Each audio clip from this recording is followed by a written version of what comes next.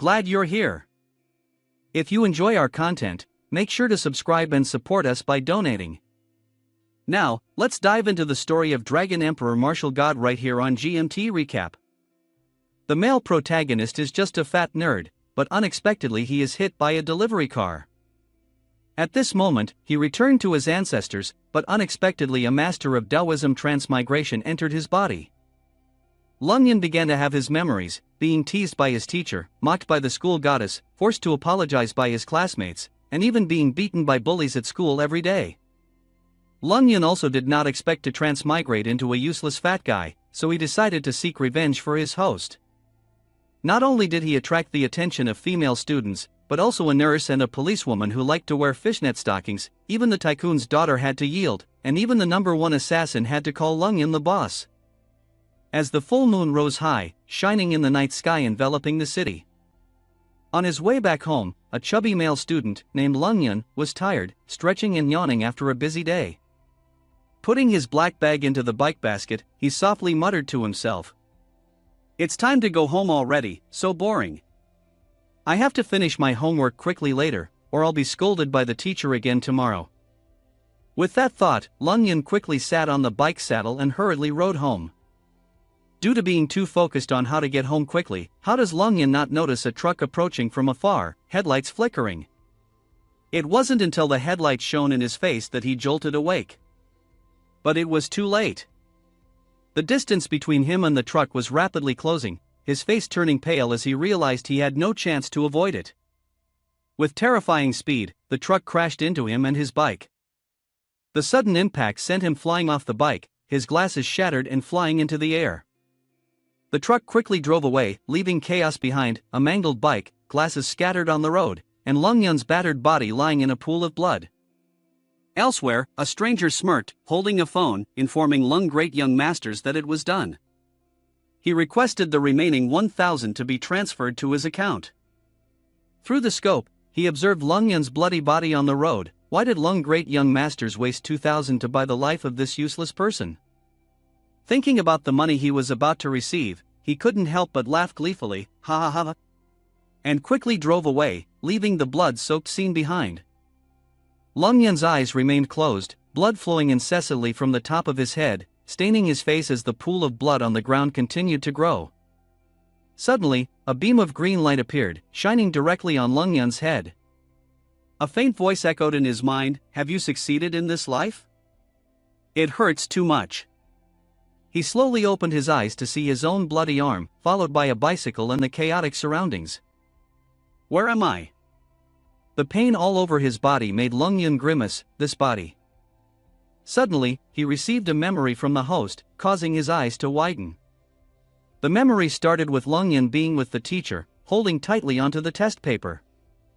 At the same time, a girl with purple hair walked in, quickly noticing him, mocking him with a sneer, her eyes full of contempt. 30 points, you're such a loser, Lungyan.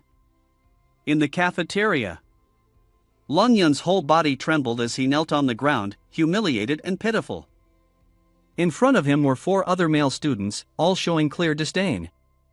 The boy with green hair held a tray and said, "All you do is eat all day, let me help you lose weight." As he spoke, they surrounded Lungyan, 2 of them starting to torment and bully him. They mercilessly punched and kicked him, stomping on him while he was helpless, huddled up holding his head. "Fatty, Tao Shanshan is a beauty queen, do you deserve to like her? Why don't you take a mirror and see for yourself?" After watching the fragment of memory, Lungyan fell into contemplation. He couldn't help but think to himself, good or bad, you share the same name as me, does that make you a bit cowardly? I am Lungyan, originally a medial apprentice to Turning Point. In the 9 cycles of life and death, losing a spirit being's destiny and jumping to this Menghan planet, entering this body. Lungyan smiled softly to himself, this body, use a bit of my remaining spiritual chi to heal it first. Without a word, his whole body was enveloped in a blue light, strong streams of spiritual energy quickly surrounding him. Hold on. This little brat Mo Yangxiao, has someone disabled you? If not healed, you won't live past 20. Just that age. So many enemies already. He thought to himself, forget it. Lung Yin slowly sat up after his body was healed. No matter what, I have taken over your body. His mouth curved slightly. Absorb spiritual chi, upgrade this crippled body. I will definitely help you repay kindness with kindness, and repay grudges with grudges. He began to gather spiritual chi into the palms of his hands. Not long after, his whole body was enveloped in many streams of spiritual chi. 10 minutes passed, the feeling of the spiritual chi was no longer as strong as before. With a passing sound, he no longer felt any energy. Lung Yin was dissatisfied, shouting loudly, causing the cat crossing the street to startle. What kind of place is this? The spiritual chi here is so weak. He felt a bit uneasy. Could it be that in the future, I will have to struggle through the days with this weak body? Lung Yin fell into silent contemplation for a while. After thinking it through, he encouraged himself, saying, at most, I will cultivate from the beginning.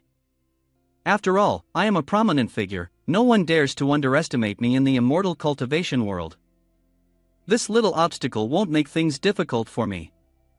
He exerted some strength to lift himself up and walked away. The full moon had risen high, shining alone in the silent night. On the deserted road, there was only the shadow of a person. Lung Yin slowly took each step. This body is truly weak, he muttered. He suddenly paused, looking at his reflection in the water. He couldn't help but sigh, I look so dirty. Lung Yin quickly removed his uniform, stained with blood, leaving only a pair of shorts on. The water seems clean enough. I'll just wash this filthy body clean. He confidently walked towards the river. Calmly immersing himself in the cool water, he washed himself thoroughly. Leaning against a rock as a support, while soaking, he contentedly said, comfortable. A faint noise suddenly caught his attention. What's that sound? Lung Yin was curious and looked towards the sound coming from the opposite street. A car quickly stopped, and the door opened to reveal the foot and high-heeled shoes of a woman. A girl with purple hair and a flushed face hurriedly got out of the car. Lung Yin quickly hid in the water. Her appearance captivated him, she was so beautiful. Immediately, the girl felt uncomfortable and vomited everything out. Oh no. Witnessing this scene, Lung Yin couldn't help but stiffen in shock. After vomiting, she covered her mouth and coughed weakly a few times, stumbled, lost her balance, and fell forward. Lung Yin saw this and immediately shouted, she's in trouble. Cautiously. As the girl slipped and fell into the water, Lung Yin quickly swam from a distance to her location. The purple-haired girl kept struggling and shouting for help, gradually becoming exhausted and sinking into the water. Her weak arms still reached out for help. In an instant, a strong arm quickly grabbed her thin wrist. It was Lung Yin. He used his strength to pull her up to the surface, carefully holding her waist. The girl opened her eyes in surprise, but her expression changed as she looked down. In the lower half of her body, she felt something touch her thigh. She immediately reacted, struggling fiercely in Lung Yin's arms as she tried to push him away. Pervert! Let me go! She couldn't help but curse. Lung Yin remained calm in the face of her actions. I need to find a way to calm her down. Thinking quickly, with agile movements, 1 second he was in front of the girl, the next second he appeared right behind her. He carefully locked her arms behind her back and gagged her to prevent her from screaming. Facing her confused and flustered gaze, Lung Yin slowly spoke, Miss, I saved your life. I am not a bad person. I was bathing in the river just now. While he appeared calm on the outside, inside he was already crying in pain. Oh my goodness, it's quite difficult to be a good person in this position. What have I gotten myself into? He calmly turned back to the girl with purple hair. Don't scream and shout, I will let you speak. Seeing that Lung Yin had no ill intentions, the girl gradually became calmer, but the contact between them still made her blush. She hesitantly said, please, put me back on the shore. Lung Yin immediately complied with her request, and the unexpected action of lifting her up made the girl gasp, oh. What are you doing? Lung Yin calmly replied, bring her to the shore. Does she want to swim by herself? The girl at this moment shyly avoided eye contact. Thank you. Lung Yin did as he said, carefully carrying the girl to the other shore, where he left his clothes. After safely reaching the shore, the girl couldn't help but feel a little embarrassed when Lung Yun didn't go up with her. She turned back to look at his figure in the middle of the river, curiously asking, "Aren't you coming up?" Lung Yun immersed himself completely in the water, only raising his head slightly to respond to her. In the middle of the night, single men and women go up. If you're afraid, what can you do? He continued calmly, next to it is my stuff. Put it on and go back so you don't catch a cold. Leave the pants for me. The girl now noticed Lung Yun's clothes on the grass, seemingly not paying attention to the dried bloodstains on his shirt. Following his instructions, she quickly put on his shirt to keep warm. She casually squeezed out her wet hair, once again asking Lung Yun, "What about you?" Lung Yun calmly replied, "Men can handle a little cold. Besides, I'm already chubby, not afraid of the cold." Feeling attracted by his masculinity and integrity, the girl no longer kept her guard up and actively approached him. "Thank you for saving me. What's your name?" Lung Yun couldn't help but smile proudly. But he calmly replied, "A good heart needs no reward. Help others without expecting anything in return." He still turned away from her, displaying the demeanor of a handsome young man. "Miss, you should go now, don't let yourself get cold." The girl's face blushed even more, a faint smile on her lips. Just before turning to leave, the girl with purple hair hesitated. I know. She tightly grasped the iron rod, trying her best to tell Lung Yun her name. "I'm Lin Menghan, I'm not a miss." Lung Yun had reached the shore. He looked back at her. Lin Menghan. He still wore his blood-stained trousers. Menghan leaned on the railing. He propped his chin on his hand, murmuring, "Nice name." As he was contemplating, something caught his attention, the scent. He followed the scent to a grassy area to search. Not long after meticulously checking each bush and grass, he excitedly exclaimed, "Found it." Before him was a red grass with strange bright spots. 7 luminaries herb is a spirit herb that absorbs the essence of the sun to grow. When mature, it can be refined into 7 luminaries pill. Lung Yun stroked his chin, thinking, the 7 luminaries herb will help me restore my abilities once it matures. Currently, it will take another 2 months for this herb to mature. The strong spiritual chi surrounding the herb immediately caught Lung Yun's attention. He quickly reached out towards the herb and absorbed the spiritual chi from it. Holding the spiritual chi in his hand, Lung Yun couldn't help but feel excited. Luckily, my talent for absorbing all things has not disappeared. He slowly closed his eyes, sitting comfortably in a meditative posture. His hands came together and began to absorb the spiritual chi of the 7 luminaries herb. Before long, his entire body was enveloped in spiritual power and spiritual chi from the herb. He felt abundant strength in his body, quickly stood up and performed a somersault in the air before landing gracefully on the ground. He noticed that his movements had become more agile and smooth, his martial arts techniques more fluid and robust. This is what a normal human body feels like. Looking down at the 7 luminaries herb, Lung Yun thought to himself, this herb still has about 2 months to mature. I must cultivate to the cultivate chi stage before it matures. Only then can I refine the 7 luminaries pill and fully restore Mo Yangchao's severed tendons on my hand. He gently clenched his hand to reveal Mo Yangchao's severed tendons. The image of the 4 male students who used to bully him and many others ran through Lung Yun's mind. His eyes gleamed, a dangerous glint reserved for those who had harmed him. I will make them pay, Lung Yun thought to himself. Stopping in front of the dormitory gate, he carefully considered his options, knowing that entering through the main entrance would alert the guards to his presence. He quickly surveyed the area and decided to enter through another route, decisively scaling the wall. Looking at the wall, a flash of memories crossed his mind, bringing back the image of the past Lung Yun. He was not careful and got his pants caught on a wall column, jerking back and falling to the ground. Lung Yun frowned in anger at himself. What a waste of space. This time, he stomped his foot as a stepping stone to jump up, his agile skills allowing him to clear the fence without any obstacles. The mission of crossing the fence was completed with a cool landing by Lung Yun, leaving him feeling exhilarated. A satisfied smile appeared on his face. Yeah, I'm really handsome. He gleefully ran inside the building. On Menghan Lane, Lung Yun easily found his dorm room. Room 305 here, he reached out to open the door, but the handle remained unmoved. He realized the door was locked and began pounding on it, repeatedly demanding the person inside to open it. The door shook violently under his physical impact. A person in the room heard Lung Yun's call and responded by walking towards the door. Should open the door beforehand, he thought. Stop! A shout from another person in the room made Sai Han Lan halt. Wei Tianan, pointing aggressively at him, said, "If you dare to open the door, I will beat you every day, just like I beat that pig Lung Yun." Gu Yuan Long frowned and looked at Sai Han Lan. "Why do you care about Lung Yun? He chased after Tao Shanshan like a madman after evening class and only returned to the dormitory late. Letting him stay outside is deserved." Jia Min quickly joined in with them. "Someone like him dares to have feelings for Tao Shanshan. Doesn't even reflect on himself." Wei Tianan, even more amused, thought to himself, "Daring to dream of my goddess, today I must make you suffer a bit more."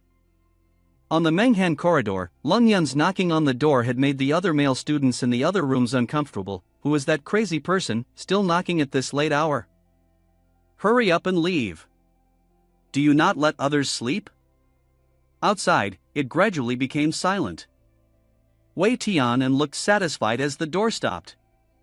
"Haha, that fat bastard, indeed angry." The door became calm again, a prolonged silence with no sound. Suddenly, a loud noise rang out and Lung Yun raised his leg, forcefully kicking the door. His face turned red with anger as he angrily pointed at each person in the room and shouted, "Who locked the door, speak up." The unexpected turn of events left the trio Wei Tian in awe. A gentle hand placed on Lung Yun's shoulder caught his attention. He turned to look at Sai Han Lan beside him, concernedly asking, "Why did you only just return now, Lung Yun? Is everything okay?" The fire of anger inside Lung Yun suddenly extinguished, and he replied calmly, "I'm fine, just went out to the river to wash up a bit."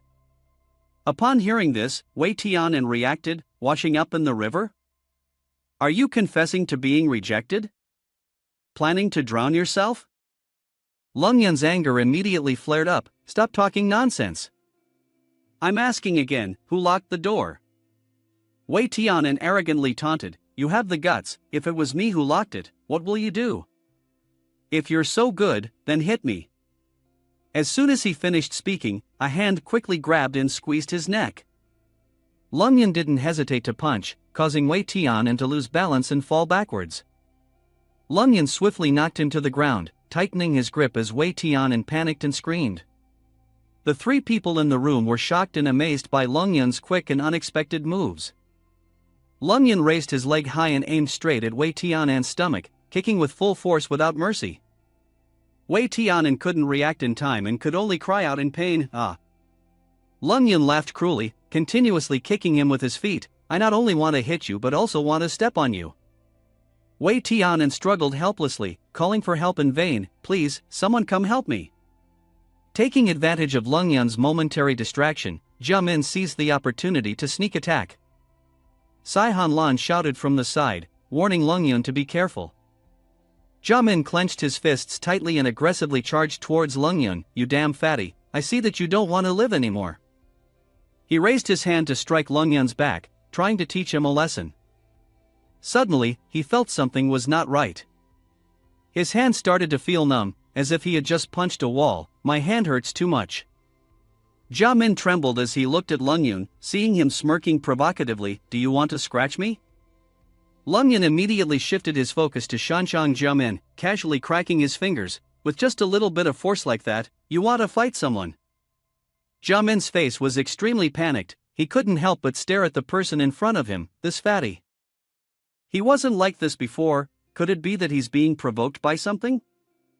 He didn't have time to think any further. A strong punch under the chin cut off his train of thought, at the same time knocking a tooth out of his mouth. Lung Yun forcefully threw an uppercut from below, successfully knocking Jia Min unconscious to the point where he fell backwards, blood spurting from his mouth. At night, outside. They were extremely noisy and lively. Someone said, "Can you keep it down?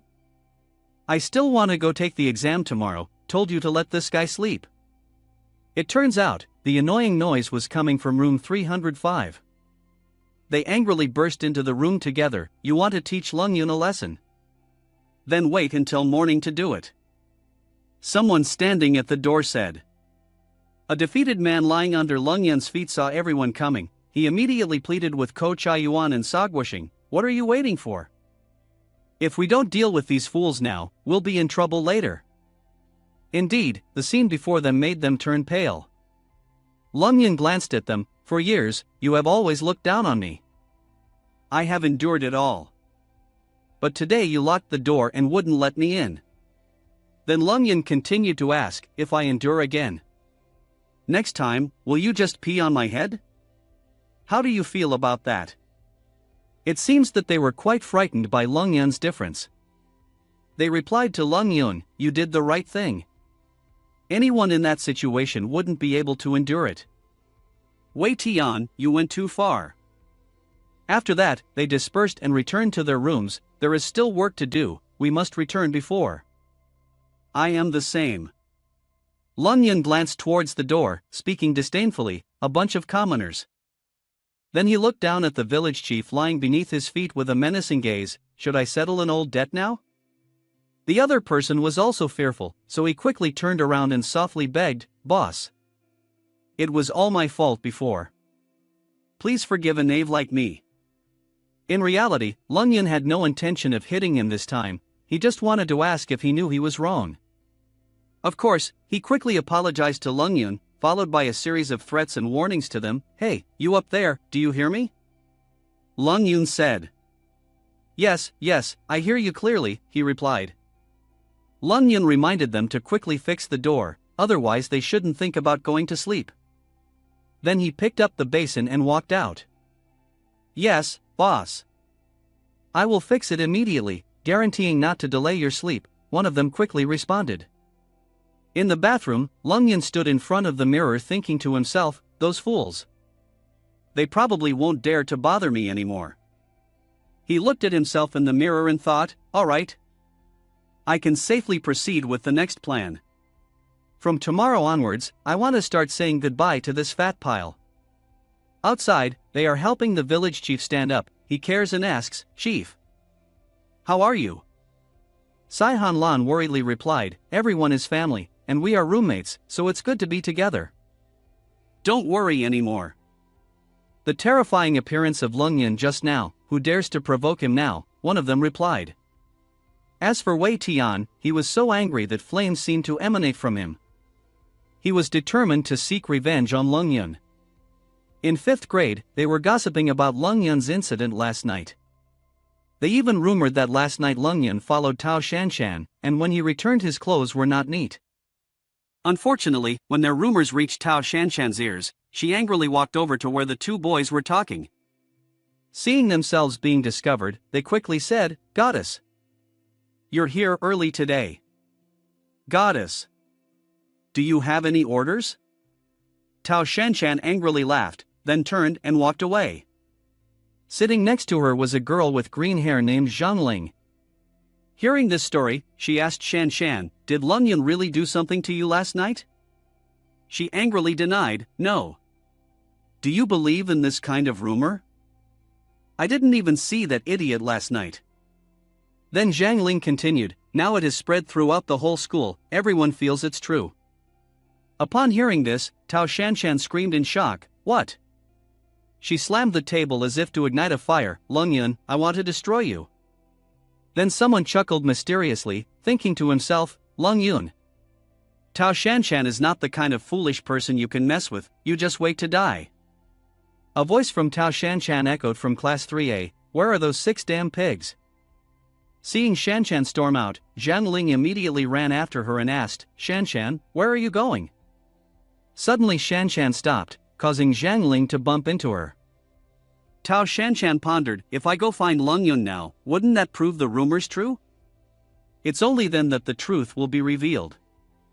Zhang Ling looked at her standing still like that and asked, "Not going to find Lung Yun?"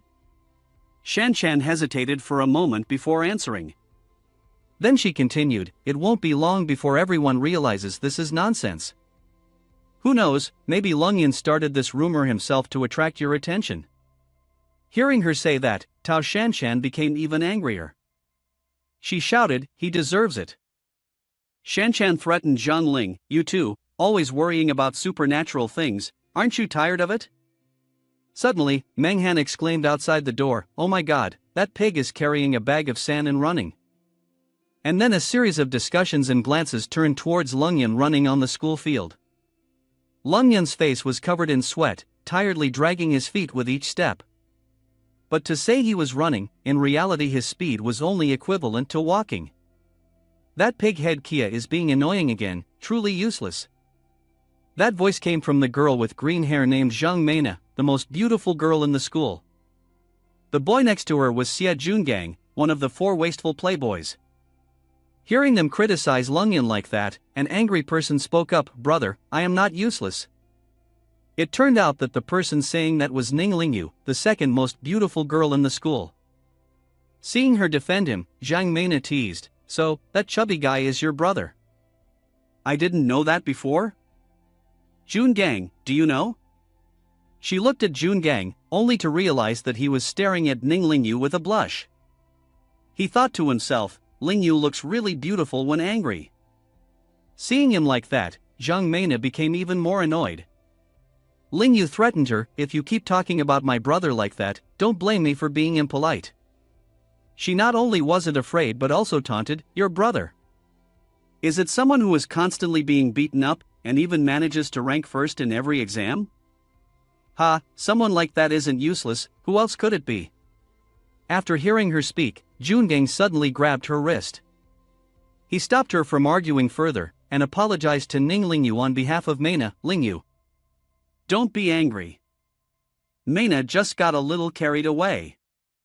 Xia Jungang thought to himself, "How troublesome. Wait until I win over Ning Lingyu, then I'll kick him immediately," and the crowd outside continued to buzz. Quick, Tang Meng is opening a bet.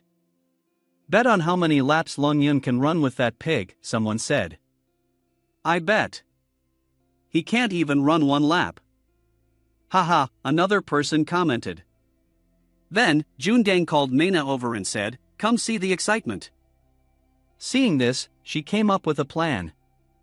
She said, "Lingyu, listen up. Everyone in the school knows your brother is a waste." She added, "If you trust him so much, are you willing to bet with me?" Ning Lingyu didn't hesitate and immediately agreed, "Let's bet, who's afraid of who?" In the classrooms, many students were watching Lung Yun running on the field and all had the same thought, "This Lung Yun guy, how did he suddenly become someone else?" Zhang Ling held Shanshan's hand and said, "Shanshan, Tang Meng is opening another bet. Are we in or not?" As soon as Tao Shanshan heard the sentence, her eyes lit up. She grabbed Zhang Ling's hand and ran fast, surprising Zhang Ling as she was pulled along. A loud laughter echoed. "What day is it today? How could I meet 3 beauties and Xia young master?" The person was none other than Tang Meng. Walking alongside Zhang Meina was Xia Jungang. The two appeared right in front of him. Zhang Meina held up the QR code on her phone and said, "Alright, I bet 2,000. Bet. That idiot can only run 1 lap." Upon hearing that, Tang Meng quickly made a bet with Zhang Meina. "Deal, what about the others?" Xia Jungang said, 5,000, for laps. Shanshan said, from 5 to 10 laps. Upon hearing her, a group exclaimed, "Why is the goddess betting 5 to 10 laps? How can she trust Lung Yun like that? Xia young master is a gambling expert. How could he believe that Lung Yun could run 4 laps? Oh! If I had known, I would have bet with Xia young master." Seeing that, Zhang Ling whispered to Tao Shanshan, "That sandbag weighs at least around 25 kilograms. "You're normal, you can't even run," Tao Shanshan replied. "Don't worry, I understand." Zhang Meina glanced at Xia Jungang in her heart, cursing silently, "Xia Jungang doesn't support me. Hey, is he going to embarrass me in front of everyone?" Zhang Meina looked at Ning Lingyu's place and said, "Ning Lingyu, how much do you hope for the useless elder brother?" Suddenly, Ning Lingyu immediately quoted, 500, bet for at least 10 rounds. Is this woman crazy? Zhang Meina smirked. Behind Ning Lingyu, someone said, "It's ridiculous, Ning Lingyu. Do you think this is a fantasy novel?" Tang Meng slammed the table to finalize this round of betting, you have placed your bets, I will go down to see how Lung Yun's result turns out. Everyone can know very quickly. Down on the field, Lung Yun was carrying a sandbag, sweating profusely and thinking, no matter what kind of training, in the end, it's about training the mind. Compared to the cruel world of divine training, this exhausted body is not worth mentioning. Tang Meng went down to the field and handed a cigarette to Cheng Jie, then asked, how many rounds do you think he can endure at most? Cheng Jie replied, I think he will reach his limit very quickly. Meanwhile, Lung Yun was trying his best to run with the sandbag on his shoulders, causing the spectators to gasp and exclaim, is he speeding up? Tang Meng exclaimed in surprise, this guy, didn't he use all his strength just now? Cheng Jie calmly said, no, he has already used all his strength. Shortly after, Lung Yun tripped and fell, vomiting a pile of blood. Seeing that scene, Cheng Jie panicked and said, if he continues to run, he will die. As he was about to help him, Tang Meng grabbed Cheng Jie's shoulder and said, wait. It's not appropriate. Suddenly, a stream of spiritual qi enveloped him, giving him a boost of energy and speed. The stagnant blood in the Qumi-O spirit herb could finally move within his veins. Lung Yun was full of energy, speeding up and jumping higher. Everyone watching was amazed. Cheng Jie exclaimed, what? This is impossible. Tang Meng smiled with a hint of playfulness. Xia Jungang stood high above, looking down at the track and field and texted someone. The message read, don't let Lung Yun run the 5th lap. Xia Yunggang's eyes conveyed a clear message to stop him at all costs. At the school's track and field, everyone was cheering to boost Lung Yun's spirits. As Lung Yun ran, he thought to himself, 5 laps. Do they underestimate me like this? In a place without spiritual qi, one can only break through the limits. Training to break through physical shackles. When the body reaches its limit, the 7 luminaries herb can be activated, harvesting a completely new power. After using up the 7 luminaries herb spiritual qi, I will continue to absorb spiritual qi by the river. Lung Yun increased his speed as he ran and thought, day by day, I will discard this fat body and reach ultimate physical prowess. When Lung Yun suddenly accelerated, causing everyone there to be amazed and exclaimed, Lung Yun. Naturally talented like that? He can still accelerate like that. I'm not even as good as a pig. Cheng Jie also had to admire Lung Yun, he is a sports genius. And turned to look at Tang Meng, who was thinking about something. Suddenly Tang Meng saw Li Qiuo standing in the middle of Lung Yun's running path. Li Qiuo rushed towards Lung Yun, with a sinister smile on his face and said, Fatty, tired already? If so, just fall down and take a rest. Tang Meng immediately shouted, it's over. But Lung Yun managed to dodge Li Qiuo and continued running faster. Li Qiuo fell to the ground out of inertia and was astonished, impossible. Those who were watching, some praised Lung Yun for being handsome, some laughed ha when they saw Li Qiuo fall flat on his face. After seeing the scene just now, Tang Meng also asked Cheng Jie in surprise, did you see clearly just now? Cheng Jie showed a surprised expression on his face and replied, basically, every time Li Qiuo made a move, Lung Yun would accelerate and dodge perfectly. Seeing this, Tang Meng said, this fool is a bit inappropriate. Suddenly Cheng Jie panicked and exclaimed, oh, Li Qiuo. Li Qiuo. Is he determined to chase and knock down Lung Yun? Meanwhile, Li Qiuo continued to chase after Lung Yun with all his might. As he ran, Li Qiuo thought to himself, Lung Yun. How dare you make a fool out of me in front of everyone, today you will surely die. Seeing this, Tang Meng became so angry that his face turned red and he said, do you think Tang Meng is nothing to you, to bet so openly like this? Cheng Jie quickly embraced Tang Meng, preventing him from rushing towards Li Qiuo. Tang Meng angrily shouted, let go of me. If you believe in yourself, I will also handle you. Cheng Jie tried to calm him down, stay calm. Li Qiuo is Xia Jungang, your younger brother is just teasing him. Tang Meng replied, whoever cheats in my bet, I will make them pay with their life. Tang Meng looked at Shanshang where Lung Yun was and shouted, Lung Yun, be careful, Li Qiuo is behind you. Lung Yun glanced at Shanshang and thought to himself, ignorant fool. Lung Yun's hand was surrounded by a green energy, as Li Qiuo rushed towards him from behind. Lung Yun grabbed a bag of sand and threw it directly at Li Kuo's face, causing him to stagger back and fall to the ground. After throwing him, Lung Yun sneered, "Li Kuo is a waste." Everyone watching cheered and praised Lung Yun for his actions. Tang Meng was left speechless and Chang Jie wanted to ask something, but Tang Meng interrupted, "Don't ask me. No matter what happens, I will not be surprised." Suddenly, the bell rang, and everyone in the class rushed out to see Lung Yun still running and they exclaimed, "Oh my god, he's still running." Tang Meng and Chang Jie were smoking pipes, dazed. Tang Meng asked, "How many rounds?" Chang Jie replied, 11 rounds. Then, Ning Lingyu ran to Lung Yun and called out, "Brother." Lung Yun dropped a bag of sand and breathed heavily, seemingly preparing for the gambling match. Only Ning Lingyu emerged victorious. The girl with green hair clenched her fist tightly against the window. She sternly said, "How could this be?" The white-haired boy was on the phone, his face just as tense as the girl's. He said, "Li Kuo, roll over here and find me." A friend wondered, how can someone go from 10 rounds to being the winner today? Is Lung Yun really planning to run to his death? But the girl didn't think highly of Lung Yun, even thinking negatively, no. He wants to showcase his potential through this method, and it's clear that he has succeeded. Other classmates were amazed and exclaimed, "Lung Yun, you're so brave, you've really changed my perception of you. I want to be your fan." Lung Yun, being praised, thought smugly, it's not about skill, just running a few more rounds. Is it necessary? Take a break first, then go back to wash up.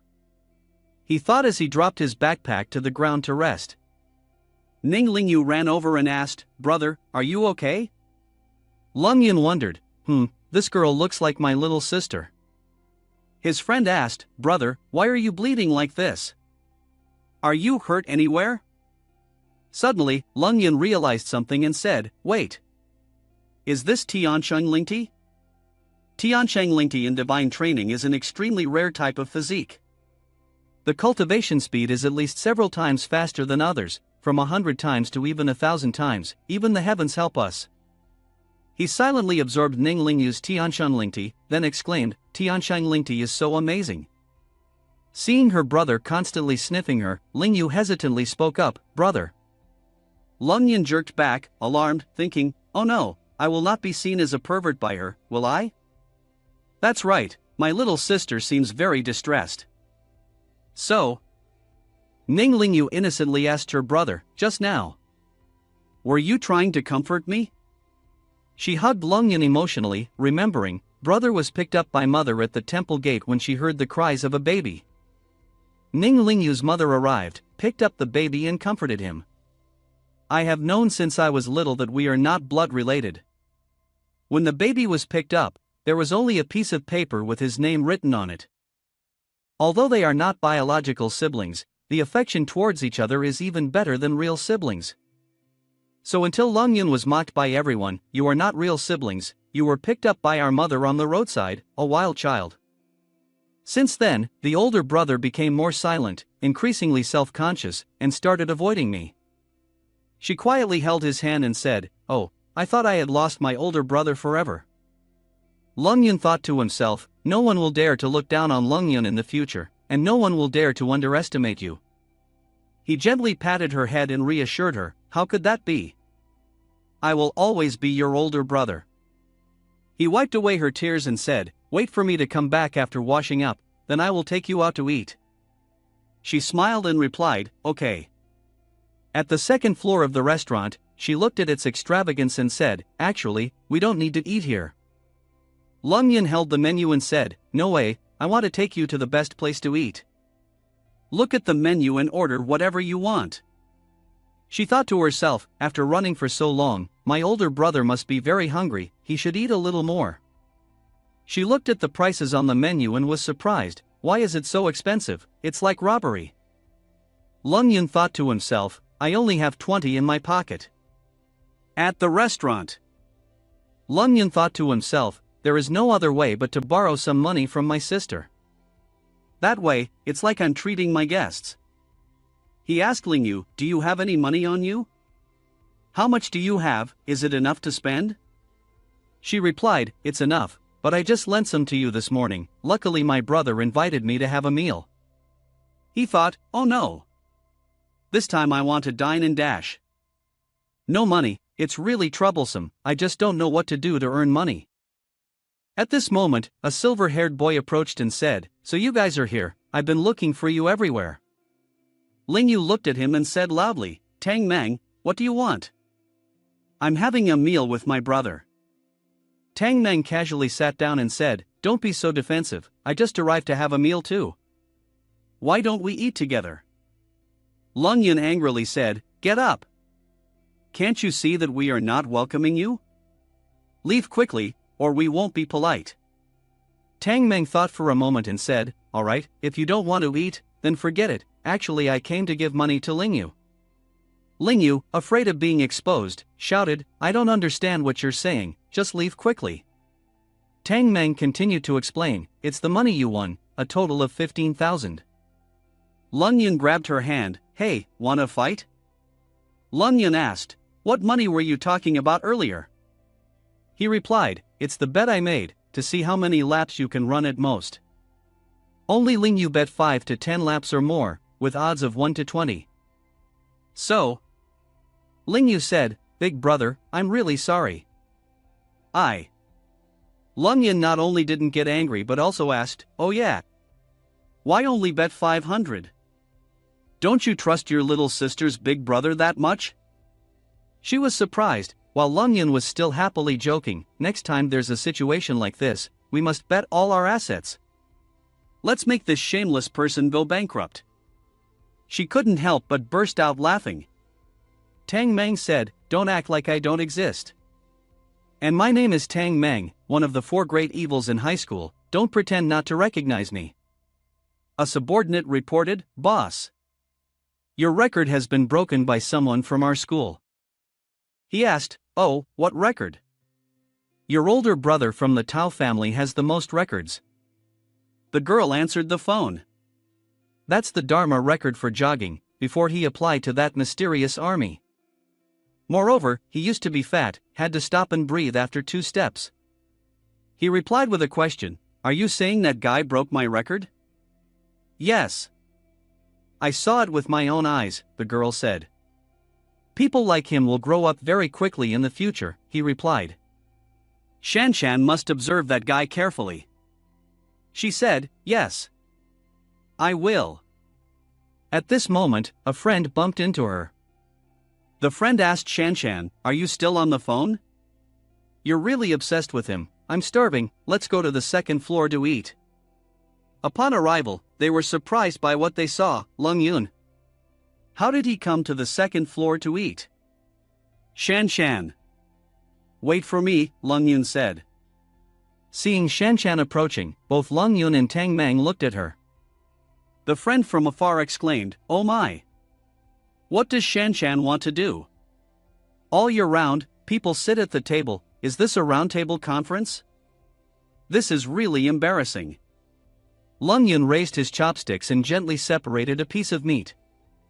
He picked up the dish and gave it to the girl, saying, this dish is very delicious, eat a little more, and this one too. The other 3 were treated as invisible by the 2. And then Tang Meng secretly thought to himself, I wasn't teasing her, why is Tao Shanshan acting like this? Here is $1,000 that you lost in the bet, take it. Why didn't you tell me earlier, Tao Shanshan? You almost scared me to death. Before the money even reached his hand, Lung Yin snatched it at lightning speed. He shamelessly said, I'll take this money. He asked Lung Yun, what do you want? Lung Yun replied, you also have to pay me for my trouble. What trouble? Lung Yun began to explain, if you make me run for the bet, then you should also give me some compensation. Tang Meng thought, how shameless. Did I force you to run? If you think it's unfair, you can go to the gym and run 11 laps on the sand track, and after you finish, I'll give you the money. Tang Meng was speechless, you are really shameless, how can this guy talk like that? Since Tang Meng sat down, Lung Yun had not even looked at him. She slammed her hand on the table and said, "Lung Yun, what are you up to? Pretending not to know me on purpose?" Lung Yun calmly asked, "Who are you? Is Tang Meng your girlfriend?" Tang Meng quickly denied, "Of course not, don't talk nonsense like that. This is Tao Shanshan, the most beautiful lady of the Tao family at Qingshui High School." "Are you not in the same class?" Lung Yun asked, "Is that so?" "I am neither acquainted nor interested." She angrily walked away. "Lung Yun, do you think you are special now? Tomorrow night, at the alley outside the school. If you are a man, you must come. I will make you regret what you have done." Her friend tried to hold her back, Shanshan. Everyone started gossiping about her, each saying something bad. Eldest Miss seems very angry, they are negotiating terms. "Lung Yun, can you still eat?" Ling Yu was worried about her brother for the next evening. He reassured her, "Don't worry. I won't go. Eat quickly, we have to go back to class." Tang Meng was surprised. "I wonder why Lung Yun is going back to class, or does he want to make up for missed lessons?" Her friend ran after her, "Shanshan, please calm down." But Shanshan's mood could not be calmed. She seemed to curse Lung Yun through her words. "How can I stay calm? That unruly Lung Yun, who does he think he is, and on what basis is he not interested in me? Why are you using that expression?" Her friend teased Shanshan, "Are you really paying attention to him? Are you really interested in him? What did you say? You haven't even had time to regret yet. Anyway, if you don't like it, how can you hate it?" Shanshan angrily walked away. In class, a classmate said, "Oh my. The first period in the afternoon is history again, already tired and even more tired. Lung Yun, why are you here?" Lung Yun replied, "Going to school." Reading books making his classmate speechless. The classmate added, "Lung Yun Lung, acting all high and mighty for everyone to see." Yun was teased by his classmates for reading a book in class. He looked at the knowledge in the book about divine training and seemed very interested. In a building, someone opened the door and entered. The door made a creaking sound, creak creak. When the teacher entered the classroom, the headmaster's bell rang for everyone to be quiet. Everyone stood up to greet the teacher, but Lung Yun remained seated without moving. His classmate pulled him up. "Lung Yun. Lung Yun." Lung Yun stood up and asked, "What's going on?" It turned out he was reading a book about divine training and was captivated by it.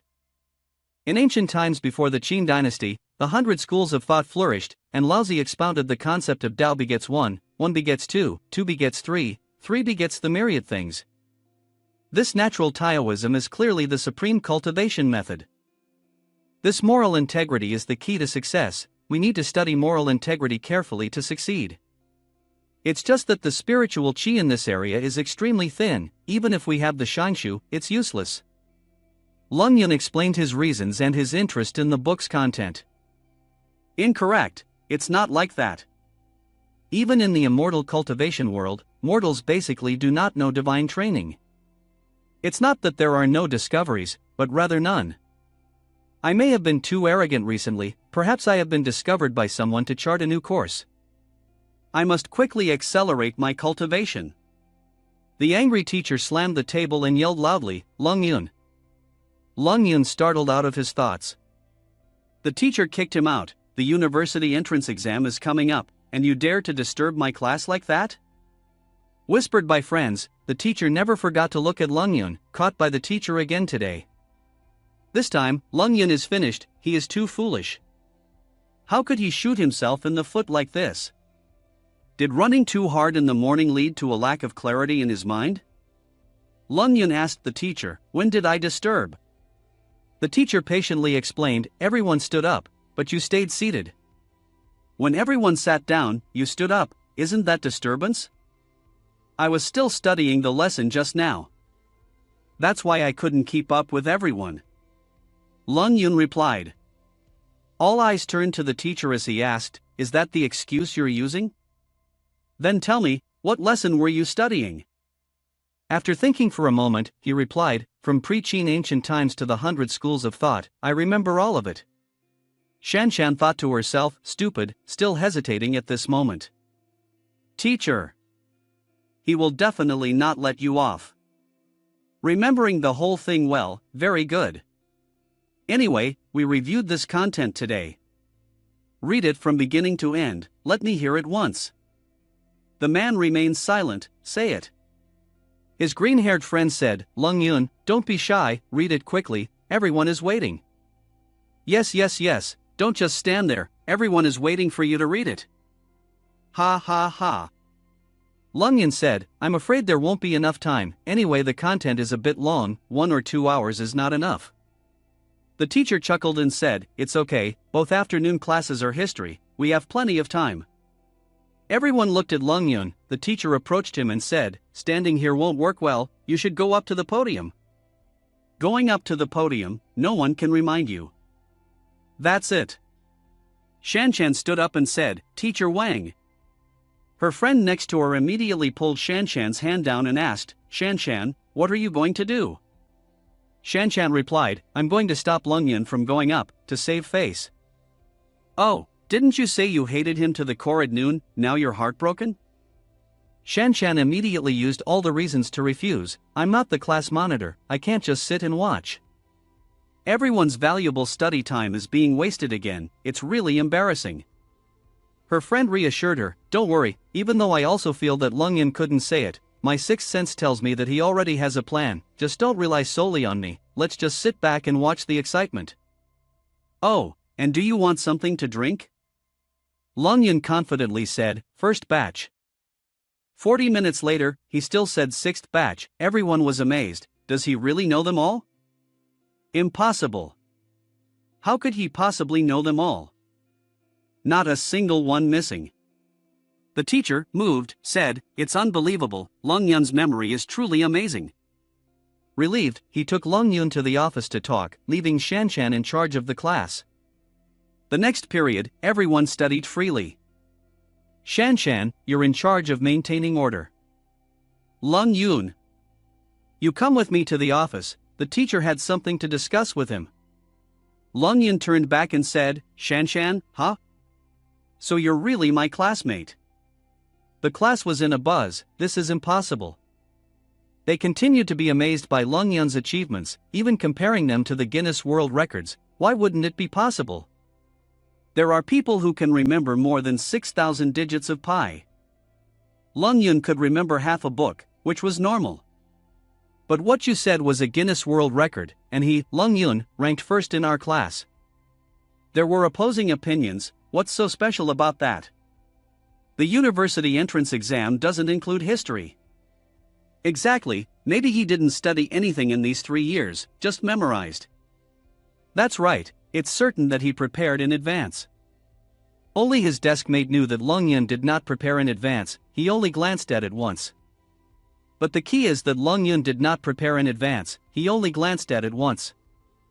In the teacher's room, he gave Lung Yun a stack of documents and said, Lung Yun, studying history and remembering is important, but it's also important to analyze. These are all materials that the teacher compiled before the university entrance exam, you need to study them. I misunderstood you before, Lung Yun, that's why I always made things difficult for you. Now, if you have figured it out, I will never give up on you, the teacher hugged him tightly, making him breathless. Oh, teacher, I can't breathe. Before Lung Yun left, the teacher advised him, I will arrange a timetable for you to supplement your studies, if you don't understand anything, you can come and ask me anytime. Lung Yun thanked the teacher and promised to work hard. Lung Yun said, with so many materials like this, I might have to study all night. The teacher cried with regret upon discovering Lung Yun's achievements too late, despite his best efforts in the past 2 months, only participating in 3 exams. In the classroom, everyone was excitedly chatting, making plans to hang out after school, all going home to climb ranks. I'll meet you to watch a movie. When Lung Yun entered, everyone fell silent. A friend asked, Lung Yun, are you really amazing? What did the teacher call you out for? He looked up and said, the teacher praised me and gave me a bunch of study materials to review. I'll have to stay up all night to finish them. During geography class, Lung Yun was no longer challenged by the teacher, but he was being watched by everyone, hoping to witness another event like in history class. Lung Yun thought to himself, I've noticed. There are always people sneaking glances at me. I know they want to see something like in history class, but it's a pity that it's not happening. Because a classmate asked Lung Yun, do you want to go back together? Lung Yun replied, no, I want to continue studying. History helps me understand the world's development process, and geography helps explain the geographical structure of each place. It's just that the Great Wall starts at Donghai, ends at Kuanxin, it looks like a dragon's vein. Qin Shi Huang built a stone statue, must have borrowed soldiers' souls to practice eternal life, combined with legends of Fu Shi, water god's divine technique. We can be sure that there are divine training grounds in this world, just waiting for the right time to come. We will definitely explore these places on our own. A visit there will surely yield a great harvest. If I had wanted to visit this kind of place before, it would have been just a matter of moments.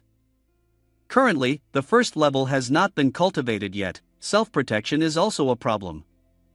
Why did she ask and still attend a full session of class in the end? It's amazing what Shanshan said, he thought, what could I guess? Go ask him directly, Zhang Ling. Zhang Ling went to ask Lung Yun, remember to invite me to dinner later. Lung Yun asked, why? It turned out that the teacher asked her to come and assist in teaching history to Lung Yun.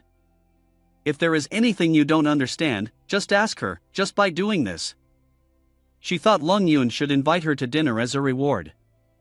It turns out that Zhang Ling is the top 3 in the history department. He agreed to invite her to dinner because there are indeed many questions he wants to ask.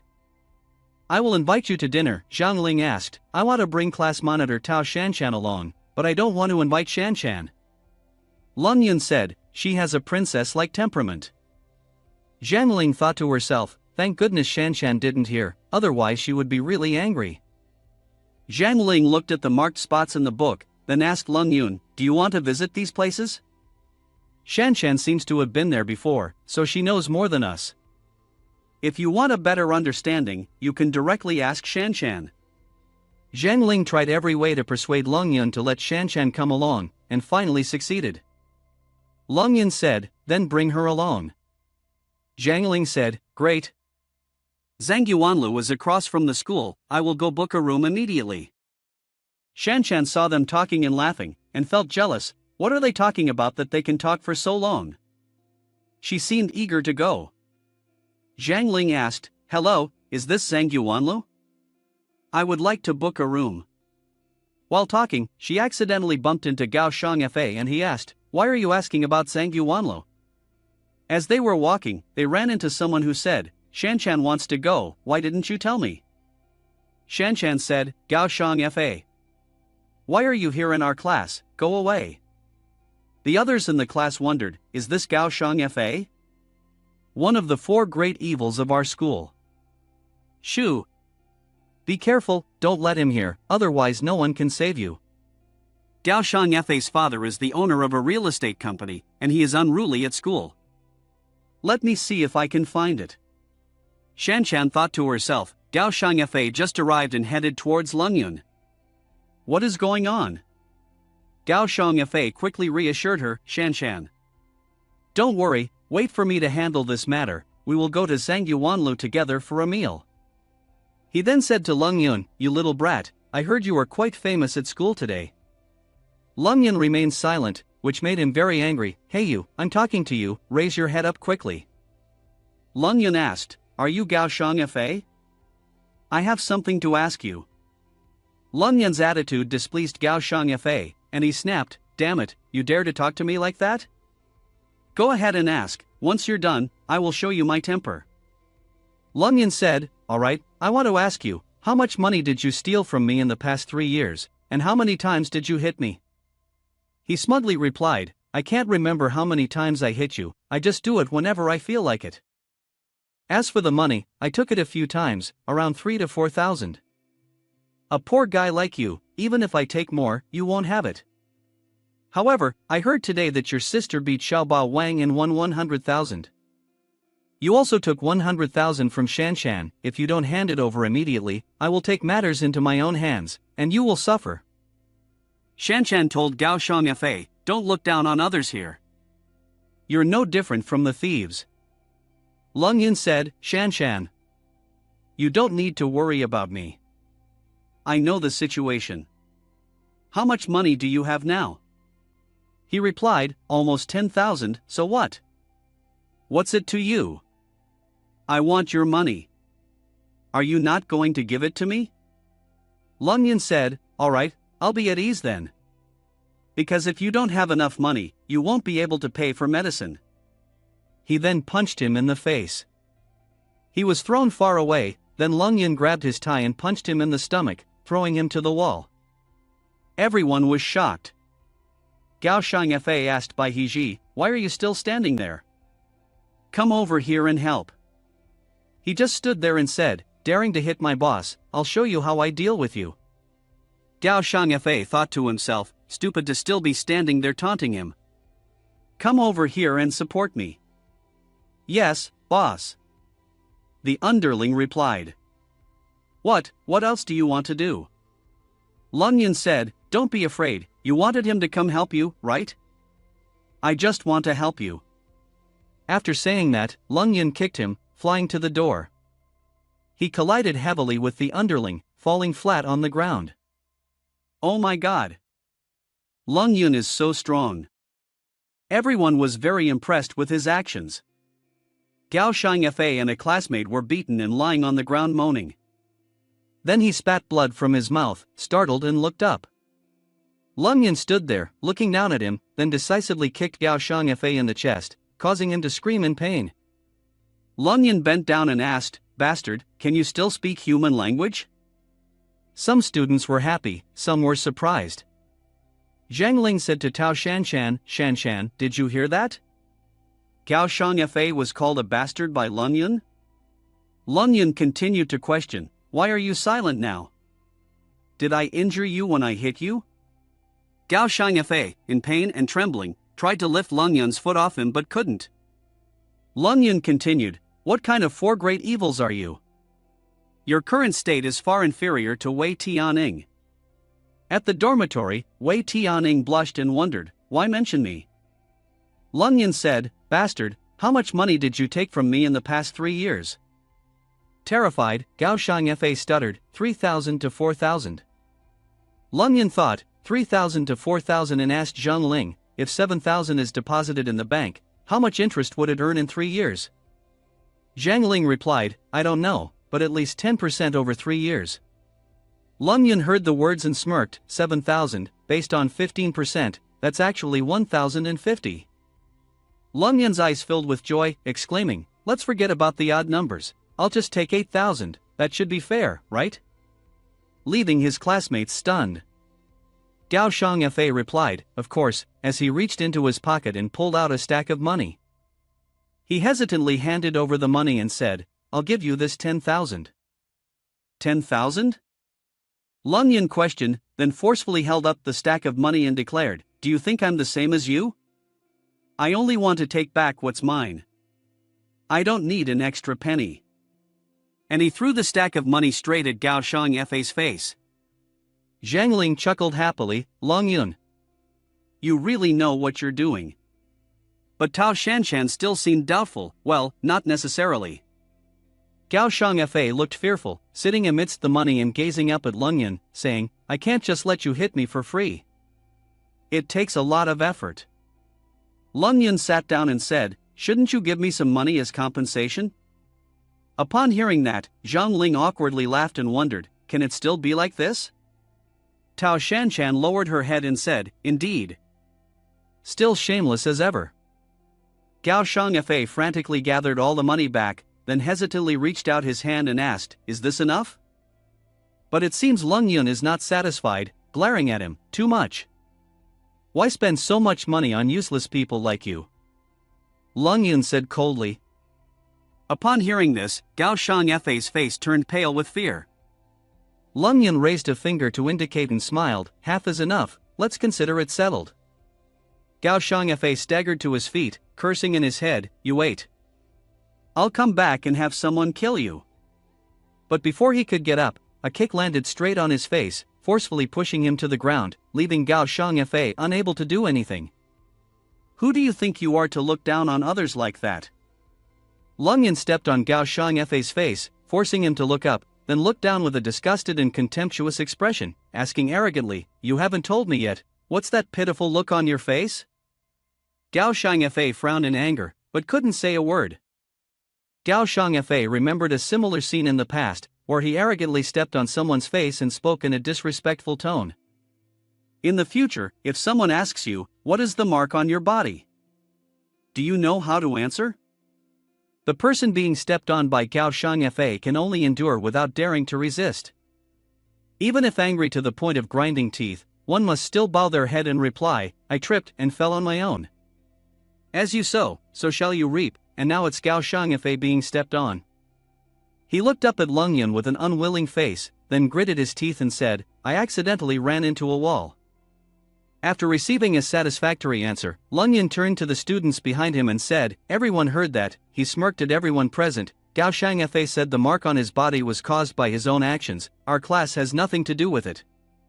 The students seemed dissatisfied with Gao Shangfei for a long time, so after hearing Lung Yan's words, they all cheered loudly, loud and clear. "We can all testify to that." Lung Yan smirked provocatively at Gao Shangfei, saying, "Be more careful on the road in the future, there's no need to harm yourself." Gao Shangfei swallowed his anger and replied, "Yes," then shakily pushed himself up, one hand on his knee and the other holding his stomach, pretending to be timid as he looked at Lung Yan. "I will definitely be more careful in the future." After that, Lung Yan put his arm around Gao Shangfei's neck, leaned in close to him and said, "If you dare to appear in front of me again in the future, I will hit you every time you do, got it?" Gao Shangfei replied hesitantly, "Got it, I got it." Then, Lung Yan put one hand on his hip and pointed at Gao Shangfei, shouting, "Get lost." Gao Shangfei was led away by his friends to watch the school play. After he left, all the students there were happy and cheering. Someone shouted, "Stupid Gao Shangfei. Finally got a beating, I didn't even see anything before Lung Yan knocked him down." Tao Shanshan witnessed the scene, chin resting on her hand, deep in thought, thinking about Lung Yan. Just now, it wasn't a random beating. Remembering Lung Yan's fighting style, she silently analyzed, his movements seemed like some kind of mysterious trajectory? Following Lung Yan's footsteps into the classroom, Tao Shanshan wondered to herself, "Lung Yan, how many secrets do you still have?" Lung Yan returned to his seat, placing the money he had just taken from Gao Shangfei on the table, mentally calculating what he needed to buy. "I need to buy needles, exercise equipment, and sandbags. I also have to buy a new phone for my sister and buy a gift for my mother tomorrow night. I definitely need this money, it's just not enough." Lung Yan lay flat on the table, his index finger moving back and forth on the pile of money, a look of annoyance and resentment on his face, thinking to himself, "Is there anyone else who wants to bother me? I want to make some more money." As if hearing his thoughts, a voice suddenly sounded angrily, "Lung Yan." Upon hearing his name being called, Lung Yan immediately perked up and sat up, his eyes sparkling like stars. Expecting a fat prey, but to his surprise, it was Tang Meng, also known as the Divine Object, one of the four great evils. Tang Meng leaned against the door, his tone slightly loud and mixed with concern. "Gao Shangfei, how dare you fight? His father is the real estate tycoon in Qingshui, do you want to die?" Lung Yan looked at Tang Meng with a smirk, thinking to himself, this foolish Tang Meng may look messy on the outside, but he is actually very trustworthy. He stood up, one hand on the table, the other on his hip, and said with a hint of regret, "Aya. It's a pity, you're too late."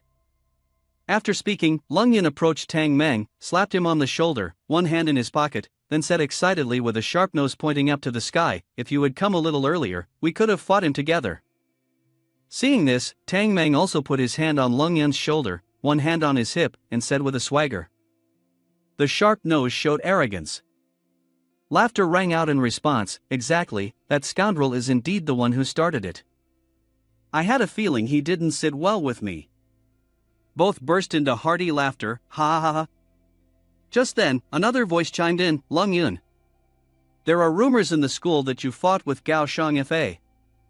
Then Tang Meng felt something stab his back, causing him to cry out in shock, "Ah." Tang Meng turned angrily to Sai Han Lan, the one who had stabbed him in the back, and gritted his teeth as he asked, "Why did you stab me if you care about Lung Yun?" Sai Han Lan stammered in response, "Oh, I didn't mean to." Tang Meng placed a hand on his hip and wagged a finger in front of Sai Han Lan's face, scolding, "Sai Han Lan, you always do this, I really admire you for that." Sai Han Lan could only scratch his head and awkwardly chuckle. Seeing the two in a heated argument, Lung Yun stood by with a smile on his face, silently thinking to himself, "One before, one after, you two have planned it well." He happily thought, "These two actually care a lot about me." Just then, another female voice rang out, "Oh." A girl with pink hair ran over, hands on her knees, breathing heavily as she asked Lung Yun with concern, "I heard you fought with Gao Shangfei, are you hurt?" Lung Yun looked at Ling Yu, who had just called out to him. He raised his hand to pat her head and happily replied, "Don't worry, I have nothing to do. Let's go eat." After speaking, he turned to look at the two people, Tang Meng and Sai Han Lan, and called out, "Hey you two." Lung Yun raised his thumb while smiling brightly, "Today I invite you all, do you want to come?" The group chose a fancy Shanshan restaurant, brightly lit with a large chandelier hanging from the ceiling. Lung Yun stood still for a few seconds, silently exclaiming, "We are still students, is having dinner tonight too extravagant?" Not letting him ponder, Tang Meng raised her hand, "Zhangyuanlu is the most prestigious Shanshan restaurant in the entire Jiang province." Tang Meng draped her arm around Lung Yun and continued, "Lung Yun, you can't imagine, you were so generous." Contrary to Tang Meng, he felt a bit frustrated, unjustly, "I thought it was like a restaurant on the second floor, but here we are." He sighed, "Whoever is lucky enough to make over 20,000, if not, it will be a long time of being broke." As Tang Meng sat down, she whispered to Lung Yun, "Having 10 blessings is already great." Upon hearing Lung Yun's invitation, Zhang Ling confidently ordered 2 portions of Ruande lamb, 1 portion of spicy stewed fish, and 1 portion of roasted duck. Then, turned to Shanshang and smiled at the staff.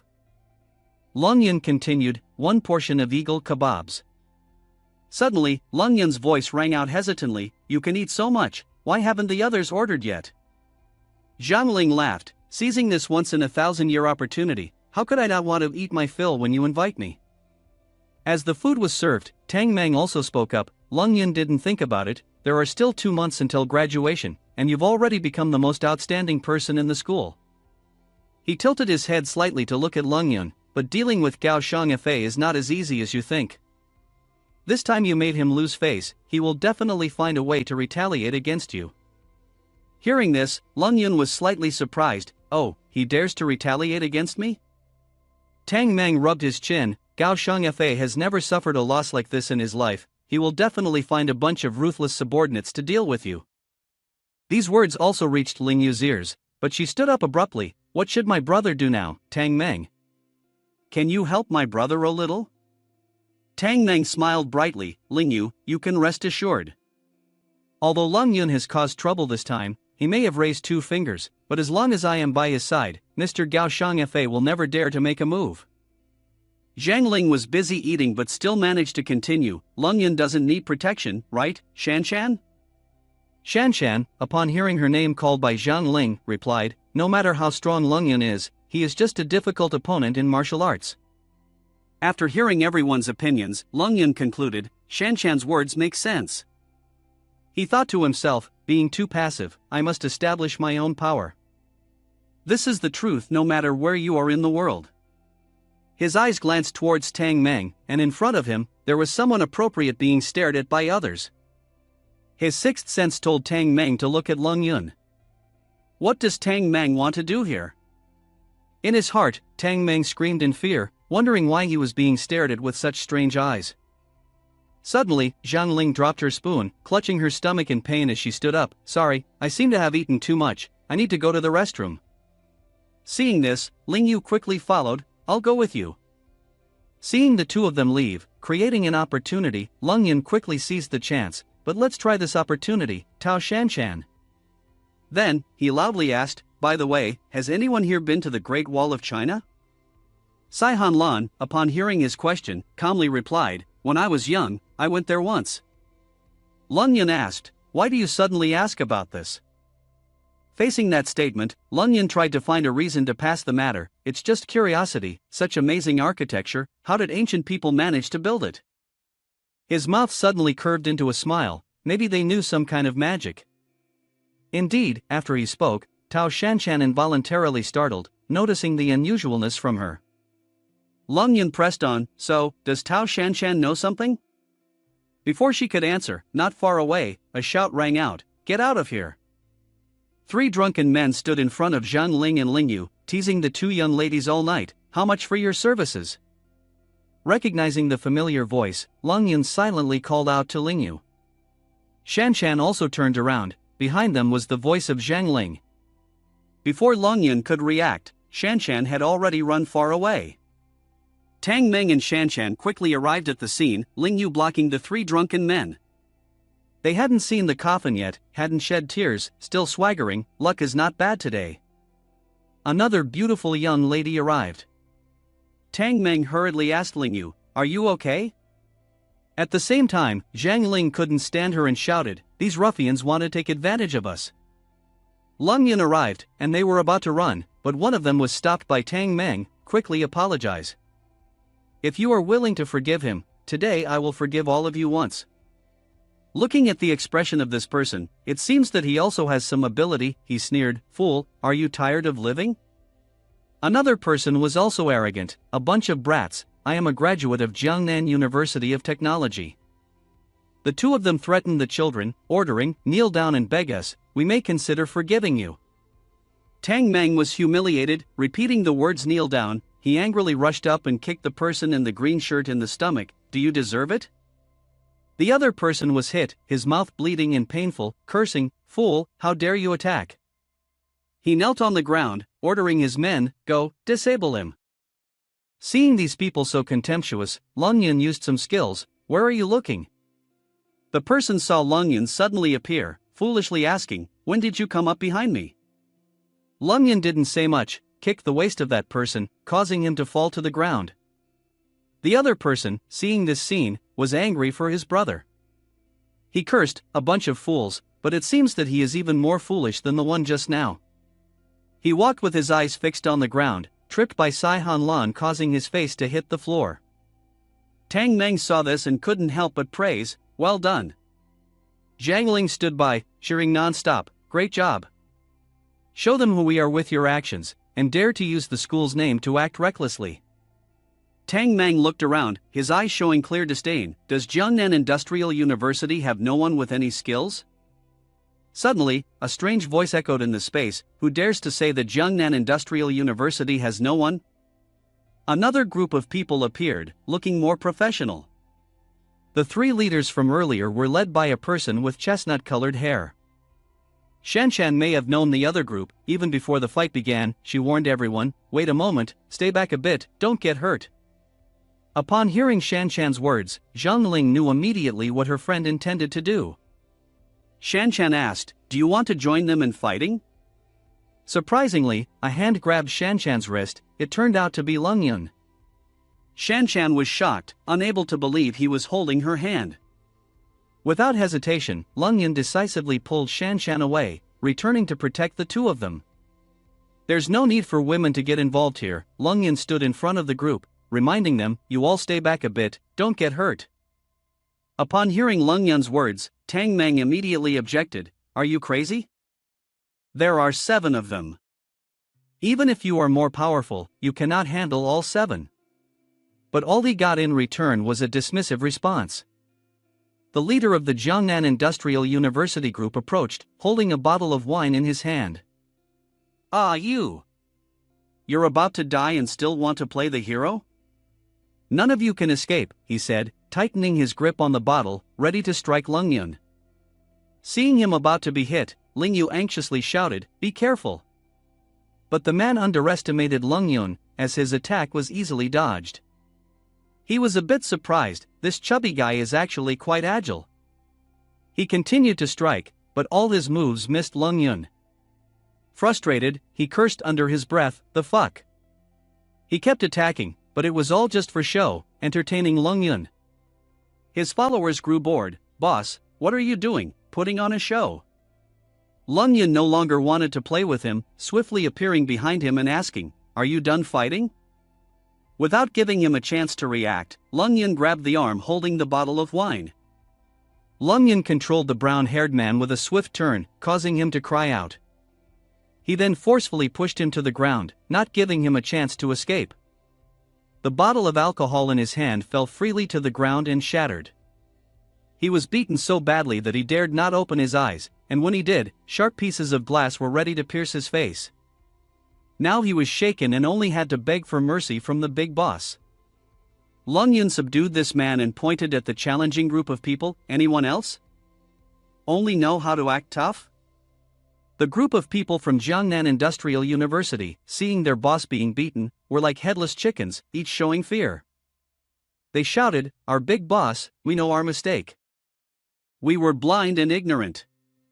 Please boss, don't punish us stupid fools." Seeing the actions of these people, Lung Yun frowned. "Who told you to apologize to me?"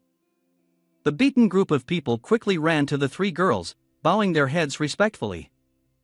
"Ladies, we apologize for speaking nonsense. If you want to beat us or scold us, it's up to you, we don't hold any grudges." Zhang Ling was surprised at this scene, while Shan Shan thought, "This kind of apology, there is no sincerity at all." Then a person with long hair covering half of his face approached Lung Yun. "They fought, we know we were wrong. Should this matter stop here?" Hearing this is really annoying. Lung Yun asked, "Are you done talking?" The other person scratched his head awkwardly. "Let me introduce myself as the class monitor. If you have something to say, just say it," Lung Yun said somewhat angrily. "It's not a big deal, just compensation talk." Two words, compensation, seems to have hit the weak spot of these people, the class monitor said. "We have apologized, and the injured people are all on our side." Lung Yun's eyes widened.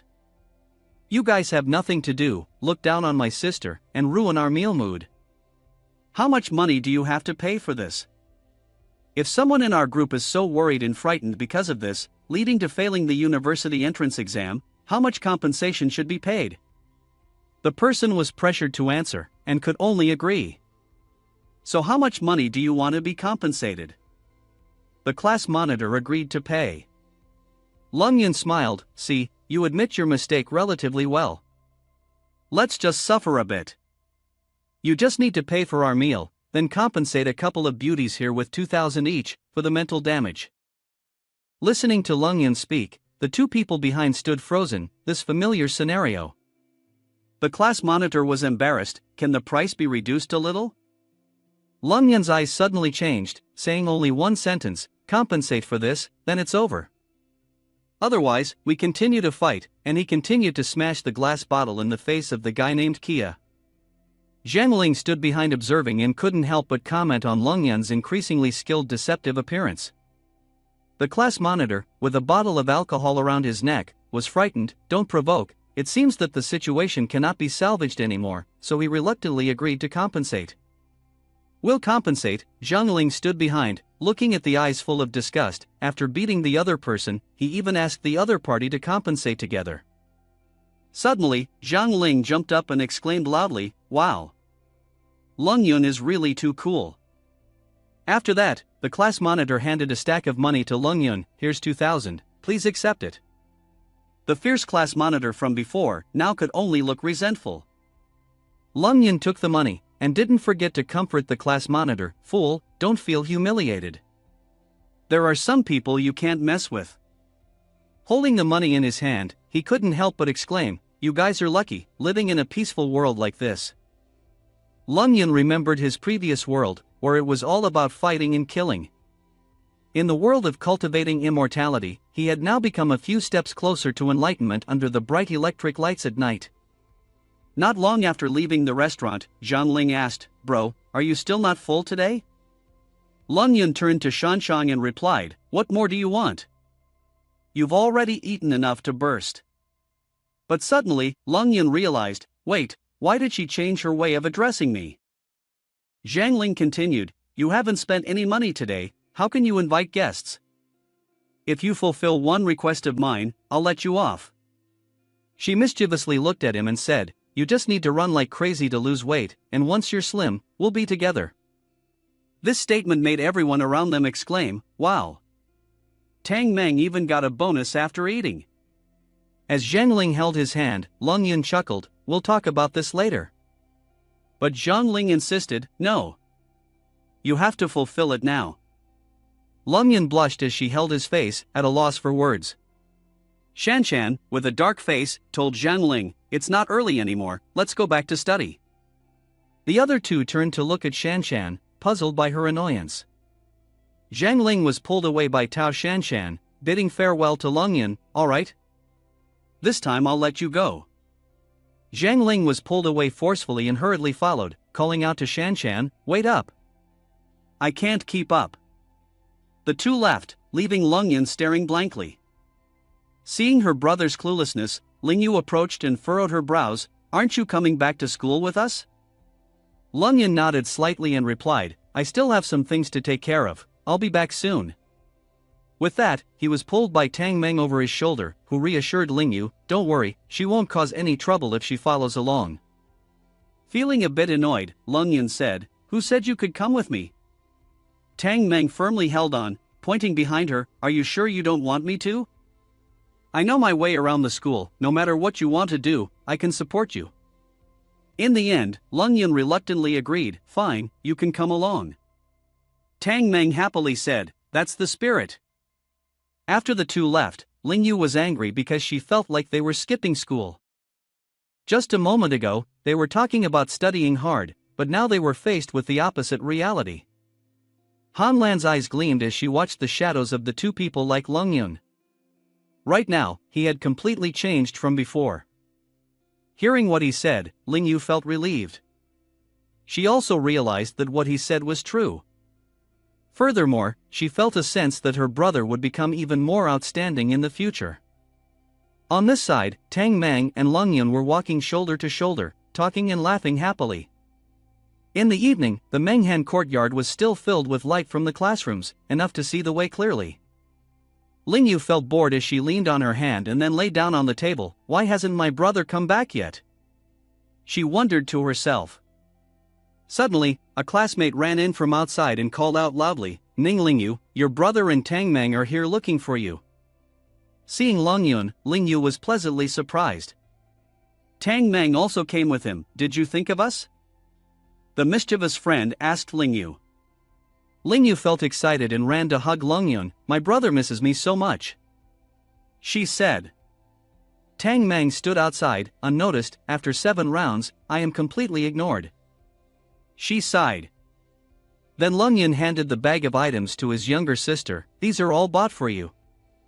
Open it and see if you like it," he said, making Ling Yu look hesitantly at the bag. Ling Yu took out her camera, earphones, and phone from her bag and placed them on the table. She asked in amazement, "What did my brother say that made you buy things for me just by looking at me?" Lung Yun happily replied, "Of course, if others have you, then I must have you too. If others don't have a younger sister, then I must have one." At the same time, the students at the back of the class also leaned forward to eavesdrop. "Do you see that? Lung Yun bought all the latest stuff, not cheap at all. Why is it like this? Their family isn't so poor that they can't afford to eat, right? Could it be that Lung Yun is spending a lot of money from Gaoshang Yafei?" Ling Yu wiped away her tears touched.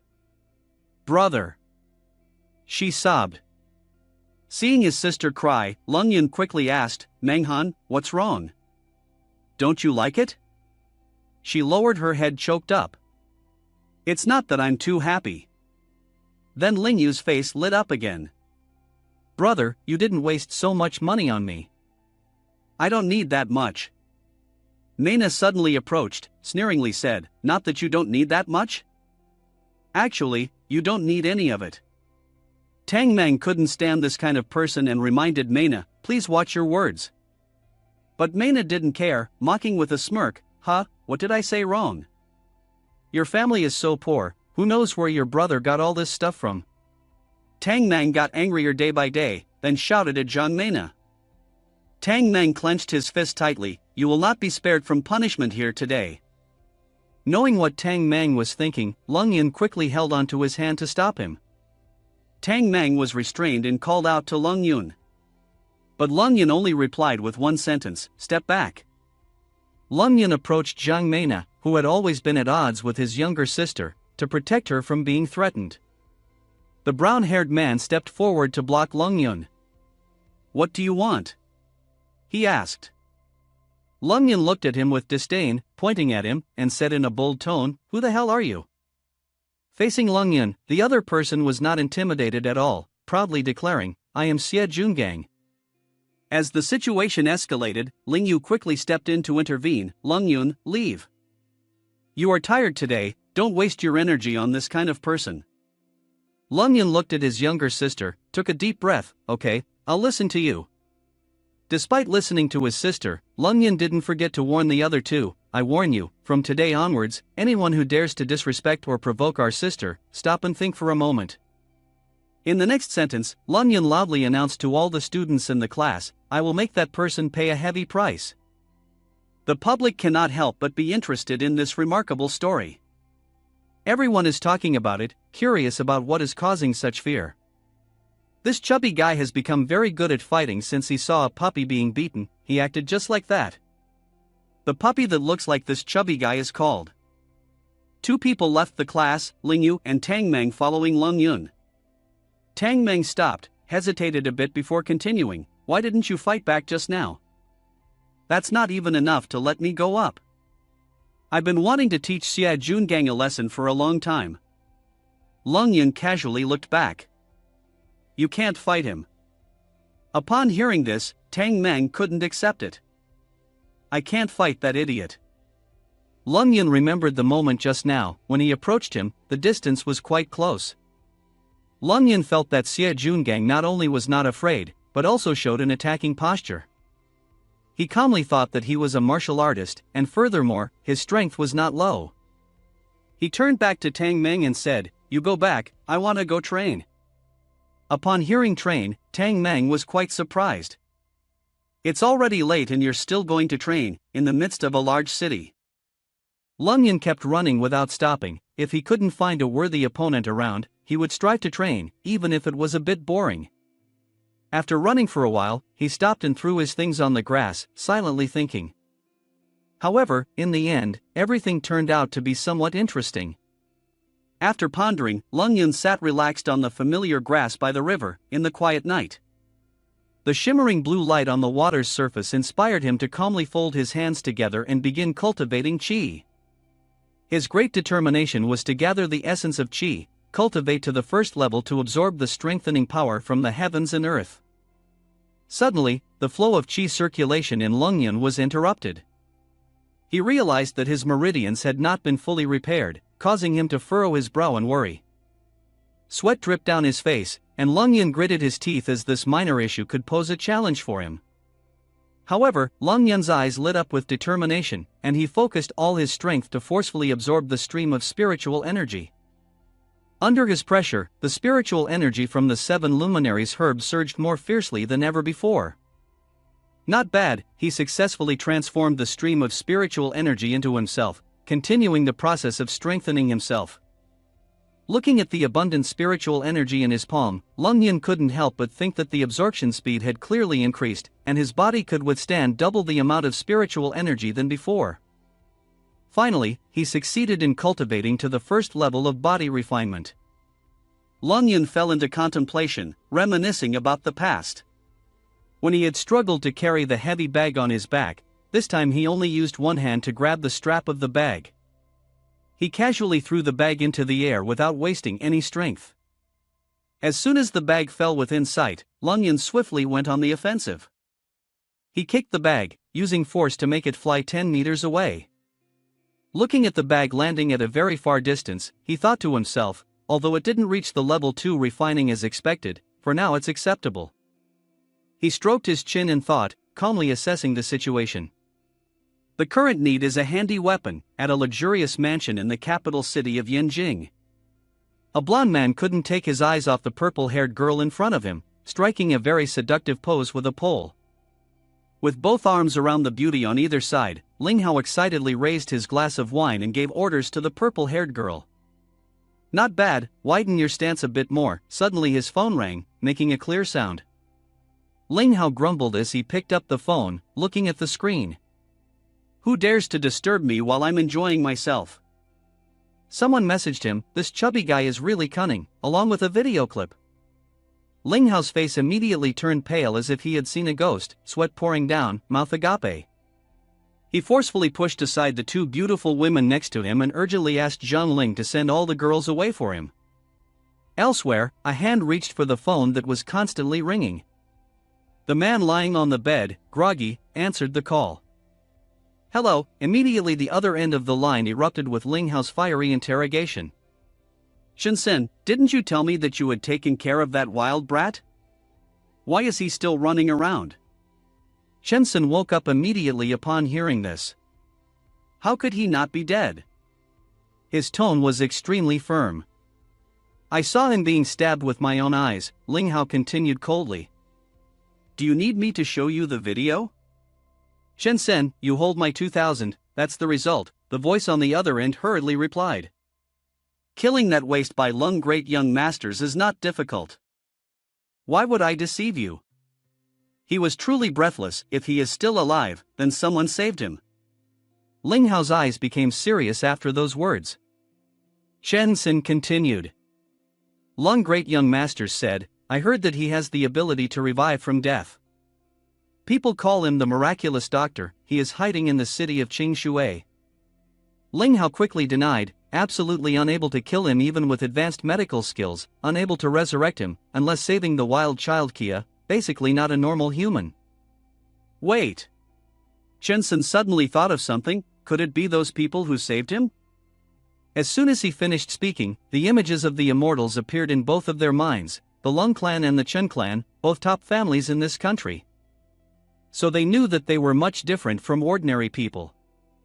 For example, there are people who practice divine training in the world, some of them hiding in martial arts families, some in secluded sects in the deep mountains. Ling Hao's voice came from the phone. "Those people are always mysterious. Ordinary people basically don't come into contact with my grandfather. Seeing them, one must be respectful." Shensen immediately became worried. "So what should we do now, Lung great young masters?" "This time is definitely doomed." Ling Hao confidently ran his hand through his hair. "Those people are always high and mighty. Would they go save a pig? Don't interfere in this matter later, I will handle it myself." Shensen immediately raised his thumb. Lung great young masters indeed decisive, ending the conversation. Ling Hao casually threw the phone on the seat. Sipping on a glass of wine, he fell into deep thought, recalling his previous meeting with his elders. Father Ling Hao sat across from him and advised his son, "Remember, even though you are of the Changsun Lung family, it does not guarantee you the position of clan leader. Your future is in your hands." Ling Hao respectfully replied, "I understand, father." His uncle affectionately placed a hand on his shoulder and said, "Ling Hao, you are too competitive with your cousins and siblings, causing distress to your uncle. You only have one daughter. Will you still remember your uncle?" Both of them shared a sly smile, and his uncle replied, "Of course, after all, you are the only one who won't forget me." Later, Ling Hao secretly eavesdropped on the conversation through the door crack. Inside, his grandfather Lung Lai, furious, slapped his uncle and scolded him, "You raised such a troublemaker and left your own son outside." His uncle immediately defended himself, with visible marks on his face. "I didn't raise him when he was born, I left him in the wilderness." Grandfather, still angry, demanded, "Go out and bring him back to me. How can this son of Lung Lai stay outside?" The uncle quickly agreed. The father calmed down and immediately sent someone to find Lung Yun. Ling Hao also quickly left from outside. As the memories ended, Ling Hao's face became even more stern. He angrily crushed the glass into 100 pieces. "This wild child of mine, how dare he cause such trouble without any delay?" He picked up the phone and ordered the person on the other end to immediately send an assassin, Qingshui, number 1 high school, kill a person named Lung Yin for me. He instructed firmly while bandaging his hand to stop the bleeding, "Remember to bring back his body. This time I want to confirm it with my own eyes." At the dormitory area in the south of the high school, Lung Yun held a pen in his hand, the metal tip of the pen reflecting a bright light. I have a unique skill without using any weapons, based on the current situation. Lung Yun carefully aimed at the target, he threw the pen in his hand, and the sharp tip of the pen pierced straight into the center of a butterfly within 10 meters, without missing a beat. With my knowledge of the body's meridians, the acupuncture needle can also heal and save lives. Lung Yun absent-mindedly looked up. The acupuncture needle is the most suitable weapon for me right now, but he sighed looking at the pile of pens in his hand, wondering where he could buy the right acupuncture needle. Seeing that he was still awake, Sai Hanlan kindly reminded Lung Yun, "It's not early anymore, go to bed quickly." On an early Saturday morning at the school sports field, Lung Yun stood confidently on the field. After a few days, one could roughly understand that his presence immediately attracted the attention and gaze of those around him. People who excel in this world have a key point that can be absorbed.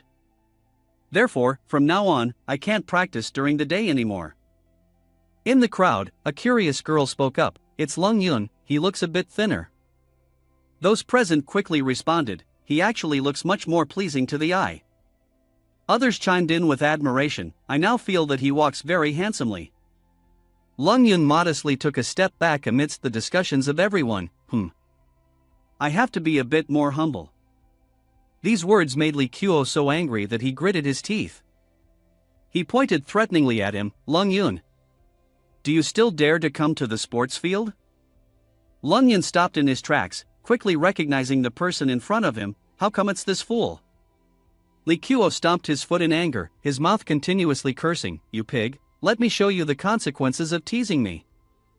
He rushed towards him, preparing to swing his arm forcefully to deliver a powerful blow. "If I hit you hard, you'll be reading fewer books."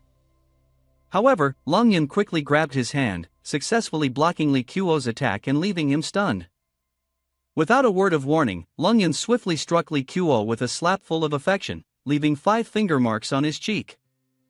The force of the slap caused Li Kuo to lose his balance and fall to the ground. Lung Yun stood above him and said, "You said you wanted to fight? Fine, I'm willing to oblige." Fear quickly filled Li Kuo's eyes as he held his cheek that had been slapped earlier. "What do you want?" Li Kuo's panicked shout echoed through the sky, "Don't come any closer." In the schoolyard, the sound of each slap was clear, and Lung Yun continued to repeatedly slap Li Kuo's face. Other students watching the fight started to feel worried. Li Kuo doesn't seem to be able to fight back at all. Will he end up being beaten into a fool like this? Finally, when Lung Yun felt satisfied, he delivered one final strong slap before letting go of Li Kuo's face. His face was swollen on both sides, his lips bleeding, and Li Kuo collapsed on the gym floor, in too much pain to stand up. Lung Yun stood in front of him, warning, "Get lost." He no longer had any desire to deal with Li Kuo. But Li Kuo did not know that. He felt humiliated, so he became furious. He stood up, rushed forward and shouted, "I will risk my life with you." Lung Yun was also angered by this person's actions. "How can you not know reason?" He scolded, "You still dare to come?" Lung Yun grabbed Li Kuo's arm, used force to push him down in one move. Seeing Li Kuo lying like a puppet on the ground, Lung Yun said, "Lung Yun, I have always been fair in settling disputes. If you do not harm me, I will not harm you. If anyone harms me, the consequences will be like this." He looked at the unconscious Li Kuo on the ground as a warning for anyone who wants to pick a fight with him. Meanwhile, at the schoolyard, a girl noticed the scuffle. She leaned on the railing and said to Lung Yun, "You are indeed very meaningful." As the evening fell, the school finally dismissed the students. Lung Yun walked on the road, lost in thought. He remembered passing by a pharmacy last night, so he decided to go there to see if he could buy some needles. After walking for a while, someone called out, "Lung Yun, wait a moment." When he turned around, Lung Yun saw a very beautiful girl. In a few brief words, truly tall, truly beautiful, truly long. That girl is also very comfortable in her outfit. Seeing Lung Yun staring at her, she remained silent for a while for him to admire, then said, "Hey, seen enough? Want me to wait a little longer?" Lung Yun, when reminded by her, hesitantly replied, "Seen enough, seen enough." "So, why did you call me?" The girl introduced herself, I am Shue Mining, a sophomore. You can call me Mining. Where do you want to go now? To buy some things, Lung Yun answered. Shue Mining bowed her head to look at him, repeating, buy things? Then I'll go with you. After speaking, she held Lung Yun's hand. Lung Yun looked at her and smiled, go with me? Aren't you afraid I'll scare you away? Shue Mining raised her eyebrows seductively, her arms around Lung Yun's neck, tilting her head and asking, you'll scare me away? I'm more afraid of scaring you away. Her curved hips and pressed chest against Lung Yun made her intentions very clear. Lung Yun had never embraced a beauty before, and seeing her like this, he was not pleased, saying, don't be silly. I want to buy acupuncture needles. A girl like you surely isn't interested in them. Shue Mining looked at him and asked, acupuncture needles? Why do you want to buy them? Poke where it hurts. Poke where there's a lot of flesh. Mining, do you want to try? His words were very suggestive, but for some reason, Lung Yun made it sound like he wanted to harm someone. It's truly a crazy hobby of medical students, Shue Mining laughed out loud, releasing Lung Yun and saying, well, then come with me. My house not only has acupuncture needles, but also a lot of them, you can choose as you please. Acupuncture needles as well? Lung Yun exclaimed. Although saying so on the outside, doubts arose in Lung Yun's mind, is there such a good thing as a free lunch? Lung Yun backed away even further, saying, who are you really? What is your purpose in approaching me? In fact, my grandfather heard that you carried a sack of sand before and became interested in meeting you. As long as my grandfather is in a good mood, you can have any needles you want. Is your grandfather real or fake? Lung Yun interjected. Because he is a traditional Chinese medicine doctor, he treats and saves people at home, so he has at least 2 pairs of every type of needle. Do you understand? If you want acupuncture needles, then come with me quickly. Shue Mining turned and walked away, gesturing for Lung Yun to follow her as she walked. I mean. Lung Yun hesitated for a moment, then awkwardly continued, can you please not rely on me anymore? They were sitting in the car. With such a large backseat, Shue Mining only liked to stick to Lung Yun. No. Shue Mining firmly refused. After speaking, she smirked, I have to hold you tight, otherwise how can you run away? With this kind of reasoning and expression, Lung Yun didn't know what else to say. So let her do whatever she wants. Just when it seemed a bit too much, Shue Mining suddenly spoke up, what is that? Showing curiosity, she sat up on Lung Yun's lap to look out the window. She looked outside, saying, Lung Yun, do you see it? But her eyes showed a confident and happy expression. Lung Yun could only awkwardly reply, I see, what do you see? As an ancient scholar, Lung Yun truly didn't dare to move in front of such girls. Looking down, Shue Mining's buttocks were still on Lung Yun's thighs, so he could only lament, this woman is too cunning. Yet she uses this trick. How can I move? The car continued on to the Ching Ku Villa area. After a short distance, the car stopped completely. Shue Mining was about to open the car door when Lung Yun stopped her and asked, Mining, where are you going? We have arrived, please get out of the car. Shue Mining looked at him and said. After a moment of silence, she smiled and added, so? Are you regretting separating from me? Lung Yun didn't directly deny it, but his helpless expression showed that the girl was still confident in her charm. He said, I mean you need to pay for the ride. I just lost over 40,000 dong. Shue Mining looked at him disdainfully. It must have been the first time in her life that she had seen a man like him. The two of them stayed silent, looking at each other. The driver didn't dare to say anything, and the car sank into a deathly silence. Feeling that she couldn't stay with someone like him anymore, Shue Mining decisively opened the car door and got out, closing it behind her. She crossed her arms and said, no money, you deal with it yourself. Leaving Lung Yun puzzled, he exclaimed, no money and you still call for a ride? The driver was also confused, taking out the scanning code and saying, thank you for your patronage. Please scan the code for payment. Lung Yun was just a poor man, so he was timid when it came to money. He hinted to the driver, "Can you give me a discount? It's my first time taking a ride." But the driver was not in the mood. Dealing with two customers causing trouble in his car was already bad enough, and now they were asking for a discount. After the payment was made, he drove off. Lung Yun was puzzled, now even more so. "If you don't want to talk about it, why get so angry?" Following Shui Mining, Lung Yun entered a villa. Lung Yun exclaimed after a few steps, "The spiritual qi here is so strong, and you can even smell precious herbs. This really piques my interest in mining's grandfather." Shui Mining turned to look at Lung Yun, first to the east and then to the west, not worrying about anything but firmly reminding him, "Wait a moment, you must behave properly when you see my grandfather. Don't make him angry, understand?" Lung Yun replied, "When have I ever not behaved properly? Besides, I have never made anyone angry before." Speaking without remembering the person who demanded 40,000 for a girl's taxi. Shui Mining didn't say anything, but couldn't help but think, you just made me angry earlier." Shui Mining opened the door and led Lung Yun into the courtyard, bowing and saying, "Grandfather, I'm back." Shui Mining's grandfather, with white hair but still sharp, was sitting by the tea table enjoying the breeze. Seeing his granddaughter come in happily, he said, "I could hear you scolding someone from so far away." "I didn't," Shui Mining denied. Grandfather Shui wore a white dragon shirt with yellow trim, sitting up straight and looking very young, only around 70 years old. He greeted the new guest with a smile. "You must be Lung Yun, the one my granddaughter always praises, right?" Lung Yun shyly replied, "Yes, that's me." Despite being cheerful, grandfather couldn't help but cough, quickly regaining his composure and telling Shui Mining, "Go make tea for our guest, remember to use the best Longjing tea."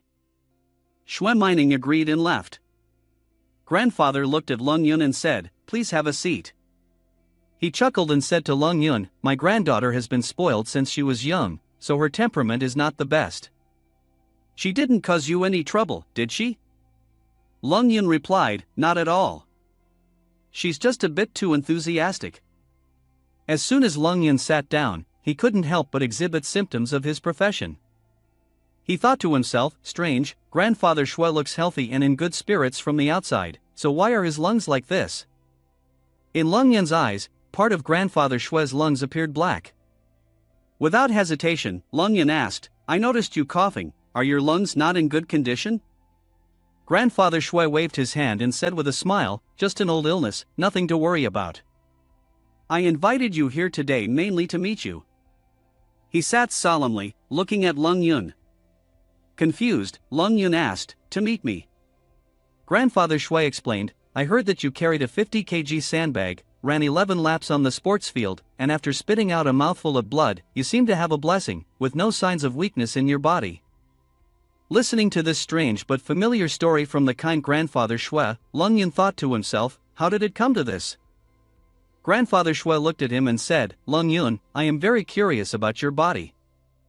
Can you explain a little?" Of course, the basic steps for a doctor are still the same: look, listen, ask, and check the pulse. But Lung Yun could not see, hear, or ask anything, so I could only check the pulse. He extended his hand to Grandfather Shui. After checking his pulse, Grandfather Shui furrowed his brows and exclaimed, "Strange. It's really strange." Seeing the serious expression on his grandfather's face, Lung Yun became even more curious and asked, "What did you find, Grandfather Shui?" Grandfather Shui looked puzzled and said, "Your vital energy pulse is more prosperous than normal people. However, according to the Yang Qiao meridian theory, your body should be very weak." Although Lung Yun always knew about his own body, the fact that even Grandfather Shui could detect it left him amazed, thinking, in a short period of time, he was able to investigate my body. If an ordinary traditional Chinese medicine doctor is this powerful, then how can the top experts in the world compare to him? Grandfather Shui asked Lung Yun, "Have you met anyone strange recently?" Lung Yun obediently replied, "I only met a few classmates." Grandfather Shui asked again, "Have you eaten anything strange recently?" Lung Yun honestly answered, "I mostly eat food cooked at restaurants." Grandfather Shui pondered further, "What time do you wake up? What time do you go to bed? do you feel any unusual sensations in your body? Lung Yun replied, I sleep late, wake up late, nothing unusual. Suddenly, he said, the issue lies in when you spit out that mouthful of blood. But it surely can't have that big of an impact. It doesn't make sense. Cough cough. Shui Mining walked in at that moment, carrying a tray of Longjing tea, and said, Grandfather, what is going on with Lung Yun's body? Can it be cured? Grandfather Shui looked at his granddaughter, waved his hand and said, his physical condition is now several times stronger than normal. The medicine I prepared has no use. Lung Yun asked curiously, what medicine? Shui Mining placed the tea tray down, furrowing her brows and replied sadly, my grandfather has heard about your situation and wants to help you, so he deliberately prepared medicine that can treat your body. Lung Yun, you don't know what you've missed. In the past, so many people sought help from my grandfather. Cough cough. The sound of her grandfather's cough interrupted Shui Mining's words. Mining, be careful with your words. Healing and saving lives is the duty of a physician. Shui Mining, bold as she was, could only respond obediently to her grandfather's advice, I understand, grandfather. Lung Yun, on the other hand, had an even better impression of Shui's grandfather. Kind, knowledgeable, and also very generous. He smiled and thought, I didn't expect Shui's grandfather to be so friendly. In that case, I will help him a little. It was only then that Lung Yun spoke up, Grandfather Shui, actually I came here today mainly to ask for an item. Curious, Shui's grandfather said, ask for an item? Except for things related to traditional Chinese medicine, there is nothing else here. Shui Mining put down the teacup and said to her grandfather, Grandfather, Lung Yun wants a set of acupuncture needles. Lung Yun continued, I don't need many acupuncture needles. In total, I need 9 needles. However, their shapes are a bit special. What is a needle 16 cm long, 2 are needles 16 cm long, 3 are needles 15 cm long, 4 are. Both grandfather and grandson immediately knew what he wanted. They were surprised and said, the 9 divine principles of the cycle? Lung Yun, do you know what you are talking about? Shui Mining asked. Grandfather Shui also held Lung Yun's hand, amazed and asked, Lung Yun, are you not deceiving us? Do you really know the 9 divine principles of the cycle? Seeing them so excited, Lung Yun was also a bit surprised and said, of course, I know. In Grandfather Shui's mind now, there were countless shocks. Someone knows the 9 divine principles of the cycle? It is the essence of the 9 essential maxims of the flow. He remembered in the book, the Yellow Emperor's inner canon mentioned that there are the 9 great spiritual secrets in the human body. This is the key point, helping the 12 primary meridians and the circulation of the 8 extraordinary meridians in vessels. The 9 divine principles of the cycle are the key to these 9 points. As long as a person still has a breath, no matter how seriously injured, they can be saved. These 9 points are the great point, the long point, the gold point, the round benefit point, the flat point, and the wind point. But it has long been lost. For many years, no one has ever seen it with their own eyes. He thought deeply. Meanwhile, outside, Lung Yun was being held by Grandfather Shui's hand, sweating profusely. He called out, Hey! Grandfather Shui. Grandfather Shui also knew he was rude to the guest, and quickly apologized, I was careless. This action surprised Lung Yun, who withdrew his hand, thinking, why is Grandfather Shui so agitated? The 9 divine principles of the cycle is not the most common type of cultivation method, right? Once we reach the Qi training stage, we no longer need it. 3 people sat at the stone table, each lost in their own thoughts. Shui Mining looked sharply at Lung Yun, thinking, the 9 divine principles of the cycle requires meridians to be able to cultivate. Lung Yun is just a high school student who has recently broken through to the extreme limit. How could he have that kind of cultivation? The more I think about this guy Lung Yun, the angrier I get. Shui Mining stood up, grabbed Lung Yun by the collar and said, you're always lying. She angrily looked at Lung Yun, you're a fraud. How dare you use my grandfather's condition to make jokes? Shui's grandfather couldn't bear to see this scene and scolded, Mining. Let go of him quickly. Lung Yun looked at her, sensing her sudden emotions, and said, "Mining, if I can describe the symptoms, will you believe me?" Shui Mining rushed forward and said, "Fine. I'll give you another chance." Lung Yun smiled and said, "Shui's grandfather has a constant cough. It seems like a lung problem, but the real cause is in the heart." Shui's grandfather looked surprised at him and asked, "You don't have a stethoscope, how can you tell?" Shui Mining saw his point and also let him go, worrying as she looked at her grandfather.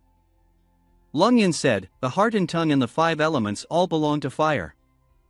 Grandfather Shui's tongue is red and purple, with a green tip. This clearly indicates an excessive heart fire causing damage to the metal. The lungs belong to metal, so an excessive heart fire will harm the lungs, leading to a constant dry cough." Grandfather Shui said nothing, just looked in astonishment at his son in front of him. Shui Mining, worried, asked, "Why is our grandfather suffering from excessive heart fire?" "Very simple, he eats too many tonics," Lung Yun replied. Grandfather Shui coughed again. "All right, Lung Yun, I believe you. Prepare the acupuncture." Cough cough. Shui Mining looked puzzled at her grandfather, asking, "Grandfather, why do you want to eat so many tonics? Please explain it to me. Every day, I treat that wine as my meal. Even though it is considered a tonic, it cannot nourish as much as that." Shui Mining could only look to Lung Yun for answers. Lung Yun remained silent, then turned to Grandfather Shui and said, "Grandfather Shui, you should tell her. After all, she is your granddaughter. I can see she is truly worried about you." Grandfather Shui agreed, "All right." With the approval, Lung Yun could now explain to the patient's family. Lung Yun said, "Mining, your grandfather eats so many Chinese medicines because there is a parasite in his body." Shui Mining asked her grandfather in disbelief, "Grandpa, how is it possible to have a living creature in your body? What is it exactly?" Grandpa Shui looked at his granddaughter calmly and replied, "Mining, don't panic. The living creature in our body is..." Grandpa Shui reminisced about 45 years ago. "I ventured into the Miao clan in search of the supreme way of medicine, and luckily saved a Miao girl. At that time, I was still a handsome young man, full of vitality. The Miao girl seemed a bit enchanted by me at first sight." He continued, "Later on, I found out that she was the Miao clan's saint. The crucible where medicine, martial arts, and ancient secrets forge extraordinary skills, all reached the level of reaching the pinnacle and creating the ultimate. The time I spent exchanging medical skills with her was the happiest time of my life. Eventually, when my medical skills couldn't improve any further, I decided to leave the Miao clan.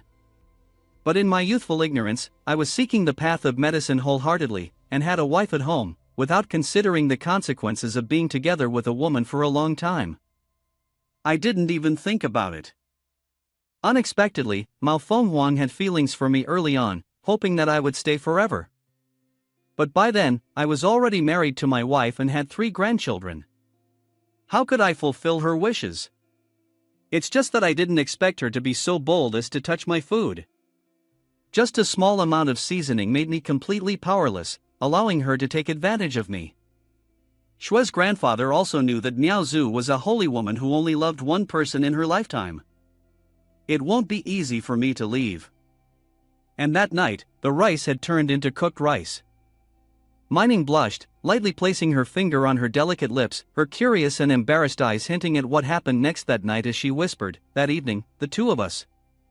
Shui's grandfather just chuckled, scratching his head to hide his helplessness at the time, and replied to Mining, "She was too prepared, I basically couldn't escape."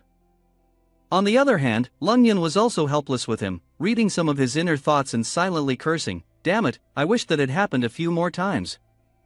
The story paused, leaving Mining even more curious. What will happen next, and what about that woman?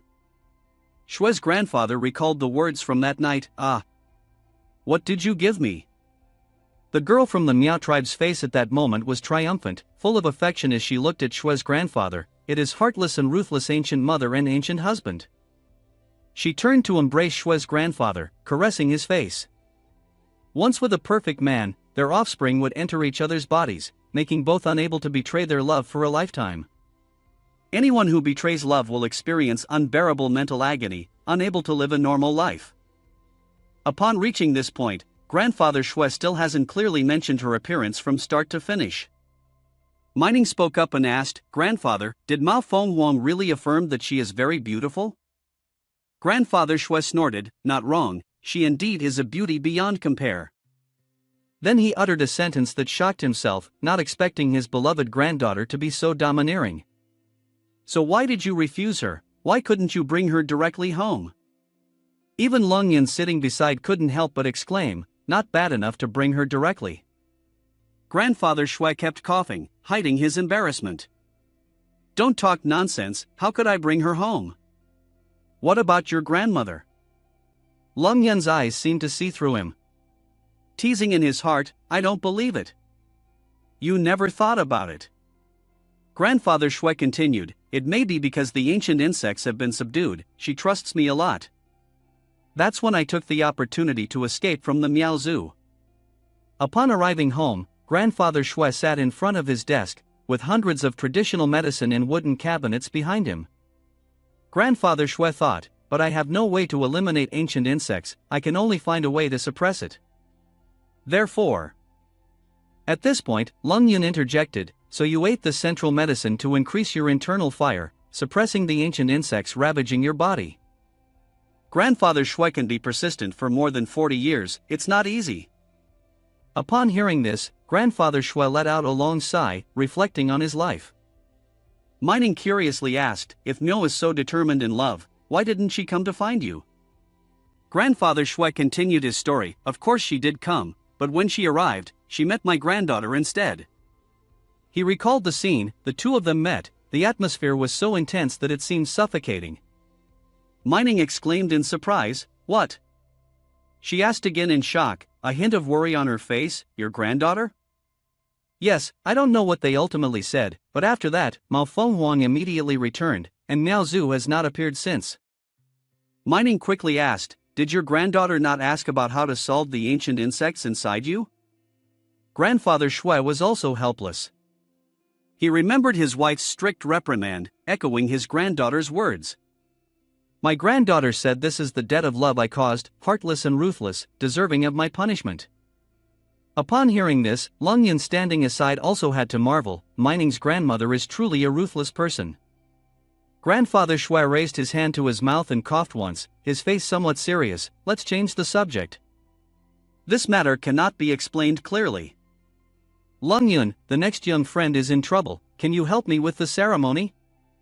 Grandfather Shui took out the old wooden box. The moment he opened it, a strong golden energy spread all around. Lung Yun looked at the object inside the box, his eyes unmoved.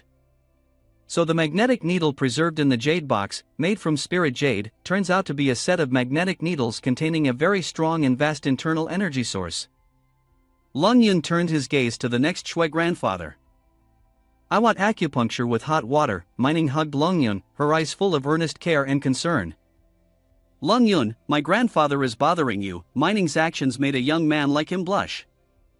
Grandfather Shui pretended to close his eyes to cover up his embarrassment. "Well, leave it to me." Hearing this, Mining felt more at ease. She turned and walked out, but not without leaving a teasing and threatening remark to him. "Lung Yun, if you make my grandfather worse, there will be many people looking for you." Lung Yun was also helpless against her sharp words. Grandfather Shui interrupted Lung Yun, "Young friend, wait a moment." He didn't bother to turn to look at the old man. "What's going on?" Grandfather Shui blushed, "It's nothing. I just wanted to ask if we need to change places before performing the acupuncture." Contrary to Grandfather Shui's worried appearance, he still maintained the same expression, "No need. Just take off your shirt." Grandfather Shui then reluctantly accepted his fate. Next, just use the needle to stimulate the spiritual qi in Grandfather Shui's meridians. Lung Yun took the needle.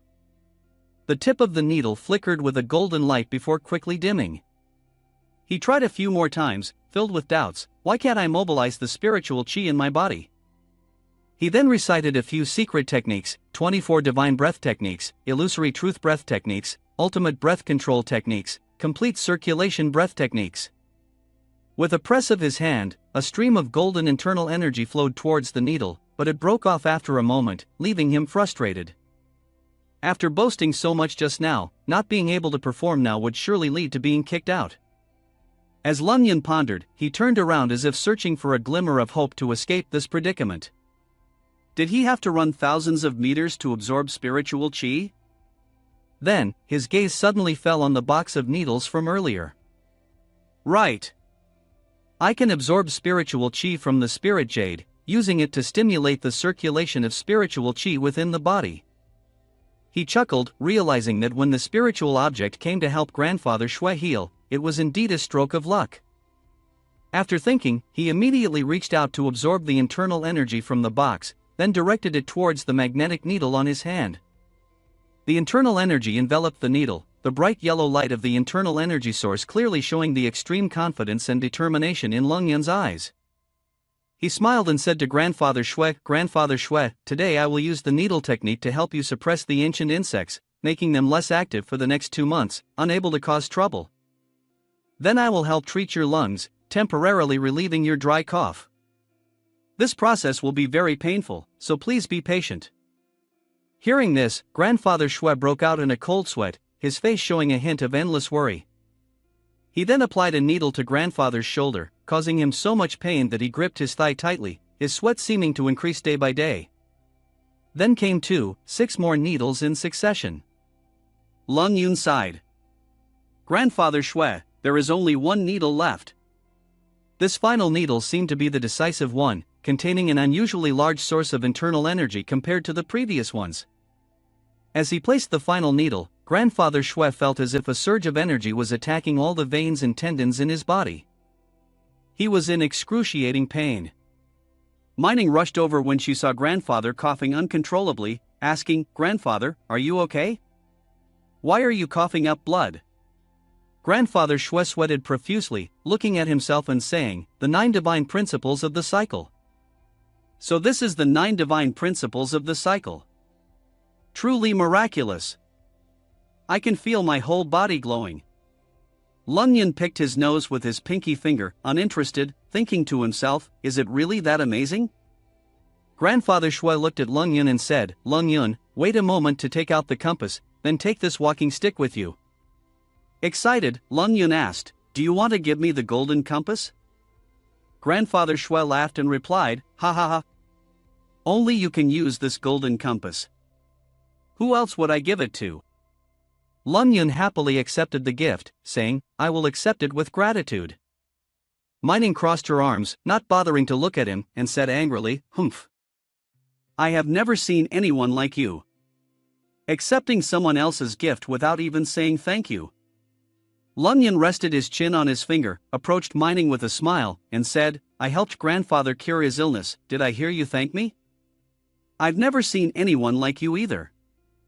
Mining was speechless, saying, "You." She clenched her fist. After a while, she blushed and said shyly, "Thank you." Lung Yun shamelessly raised his hand to his ear, pretending not to hear, and said, "I can't hear you. Speak louder." Annoyed, Mining pinched his ear and said loudly, "I said it once. If you can't hear, then forget it." At this moment, Grandfather Shui closed his eyes, stroked his chin and said, "Mining. Lung Yun is your grandfather's lifesaver. Treat him with respect in the future, understand?" Mining could only helplessly reply, "I understand." Lung Yun, standing beside them, couldn't help but smile. Pointing his finger to the sky, Lung Yun cheerfully said, "Grandfather Shui, I have another favor to ask of you." Mining smiled and replied, "I know, request payment for unfinished work." Lung Yun said, "I have one more small request. Can you provide me with a set of foot soaks, just a regular one, so I don't have to go out and buy one?" Grandfather Shui happily agreed, "Just that? Don't just take one set, I'll give you 10. He took out a set of foot soaks and asked Lung Yun, "What do you think of this?" Lung Yun was surprised to see Mining getting excited and said, "Grandfather, this is the set of foot soaks you usually use for your profession." Upon hearing this, Lung Yun scratched his head and said, "Grandfather Shui, I don't need anything fancy. Just a regular set will do." Grandfather Shui stood up, took Lung Yun's hand, and said happily, "Lung Yun, only those who possess these foot soaks can unleash their great power. I trust that you will use them to heal more people than I can. Seeing the hopeful look in Grandfather Shue's eyes, Lung Yun felt a shiver down his spine, sweat forming on his forehead, and awkwardly thought to himself, but I want to take it for self-defense.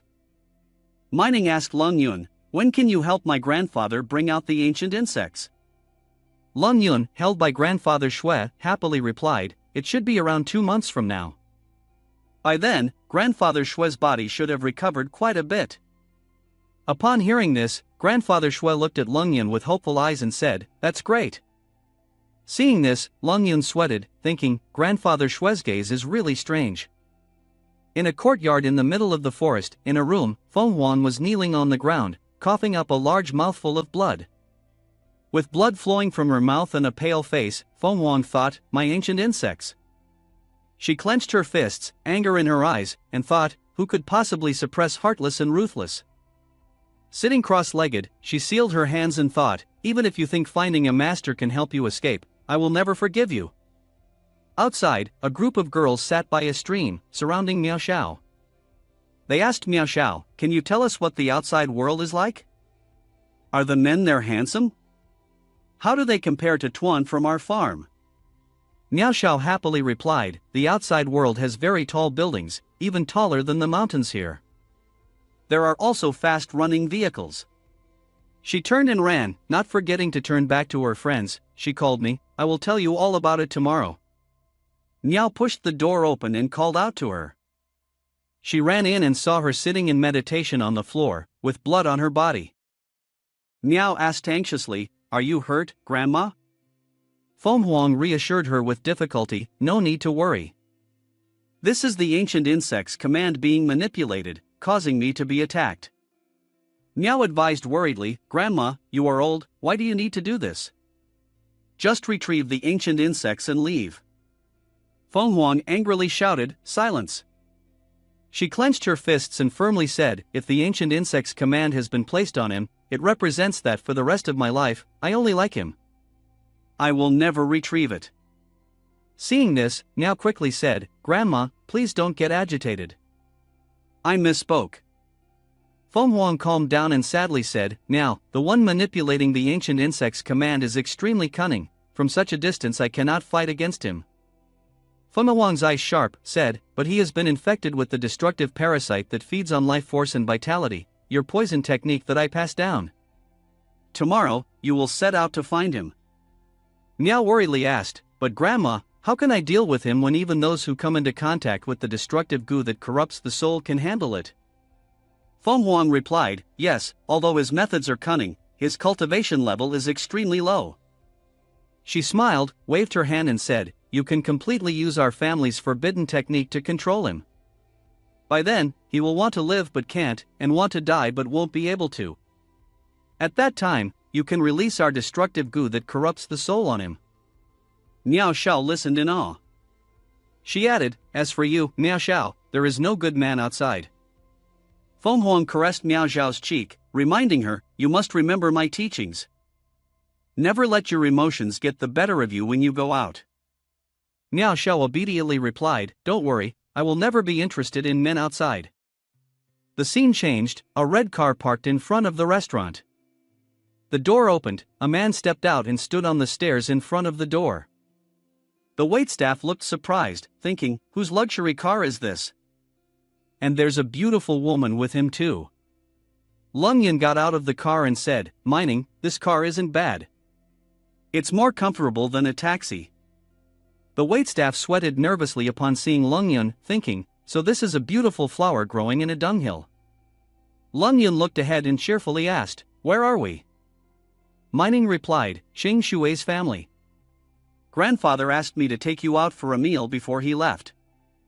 Lung Yin happily said, then I don't need to pay. The waitstaff could only listen in confusion. As the table was filled with delicious dishes, Mining said, I told you, Lung Yin. She looked at Lung Yin's hungry appearance and sweat, saying, can you not be so exaggerated? Lung Yin buried his face in the food, eating and replying, when someone invites a guest, of course they have to eat well. Mining looked speechless, thinking to herself, indeed, this is his true nature. She watched Lung Yin eat and asked, so why did you not need anything when treating my grandfather? Lung Yun replied while chewing, I only took a set of acupuncture needles. With just one set of acupuncture needles. Mining raised her hand, furrowing her brows, saying, no, what I meant was. She watched Lung Yun pick up food from the table, thinking to herself, how can someone so ambitious be satisfied with just 2 sets of needles? And at this time, isn't it asking for a bit too much? Mining proudly and happily asked Lung Yun, do you still not know what my grandfather's status is?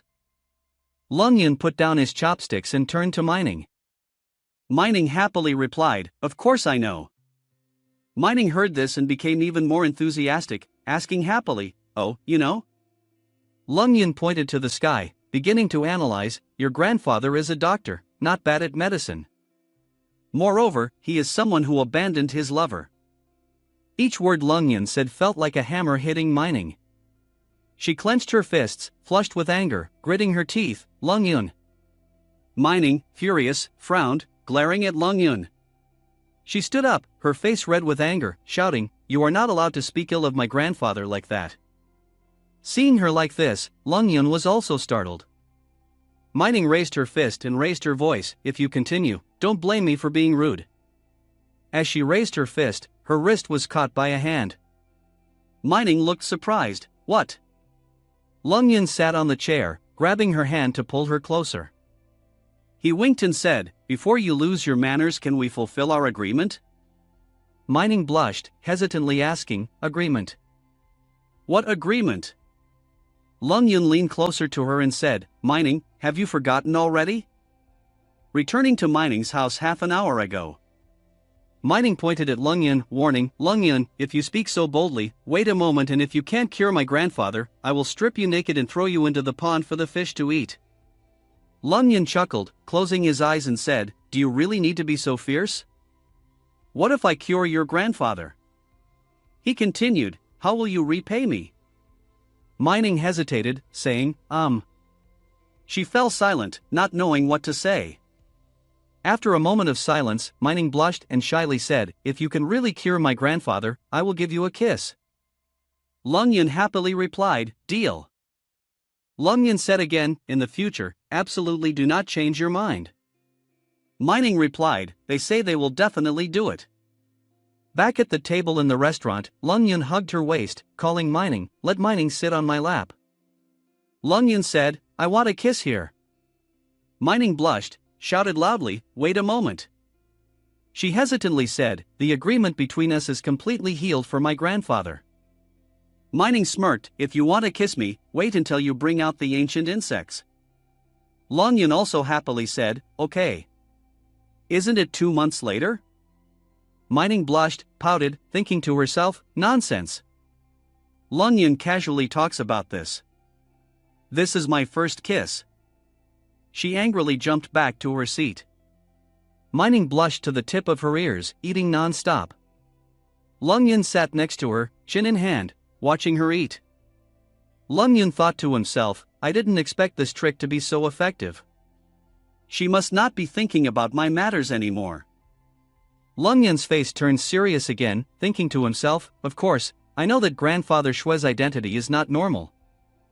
Thinking about the mansion where Grandfather Shue lived, he thought, in such an expensive area, his words still carry a sense of dignity. How can he be just an ordinary person? Grandfather Shue sat at a stone table in the courtyard, enjoying a cup of tea. Lung Yun ate and thought, if I demand a large sum of money from him, then we will settle our debt. Looking at the meat on his chopsticks, Lung Yun thought, only like this, he will always remember my life-saving grace. Whenever I have difficulties, he will not hesitate to help. Gazing at the meat he picked up, Lung Yun happily thought to himself, this is the true reward that I want. Suddenly, Mining placed her hand on Lung Yun's shoulder, smiling and calling out, Lung Yun. Mining cheerfully said, there are still 2 months left, can you teach me the 9 divine principles of the cycle? Lung Yun raised his hands helplessly, unable to speak, thinking, this kid just thought for a moment, how did she switch topics so quickly? Lung Yun pondered for a moment, without spiritual chi support, your little family can't learn this. Then he spoke up, no. This is a unique skill that cannot be passed on lightly. Hearing him say that, Mining leaned close to him, her face full of charm, and said, "Then teach me, Lung Yun."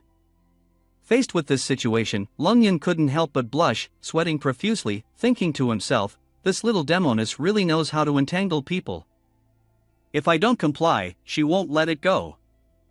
After thinking, he raised his hand to his chin, casually replying, "You can learn, but I need to observe you for a while first." Shui Mining was overjoyed to hear this and asked, "Okay. How long do you need to observe me?" Lung Yun held out 2 fingers in front of her and confidently replied, 2 years. Upon hearing this, Shui Mining couldn't help but be shocked and angry. How can it take so long? He calmly explained, "This is the 9 divine principles of the cycle in legend. I had to undergo 9 years of examination before I could learn it." Although Lung Yun was lying, Shui Mining still believed him stubbornly, relying on her brother's praise, so there are still many trials to go through. He touched her hand that was holding his, advising, "Pay attention to your fate. If you don't want to, then forget it." However, Shui Mining stopped him. "Wait a moment. 2 years is 2 years, I am willing to undergo the examination," she said with a very serious expression and tone. Lung Yun smiled satisfactorily, replying, "Then we will see your performance in the future, Mining." The night had fallen, the moonlight shining faintly in the sky. The tall buildings, dazzling lights, looked modern and glamorous. A red car was speeding down the road. Lung Yun sat in the passenger seat, calmly asking, "Where do we want to go next?" Shui Mining drove and said, "The most upscale shopping market in Qingshui City." He couldn't help but feel puzzled, suspicious, with a blank expression. What is a shopping market? In the original memory, it was just a place on the map. He quickly retorted, "Just so you know, I don't have any money." Shui Mining smiled at him and said, "Don't worry, you don't have to pay. I stole my card out.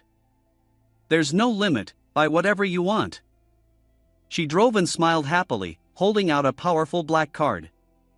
Lung Yun's eyes sparkled like stars, marveling in his head, "This little girl really has a bit of style like me."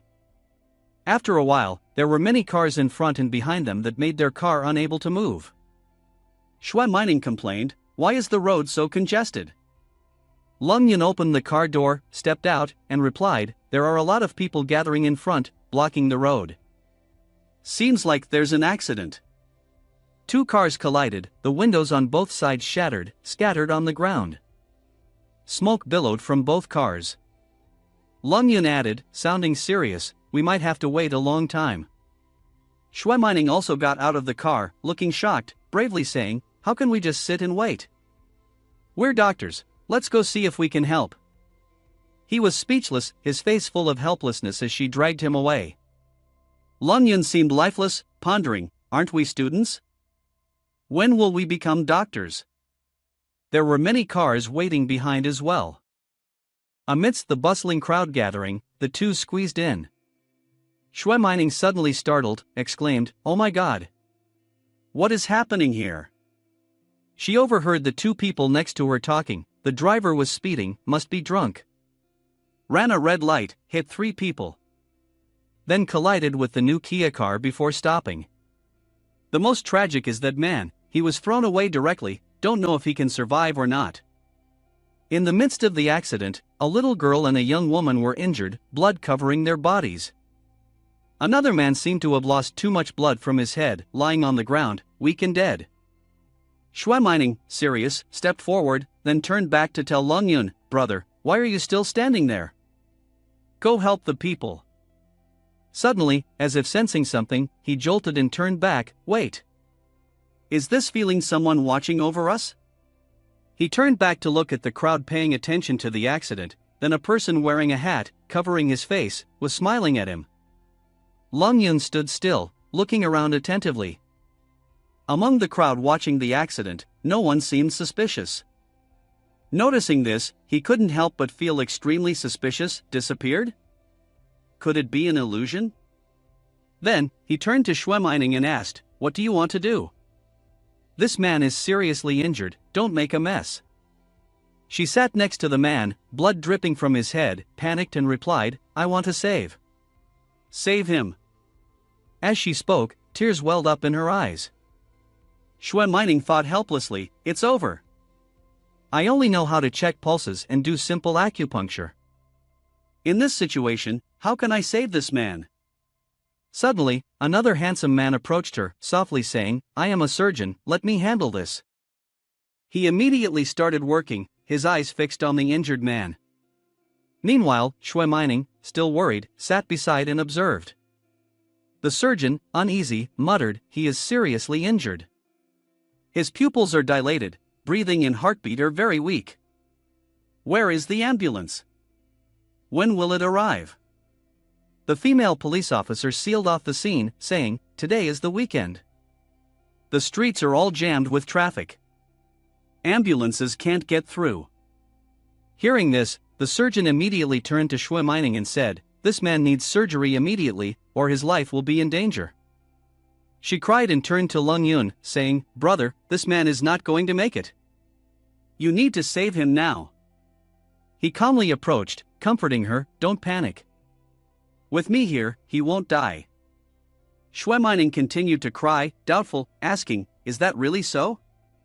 He just smiled, didn't reply, and then reached out to treat the man. Before he could do anything, the surgeon grabbed his hand, stopped him, and sternly said, annoyed, have you two caused enough trouble? This is a crime scene, not a place for you to play. Hearing this, Lung Yun's face darkened, clearly uncomfortable. He stood up, not saying anything. Shui Mining, on the side, trembled at those words, her face full of horror, thinking to herself, uncle, your words will backfire. Lung Yun crossed his arms, coldly saying, fine, you come save him. She sat helplessly on the side, listening. After thinking for a moment, he turned and left. Shui Mining held his hand back, asking with a pitiful face, Lung Yun, do you really see death and not save? Seeing her teary eyes, he gently smiled and reassured, don't worry, his condition is still stable. I'll go check on others first. Come with me to assist. Upon hearing that, Shui Mining immediately stopped crying, smiling in response, okay. Then, the two of them arrived at the scene of a girl who had just had an accident, bleeding all over. Lung Yun said, don't worry, I'll first stop the bleeding for her, then help her with bone setting. Seeing his cold and calm attitude, Shui Mining couldn't help but wonder, Lung Yun, how can you remain so calm with so much blood? While treating the girl, Lung Yun replied, I'm used to it. This surprised Shui Mining, what do you mean? Then Lung Yun recalled the bloody scenes of death and killing from his past. The immortal cultivation world is a place where the strong prey on the weak. Killing each other is as common as eating. I've seen too much bloodshed and decapitation. After treating the injured girl, he smiled and said, don't worry, you'll be fine soon. How do you feel right now? The injured girl was suddenly surprised, her face full of confusion, and replied, really? It doesn't hurt? Then, Lung Yun went back into the car that had just had an accident, the windows shattered, to check the pulse of another unconscious girl in the car. She's not in any danger, just unconscious. After that, he immediately performed acupuncture on the unconscious girl. After the acupuncture, she will wake up quickly. Mining. Stay here and watch over her. The surgeon sat next to the man, blood dripping from his head, then looked at Lung Yun's actions with great surprise. He thought to himself, how can a traditional Chinese doctor handle injuries for so many people in just a few short minutes? This kid is not simple. Meanwhile, Lung Yun, unaware of all this, stood calmly amidst the accident, talking to Shui Mining. Lung Yun approached and asked, am I qualified to help treat this man's injuries now? The general practitioner replied, of course. What do you need help with? He then took out a set of acupuncture needles and said, when I perform acupuncture, don't let anyone disturb us. The doctor replied, no problem. He then took out 2 needles, practicing his technique on them and thinking, if spiritual qi cannot be mobilized, I have to use acupuncture needles. While thinking, he inserted the needle into the man's artery and thought to himself, so I can only rely on acupuncture. Dr. Kia watched him do this and thought to himself, acupuncture points, the whole process smooth and unrestrained, without any hesitation. It's like he has been doing this for decades. But clearly he is only around 10 years old. As for the people around, after seeing Lung Yun's treatment method, they immediately started discussing, "Oh my, what is that kid doing? Is he trying to harm that man?" Upon hearing this, Lung Yun's hand suddenly stopped. Then, he thought to himself, this man has a brain injury. If I don't acupuncture now, he might end up paralyzed or never wake up. Dr. Kia saw this and muttered, "Vertex acupoint. I heard about that famous young healer, even he wouldn't easily acupuncture at this point." Yet he did it without any hesitation. At that moment, the man's head started bleeding. After a while, the man's hand moved slightly. The people around saw this and exclaimed loudly, "This young man is amazing. His finger is moving." Seeing this, Lung Yun sighed in relief. He sat down on the ground, thinking to himself, indeed, without spiritual chi, it's impossible. Just displaying the 9 divine principles of the cycle 4 times has exhausted me like this. Suddenly, a man walked out from outside, and there was a loud shout, "Sir, please cooperate a little. This is the rule." The man stepped forward, pointed at the police officer and shouted, "Damn it! How dare you question me? I have a lot of money. Even if I have them all killed, I can still compensate. There's more. I will find someone to strip you naked. Get out of here quickly." Then he kicked the car on the side of the road and said, "Zhang Mei, did you enjoy the hit just now?" The girl inside the car had a headache because he kept banging on her window. Seeing that she ignored him, he angrily said, "Don't think that by running back to Qingshui City, I won't dare to touch you. This marriage is a request from your family to ours. You have no room to object." He then reached out to the window and said, "If I can't discipline you, how can you dare to stay and roam around in the family?" She only became scared and backed away. Suddenly, Mining stepped forward and grabbed his hand. He saw her smile wickedly. Then Mining said, "She just woke up from a coma. You can't touch her." He listened and then approached Mining. His arms wrapped around her waist as he said, "Everyone says that Qingshui City has many beautiful women, and that is indeed true. Little sister, you have grown up to be very beautiful. Tonight, Big Brother will pamper you." Mining, feeling angry, shouted, "You shameless! Get away from me!" He didn't hesitate and continued to advance, then retorted, "Well done. Women like you are all the same, cursing at Big Brother." Suddenly, Lung Yun stepped forward. He asked, "Has anyone ever hit you before?" Upon hearing his voice, he turned down to see Lung Yun standing there glaring at him, so he clenched his fists and cursed, "You fatso! Thinking you can be a hero to save a beauty? Today, I will teach you a lesson." After saying that, he approached Lung Yun and threw a punch at him. However, Lung Yun managed to dodge in time, then grabbed his hand and squeezed it hard. His hand was in pain as he screamed, "Ouch! My hand!"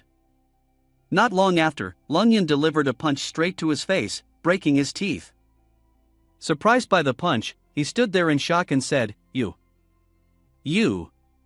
dare to hit me? I am the young master of the Sun family. My family will not let you off." Ignoring his threats, Lung Yun, with a cold face, said, "Noisy and want to die." Then he threw another punch at him and said, "I don't care who you are. I don't know which family you belong to." He was hit and fell hard to the ground. The female police officer saw this and quickly intervened, saying, "Stop fighting. Stop your hands." She suddenly stopped, her legs trembling. She looked at Lung Yun glaring at her and thought to herself, "What's going on? Why can't I move my legs suddenly? Am I really scared by this kid?" Zhang Mei, sitting in the car, was surprised to see this and said to him, "How dare you hit someone from the Sun family? Who is this young man after all?" The people around saw the fight and cheered, "Well done. Fight well. These rich kids deserve to be beaten." Lung Yun continued to approach him, his face grim, saying, "You pass out so quickly? I haven't hit you enough yet." Suddenly, Mining shouted, "Lung Yun." Upon hearing this, he stopped, turned back to look at her. Then he exclaimed in horror to Mining, you're not going to let him go, are you? This troublemaker. Mining replied, of course not. She then stepped forward, clenched her fists and said, Long Yun, it's my turn next. What did you say earlier about wanting to favor me? I will now hit you until you can't move. At that moment, he woke up. In front of him was Mining's punch. Long Yun stood there watching her hit him with a sneer. He was hit on the face and nose, turning purple, and fell to the ground. After finishing, Mining wiped her hands and said, all right, feel better. Then she looked down at Long Yun and asked, Long Yun, how was my punch? Terrified, Long Yun replied, excellent. Then he thought to himself, a woman's anger is truly terrifying. I must never provoke her again. Suddenly, a voice called out, Long Yun. He turned around. Zhang Mei was in the white car, her face pale, and she said, can you come here for a moment? Long Yun approached the white car, his face gentle and caring, and asked Zhang Mei Fong sitting inside, how are you feeling now? She gently placed her hand on her chest, blushing and tired but still trying to smile, much better now. Thank you for saving me. No need for formalities, he replied. If you're awake, I'll remove the needle. She replied softly, okay. Suddenly, he reached out, his right hand leaning on the side of her seat. He moved closer. These actions made Zhang Mei Fong embarrassed, looking away to avoid this intimacy. This posture is too intimate. Long Yun didn't care, still focused on treating her. He maintained a leadership demeanor, like a doctor with decades of experience, unaffected by female charm. To him, the patient was just a patient. But why did he have no reaction at all? This left a strong impression on her. In the past, every man I met would look at me with desire in their eyes. He is the only exception. TRM finished. Long Yun reminded her, rest well, I will help others. Thank you. Watching him walk away, she felt a mix of complex emotions, but kept her composure. Turns out Long Yun had been restraining himself. He thought joyfully, wow, she is truly stunning. This is the most beautiful woman I have ever seen. I almost couldn't control myself. Suddenly, Zhang Mei Fong chased after him and grabbed his hand. He was surprised and suspicious. Why are you chasing me? Are you captivated by my aloof demeanor? He turned back, coldly asking, what is it? Her face was earnest. My name is Zhang Mei Fong. Can you give me your phone number? I don't have a phone. Hearing this, her eyes dimmed. She lowered her eyes and thought sadly, does not having a phone mean she doesn't want to have a relationship with me? He gently interrupted her negative emotions. I live in Qingshui City, grade 3 class 6. You can come find me here in the future. Surprised, she exclaimed, you're still a student? He coldly replied, what's wrong with being a student? Realizing she was being too hasty, she quickly denied, nothing. I just didn't expect you to be a student with such impressive medical skills. Zhang Mei Fong felt conflicted. I ran away from my arranged marriage. Zhang Shi said he wouldn't take me back. I shouldn't reveal my relationship with Zhang Meina. She took out a pen and wrote her phone number on his left arm. This is my phone number. You can call me anytime. Suddenly anxious, she warned, the Sun family is a powerful clan. If you provoke them, they will seek revenge on you and your family. Zhang Mei Fong held him tightly. I will protect you with all my might when the time comes. Surprised, he questioned, are all women in this world so proactive? He pushed her away. Thank you for offering to protect me. But before that, I hope you can protect yourself well. He calmly thought to himself, regardless of fighting someone, it's not just me, there's also little Demonis Mining.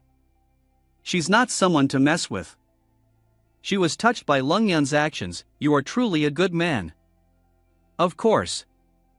Seeing such a scene, Mining felt jealous and annoyed. Long Yun, you flirtatious man. I'm here with you, how dare you flirt with other women? Then she ran to hug his left arm, showing a possessive look to Long Yun. Long Yun, the ambulance is here. He looked down at Mining, who was pouting angrily. As soon as we remove the needle from the man's body, we can leave. The female police officer suddenly shouted, raising her hand to stop them all, "None of you can leave." She angrily shouted, "You two were fighting on the street. I want to take you back to the station." This made Mining furious. Sun Jing wanted to cause trouble for that girl earlier, she didn't even dare to say a word.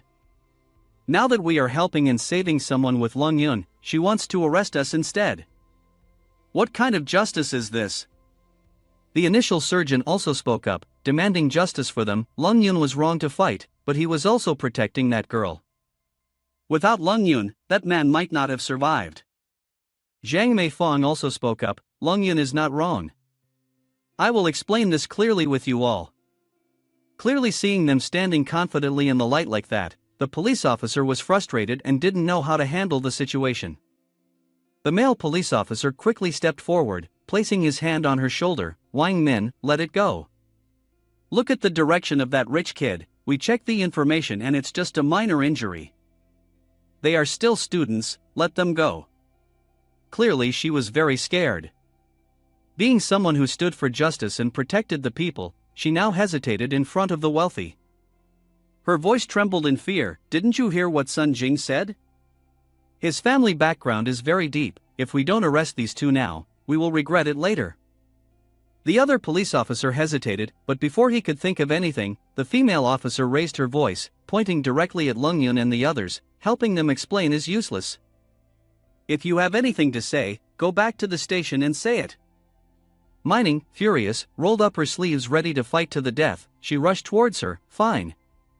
Come and arrest me. I guarantee you will regret it. She was about to turn back to Lung Yun, is it true? But she couldn't see him anywhere. Lung Yun. It turned out that he had approached the man who had just checked on the situation. He slowly opened his eyes, regaining some consciousness but still feeling tired after the recent accident.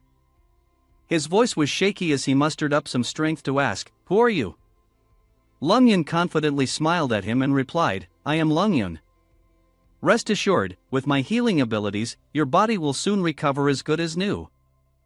Upon hearing this, the man felt more at ease and said, "Thank you." The crowd was amazed by this scene. It was clear that the man was severely injured, yet Lung Yun was able to save him. Look at that man over there. He can speak even after such a serious injury.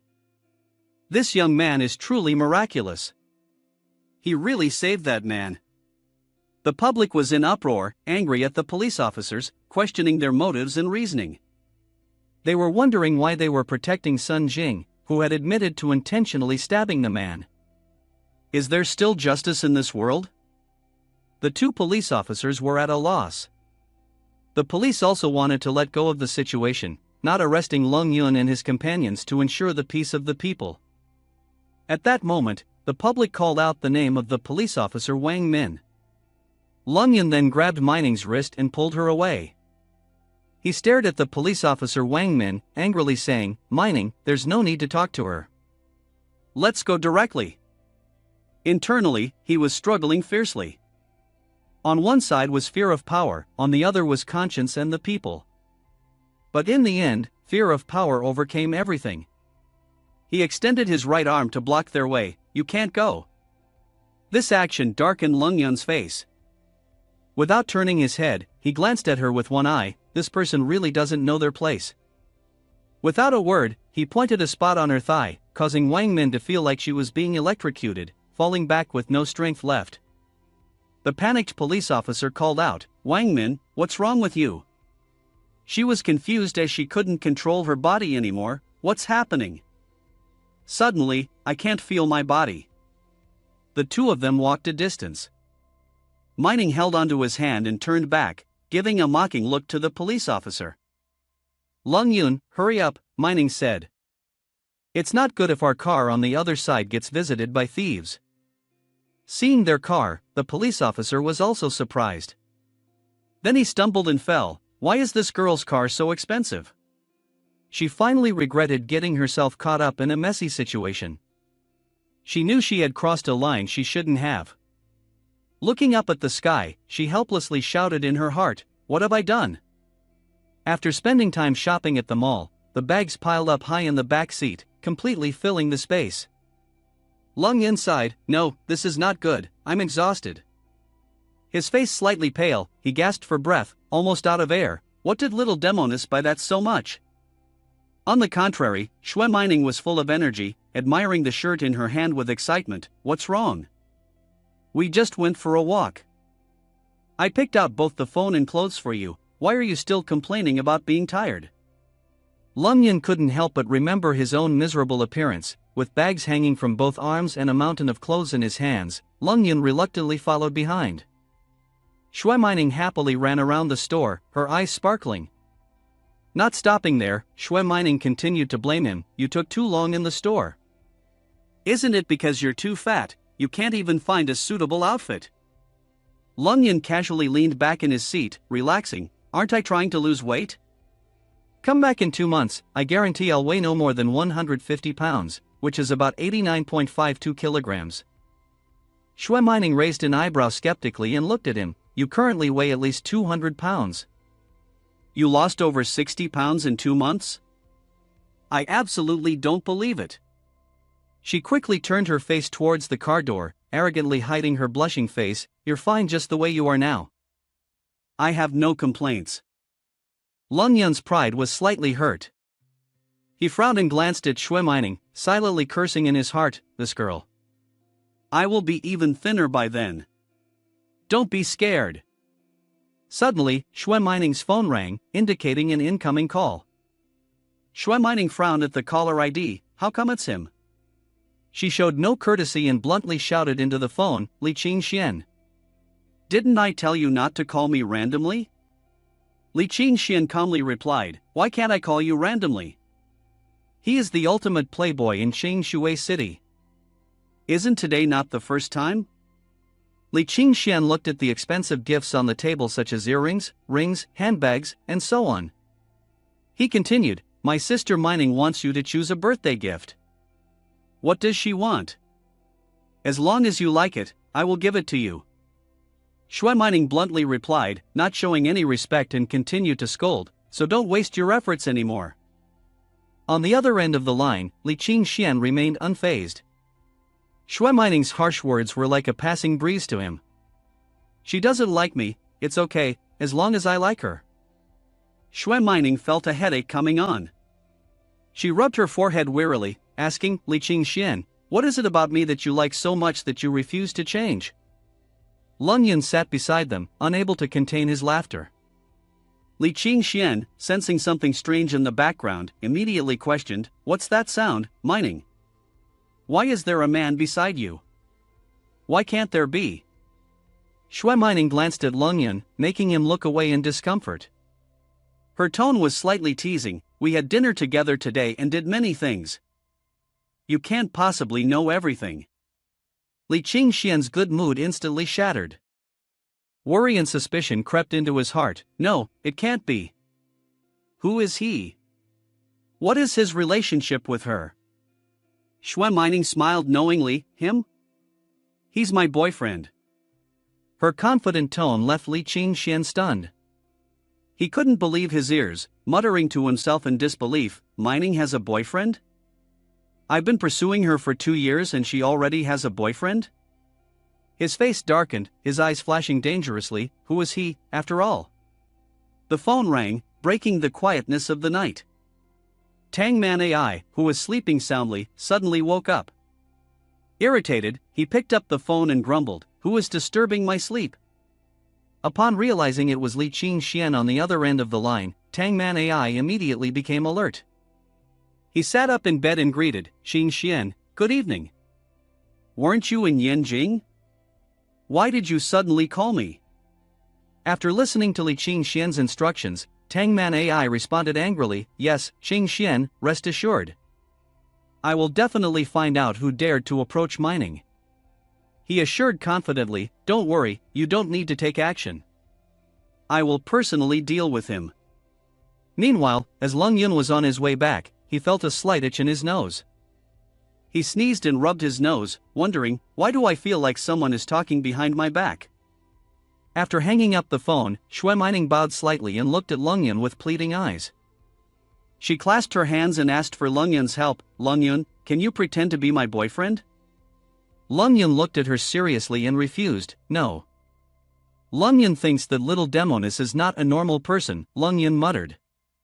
But that Li Qing Xian's name still seems cunning, indicating his extraordinary background. If I pretend to be her boyfriend, there will definitely be a lot of trouble. Xue Mining refused to back down. She naturally leaned towards him, causing him to blush involuntarily.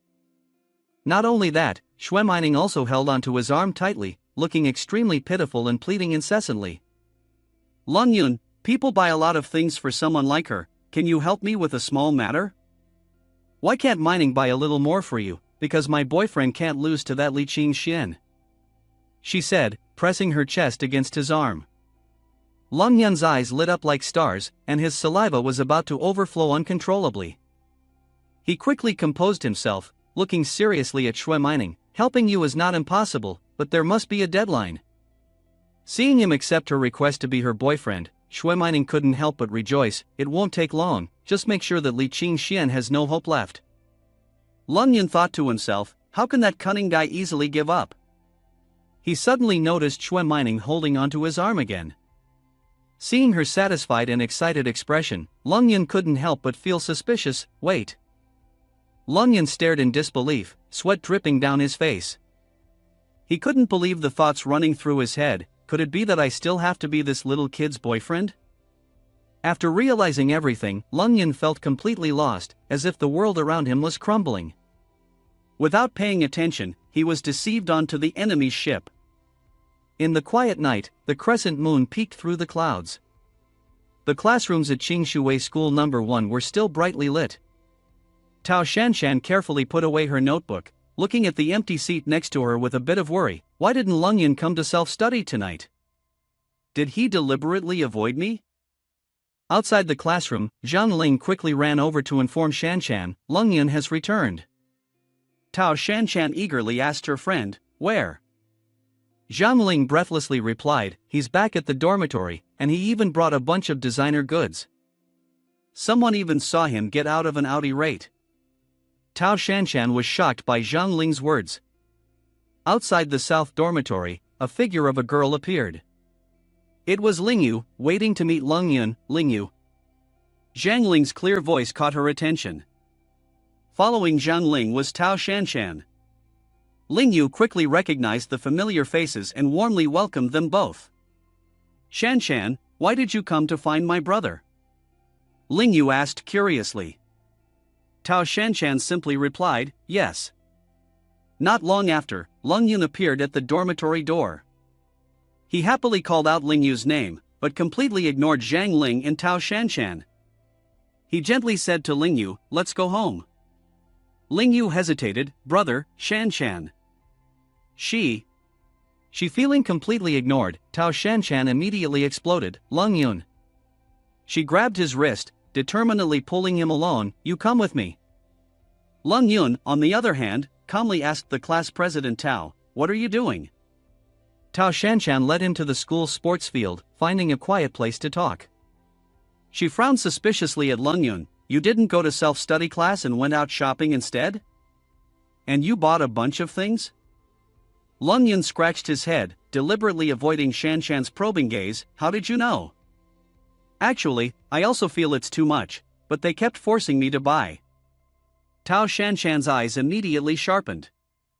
She crossed her arms and questioned him, who are they? Male or female? Lung Yun calmly replied, not female. Upon hearing this, Tao Shanshan became even more angry, Lung Yun. Do you know what you're doing? Don't you want to take the college entrance exam anymore? Lung Yun pondered and replied, of course I want to compete, but as the class monitor, I have some doubts. What does it have to do with you? His words made Tao Shanshan shudder. She was completely angered by him. Gritting her teeth, she said, today, I will definitely teach you a lesson. Without hesitation, she rushed forward to confront him. But before Tao Shanshan could act, Lung Yun grabbed her ankle and hoisted her up high.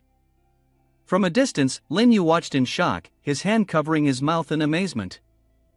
Class monitor Lung Yun calmly looked at Tao Shanshan, holding her ankle firmly, and asked, "Why do you want to kick someone?" With one hand holding Tao Shanshan's ankle high in the air, Lung Yun used his other hand to support her waist and draw closer. The two of them looked extremely intimate, causing Tao Shanshan to blush. She immediately pushed Lung Yun away, embarrassed, and demanded, "Let me go."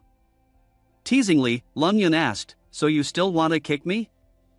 Despite feeling ashamed, Tao Shanshan retorted, "It's meaningless." Lung Yun smirked, "Ha, then I'll just keep holding you like this." Tao Shanshan's face remained red. She turned away in embarrassment, noticing more and more people gathering around to watch. On the other side of the schoolyard, the students in the school quickly gathered in a crowd. Zhang Ling exclaimed, "Oh my god! Lung Yun can actually withstand Shanshan's kick." The boy with green hair and a pierced mouth said, "She is the best martial artist in the school. Basically, there are hardly any boys who can defeat her." Amidst the crowd, Tang Meng suddenly appeared in a flashy shirt, intentionally standing behind Lingyu. He showed no respect to Tao Dai Hua. Curious, Lingyu turned to him and asked, "Tang Meng, how did you get here?" Tang Meng replied, "I came to see the excitement too." Zhang Ling's cold voice immediately drew everyone's attention back. "Lung Yun, why haven't you let go of Shanshan? He's not a drug addict to take away." The boys became even more excited upon hearing this, urging Lung Yun on, "Come down here. We have a good show to watch." "That's right. Lung Yun, keep it up." Lingyu, on the side, also showed some concern, "Brother." Tao Shanshan couldn't escape from Lung Yun, so she had to plead softly, "Lung Yun, can you let me go?" The heat in the air between the two of them continued to rise. Lung Yun casually replied, "Many classmates are watching, let's continue for a while longer." Tao Shanshan whispered softly, "Come closer, I have a secret to tell you." Lung Yun gently lifted her face with his hand, leaning in a bit closer. "What secret? You didn't give me any warning." Taking advantage of his momentary distraction, Tao Shanshan grabbed his hand and bit down hard, catching him off guard. Feeling the pain, Lung Yun pulled away quickly, creating distance between them. "Are you holding a grudge? How could you bite me?" Tao Shanshan narrowed her eyes at him for a moment before wiping her mouth with her hand. "Yes, I will remember today well." She warned him with a glare, "If you dare to skip class again, I will bite you." Tao Shanshan then turned and walked towards the crowd, saying, "Let's go." Zhang Ling hesitated for a moment before replying, "All right." Lingyu hurriedly ran over to him, asking, "Lung Yun, are you okay?" Seeing the strong spiritual qi emanating from Lingyu, Lung Yun couldn't hide his smile as she approached him. Lung Yun began to absorb the internal energy, thinking to himself, "It feels refreshing. I've used up a lot of spiritual qi today, so I should take this opportunity to absorb a bit more." Taking advantage of the situation, Tang Meng also moved closer to Lingyu, saying, "Let me help her with the boss." Lung Yun immediately raised his voice, "Stay away from me." Tang Meng's face turned pale with fear, "Clear." He didn't hesitate and stepped back, standing upright.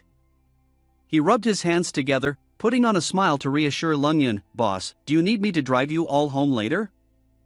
The distance between their house and the school was a bit far, the last bus must have been missed. Tang Man's words surprised Lung Yun.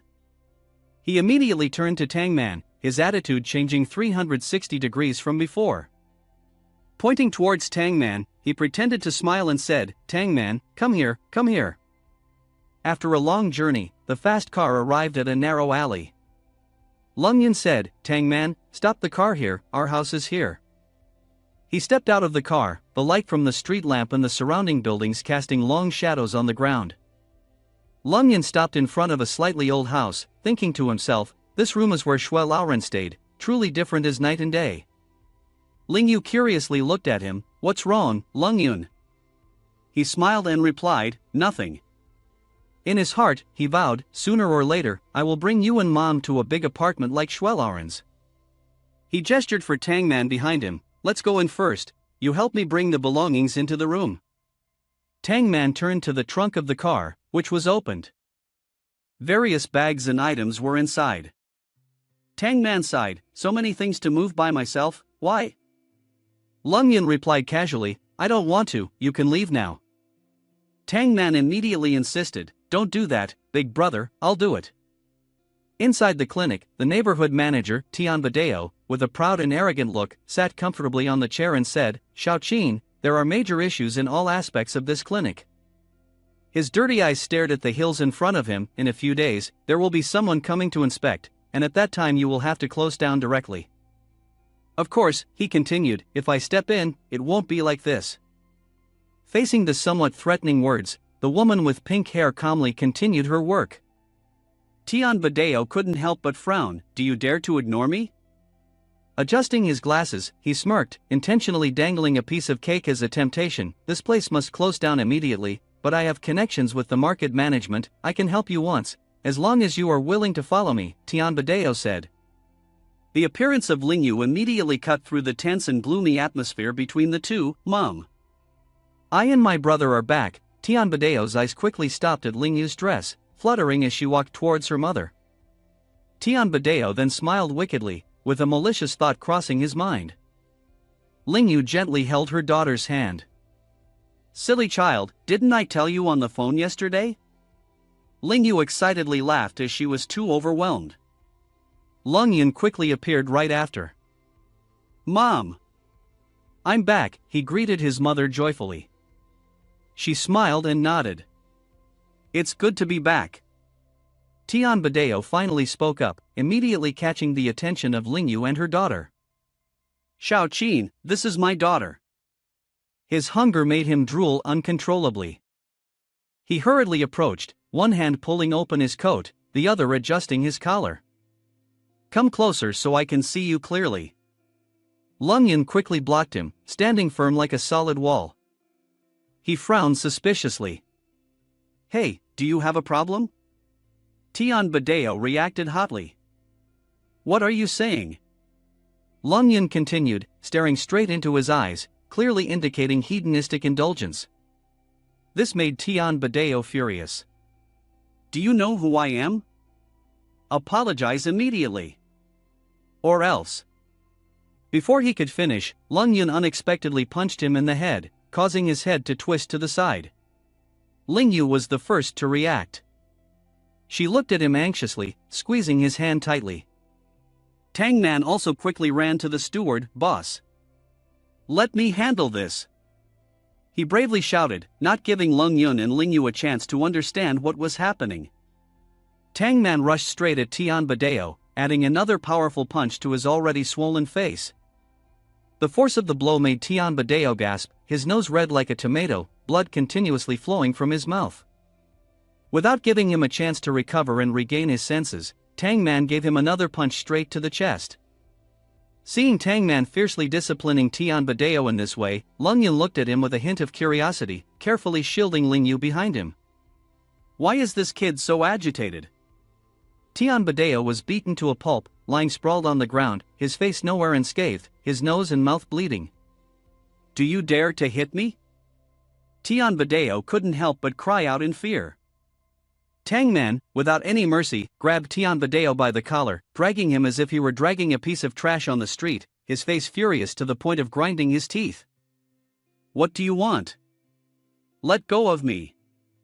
Tang Man sternly threw him out of the building, his face hitting the rough pavement. Get lost. Don't let me see you again. He then returned to the clinic, calmly closing the door behind him. Tang Man turned around, confidently placing his hands on his hips and said, that guy finally left. Lung Yun then spoke up to ask Tang Man, do you know him? Tang Man replied alertly, I don't know him. He happily said, I saw the boss in action and immediately came to help. Lung Yun couldn't help but be a bit speechless, I thought you had a grudge with him. He sighed lightly, feeling annoyed, young people nowadays are really bold. Lung Yun put his arm around Tang Man's shoulder, scratching his head solemnly introducing him to his mother. Mom, this is my classmate Tang Man. He will take us home. His mother smiled kindly, expressing her gratitude in a very appreciative tone. Thank you for helping me chase away the bad guy earlier.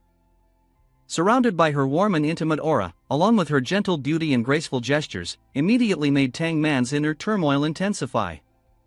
His face blushed like a tomato, but he still tried to maintain his manly image, stammering, "It's nothing, it's what I have to do." Tang Man quickly adjusted himself, rubbing his head and sincerely apologizing, "Because you are truly too beautiful." Mother tilted her head to look at Lungyun and gently spoke, "All right Lungyun, how can you treat guests like that?" She then turned to instruct her daughter Lingyu, "Quickly invite Tang Man to the back room for tea." Tang Man couldn't help but be touched by this, tears welling up in his eyes, his nose running. "You are the closest and most approachable person in the world." His whole body trembled with excitement, completely immersed in happiness with two completely different children.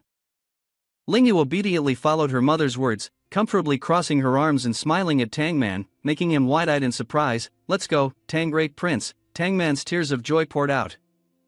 "Oh my god, Lingyu is smiling at me." He felt like he was dreaming, internally screaming, "I finally have a chance." Lungyun quietly reached out behind Tang Man, seriously putting his arm around his shoulders and pulling him closer. Lungyun gently raised his eyebrows and advised him, "Go handle the lobsters, otherwise don't think about eating at our house." The words of Lungyun were misunderstood by Tang Man, causing him to be even more touched. Seeing him with tears streaming down his face, his excitement grew. "If you still want to keep me to have a meal, then I have successfully integrated into the family." Tang Man's overly excited state made Lungyun feel concerned. On the stove, a red lobster lay in the pot, emitting a fragrant smell throughout the room. Lingyu, curious, turned to her mother, "Brother just hit someone, why didn't you stop him?" Her mother calmly replied, still focused on the hand holding the knife cutting food. "Why should I stop him from being hit?" Lingyu couldn't help but feel worried, still holding on to Tianbadeo. "How can we seek revenge in the future?" Her mother continued slowly, "Remember, avoiding and enduring will not prevent you from being hurt." She then turned to look at Lingyu, her eyes serious and careful as she taught and advised her. "If someone bullies you in the future, you must be like your brother. First, protect yourself, then retaliate fiercely. Remember that?" Lingyu's face showed a bit of reluctance, but she still replied, "I remember." Then, Lingyu continued to ask curiously, "But brother, for years he has always been bullied by others, why has mom never encouraged him to fight back?" Her mother fell silent, looking down at the kitchen counter filled with utensils and food. She slowly explained, "Your older brother is a smart child, but his thoughts weigh heavily on him. Some principles can only be understood through personal reflection. Moreover..." At this point, she involuntarily furrowed her brows, her mood suddenly changing, a hint of anger flashing in her eyes. Lingyu keenly noticed her mother's gaze, feeling a sense of confusion rising within her. Her mother then adjusted her mood, quickly returning to her initial gentle demeanor. She then instructed Lingyu, "It's fine, the shrimp should be ready soon, go bring 2 large plates over here." Lingyu hesitated slightly, but had no intention of asking further. Yes, she obediently left, following her mother's instructions to fetch the utensils. A hint of doubt crept into her mind, why is mom acting a bit strange today? Her mother remained silent, staring intently at the cooked shrimp in the pot, her slender fingers intertwining. "Since Tianya disappeared, I haven't eaten this kind of shrimp. I never thought Lungyun would buy it for me today." In her heart, she secretly believed that from now on, everything would improve. Outside the kitchen area, Lungyun was diligently cleaning the dining table, while Tang Man stood nearby, curiously looking around the room. He felt a bit remorseful, sneakily shifting his gaze to his big brother. "So it turns out your family is in difficulty." Tang Man's eyes focused on the cracks on the walls and the simple furniture in the room. On the contrary, Lungyun calmly replied, "That's why I need money, a lot of money." He then turned to look at Tang Man, a fiery spark in his eyes. "Tang Man, do you understand what I mean?" A sudden thought flashed in Tang Man's mind, his face turning slightly pale, his mouth gaping in disbelief at Lungyun.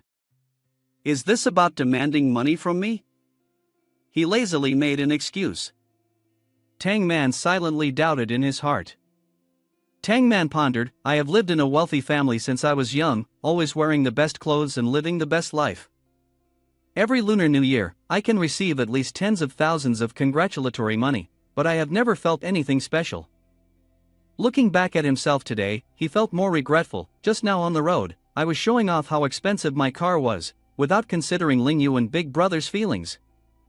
I am truly a reckless and ignorant person. As his thoughts grew, the regret overwhelmed him, causing the young man to shed tears and continuously blame himself. Helping out brothers with money is a natural thing. If Big Brother asks, I have no reason to refuse. His boss, also known as Lung Yun, watched Tang Man cry without understanding what was happening. He thought that this kid might be having a nervous breakdown. Then, Lung Yun said, I have a way to make money, do you want to work with me? Tang Man quickly turned around, clenched his fists, and said, I'll go back, sell the car, and give you the money. This statement surprised Lung Yun. He didn't understand why Tang Man said that. Tang Man then said, Boss, you didn't come to ask me for money. After hearing this, the boss felt helpless and confused. How could you be so shameless? Tang Man looked at Lung Yun and smirked, Ha, it's as if you've never done that before. Shortly after, Tang Man asked the boss how to make money. Lung Yun crossed his arms, smiled, and replied, Aren't you supposed to be a divine attendant? Looking straight into Tang Man's eyes, he continued, Let's make a big bet. Tang Man seemed bored with this bet and asked, Bet on what? Lung Yun denied Tang Man's question and raised two fingers, saying, Let's bet on whether I can pass the exam, what university I can get into, and how many points I can score. Tang Man felt disappointed with this bet and said, Hey, do we really have to bet? Everyone knows you won't pass the exam. As soon as he finished speaking, a fist came down on Tang Man's head. Lung Yun angrily said, Do you understand anything? I can definitely pass the Yenjing University entrance exam. Tang Meng rubbed the two big bumps on his head in pain. Then, Tang Meng turned to face his boss, his hands touching his boss's shoulders, and said gently, Boss, I know you're amazing. But we need to be practical, is it true or not? This is Yenjing University, not just relying on luck to pass. Maybe you don't understand either. I'll still sell the car. Here's some money for you. After hearing this, the boss calmly replied, Tang Meng, have you forgotten about the time I ran? Tang Meng's face stiffened as if he remembered something shocking. Remembering the past, Tang Meng suddenly realized he was wrong. Before, he also believed that the boss definitely couldn't carry the bag and run 11 laps. But later, he did it. If that's the case, getting into Yenjing University, who knows? Thinking so, Tang Meng immediately said, Okay, I'll make a bet. Hearing this, Lung Yun patted his shoulder and said, That's the spirit. Follow me in the future, you'll have a good place. Lung Yun leaned closer to Tang Meng and whispered in his ear, Just do it like this. Not knowing what it was about, Tang Meng quickly said after hearing it, Boss, be careful. It's too dangerous, aren't they the Xie Jungang gang who died tragically? Lung Yun looked at Tang Meng and continued, Not those guys, how can we make more money together? At this time, Ling Yu came out from the kitchen, still holding a pot, and said, Brother, Tang Meng, stop thinking about those people. Let's eat first. A sumptuous meal was laid out on the table. When everyone was seated, Ling Yu's mother spoke up, Tang Meng, you don't need to be polite, just treat it like you're at home. Try a bite. Tang Meng picked up his chopsticks, the flavor surprising him and widening his eyes. Seeing this, Ling Yu's mother asked, Tang Meng, how skilled are you in cooking? Tang Meng didn't dare to speak, he just thought to himself, Is she really just a clinic doctor? How can she be so good at cooking? Tang Meng kept thinking, I have some knowledge about food and cooking, her cooking skills could reach a divine level if placed in a restaurant. Why is this master living in such a shabby place? Thinking back, even in front of grandfather, he didn't need to be polite, but facing Qin Shiryu, he felt hesitant. She has a special aura, her eyes make people feel like they're being seen through.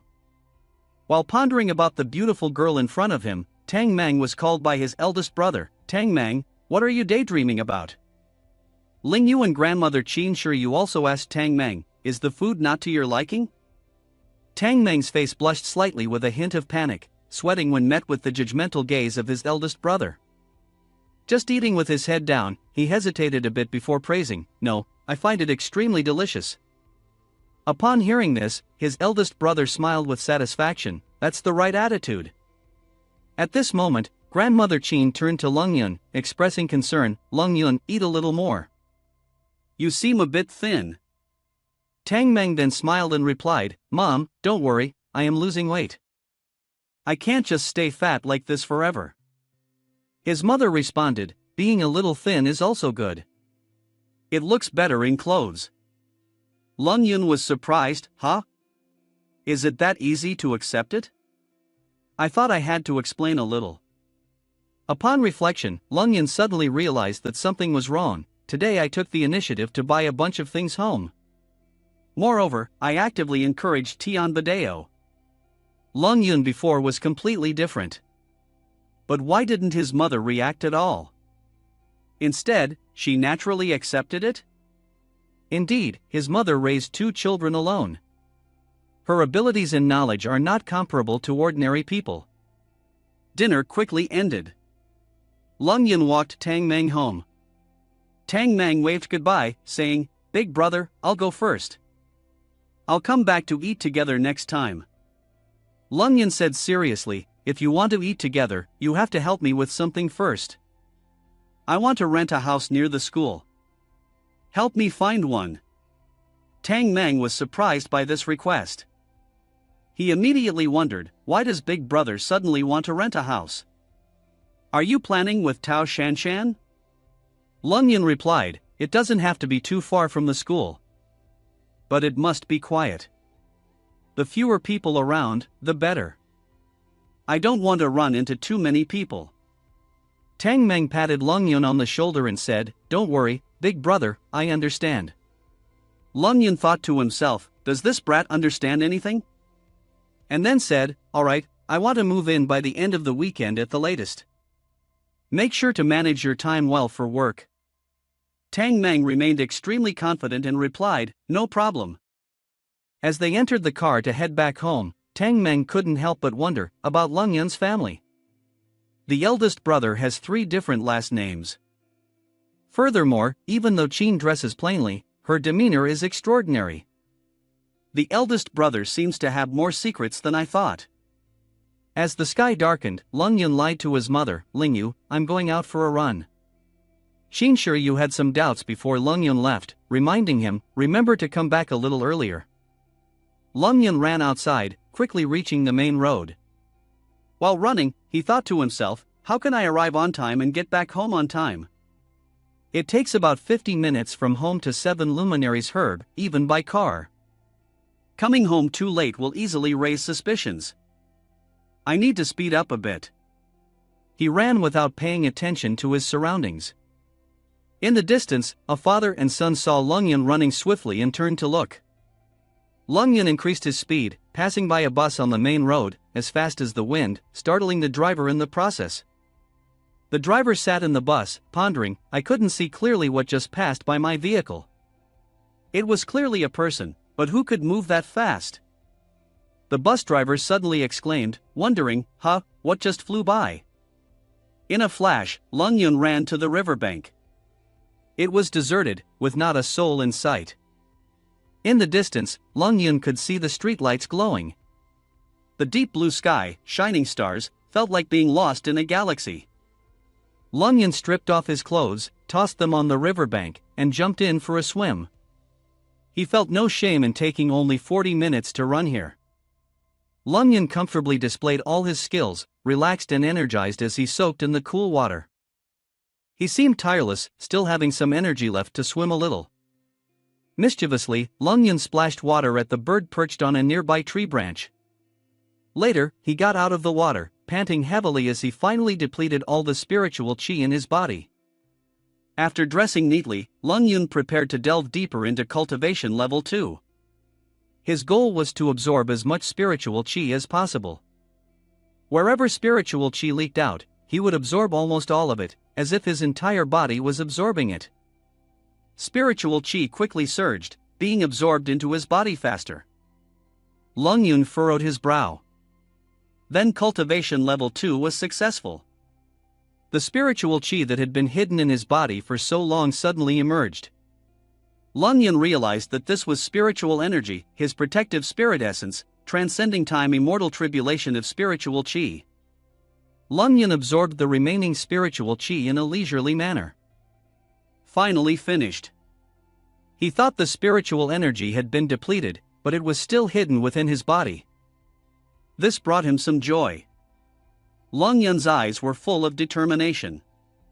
Although he couldn't control it at the moment, it could help him in his cultivation. Looking up at the sky, Lung Yun felt that the heavens were not treating him badly. He muttered to himself, "Lung Yun, forge iron while it's hot." He then practiced a bit of the art of gathering strength. The spiritual chi entered his body, and power surged directly until dawn. Lung Yun didn't expect to cultivate all the way until dawn. But now he remembered that he had to go home. He urged himself to hurry back, or Ling Yu and his mother would worry. Arriving at Lung Yun's neighborhood, weeds were scattered on the ground. A pregnant woman begged the ruffians to stop. The pregnant woman's name was Lu Li.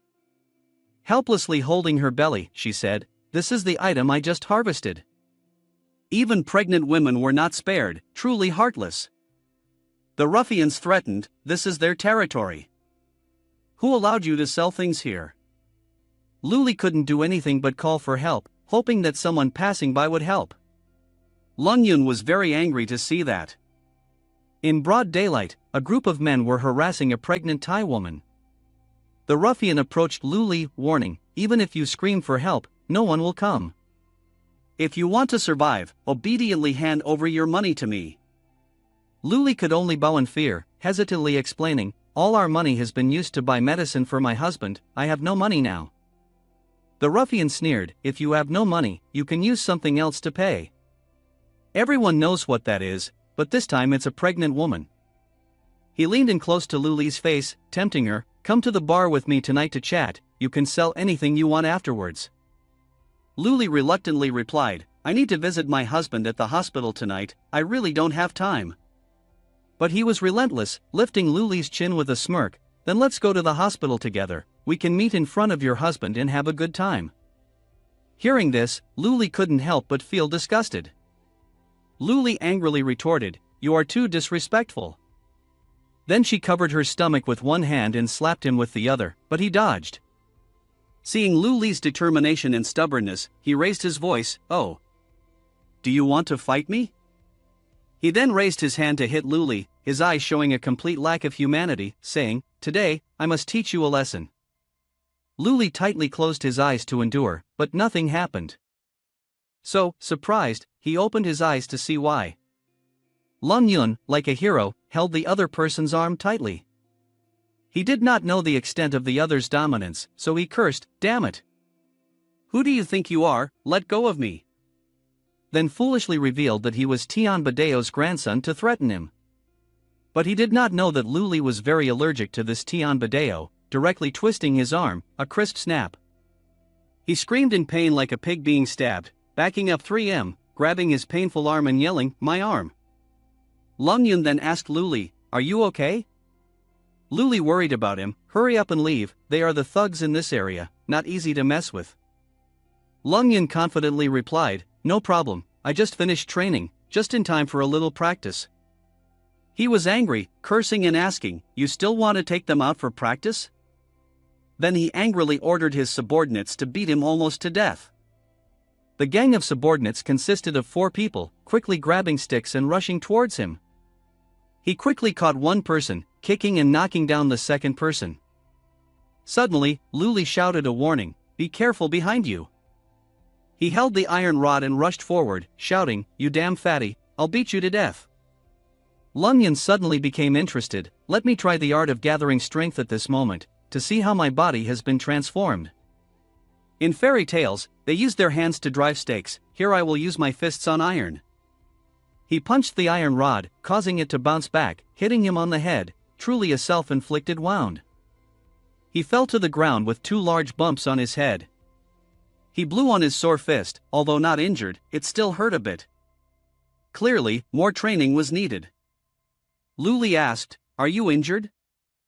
Lung Yun raised his arms to show he was fine, saying, "I'm fine, just playing around with them."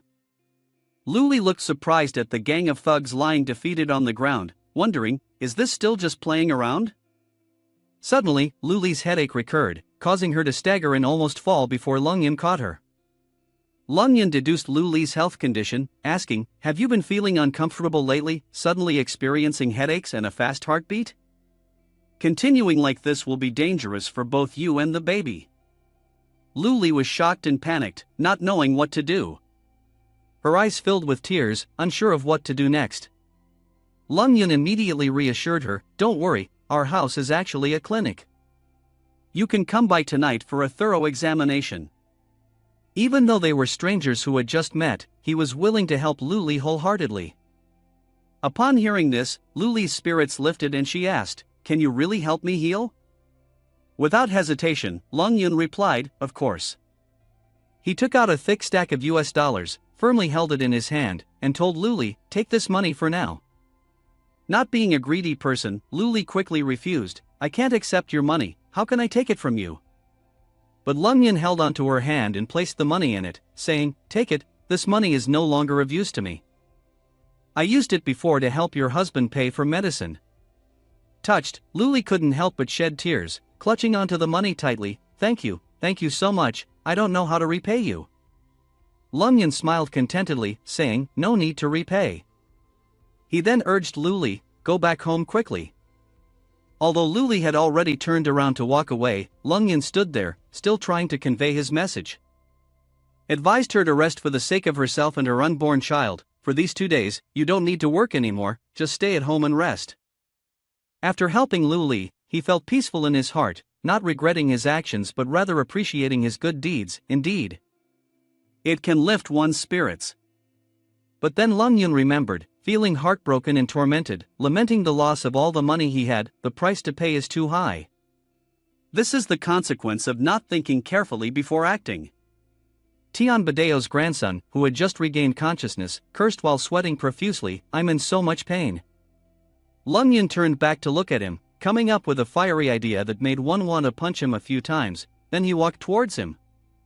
The chained yellow dog still pretended to be unconscious, trying to open his eyes to look at him, worried, "Why hasn't this brat left yet?"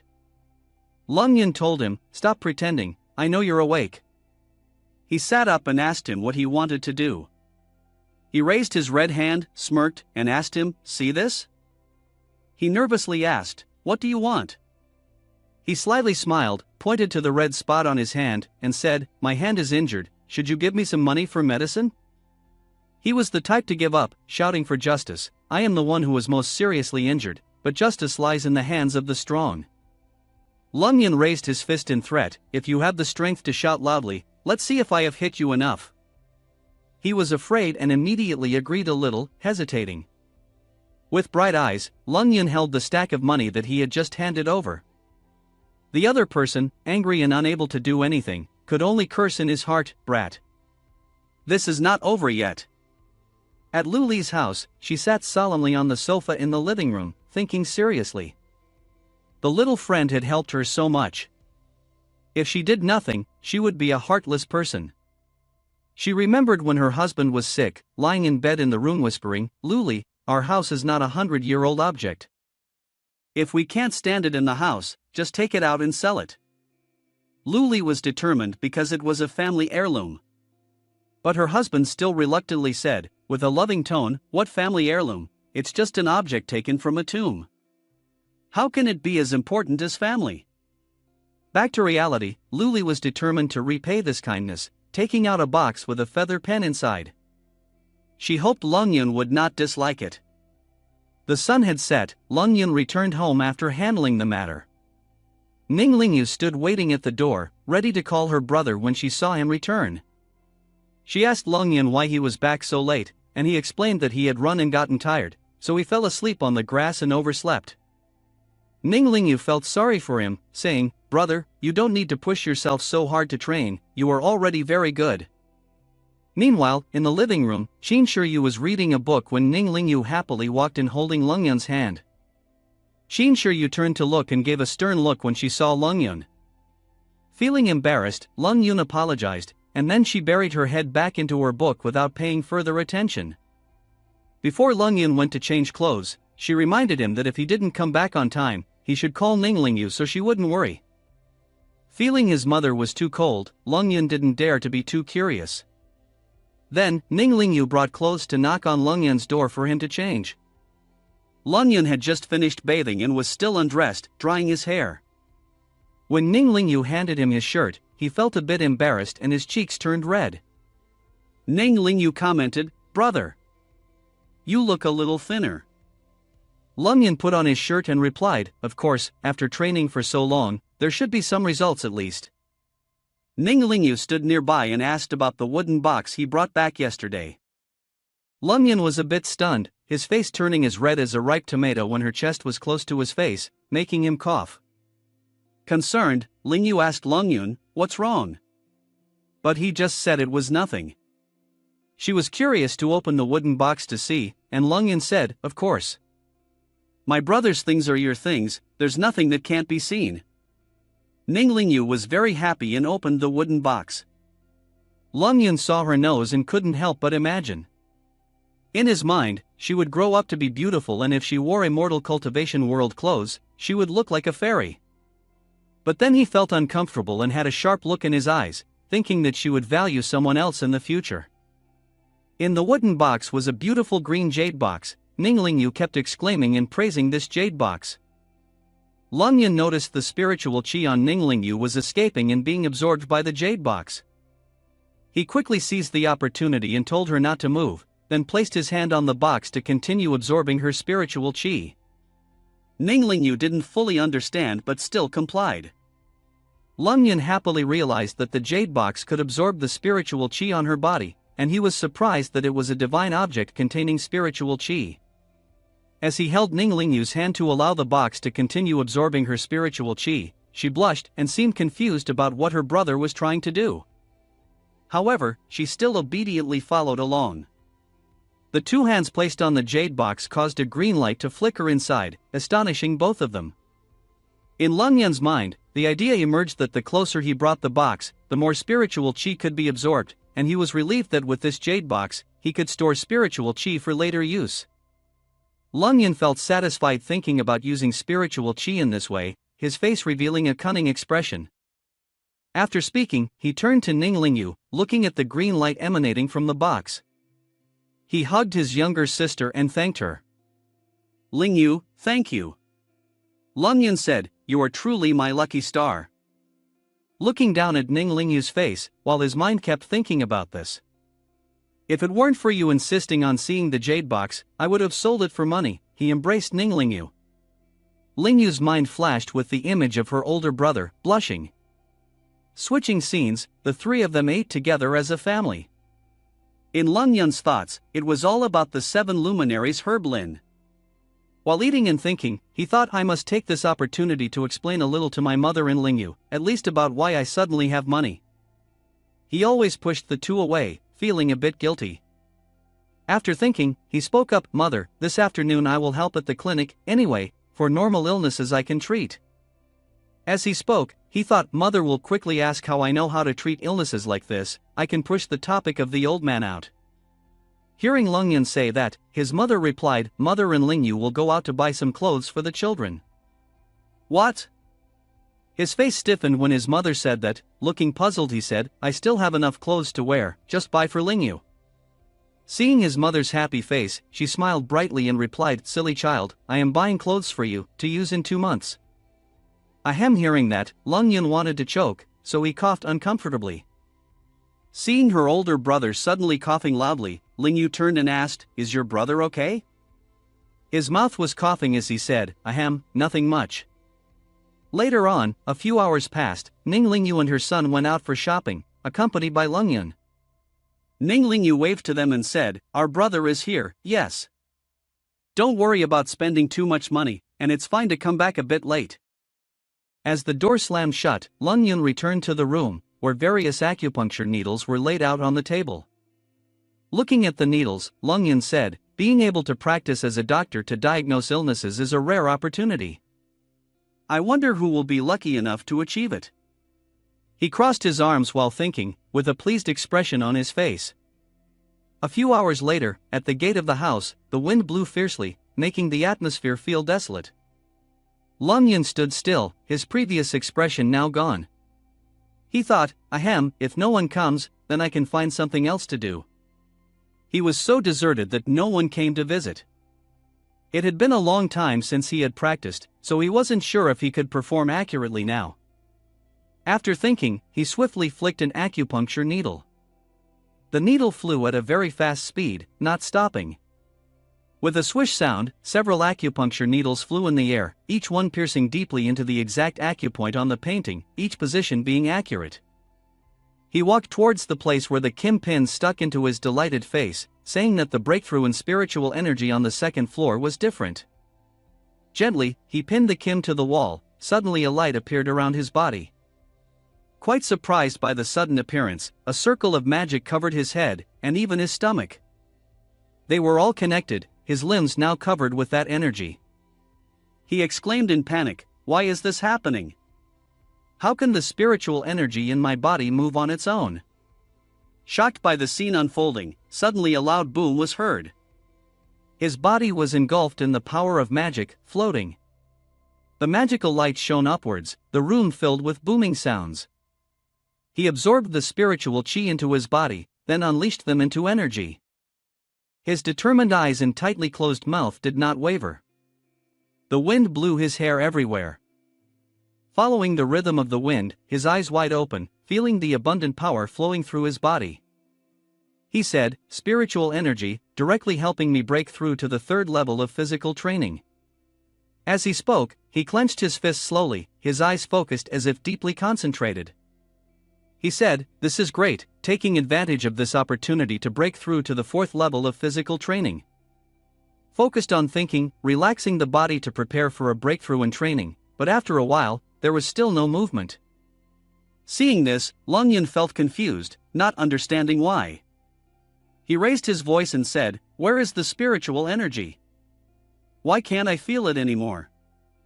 His expression was dark and deep. "Where are you, spiritual energy?" he said, his body jumping around as if searching.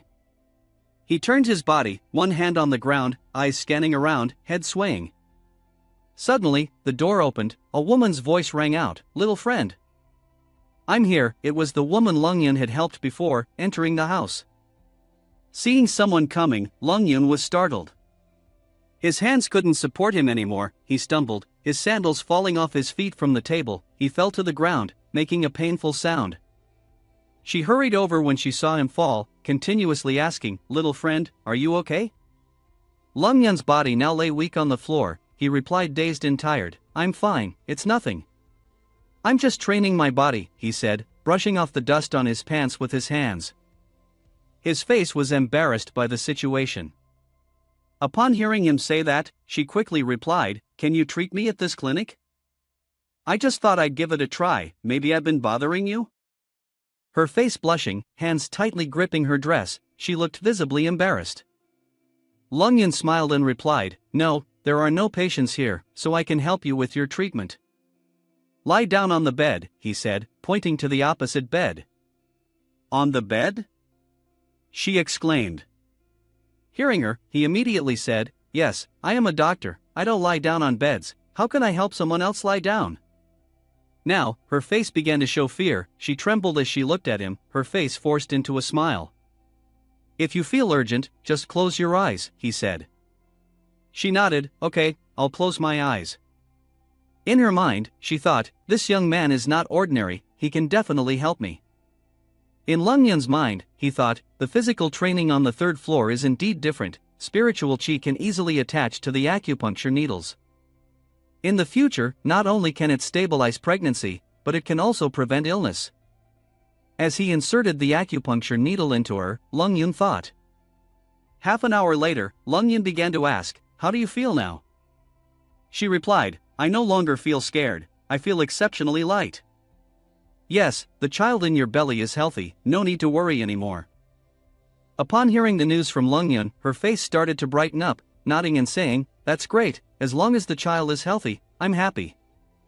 Tears welled up in her eyes, showing her emotional face, with her cheeks and nose turning red. She held an object in her hand and said, "I don't know how to thank you, this is a family heirloom, please take it." She handed the object to him. He waved his hand, refusing, and said, "No need, how can I accept a family heirloom of yours?" Suddenly, he paused for a while, feeling the power returning. "My spiritual energy is back." Wait, he thought as he looked at the treasure, the blue light emitting more colors, like the initial energy of Lung Yun. He grabbed it, a beam of light appeared in the fight. He thought, what is this? How can this feather pen absorb spiritual energy? Lung Yun's power is now being sucked by the pen, not letting go of him. Feeling the energy about to be lost, he panicked. If this continues, I will be drained dry. His face filled with fear, spiritual energy being slowly absorbed almost completely. Seeing this, he kept shaking his hand non-stop, wanting to get it out, but it wouldn't let go, still clinging and sucking in more and more. The magic of spiritual energy radiated, as if enveloping everything in the room. One hand pushed out, the other hand tightly grasped to pull it out, but it didn't budge. The girl's face became worried as she witnessed the scene unfolding, furrowing her eyebrows, clearly showing panic. Suddenly, the pen stopped sucking in spiritual energy, returning to a calm state. Seeing this, Lung Yun immediately paid attention and thought to himself, "Stop it." His face angry, hands trembling, tightly gripping the pen, as if wanting to break it immediately. His eyes glared menacingly, blaming and saying, "You quickly return the spiritual energy to me." His hand kept shaking, wishing for this thing to disappear. The girl standing next to him didn't know what to do in this situation. She said, "If the little friend doesn't like it, just leave, I will definitely find another way to repay your kindness." Her face embarrassed. Hearing this, he immediately replied, "No, I really like this feather pen. Thank you, I will take it back."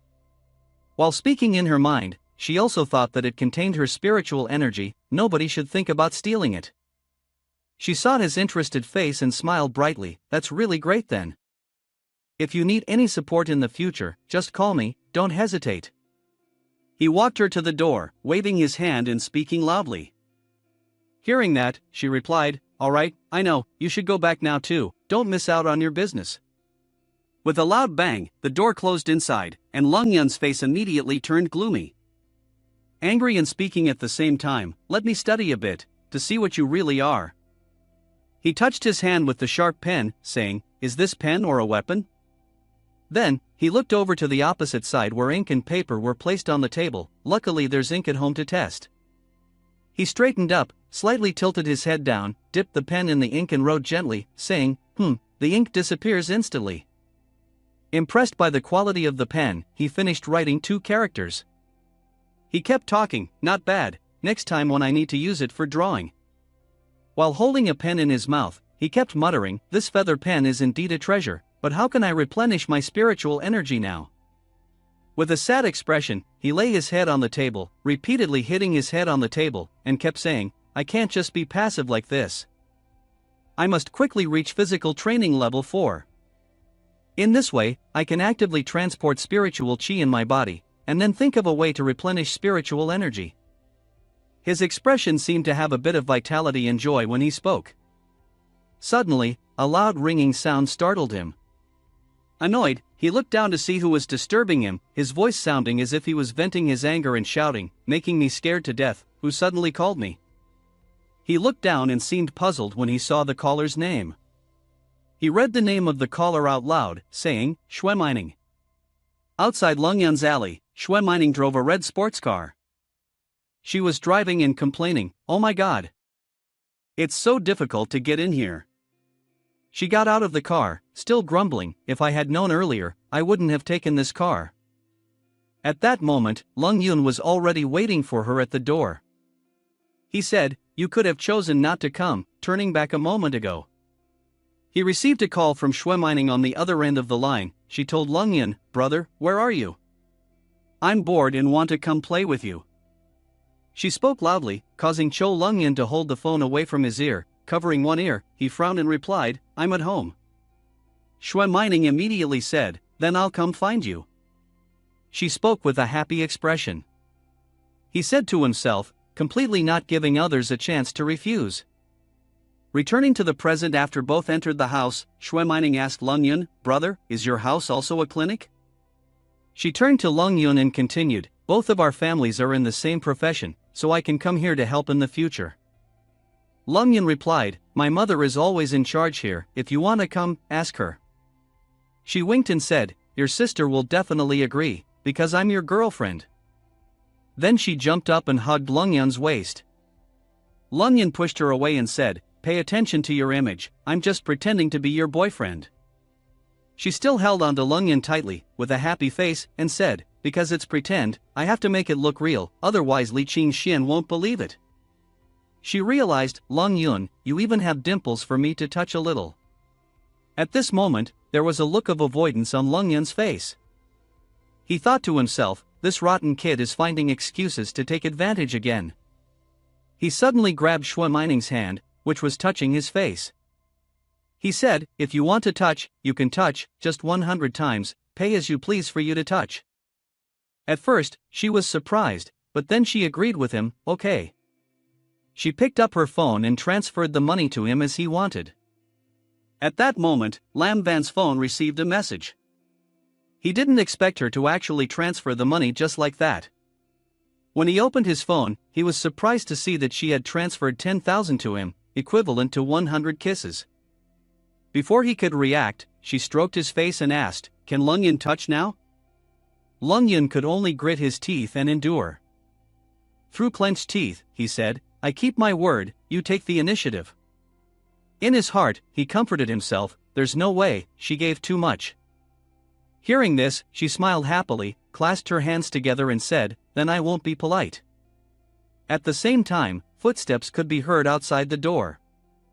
One of them said, "Brother, we're back." It turned out to be Tang Mang and Lingyu. As he opened the door, Tang Mang said, I was at the shopping district, coincidentally ran into Lingyu so I took her home on the way." At this moment, two people stood stiffly in the room. Lingyu frowned in anger when he saw Lung Yun sitting on the chair, while Shui Mining had one hand on his shoulder, one hand pressing on the chair, and his leg propped up between Lung Yun's thighs. Tang Mang, shocked and pale, stammered, "Shui. Shui. Shui. Shui. Shui. Mining." A woman stepped forward, who turned out to be Qin Shiryu. She asked Lung Yun, "Who are you guys?"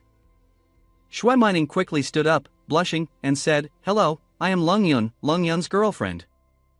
Lung Yun was speechless, inwardly cursing, "You change your face too quickly." Qin Shiryu smiled and reached out to shake Mining's hand, saying, "Lung Yun, this little one didn't even tell us he had a girlfriend. You can stay for dinner tonight." Shui Mining replied, "Thank you." Meanwhile, Tang Mang stood outside the door, still confused and afraid, thinking to himself, Shui Mining's boyfriend is Lung Yun? He remembered his passionate promise to Li Qingxian over the phone, "Xian, don't worry, I will definitely find the jerk who dared to approach Mining. No need for you to take action, I will take care of him." Now, seeing the scene in front of him, his mind went blank, thinking, what have I gotten myself into? Next to Tang Mang is Ning Lingyu. She has secretly liked Lung Yun for a long time, and now that she knows he has a girlfriend, she feels sad in her heart, his brother has a girlfriend. In a hospital room, the cries of Tian Badeo's nephew never cease, ouch, it hurts so much.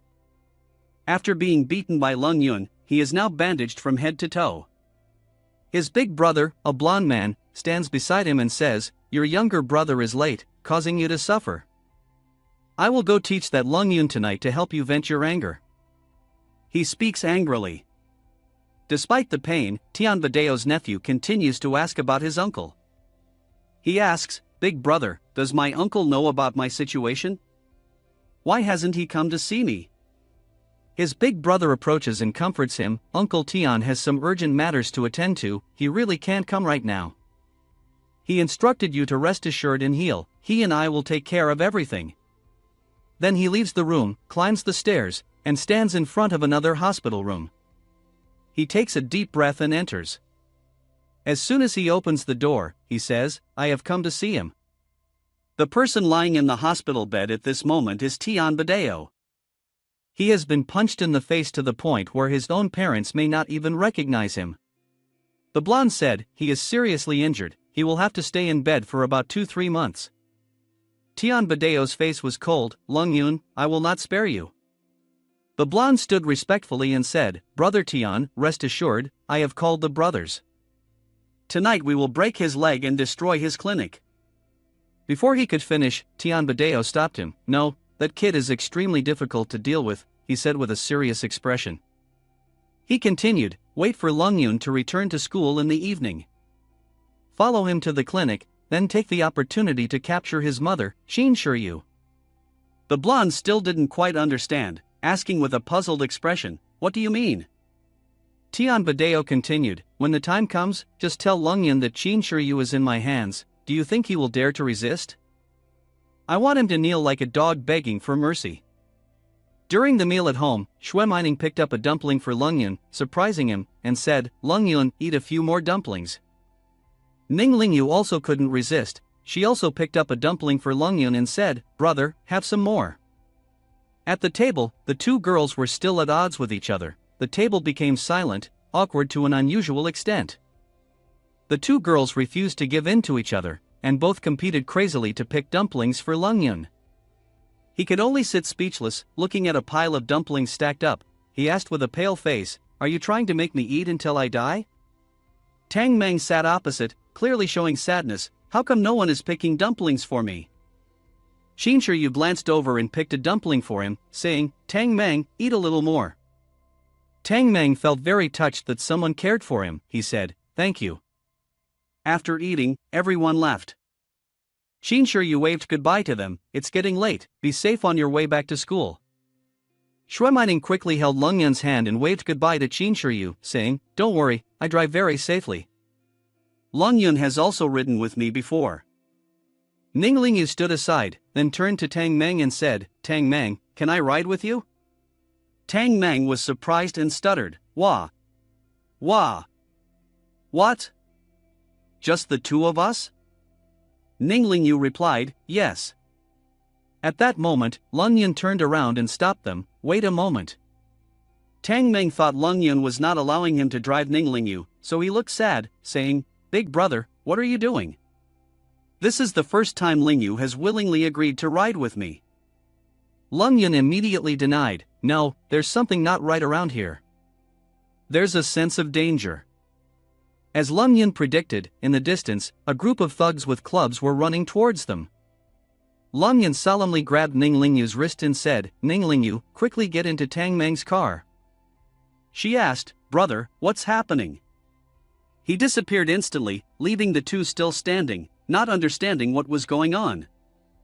Ning Lingyu asked again, brother?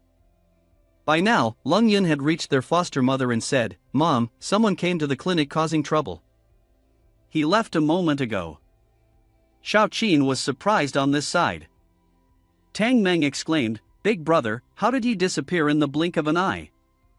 As the car door closed, Ning Lingyu and her mother got into the car. Ning Lingyu asked her mother, we can't leave Big brother alone, can we? Shin Shiryu gently stroked her daughter's head and said, Ning Lingyu, your brother knows what he's doing. Trust him like you trust me, okay? She obediently listened but still wanted to ask further, but Tang Meng sat in the car and said anxiously, Big brother, why can't you leave me behind? Through the car window, Lung Yun said, because you have to protect my mother and my sister. Tang Meng said with full determination, I understand, Big brother can trust me. At this moment, Xue Mining appeared out of nowhere and quickly asked Lung Yun, brother, Virtuous Master D's skills are really impressive. Do you really know martial arts? Do you have any inherited weapons? How are you going to deal with those people? Who are you going to deal with? Faced with a series of questions from the girl in front of him, Lung Yun didn't know which question to answer first. He slowly said, I am impulsive, but I don't feel any danger. He then pushed her towards the car and said, you should leave now. Stay safe. The red car turned left on the road, leaving the building. Inside the office, the early morning sun was shining down. There were footsteps of many people, whispering about something. A group of gangsters gathered in front of the clinic, led by a boss who looked small but extremely arrogant. One of his followers asked, "Boss, the lights are on and the door is open but there's no one inside." The boss said, "They must be at the back. Let's first destroy the clinic for us." His followers obeyed the order, and each of them showed a fierce expression, rushing in with sticks. They stormed into the clinic, vandalizing everything in sight. Some smashed tables, some smashed chairs, creating chaos and destruction. Another name then broke the glass door, and countless shards fell to the ground. The gang leader outside said, "Lung Yun, if you want to blame someone, blame the person who provoked you." Suddenly, a small figure of a man walked through the crowd of gangsters. He said, "Excuse me, I also want to enter the clinic." A tall man raised his hand to block his way, saying, "Who are you? If you don't want to die, get out of here." Lung Yun pretended to be clueless and asked, "Me? I have a little knowledge." The other guy got angry, his face turning green with veins popping out, shouting, "Don't you understand human language? Get lost." The gang leader turned back and said, "Let him in." The man asked, "Leader?" Lung Yun quickly rushed into the clinic and said, "Thank you." The man asked, "Leader, why did you let him in?" He replied, "Tian Shaoguan once said, Lung Yun is a chubby student." The gangster asked in surprise, "That guy is Lung Yun?" Dao stepped on the scattered pills on the floor and said, "Yes, that's right, so I let him in. I want to see what this kid wants to do." The thugs who were still rampaging in the clinic suddenly stopped. One of them saw something terrifying, Lung Yun. He rushed forward, his face full of panic. The other person did not understand, tilted his head to ask how. Lung Yun raised his hand to his mouth and whispered something. The other person shook his head again. Then he pointed to the ceiling. The other person got angry, his anger rising. He shouted something in Lung Yun's face, but he seemed not to care much. Suddenly he lowered his center of gravity, looking scary, then pulled out a small golden needle. Crash! The clinic light bulb shattered, scattering shards everywhere. The light broke, the power went out. The gangsters asked each other, "What's going on? Why is it dark? Who did this?" The bald-headed man asked the leader big brother in the room. The light suddenly went out. "Do you need me to check?" The leader told him, "Wait." A loud scream echoed from the clinic, startling those outside. Then, a loud explosion boom accompanied by bright flames. One of the gangsters was shot out, falling to the ground. The gangsters outside looked at the fallen person. Someone asked, "Seventh old?" Then, another person fell into the crowd. They began to panic. In this way, the third person and then all the gangsters were defeated, falling to the ground one by one. At this point, only 5 people from earlier who had not entered the clinic stood together to defend themselves. Mr. Dao was frightened and looked around. "Hey, bald guy next to me, go get that kid." From the ruins, a black-haired kid stepped out. The light behind him illuminated his figure, making him look exceptionally strong. He stood tall, pointing towards the gangsters and said, "You must be the leader of this bunch of losers, right? What's your name?" Suddenly being asked, the bald guy stuttered, haven't waited for the leader yet." Before he could finish his sentence, the bald guy rushed towards Mr. Dao with a fist and shouted, "You fat bastard, I'll kill you." Lung Yun remained calm, standing as if waiting for the blow. Seeing someone rushing forward, Mr. Dao ordered, "Quickly retreat. This kid is very difficult to deal with." Lung Yun smiled, then immediately threw a punch straight into the bald guy's stomach. He was caught off guard and speechless, falling back. The punch carried a great force, emitting a bright light. The bald guy, impressed, blood splattering everywhere. Falling to the ground, he thought to himself, "So strong." Sinking into the ground, dust flying with a sprinkle of blood.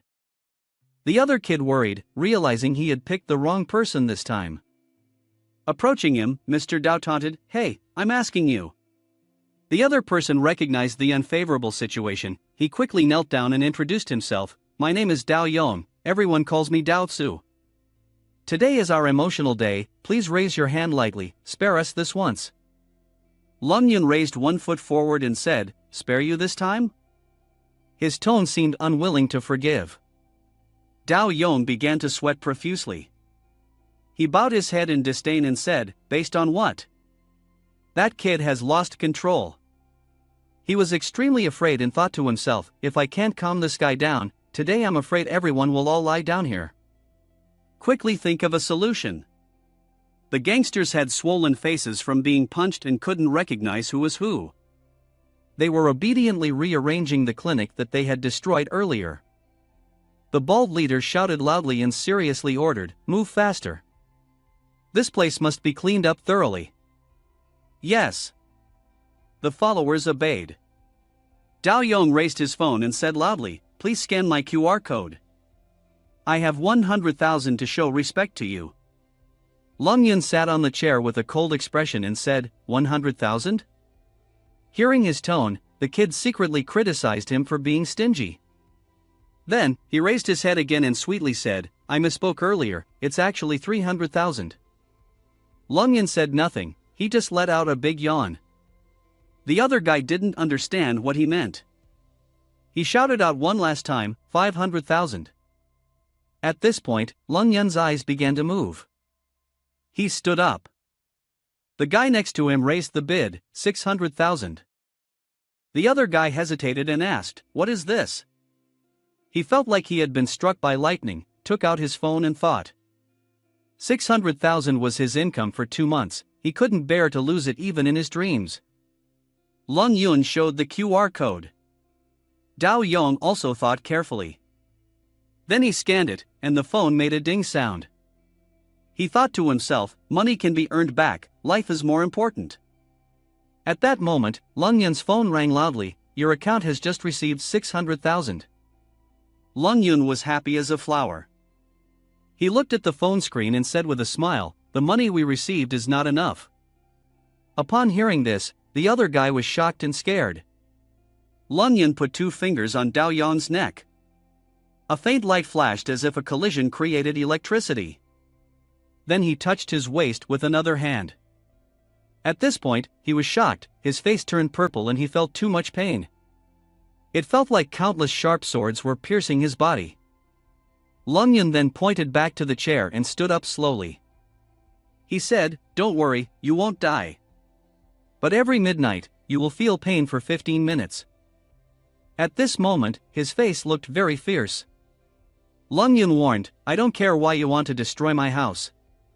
But if anything happens here after a month, you will lose your life. Understand? The person with a small stature and a small heart was sweating profusely after being threatened just once, trembling as he said, yes. Lung Yun frowned and said, if you want to live, come back here to find me in a month. He kicked the person and said, take your people and get out of here. Dao Yong took a kick and flew straight into the electric pole behind him. At this point, he was exhausted and unable to walk. He had to be helped by his henchmen. He gritted his teeth and cursed silently, damn it, this time I was badly harmed by 2 cousins from the Tian family. In the dark neighborhood, only Lung Yun was still standing, lost in thought. He had used too much energy earlier, now he could finally breathe a sigh of relief and say, I was too ruthless in the heat of the moment. Luckily, Ling Yu and the others didn't see, otherwise it would be difficult to explain. At that moment, Ning Ling Yu rushed over, looking very worried, and asked, brother, are you okay? He gently stroked the worried girl's head and said, of course. Can't you see that I'm still perfect? Shui Mining ran over to where Lung Yun was, not only without worry but also very happy, leaning into his arms and hugging tightly, Lung Yun, you look so handsome just now. Shui Mining cheered. Tang Meng, how are your eyes brighter than stars? Praises, boss, the moves you just showed were eye-opening. Lung Yun was pleased to receive compliments, he chuckled lightly, you all didn't even recognize who I am.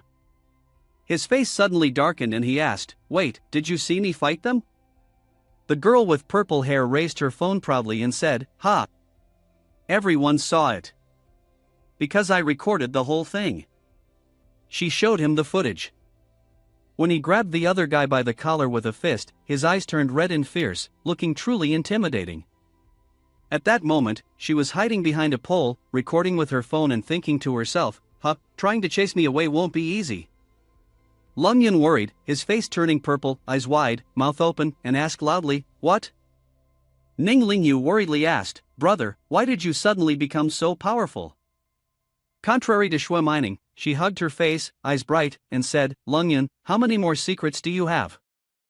Tang Meng added, "Boss, you're actually a martial arts master." Seeing the three people in front of him, each asking a different question, Lung Yun was momentarily at a loss for words. He smiled awkwardly, thinking to himself, how should I explain this? Should I tell them the truth that I have been reincarnated? He covered his mouth to tell his lie. Actually, not long ago, I accidentally fell down the mountain and found a secret martial arts manual. The other three seemed to believe him. Suddenly, Qin Shiryu came out of the alley and said, "Lung Yun, didn't I tell you that you must never reveal that you have great strength?" The others looked at her and asked, "Great strength?" Even Lung Yun was puzzled. He scratched his head and thought, Ning Lingyu slowly explained, "Yes. Since you were young, your strength has been different from others. You can easily lift objects weighing hundreds of pounds. I am worried that you will attract trouble, so I warned you not to reveal it. How could you forget now and face these questionable questions?" Lung Yun replied, I'm sorry." He continued, rubbing his head and saying, "Mom, I'm sorry. I couldn't stand seeing them destroy the clinic." His kind mother looked at him and said, "I understand. You did it all for this family. But in the future, you must not expose yourself like that again." She picked up her phone, looked at the time, and told the four kids, "It's getting late, you should go back to school." At this point, Lung Yun didn't care much about going to school. He firmly told his mother, "Mom, the clinic must be under surveillance. If not, you should come with us to the city." The mother laughed, "You're making such a big fuss, who would dare to come bother us?" Ning Lingyu also worried, leaning into her mother and saying, "But, Mom." Qin Shiryu hugged her face, her little daughter worrying about her. The grandmother gently comforted, "Don't worry, I won't have any trouble." Seeing her mother still determined to open the clinic, Ning Lingyu panicked and held her brother's hand tightly. "Quickly advise Mom to go," Lung Yun said sadly. "Aya, forget it. If Mom doesn't want to, let's just go." A red Audi was driving smoothly on the road, with a woman behind the wheel. The man beside her seemed thoughtful. Why didn't Mom ask anything just now? And even helped us hide. Moreover, regarding the clinic being vandalized, she was too calm. Lung Yun looked at the street while questioning. He looked up at the sky and thought, could it be true as Tang Meng said, Mom is not an ordinary person, but I clearly haven't felt anything. Shui Mining secretly looked at the person next to her and thought, Lung Yun, you must not be an ordinary person, I have chosen the right person. Meanwhile, in another place, there was a pair of eyes in panic. It turned out that in the car at this time, there were only Tang Meng and Ning Lingyu. She was sitting looking out the window, seeming unfocused. Tang Meng was extremely worried. Sweat dripped down his face, wondering what to do now. It was hard to have a chance alone with Ning Lingyu. He had to say something. Ning Lingyu sighed, looking at the driver. She asked Tang Meng, "How long has my brother and Shui Mining been officially together?" Startled by the question, he quickly replied, "I'm not sure about the exact time, but it must be recent days." She looked worriedly out the car window, saying, "I already know." At Qingshui School No. 1, Ning Lingyu and Lung Yun stood in a corner. She asked her brother, "Do you have to stay outside today?" Lung Yun gently looked at her and replied, "Yes, Tang Meng helped me rent a room." She suddenly smiled unusually and said, "Then you must pay attention to safety." Lung Yun's eyes followed her as Ning Lingyu walked to the flower bed, where roses were blooming. She gently picked a branch, admiring the beautiful flower in front of her, smiling as bright as the flower. Ning Lingyu stroked her hair, handing the flower to Lung Yun, saying, "Brother, take it back with you, it's like seeing me." At that moment, she looked like a shining young girl. He took the flower, saying, "Yes, I will definitely take care of it." At this moment, Lung Yun had just entered the car with a pink flower. Shui Mining saw this, her face immediately turned unhappy. She crossed her arms in front of her chest, looked at the flower he was holding, and asked, Long Yun, do you know that a pale pink rose symbolizes what? Looking at the beautiful pink flower blooming in Lung Yun's hand, Shui Mining's face seemed a bit sad. She didn't bother looking at him anymore, and asked, do you like this flower? Lung Yun didn't notice the change in the emotions of the woman beside him. He gently brought the flower to his nose, smelled it, and said, yes, my little sister gave it to me, so of course I like it. The little girl next to him frowned, said something, and then opened the car door and walked straight out. She left without looking back, only throwing back a few words, you wait there. Lung Yun was still holding the flower in the car, seeming to understand something, but he didn't stop her. A red shoe stepped towards the rose bush that Ning Lingyu had just trimmed. Shui Mining looked at the blooming pale pink roses in front of her, her face softened a bit. Then she turned back to the car, threw a carefully tied bouquet of roses into his lap. He took the bouquet that was thrown at him, the petals falling in the air. He quickly caught the bouquet, and she continued, this is for you. Shui Mining stepped angrily into the car, rushing towards him and warning, if you dare to throw them away, I will bite you to death. Lung Yun looked at the woman in front of him, who seemed a little scared. Then she got into the driver's seat, fastened her seatbelt. As for him, he looked at the bouquet just given to him, looking really comfortable at the moment. He gently lifted the bouquet, sniffed it, and said, it smells so good, don't worry, I will definitely take care of them. But in reality, he was very panicked inside, thinking how to suddenly become spirited, I can only surrender. She shrugged lightly and said, yes, today is not much worse. Oh, Tang Meng was on the side at this time, feeling dejected. He felt unfair, crying out loud, how come only the boss is given flowers? Isn't there still someone alive here? After wiping his tears, he ran to the flower bush earlier. It seems that the flowers here will definitely fall off today, he said, it's okay, I'll go by myself. Arriving there, he was also tempted by its beauty to the point of tears.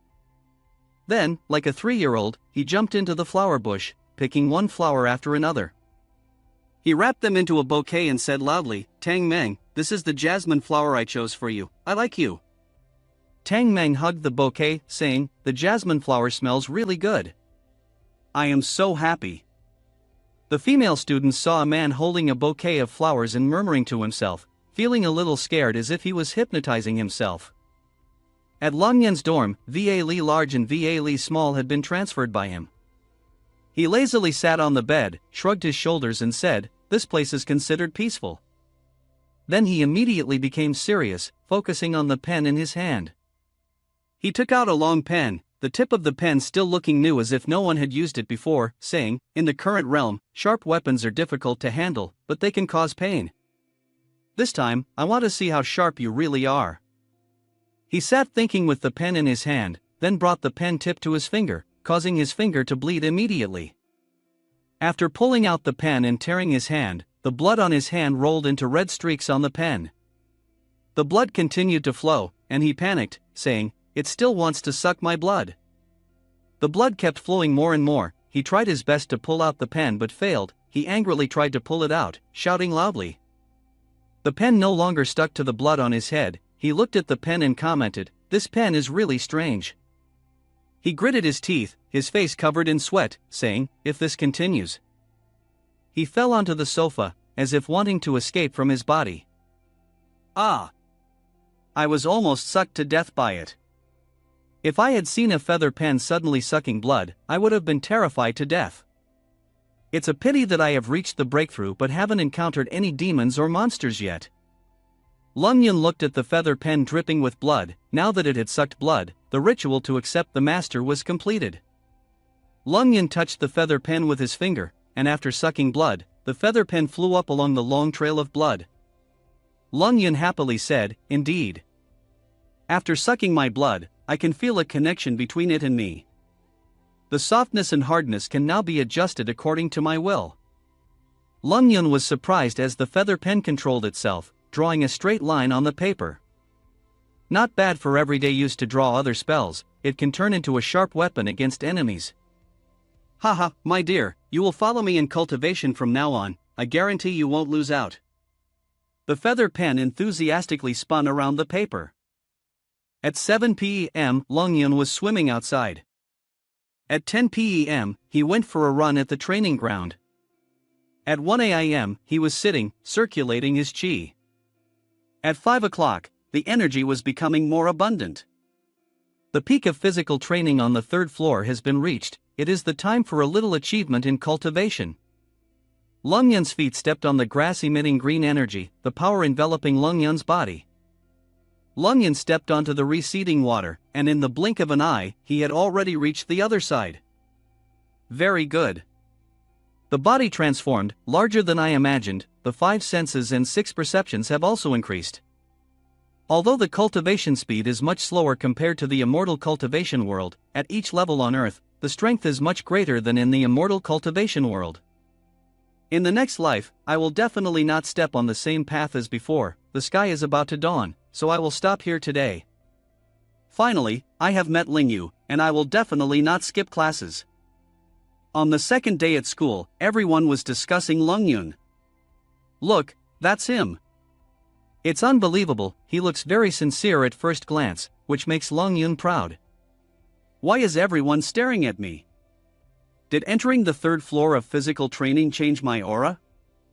Inside the classroom, there was also a lively discussion. Have you read the news on the school forum? Longyun and Tao Shanshan look very close. Longyun is too happy. I have those photos of Tao Shanshan and Longyun looking like they are kissing. I was at school at that time, there was no kissing, but the two of them embracing each other closely is the truth. Zhang Ling sitting next to me called Shanshan and said, Shanshan, someone has leaked all the pictures of you and Longyun on the internet. The whole school is currently exploding. Shanshan, with an indifferent expression, said, I saw it. Zhang Ling reassured Shanshan, don't worry, I will definitely find out who leaked it. Shanshan just casually replied, those photos were not bad, leaving Zhang Ling surprised. Shanshan, has changed, Zhang Ling whispered. Longyun arrived, walking straight to Shanshan, making her feel embarrassed. Shanshan used a notebook to cover her embarrassment, but Longyun just walked past and waved a morning greeting. Zhang Ling cheerfully greeted back, good morning, Longyun. Zhang Ling turned to Shanshan and asked, Shanshan, why are you ignoring Longyun? Shanshan coldly replied, why should I greet him? I and him don't have a real relationship. If another woman comes to talk to Longyun now, would you be jealous? Shanshan confidently said, no way, there are no other women who would come to find him. Just finished speaking, a girl named Menghan came to the classroom door looking for Longyun. Excuse me, is Longyun here? The girl had beautiful pink hair, which made everyone admire her. So beautiful, where did this goddess come from? Is she a celebrity? Menghan looked towards Shanshan and Zhang Ling. Zhang Ling, looking surprised, said, she's here to find Longyun. Longyun happily stood up, I'm here. All the students inside the classroom were curious, peeking out to eavesdrop on the conversation, all attentively watching the two of them. Menghan handed over a bag and said, his coat has been washed, the certificate is inside. Longyun gratefully replied, thank you. Menghan shyly looked at Longyun, thinking, that night, he seemed like a despicable fat guy. Today, looking closely, if he loses some weight, he will definitely be handsome. Longyun's eyes lit up, saying, where are the other items? Menghan was confused. Longyun reached out, signaling money. I am the lifesaver. She quietly did not show any reaction, suddenly grabbed Longyun's hand tightly, thanking him, thank you, for saving my life, I will not forget. Longyun shed tears, thinking, do you remember stepping on my glasses that I left on the shore that day? You were drunk, surely you didn't notice if you were stepping on my glasses or not. Longyun was like a lost soul as he said, that is the birthday gift my mother gave me, I like that glasses the most. Menghan embarrassedly replied, I'm sorry, I drank too much that day, it wasn't intentional. Longyun looked at Menghan affectionately, then quickly give me the money, whether in cash or transfer is fine. I have something to do today, let's exchange contact information, and I will buy you a new pair of glasses later. Longyun looked disappointed, not saying a word. The goddess gives Lung Yun a way to contact, Lung Yun affirmed, feeling lost inside. How can this woman not understand anything? I don't need you to buy me glasses, I want you to pay for saving my life. Zhang Ling turned to Shanshan and said, Shanshan, who is that woman you're talking about? How did Lung Yun get to know such a beautiful person? Is Lung Yun becoming a playboy again? Shanshan next to her was very angry. Lung Yun is studying in this class, right? Lung Yun casually replied, so it's you. Before I have not prepared well this time, I absolutely will not easily forgive like that. Everyone in the class is poking their heads out, I don't feel like I'm in love. Wake up, beauty, this is a Maserati, that's right. The cheapest is 200,000, if I have one later, that's great. Lung Yun heard what the others were saying, it turns out her car is so expensive that she is even more interested. There are too many people here, let's go inside her car and talk. The others were shocked, what goes into a private two-person car? Fei Shuet agrees to go with me, this Lung Yun person is completely different from what I imagined. The two of them arrive at the parking lot, Lung Yun looks at the car and says, not bad. Lung Yun happily gets into the car, as happy as a child, not bad. Really not bad, Fei Shuet glances at Lung Yun and says, have you seen enough? Of course, something so beautiful can never be seen enough, Fei Shuet interrupts him, this time I came to thank you for saving my grandfather. Lung Yun looks around and then says, this still needs to be said, if I hadn't intervened, her grandfather would definitely not have survived. Consider him lucky, normally I charge a very high price for treating illnesses. How much do you want, just say it, I can satisfy you with anything, Lung Yun said. Fei Shuet replied sternly, dream on. Lung Yun stepped back and said, why so fierce, I haven't finished yet. I want you to give me 100 in this car. Fei Shuet interrupted, you're dreaming, do you know how much this car is worth? So in your heart, my grandfather's life is not even worth this car, Lung Yun said. What did you say? Lung Yun got out of the car, it seems like you don't care much about my grandfather. I'm leaving, Fei Shuet said, holding Lung Yun's hand back, wait. Lung Yun chuckled, a fish bites the bait, in my heart, my grandfather's well-being is more important than anything else. Lung Yun was surprised, holding the check Fei Shuet gave him, this is a 100 check. This car is also for you. Remember the debt of saving my grandfather that I have paid, from now on, we owe each other nothing. As the beautiful woman left leisurely, Fei Shuet left in anger. Lung Yun looked at the lightning bolt and said, this beautiful woman is truly obedient, that old man is truly fortunate. I was just joking, I didn't think I would actually get this car, Lung Yun laughed, haha, made a big profit, I'll just give this car to Ling Yu when I return. Wait. I don't even know how to drive this thing, how am I supposed to bring it back? Everyone in the school was surprised to see the luxury car on campus. The car's gullwing doors opening made everyone gasp, especially when the person stepping out of the car startled everyone. Lung Yun confidently remarked early on, if you knew, then how could I go to school to learn how to use this thing? Outside the classroom hallway, inside the classroom, Zhang Ling suddenly exclaimed, oh my god, Shanshan, do you see that? Lung Yun casually pushed the car back alone. Shanshan coldly replied, yes, just relying on a little strength from myself. But isn't this car Mo Dong Fei Shuet's car? Did she give it to Lung Yun? At this point, Shanshan began to be surprised, but still tried to remain calm and replied, I don't know, I don't care. Shanshan, you're still so arrogant, Lung Yun is about to be stolen by another woman. Shanshan replied, look at the girls coming to find the wolf, they are all the closest new acquaintances, basically don't know anything about him. How could those people like Lung Yun? Zhang Ling thought, didn't you just say that no woman is interested in Lung Yun? Another boy came to find Lung Yun. Why is Lung Yun in this class? Everyone is looking at the handsome Li Qingxian. Isn't he studying in the capital? Why come to find Lung Yun? Zhang Ling also admired Li Qingxian's beauty and exclaimed, oh my, Li Qingxian, you are so handsome. Lung Yun, someone is looking for you. Lung Yun glanced and saw Li Qingxian, who are you, do we know each other? Mining ran up to Li Qingxian and asked, what are you doing here? Li Qingxian calmly replied, I came to see this person called Lung Yun that you mentioned, who dares to compete with me. Mining angrily shouted at Li Qingxian, "Watch your words. Mining, why are you always so cold towards me?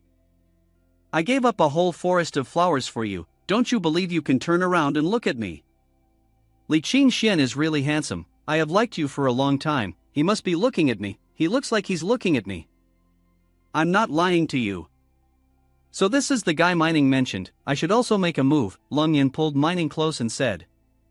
"So you are the one who always follows my girlfriend around. I warn you to stay away from her in the future, or else I will teach you a lesson." Zhang Ling stood up and spoke firmly. "Mining and Lung Yun. When will they become a couple?" Li Qing couldn't believe it, smiled and said, "Not bad, but unfortunately I don't trust Mining.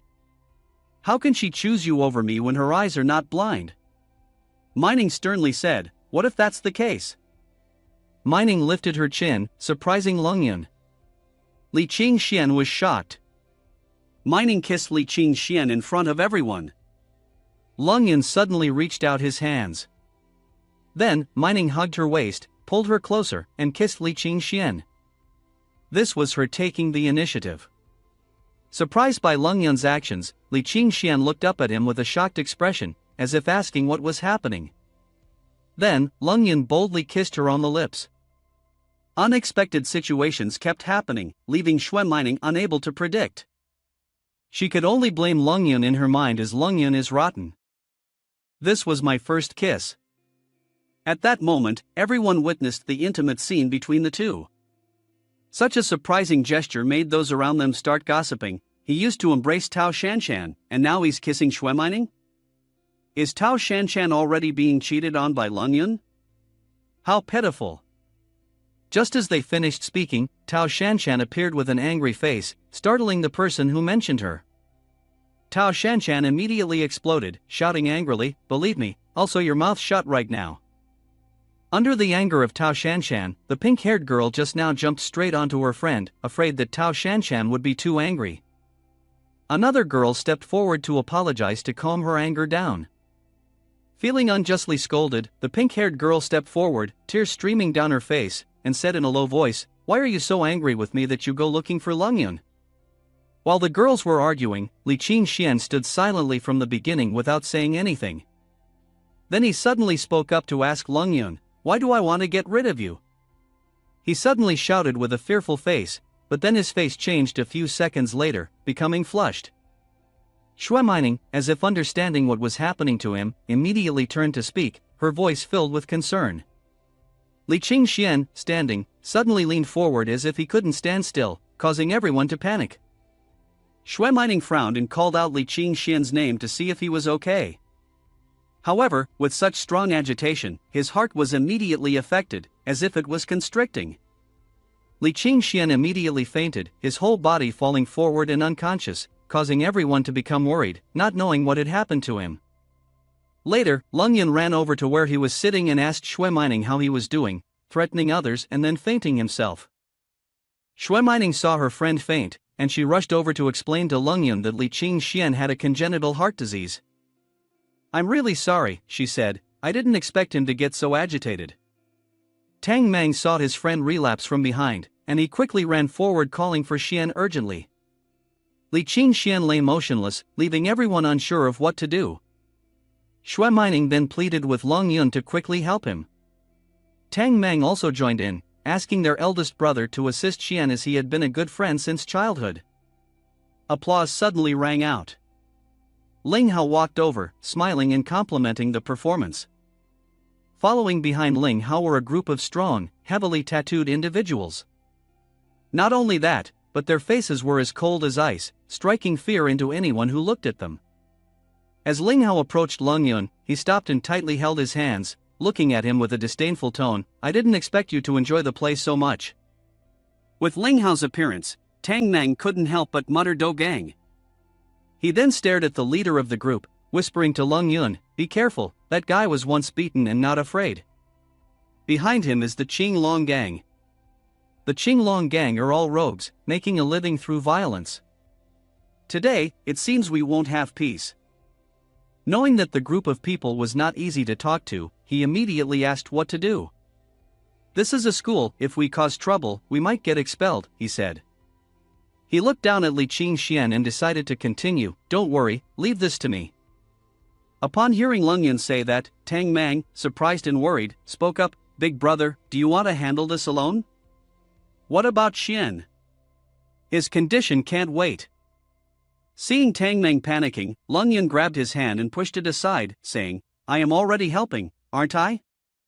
Quickly move away. We can't let our relationship be known to everyone yet, or else how will we handle things later? Confused by Leng Yun's words, Tang Mang turned to him and asked, What? He was both puzzled and secretly impressed by how Leng Yun always thought of profiting from others' misfortunes. Truly living up to the name of a big brother, always thinking of making money off of others' troubles. Although she didn't know how Leng Yun would handle the situation, Xue Mining decided to trust him. So she pulled Tang Mang away and said, Let's go, I trust Leng Yun.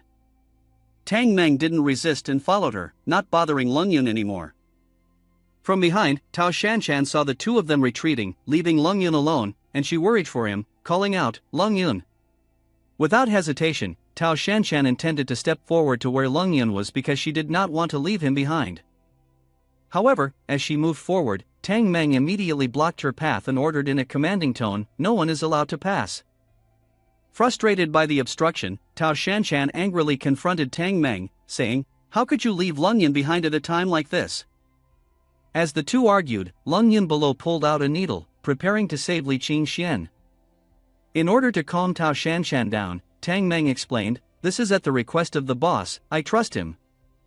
Hearing Leng Yun's request, Tao Shanshan asked in surprise, What?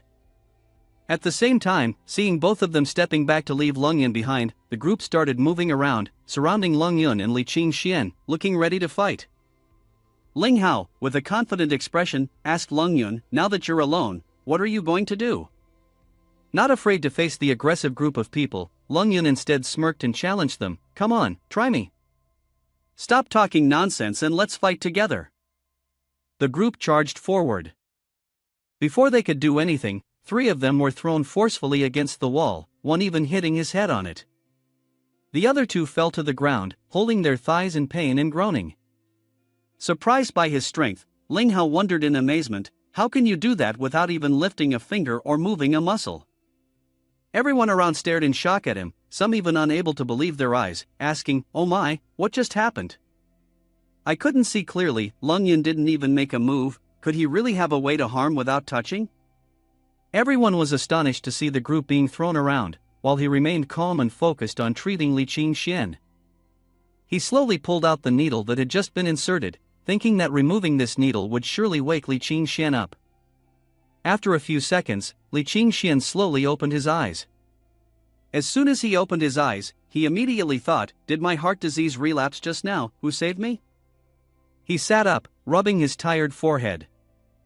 Fully awake, Li Qingxian turned to look at the people lying scattered on the floor, thinking, Tang Mang is too useless in finding this Chenglong gang, they all got knocked down. Seeing his brothers waking up, he ran over to ask, Li Qingxian, are you okay? Beside him, Xue Mining also wanted to explain and said, Li Qingxian, I'm really sorry, I didn't mean to stimulate you. When Li Qingxian heard her speak, he immediately grabbed her hand and thanked her hurriedly, Mining, thank you for saving me. I will repay you for the rest of my life. Xue Mining was startled by his misunderstanding and quickly explained, the one who saved you is Leng Yun. When he heard the name Leng Yun, Li Qingxian's face stiffened, he couldn't believe it, and asked in disbelief, What? Before he could think further, Leng Yun stepped forward from behind and asked triumphantly, How do you plan to repay me? Li Qingxian still couldn't accept the truth. He slowly stood up and hesitantly asked in doubt, How can this be? I don't believe it. No matter what Li Qingxian thinks, Leng Yun continues to care and reluctantly tells Tang Mang to press him down. He needs to lie down for 20 minutes.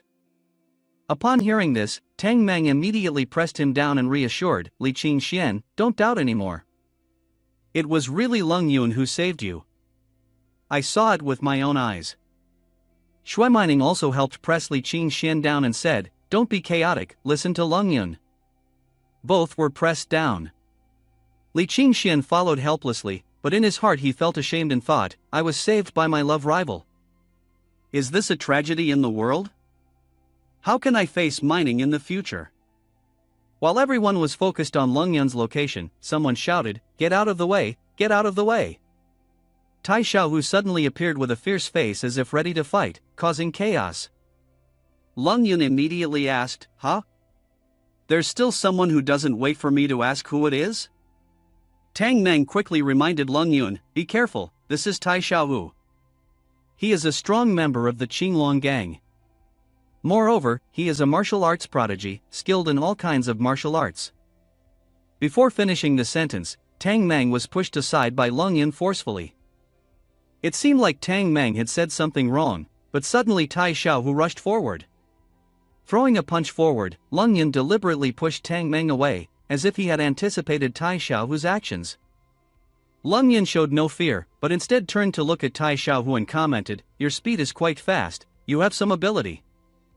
Surprised by Lung Yun's quick wit, Tai Xiaohu responded, "Not bad, you have the right to fight me." Without hesitation, Lung Yun replied, "You're not bad either, unlike those useless people who only know how to bully. I won't fight back next, you just need to attack me with all your strength." As Lung Yun prepared to defend himself, Tao Shanshan, worried, asked him, "Are you crazy?" Enraged, Tai Xiaohu retorted, "Are you looking down on me?"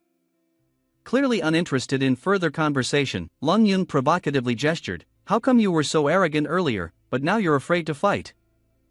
Feeling insulted by Lung Yun's attitude, Tai Xiaohu angrily threw a punch towards Lung Yun, shouting, "You don't regret it." But Lung Yun was not one to be easily bullied. Swiftly dodging the attack, Lung Yun successfully avoided Tai Xiaohu's punch. It was clear to see that Tai Xiaohu had made a mistake. Lung Yun taunted, "Using the same move twice?" Zhang Ling saw Tai Xiaohu this time just smiling confidently, snorting. He seemed to be underestimating his opponent Lung Yun. At that moment, he prepared to strike the next blow towards Lung Yun, exerting his strength towards his arm, proudly saying, "What about this?" Zhang Ling next to him exclaimed anxiously, "Oh my god." It seemed like this would be the decisive blow and Lung Yun would have to accept defeat. But he did not fail to surprise others. He successfully dodged Tai Xiaohu's punch effortlessly. Tai Xiaohu showed no signs of backing down, continuously striking while complimenting his opponent, "Nice dodge." He kicked towards Lung Yun, aiming to defeat him quickly. But luckily, Lung Yun reacted in time, leaping into the air to dodge the blow. Tai Xiaohu remained confident, laughing contemptuously before launching another kick straight towards Lung Yun. Unfortunately, what happened next was beyond his expectations. Lung Yun had already caught his attack, using his free hand to block Tai Xiaohu's blow, saying, "Not much of a difference." Lung Yun's unpredictable actions surprised both Tai Xiaohu and others. Tang Meng, with a surprised expression, began to understand. Seeing Lung Yun able to directly block his attacks, turning the tables and gaining the upper hand, he appeared weak in comparison. Tai Xiaohu couldn't help but silently praise, "This kid's foundation is not bad." With just one strike, Lung Yun knocked Tai Xiaohu down. His face changed slightly, but was still full of confidence. This truly made Tai Xiaohu feel he has great potential in cultivating immortality. Lung Yun tightly held Tai Xiaohu's hand, making him unable to resist. His opponent was too weak, none of his moves could even take a strand of his hair. He disdainfully asked, "Are you done yet?" With a powerful blow, Lung Yun used his other hand to throw Tai Xiaohu several meters away. In front of everyone there, he killed two birds with one stone. Do Gang. Sitting still, Tai Xiaohu was suddenly hit by Lung Yun and fell unconscious, blood gushing out. With Do Gang as a cushion, his injuries were not severe enough to keep him down. He bravely wiped the blood from his mouth and said, "You are indeed strong, but I have not lost yet. Come at me again." Lung Yun was not tired of fighting. He crossed his arms and looked down at Tai Xiaohu, saying, "If you want to continue, I have a condition." When Tai Xiaohu stood up, the two faced each other and he continued, "If I lose the next round, it's up to you how to deal with me. However, if I win against you, I want you to immediately leave the Qinglong gang and follow me from now on." This statement may be hard to accept, but Tai Xiaohu did not refuse and immediately agreed. "If you can fight until I admit defeat, then I will accept you as my gang leader. Lung Yun confidently revealed his hidden skills, inviting his opponent to make the first move. Let's get started. Without making him wait long, Tai Xiaohu immediately used all his strength to charge at him. He tightly embraced Lung Yun with both hands, wanting to use this move to knock him down, as if to show off his own abilities. He shouted with all his might, "Kid, play this move with me." Lung Yun was not one to back down, of course. He immediately reacted and, with keen perception, noticed a vulnerability, jumping behind Tai Xiaohu's back. Quickly, Tai Xiaohu escaped from his grasp. At this moment, Tai Xiaohu realized he had made a mistake. The situation was becoming unfavorable, and he thought to himself, "I'm in trouble." Shortly after, Lung Yun delivered a decisive kick towards Tai Xiaohu. Without any defense, he took the full force of Lung Yun's kick. After taking a hit from Lung Yun, Tai Xiaohu fell flat on the floor. However, this move was not enough to knock him unconscious. He opened his eyes wide, gritted his teeth, and said, "Not good." He never gives up, using all his strength to throw a punch at Lung Yun. Lung Yun remains calm, his face still cold and unchanged. He calmly dodges the punch, but simply dodging is not enough. He gives him a punch in the face that he couldn't avoid. Without landing a single hit on Lung Yun, he receives a full onslaught of punches, 5 times, 7 times, each blow landing squarely on his face, causing him to cry out in pain. He becomes familiar with the floor as he falls down. Lung Yun remains unscathed. He stands like a hero, the outcome decided. Lung Yun confidently says, "Have you surrendered?" Tai Xiaohu is lost. But he cannot accept the fact that he has been defeated by a seemingly scholarly boy like Lung Yun. He is furious, striking the ground with his hand in anger. He shouts, "I do not surrender." Suddenly, a hand appears from above, grabbing Tai Xiaohu's collar by surprise.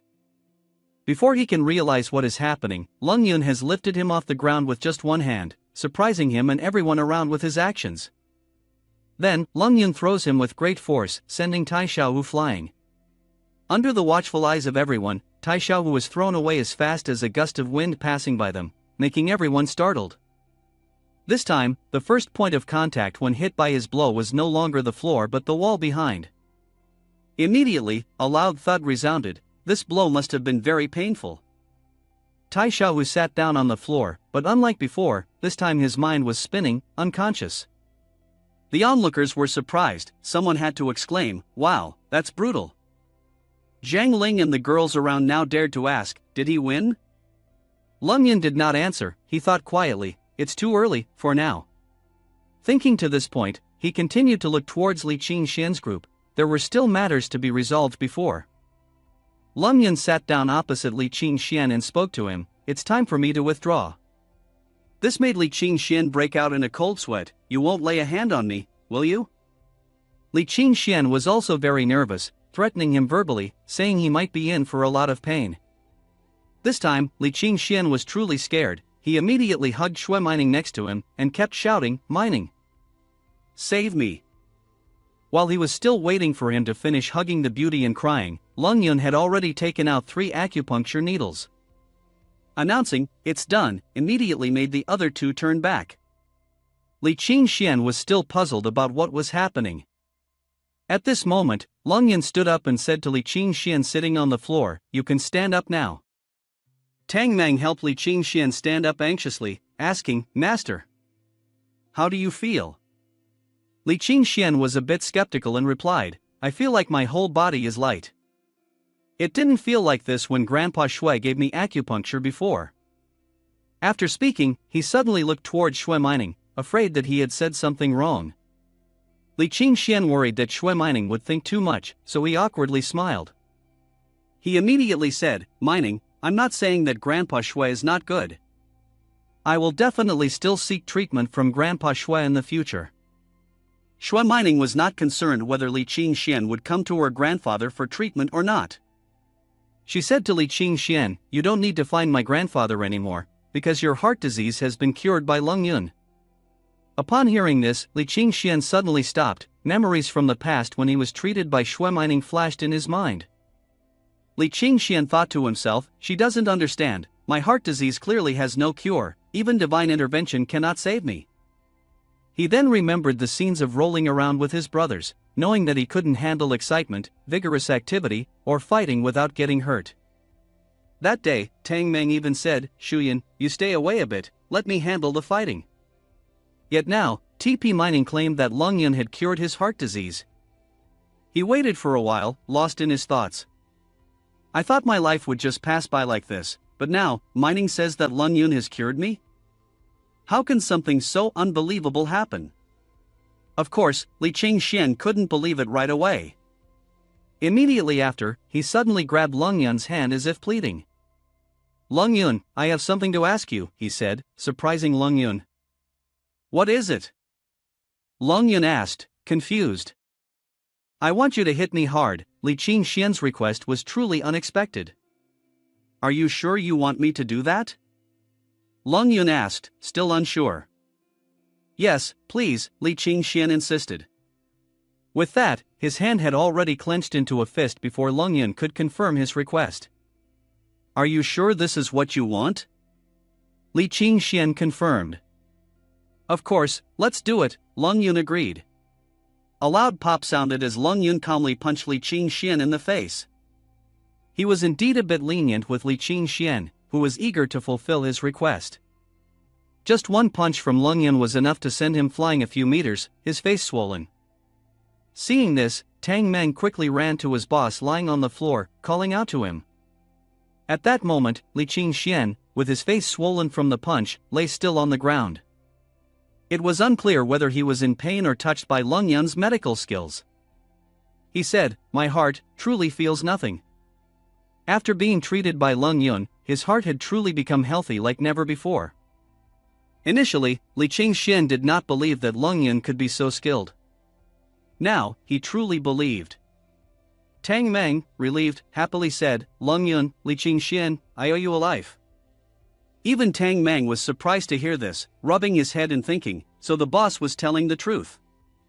He can even cure congenital heart disease. I never expected Lung Yun to be so talented. Li Qingxian was extremely happy and thought to himself, "We are about to become rich." Tao Shanshan, seeing the situation unfold, felt a bit regretful. She pondered deeply, realizing that she could not only easily control Tai Xiaowu, but also cure Li Qingxian's heart disease. She looked at Lung Yun's figure and thought, Lung Yun must have received help and teachings from those mysterious clans. He was now completely healthy and his future prospects were limitless. Tao Shanshan suddenly realized that she had underestimated Lung Yun before. She fell into deep thought, thinking to herself, I was wrong to judge him. How foolish of me. Unable to stand firm after her thoughts, Tao Shanshan began to falter.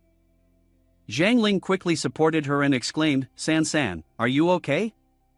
Tai Xiaohu, who had been unconscious earlier, was now awake and refused to stay still. Lung Yun, with the demeanor of a victor, approached and asked, "Have you surrendered?" Tai Xiaohu, still arrogant, wiped his wounds with his hand and defiantly replied, "Dream on if you think I'll surrender." Lung Yun's face darkened at the response. This time, he was determined to make Tai Xiaohu submit. He did not hesitate to challenge Tai Xiaohu, "If you are not convinced, let's continue fighting." In this round of fighting, he did not hold back against Tai Xiaohu anymore, directly raising his fist and punching him in the stomach with a strong blow. He did not defend himself, continuing to be hit by his punches. Despite being hit by so many punches, Tai Xiaohu still refused to give up. He yelled in anger, "I do not surrender." One punch, 2 punches, 3 punches, and then the 4th punch, he was beaten to a pulp and could not do anything. But every time he was hit like that, he shouted 2 words, "I do not surrender." Indeed, it must be said that he was a stubborn person. Although Lung Yun and Tai Xiaohu were fighting, in the current situation, Tai Xiaohu, who was tall and strong, was now full of injuries, unable to get up from the floor. Facing him was Lung Yun, who was unmatched in size and appearance. After several clashes, there was a scratch on his face, but Lung Yun still stood tall and proud. Looking down at Tai Xiaohu from above, he asked with a questioning tone, "You still have not admitted defeat?" "I am getting tired from all the fighting." Suddenly, he sat down next to Tai Xiaohu, smiling and saying with an excited look, "Now, let's play an even more exciting game." Lung Yun lifted Tai Xiaohu up with one hand, causing him to panic, and asked loudly, "What are you trying to do?" Immediately, a boy replied, "You will soon find out." He walked over and opened the window next to him, predicting that he would jump straight out the window and let Tai Xiaohu fall freely below. Fiat Mining saw this and immediately called out loudly to Lung Yun. Lung Yun was not an ordinary person, he could easily land safely, but he jokingly asked, "Having fun?" Tai Xiaohu was almost scared to death by him and angrily cursed, "You're crazy."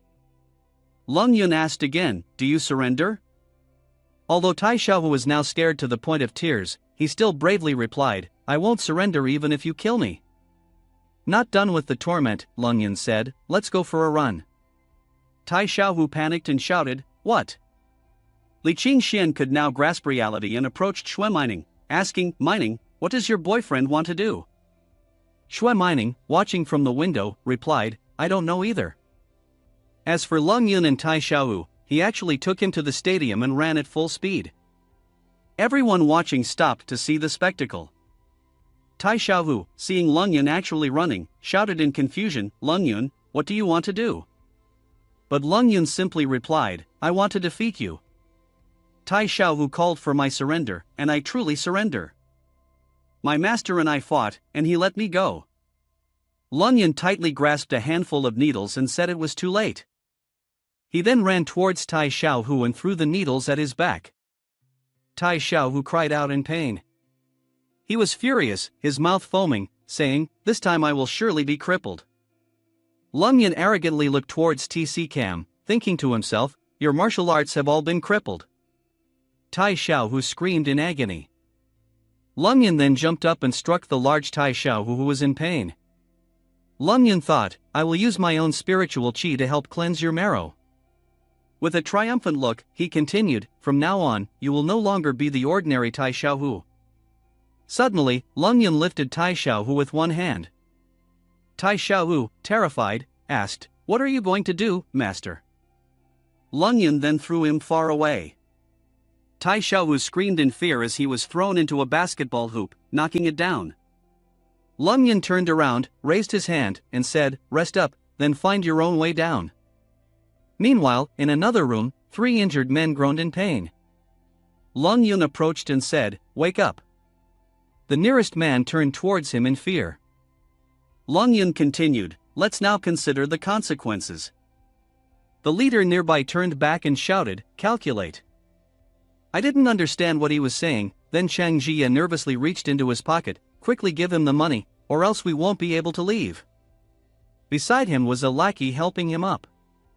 The lackey beside him said, "But we're the ones who got beaten, why should we pay him? Isn't this a scam?" Lung Yun chuckled, "Oh, what are you saying?" The 2 big guys in front of Lung Yun shouted in fear. Then, the lackey took out his phone and said, "Please give us your QR code, I will transfer the money to you immediately." Lung Yun happily handed over his phone with the QR code of his bank account. Suddenly, more people appeared around, all of them shouting, "We're ready." Then a series of notifications appeared. Li transferred 8,000 yuan to you, Jing transferred 3,000 yuan to you, Wu transferred 5,000 yuan to you, Tu transferred 12,000 yuan to you. Lung Yun with a satisfied expression said, "Not bad, you all are obediently admitting your mistakes. I will overlook today's matter. Go back to your boss, both of you." The group stood staring, Lung Yun said. Lung Yun continued, "Firstly, I will personally go find him later to negotiate proper compensation. Secondly, Tai Xiaohu will follow me in the future, he and all of you from Qing Longbang will have no relationship." Then the group of leaders all looked towards Chang Jie. They were angry and accused him of teasing the person, causing them great harm. They said he was just a normal student, who would do such a thing. This was the first time our Qing Longbang suffered such a big loss.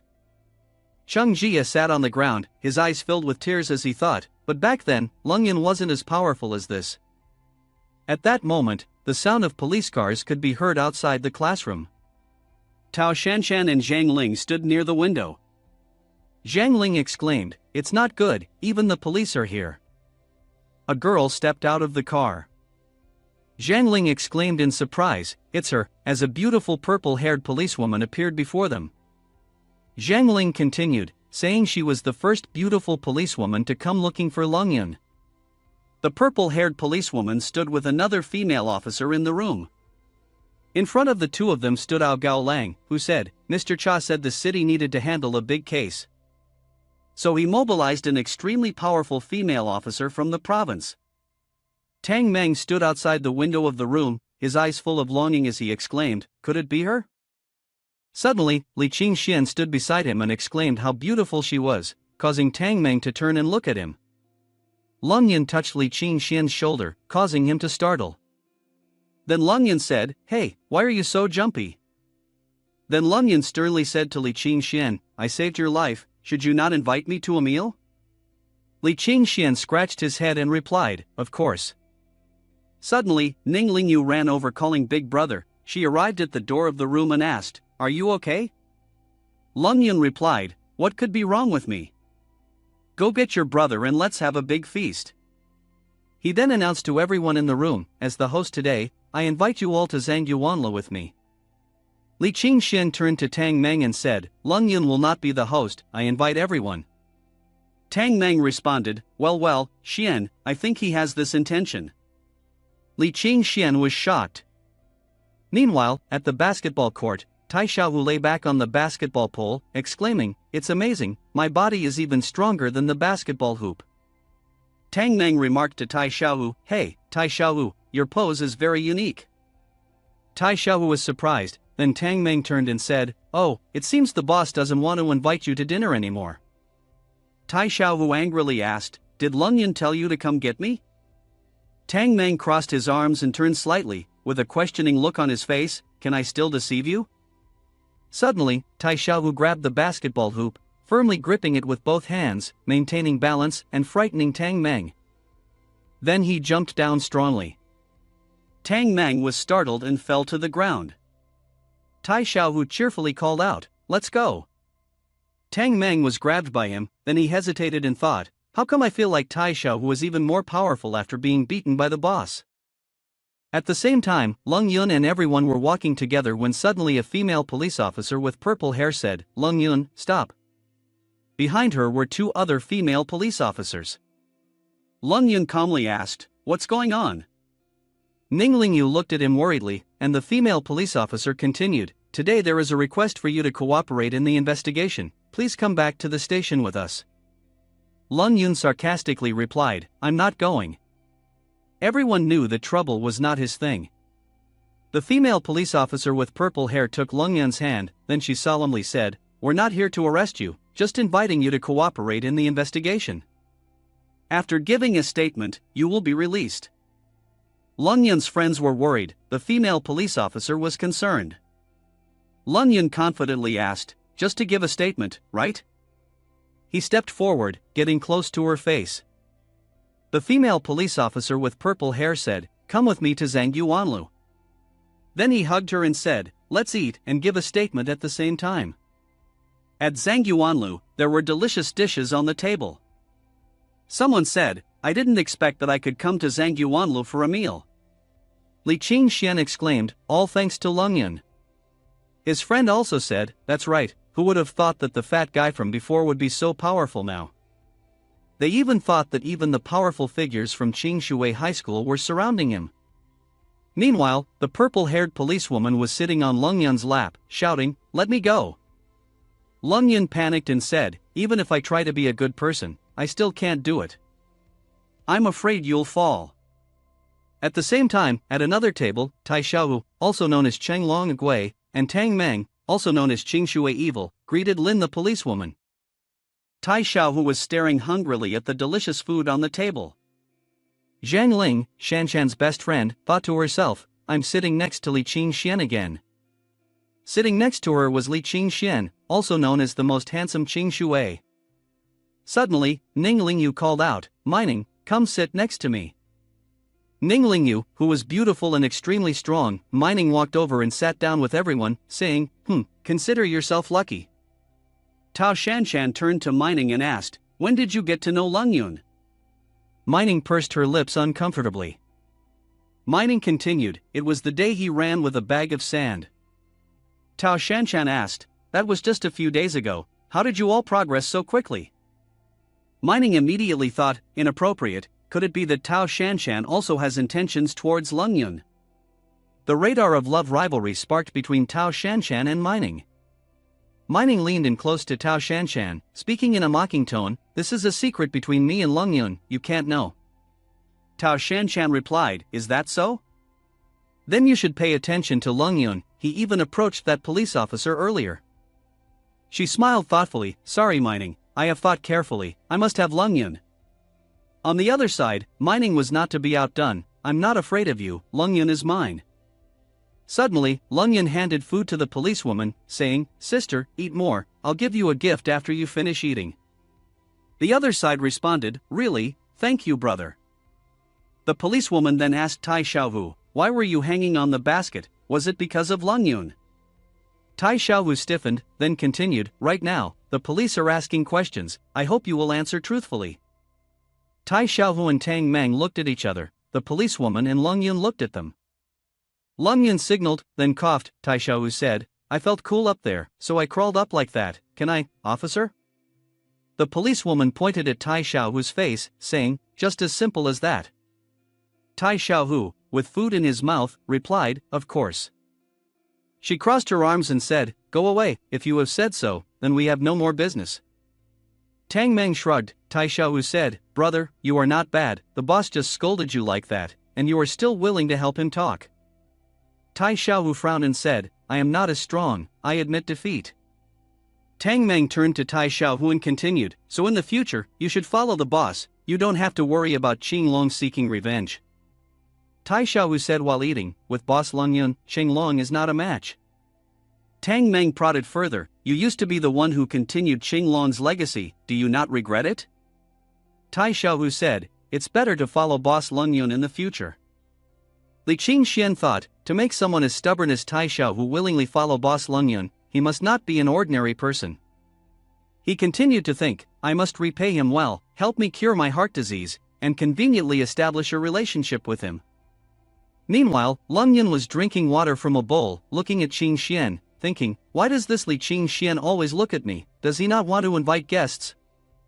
Suddenly, someone's voice rang out, saying, "How could there be lightning, the weather forecast didn't say it would rain today." Lung Yun was startled, he thought, "No, this is outside." Dark clouds were gathering, and the sound of lightning shook everything. People on the street suddenly startled, exclaiming, "Why is it like this?" The sky suddenly darkened, and thunder roared. Lung Yun stood by the window, deep in thought. Suddenly, Tang Meng approached Lung Yun and shouted, "Oh my God! Why is the sky so dark, could it be the end of the world?"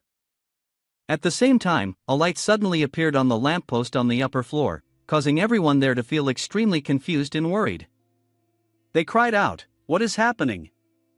We are scared, nothing bad will happen, we want to go home." Lung Yun turned around, his face tense, and raised his hand, saying, "Tao Shanshan, Zhang Ling, go and tell your classmates not to panic."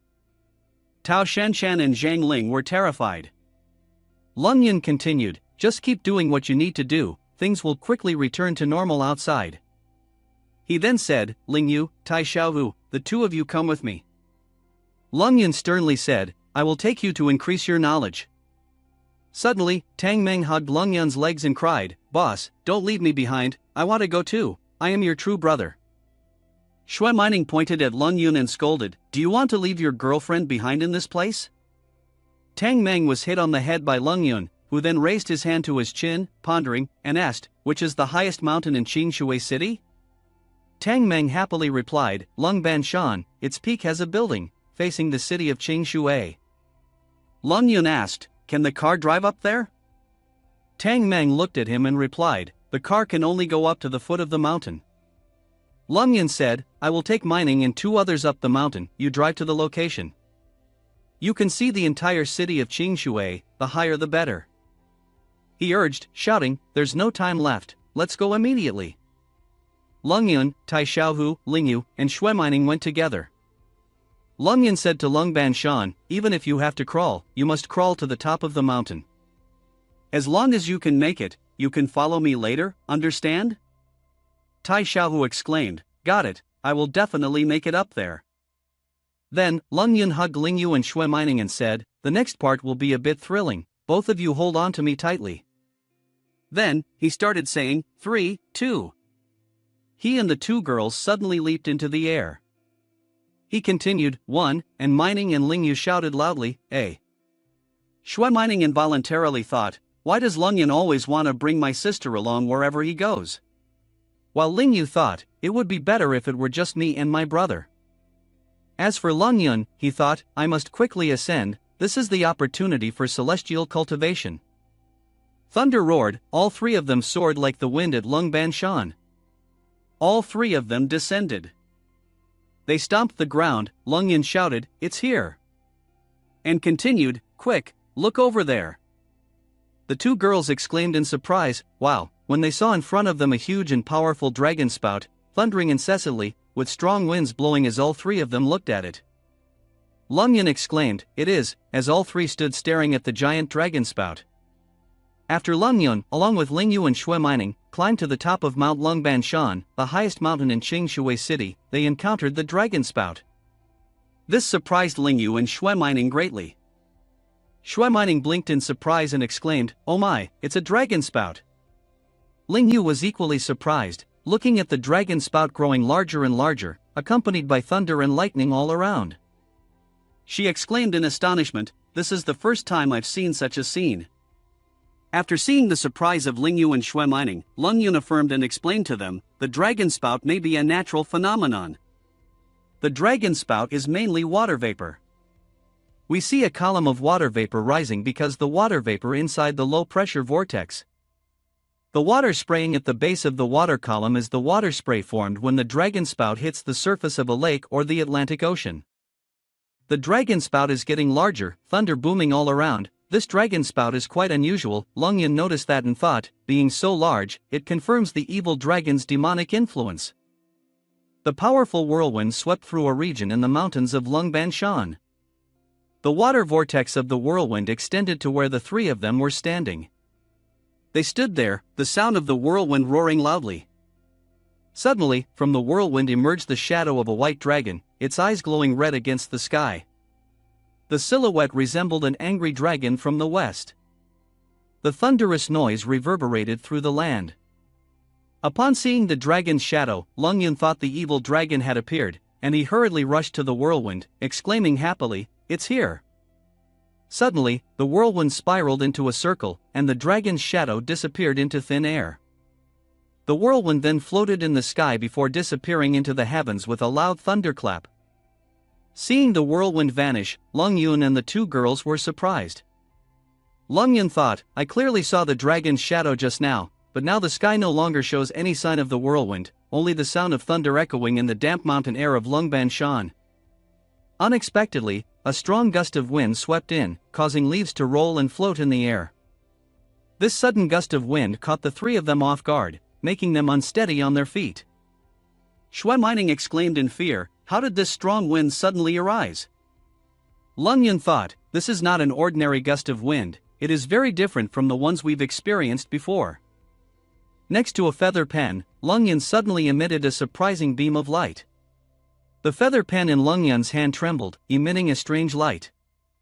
Lung Yun tightly grasped the pen, smiling sarcastically, "You can feel it too." Ling Yu and Xue Mining were surprised by a sudden sound. Suddenly, Lung Yun's body emitted a strange light, which made Ling Yu and Xue Mining widen their eyes.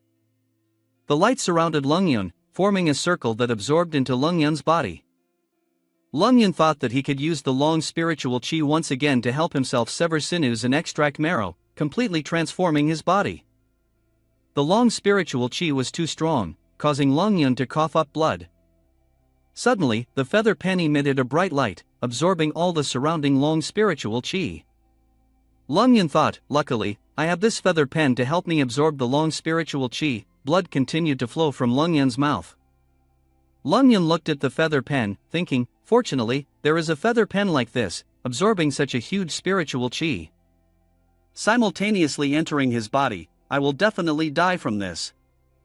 After his body absorbed the long spiritual qi better, Lung Yun looked at Lingyu, who was surrounded by light, seemingly absorbing spiritual qi. The spiritual qi seemed to be absorbed into Lingyu's body. Lung Yun thought, Tianshang Lingti is indeed powerful in absorbing a lot of long qi without any problems, this type of body. He just needed to start cultivating immediately and progressed very quickly. Lung Yun focused all his energy on absorbing all the spiritual qi here. But because of the fast cultivation speed, the danger became even greater. Determined, Lung Yun thought, Lingyu, wait for me a little bit, wait until I cultivate to the point where I can completely protect you. I will then pass on the cultivation method to you, after absorbing all the spiritual qi. The sky stopped the wind, the fierce winds and dragon's breath all disappeared. Then, Xue Mining, tired, leaned against a large tree to stand up. Xue Mining said with a frightened voice, finally stopped, I almost thought I was blown away. Xue Mining turned to look at Lung Yun, worried when she saw him sitting with his head down, looking very tired. She anxiously asked, Lung Yun, are you okay? Suddenly, Xue Mining widened her eyes and gasped when she saw Lung Yun's face as he looked up. Lingyu covered her mouth in surprise and said, brother, your face. Lung Yun asked in surprise and suspicion, what's wrong with my face? Lingyu stood up, pointed at Lung Yun's face, and said with a smile, brother, you've lost weight, you don't look the same as before. Lung Yun looked at Lingyu in confusion, not understanding what had happened.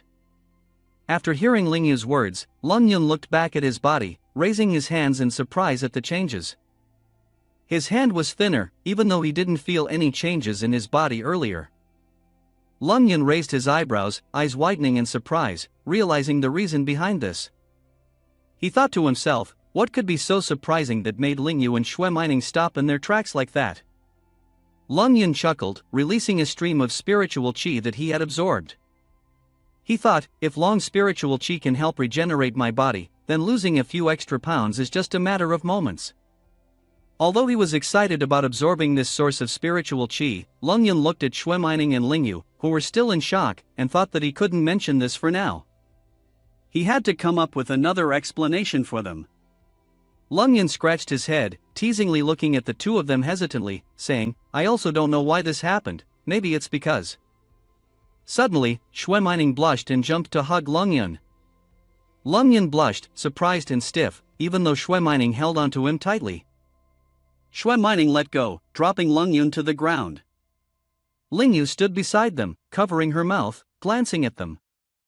Xue Mining stopped, blushing shyly, softly saying, that's not important, what's important is that my boyfriend is very handsome now. Lung Yun was speechless, responding with a sigh, truly at a loss for words with this girl. Xue Mining stopped, sitting up, and Lung Yun blushed, saying, Lung Yun, I want to. Lung Yun sweated profusely, remaining silent, unable to speak. Feeling the atmosphere too dark, Lingyu broke the silence and turned to Xue Mining, asking, Xue Mining, what do you want to do? Xue Mining still staring at Lung Yun, while Lung Yun was in shock and confusion. Blushing and excited, Xue Mining replied to Lingyu, what if I kiss my boyfriend? Lingyu closed his eyes, clenched his fists, and shouted, but you haven't asked for your boyfriend's opinion. Maybe he doesn't want it. Xue Mining lifted Lung Yun's chin with her finger, leaned in close to his face, and asked, so, Lung Yun, do you agree or not? Xue Mining eagerly awaited Lung Yun's response. Xue Mining leaned in to kiss Lung Yun. Terrified, Lung Yun quickly put his hand between their lips. Lingyu stood beside them and shouted, brother. Sweating and frightened, Lung Yun hesitated and stammered, I. He thought, how do I answer this? Meanwhile, Xue Mining was excited and hopeful. Suddenly, a hesitant voice echoed in the awkward atmosphere, Lung Yun. All three turned to look. Tai Xiaohu suddenly appeared from behind the bushes. When Lung Yun saw Tai Xiaohu, he thought, my savior has arrived. Surprisingly, Lung Yun broke free from Xue Mining's embrace and hugged Tai Xiaohu, patting his stomach. Tai Xiaohu cheerfully said, success. No problem, and added, let's roll together. Tai Xiaohu suddenly coughed up blood when Lung Yun punched him in the stomach. So strong. Tai Xiaohu looked back at Lung Yun, his eyes widening in surprise, you are Lung Yun. Lung Yun pointed to the sky and explained, "Don't pay attention to me, if you delay a little longer, everything will end. Look up at the sky quickly." Tai Xiaohu replied in confusion, "What?" A large dragon spout appeared, surrounded by thunder, looking truly terrifying. Tai Xiaohu stood in shock. Tai Xiaohu asked in amazement, "Is the water being sucked into the sky? Is it because of the gods?" The four people stood motionless, looking tiny next to the swirling winds. Shui Mining glanced up at Tai Xiaohu and replied, "Just by looking at you, I can tell you don't usually go to school. This is a natural phenomenon. The water is being swept up into the sky by the winds." Lung Yun said, "So where is the water being swept to? Why isn't it falling back down?" Lung Yun continued, "A dragon spout as massive as this cannot evaporate all the water in an instant." Suddenly, the dragon spout disappeared. Shui Mining exclaimed, "Huh, how did it suddenly disappear? It shouldn't be like that." Ling Yu shouted, "Brother, do you have something to tell us?" Lung Yun looked up at the sky solemnly and replied to Ling Yu, "I just want to let you all know, there are still many things in this world that science cannot explain." Lung Yun continued, "There are some mysterious forces we have never seen before, but they do not represent their existence." Ning Ling Yu covered her mouth with one hand and pointed in another direction. She asked, "So, is your big transformation due to contact with those mysterious forces?" In front of Lung Yun's gaze, he replied, "Not much different." In Lung Yun's heart, he silently praised, "Indeed, my little sister is still clever, she understands with just a few words." Approaching a rocky wall, Lung Yun continued to think to himself, "Bringing them to see the tornado today is to gradually enlighten them with this principle, so that in the future." Before he could finish his thoughts, Shui Mining suddenly ran up from behind and hugged Lung Yun. "So, Lung Yun is so powerful, wherever you go in the future, Mining will follow." This action surprised Lung Yun, who blurted out, "Ha!" Ning Ling Yu also ran up to stop Mining. "Shui Mining, you're like this again." After regaining his composure, Lung Yun turned to look at Mining and thought to himself, "Just worried about causing trouble and forgetting about her." After finishing his thoughts, Lung Yun decisively pushed Shui Mining towards Ning Ling Yu. He said, "Mining, I want to go save someone next. You and Ling Yu go back to school first." His words surprised both Ning Ling Yu and Shui Mining, who exclaimed in unison, "Save someone?" That's right, saving someone is also considered repaying kindness. As he spoke, a pen appeared in his hand. He thought to himself, "Finally, without this pen, I might have been in trouble." Suddenly Tai Xiaohu appeared, rubbing his chin and saying, "Why is it like this? The water in the sky is no longer there."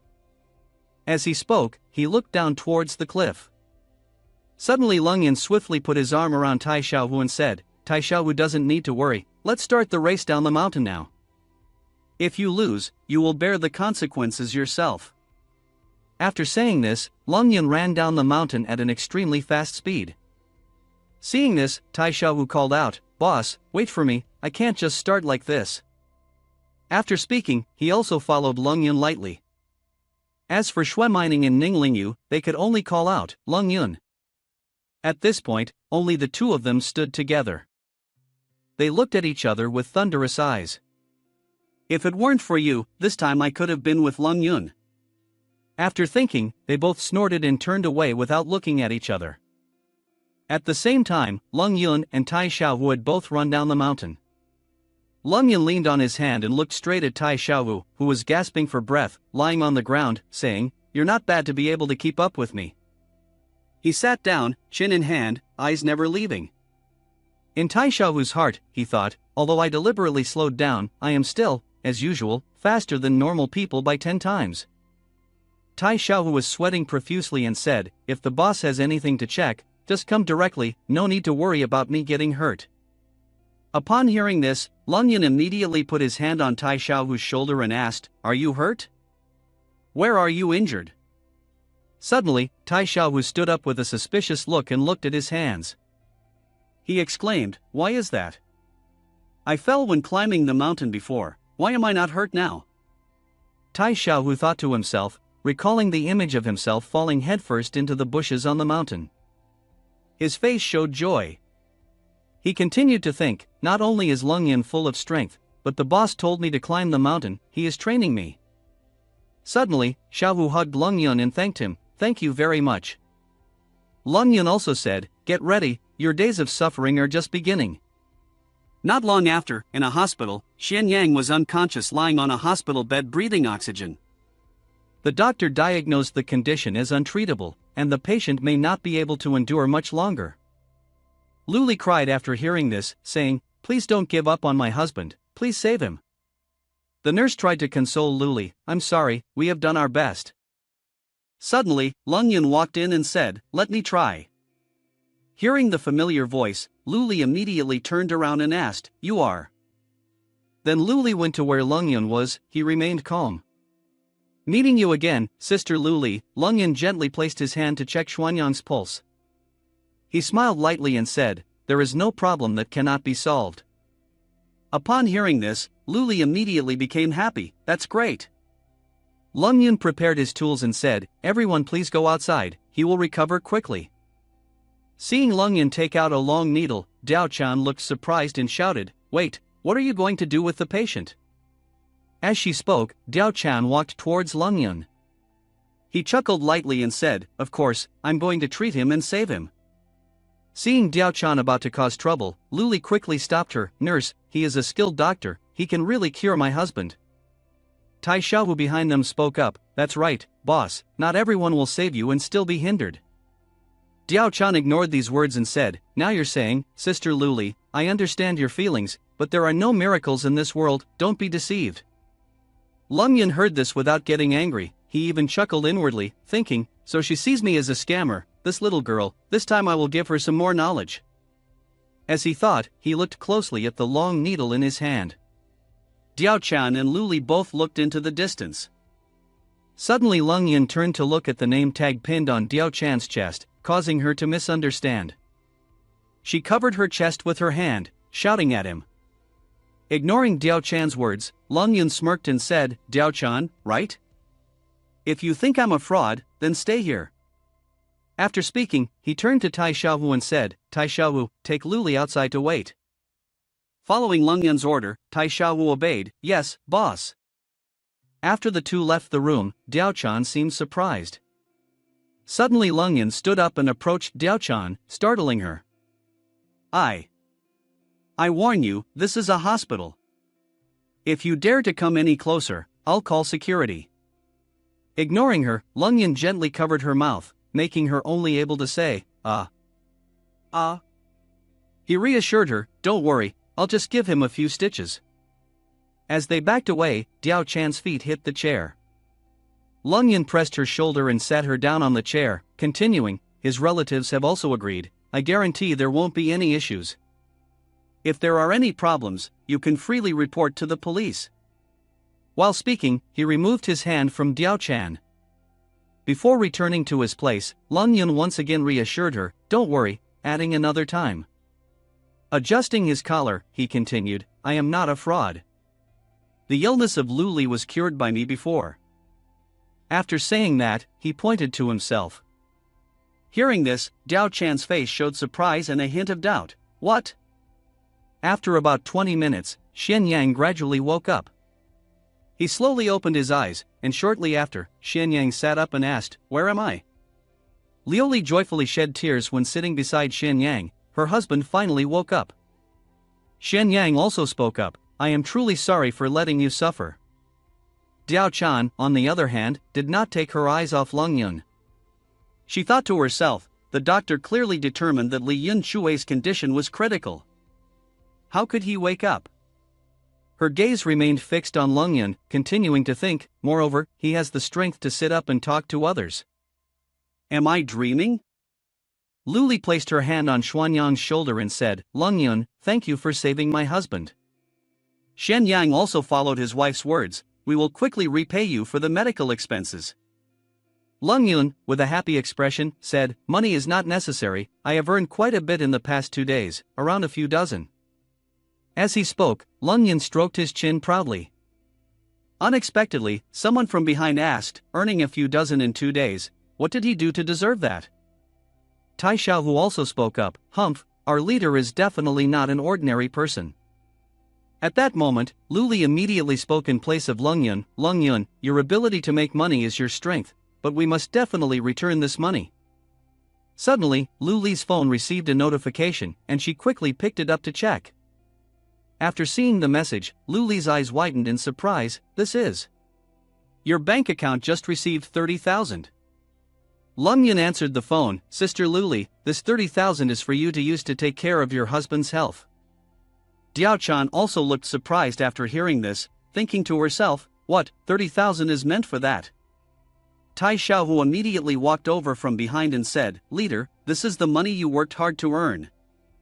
Lung Yun replied, with his right hand on his hip and his left hand stroking his hair, money is just an external thing, posing on the outside but feeling satisfied inside, you all don't understand. Compared to that pen, this money is not worth mentioning. Luli still refused, continuously tapping on her phone, wanting to return the money to him. No. You have helped our family too much, we absolutely cannot accept this money. Seeing this, Lung Yun held Luli's arm and said, Sister Luli, even though your husband has recovered from his illness, he still looks pale and weak. If we don't take care of his health in time, he won't be able to bear it. Therefore, she immediately took 30,000 to help him recover. After hearing Lung Yun's words, both Shenyang and Luli fell silent, not knowing what to say.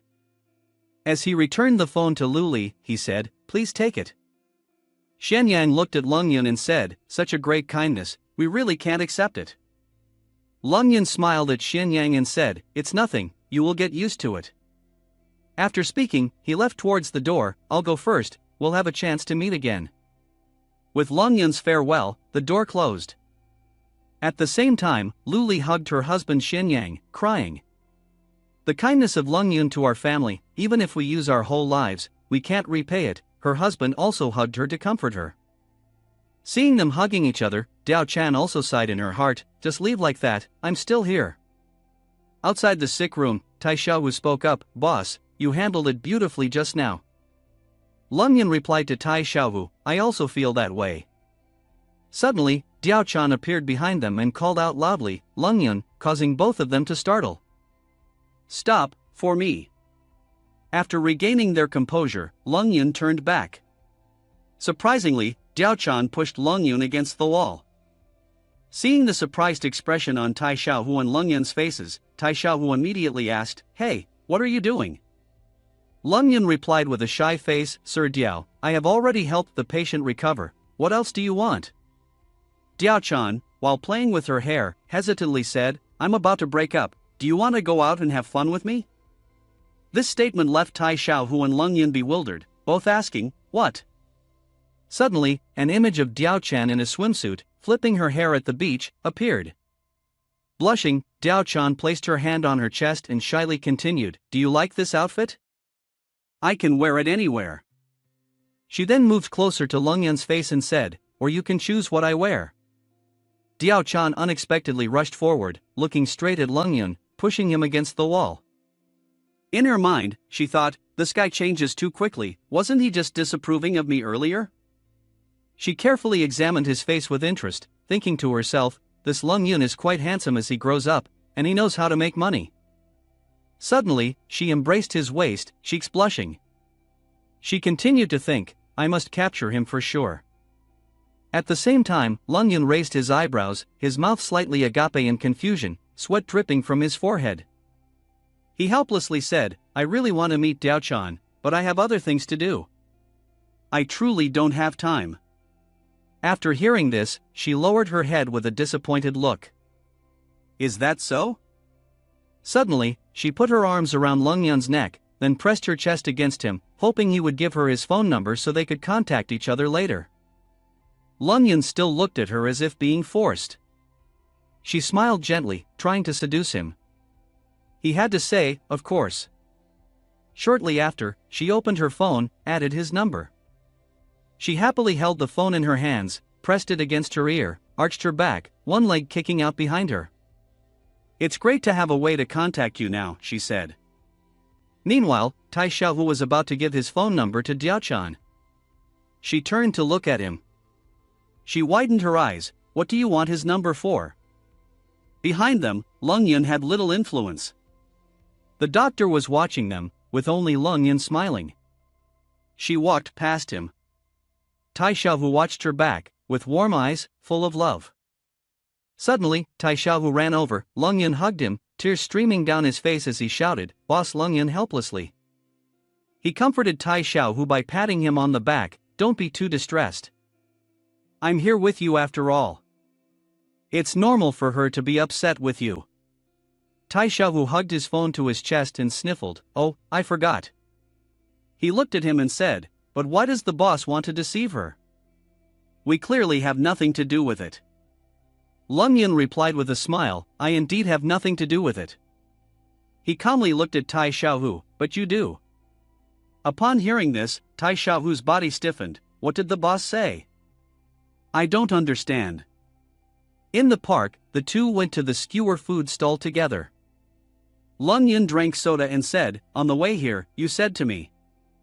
Tai Xiaohu glanced at him, and he asked, "Is it that kid Gao Shangfei Kia who paid you to seduce me?" He answered, "That's right." He continued, "In total, how much did he pay you?" Tai Xiaohu replied, "Initially, 10,000 as a deposit, and after completing the task, he will give another 10,000. Lung Yin thought deeply in his head, and he told Tai Xiaohu, "Go ask for that 10,000 back." Upon hearing this, Tai Xiaohu shouted at him, "But I was beaten by the boss, so I didn't complete the task. Shouldn't the deposit be returned? According to reason, the deposit should be refunded."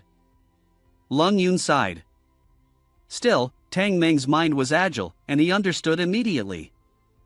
Then, he whispered a plan into Tai Xiaohu's ear, "When the time comes, you just do this." Tai Xiaohu frowned upon hearing this, looked straight at Lung Yin, and said, "Boss, what we're doing doesn't seem right." Lung Yin drank soda, glanced at Tai Xiaohu, and said, "You have followed me through the rivers and lakes, why bother about the rules of the streets? Forget about it in the future, just do as I say." He approached him, puzzled, "Boss, what are your rules?" Lung Yin looked at him sharply and replied, "Never let yourself be at a loss. If you can make money, just do it." In the evening, a subordinate reported to Gao Shangfei, first, he was beaten by Tai Xiaohu, then thrown 8 meters away. He gritted his teeth in anger, and the subordinate continued, "Finally, Lung Yin threw Tai Xiaohu into the basketball hoop. He even demanded a few thousand from Chung Long Gang." Suddenly, a knock on the door sounded. Gao Shangfei glanced towards the door. Then, a voice rang out, "Gao Shangfei, I am Tai Xiaohu." Gao Shangfei stared at the door, smiling cunningly, "You've come to pay at the right time." Tai Xiaohu, with an emotionless face, stood at the door looking inside. Seeing Tai Xiaohu standing at the door, Gao Shangfei lying on the hospital bed, raised his eyebrows, and said with a smile, How come you came to pay by yourself? Take this 10,000 and spend it. I'm not in a hurry." Tai Xiaohu remained silent, thinking to himself, "Isn't this just a scam?" He then quickly walked over and stood next to Gao Shangfei's bed. Everyone was surprised and had not reacted yet. Tai Xiaohu raised his still bandaged arm, showing it to Gao Shangfei and said, "I knocked Lung Yin down. Gao Shangfei, quickly transfer the remaining money to me." Hearing this, Gao Shangfei became angry, his head burning. "Tai Xiaohu, do you think I'm a fool? The whole school saw Lung Yin hanging and being beaten. And now you have the nerve to come here and demand money." Tai Xiaohu widened his eyes, angrily saying, "If he didn't let Lung Yin be beaten, how would he know his weaknesses?" Tai Xiaohu continued, "Later, I followed Lung Yin out of the school. When he wasn't prepared, I used my power to make him kneel down and beg for mercy. He said in that moment, with me standing tall and cold, looking down at a kid sitting on the ground with 3 lumps on his head. Imagine Lung Yin with a smug smile, sharp eyes." Gao Shangfei retorted, "Beg for mercy? His mother's face is still intact and he's talking big." Angry, Tai Xiaohu grabbed Gao Shangfei's shirt, holding it tightly and said, "I will now take Gao Shangfei to find Lung Yin. Let's see if he was really beaten by me." At this moment, Tai Xiaohu still held onto Gao Shangfei's collar, speaking loudly. Gao Shangfei lay on the hospital bed, anxiously saying, Calm down." Seeing Tai Xiaohu preparing to attack someone, he frowned and thought to himself, "What is he playing at?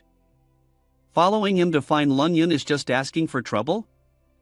At that moment, Gao Shangfa picked up the phone on the bed and said, isn't it just 10,000? He looked at the phone, gritted his teeth and immediately transferred the money to Tai Xiaohu. Tai Xiaohu had taken his hand off his collar and stood with his arms crossed, watching him. Hearing this, Tai Xiaohu angrily said, "It's not 10,000, it's 20,000.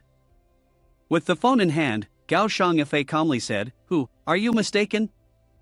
You already paid 10,000 as a deposit before, now there's only 10,000 left." Tai Xiaohu stood firm and replied, "For helping you fight Lung Yun and getting injured, not to mention losing face like this, I demand compensation for medicine and mental damage." Hearing this, Gao Shangfa looked at Tai Xiaohu in surprise and disbelief. He was furious, holding the phone and thinking, there are shameless people like this in the world. He then said, you can't do that. It won't be easy to hear if it goes outside. Tai Xiaohu continued to look down from above and said, Lung Yun still doesn't know, this is because of him. If he goes to tell Lung Yun now, Gao Shangfa, do you think you can leave the hospital in this lifetime? Hearing Tai Xiaohu say this, Gao Shangfa was shocked, his whole body trembling. He looked at his phone and said, alright, 20,000 it is. After transferring the money, he looked at Tai Xiaohu checking his phone. Tai Xiaohu happily said, not bad. In the future, if you still want to fight Lung Yun, just call him. Shangfa raised his eyebrows challengingly and said, rest assured, everything has passed. He will go to Lung Yun in the next few days, apologize and explain the misunderstanding clearly.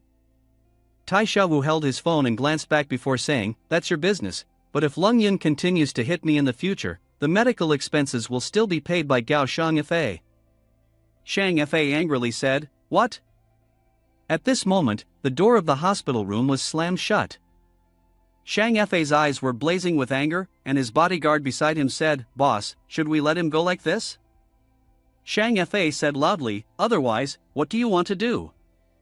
They all rushed up but couldn't beat Tai Xiaohu. He continued to think, however, this way of cheating money seems familiar to him. Outside the hospital, the twilight was flooding in, patients and nurses were walking around the hospital. In the hospital corridor, Tai Xiaohu walked and talked on the phone, boss, he really used your method and got the money, he said loudly, ignoring the curious eyes around him. On the other end of the phone, Lung Yun laughed and asked, not bad, how does it feel? Tai Xiaohu flattered, saying, it's even more exciting than fighting, he wants to do it again next time. Amid the surprised eyes of everyone around, outside the rain and wind were strong, only the sound of cursing could be heard. Lung Yun held an umbrella that was blown inside out by the wind, causing him to say, the rain is too heavy, if not for meeting my sister, he wouldn't have returned to school in this weather. Suddenly, he noticed and said, isn't that Zhang Meifang over there? At this moment, a girl with long hair and a shoulder bag, wearing shorts and a red shirt, was standing in the rain on the sidewalk. The girl shook her head lightly, saying, why did you choose this kind of weather, looking for Lung Yun? A sudden gust of wind blew, causing her to stagger and bump into Lung Yun holding the umbrella. Lung Yun caught it and hugged Meifang's shoulders, looking down from above, saying, why are you looking for me? Upon hearing this, Meifang shouted, who are you, let me go. Startled by the shout, Lung Yun fell back, the umbrella broken and falling to the ground. I am Lung Yun, don't you recognize me? The girl stood in the rain, clutching her purse, looking at Lung Yun and saying, pushing him away, Lung Yun is a chubby guy, basically not handsome like you. Lung Yun blushed with embarrassment, turned to look at Meifang and smiled, thinking that with this compliment, he would forgive her. At this moment, he stood facing Meifang and said, I am really Lung Yun, if you don't believe me, you can call me. Meifang burst into tears, wiping her tears and saying, I don't have a phone, they took all my belongings, I have nothing now. Hearing this, Lung Yun asked in confusion, what do you mean? Suddenly, thunder roared in the sky. Lung Yun suggested, it's raining heavily, let's find another place to continue talking. Now at Lung Yun's house, Meifang sat on the chair. Lung Yun stood in front of her, handing her his ID card, saying, this is my ID card, take a look. Meifang held the ID card in her hand, doubtingly asking, are you really Lung Yun? Lung Yun crossed his arms and replied, why would I lie to you? He continued mischievously, once the identity is confirmed, you can quickly take off your clothes. Mei Fong blushed, hesitantly holding her chest, asking, "What do you want to do?" Lung Yun said, "Your clothes are all wet, do you want to get sick?" As he spoke, he leaned on the chair, teasing Mei Fong. She protested, but now she had no clothes to wear. Lung Yun immediately pointed behind and said, "Isn't there a bed? You can just crawl under the blanket." At this moment, Mei Fong also turned back to look at the bed behind. She hesitantly continued, "So it seems possible." 5 minutes later, Lung Yun asked her if she was done, if he could come in. Mei Fong, wrapped in a towel, lying on the bed and covered with a blanket, blushed and said. At this point, Lung Yun asked her to speak up, what had happened after all. Mei Fong, lying on the bed, shyly said, "You hit Sun Jing before, now their family is looking for someone to take revenge everywhere." Lung Yun stood beside her and said, "There are many people who want to take revenge on him, only after defeating him can we talk." Suddenly, Mei Fong sat up and said loudly, "You don't understand, this time the Sun family sent a master, not someone you can handle." Lung Yun sat on the edge of the bed, surprised to see her wearing only a tank top, with the blanket falling off due to her sitting up. He blushed and his nose started bleeding. Mei Fong lay back down, covered herself with the blanket, and said, "In short, you must be careful." While Lung Yun's nose was still bleeding, he raised his hand in a martial arts pose, despite the bleeding, and said, "If it's a master, that's great, currently lacking opponents." He continued, "I'm just afraid they won't come." Below the building, 2 cars were gathered with many people coming in and out urgently. The crowd gathered and lined up shortly in front. In the car, someone made a phone call reporting, "Lung Yun has been found, what should we do next?" Zhang Mei Fong frowned, her face serious, saying, "Lung Yun, you don't understand, this matter is not as simple as that. The Sun family has the reach heaven power, saying a word can destroy everything you have." Lung Yun stood still listening to her. After she finished speaking, Lung Yun asked her, "If the Sun family is so powerful, why don't you want to marry Sun Jing?" Zhang Mei Fong remembered that name and felt disgusted. She shouted, "Sun Jing is a pervert, only knows how to play with women. Even if I die, I will not marry him." Zhang Mei Fong looked back at her chest. Lung Yun helplessly sighed, "So what are you planning to do next?" Zhang Mei Fong pulled the blanket higher on herself, sadly replied, "I don't know, I just ran out of the house. If they find me, they will definitely tie me up and bring me to the Sun family." Lung Yun thought for a moment, "Then you can temporarily stay at my house, I can protect you." Upon hearing this, Zhang Mei Fong suddenly blushed. She raised her head to look at him, thinking to herself, "Avoiding here is not avoiding Chung, but he is willing to confront the Sun clan to protect me." Lung Yun seemed bored, so she started trimming her nails.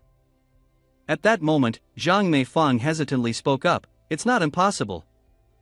After finishing cutting her nails, Lung Yun told Zhang Mei Fong, "Alright, let's just take care of the matter below while we're at it."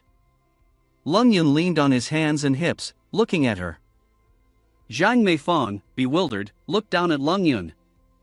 Blushing like a tomato, she avoided looking at him. "So, is this a bit too fast?"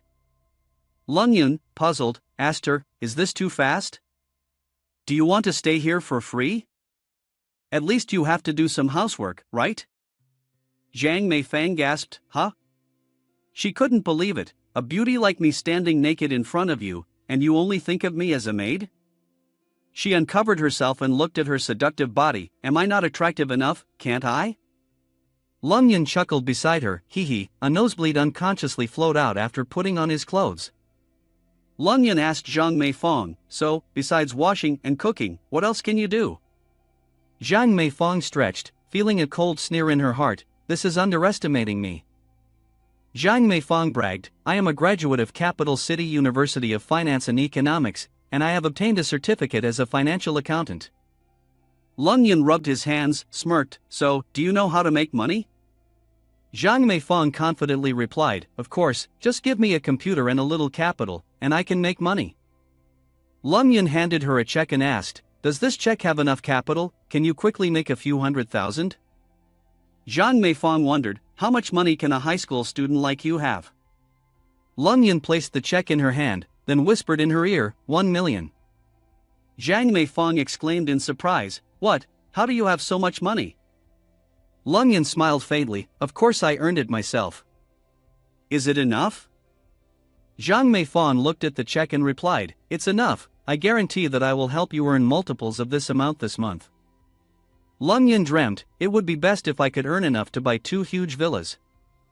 Zhang Meifan calmly shattered his dream, the best villa in Qingshui City costs at least 20 million. To earn enough to buy 2 villas in a month, 1 million in capital is probably not enough. Lung Yun turned into stone after hearing this. He sighed and waved goodbye to her before leaving. All right? I know. Zhang Meifang saw him preparing to leave and asked, where are you going? Lung Yun smiled and replied, to make money elsewhere, reporting to the person sitting in the car, Sister Seven Straws.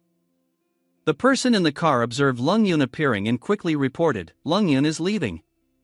The person called Sister Seven coldly said, follow him in the car, he's easy to spot. The one who spoke was Tiansha organization, named Xianshi. Xianshi ordered with a smile, Xianho, you follow him on foot. Xianho, who was hiding behind a tree, heard the order from Xianshi and immediately responded, understood. Lung Yun glanced back, silently smiling, look, the opportunity to make money has arrived. Lung Yun immediately ran forward. Xianho ran after him while providing the latest information, Lung Yun is moving southwest, they followed at a certain distance. Xianyang observed and continued to report, he has entered Ban Longshan Park. After Xianshi frowned while holding a cigarette, he said, it's a good opportunity today, we will deal with him. 2 snipers in camouflage were positioned across from Ban Longshan on Nanshui Feng. On the other hand, 2 more disguised individuals were placed on the slopes of Ban Longshan. Xianshi reminded Xianho with a few more words, Xianho, you stare at Lung Yun, I will immediately come to gather with you. Xianho obeyed and replied clearly, yes, master. Xianshi's subordinate, who was also the driver, turned around and asked, dealing with a 3rd-grade student like this, is it necessary? Xianshi took a puff of smoke and replied, the 3rd-grade student in your mouth, with the strength of 1 person, has defeated more than 30 people from Qinglongbang. His strength has at least reached the Wang Zhang level. She also remembered her client, who had previously quoted a price of 8 million, now raised to 50 million. The driver's name gasped, unable to believe, 50 million just to buy Lung Yun's life? Xianshi calmly replied, that's right. She stood up, adjusted her hair, slightly frowned, so this assassination must be successful. At Ban Longshan, Xianyang was leaning against a tree trunk observing the situation. Xianshi suddenly appeared behind him.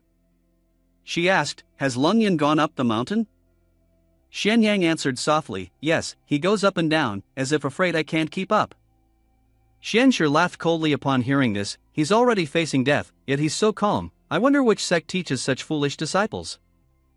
Basically, they don't even know what vast expanse is. The sky is currently very blue, with light white clouds floating in the sky. On the mountain, the beauty of trees and cliffs is revealed before the eyes. Lung Yun twirled the pen in his hand and snorted coldly, ha! This world truly thinks like me. He stood on the cliff, arms crossed, looking down at the people below.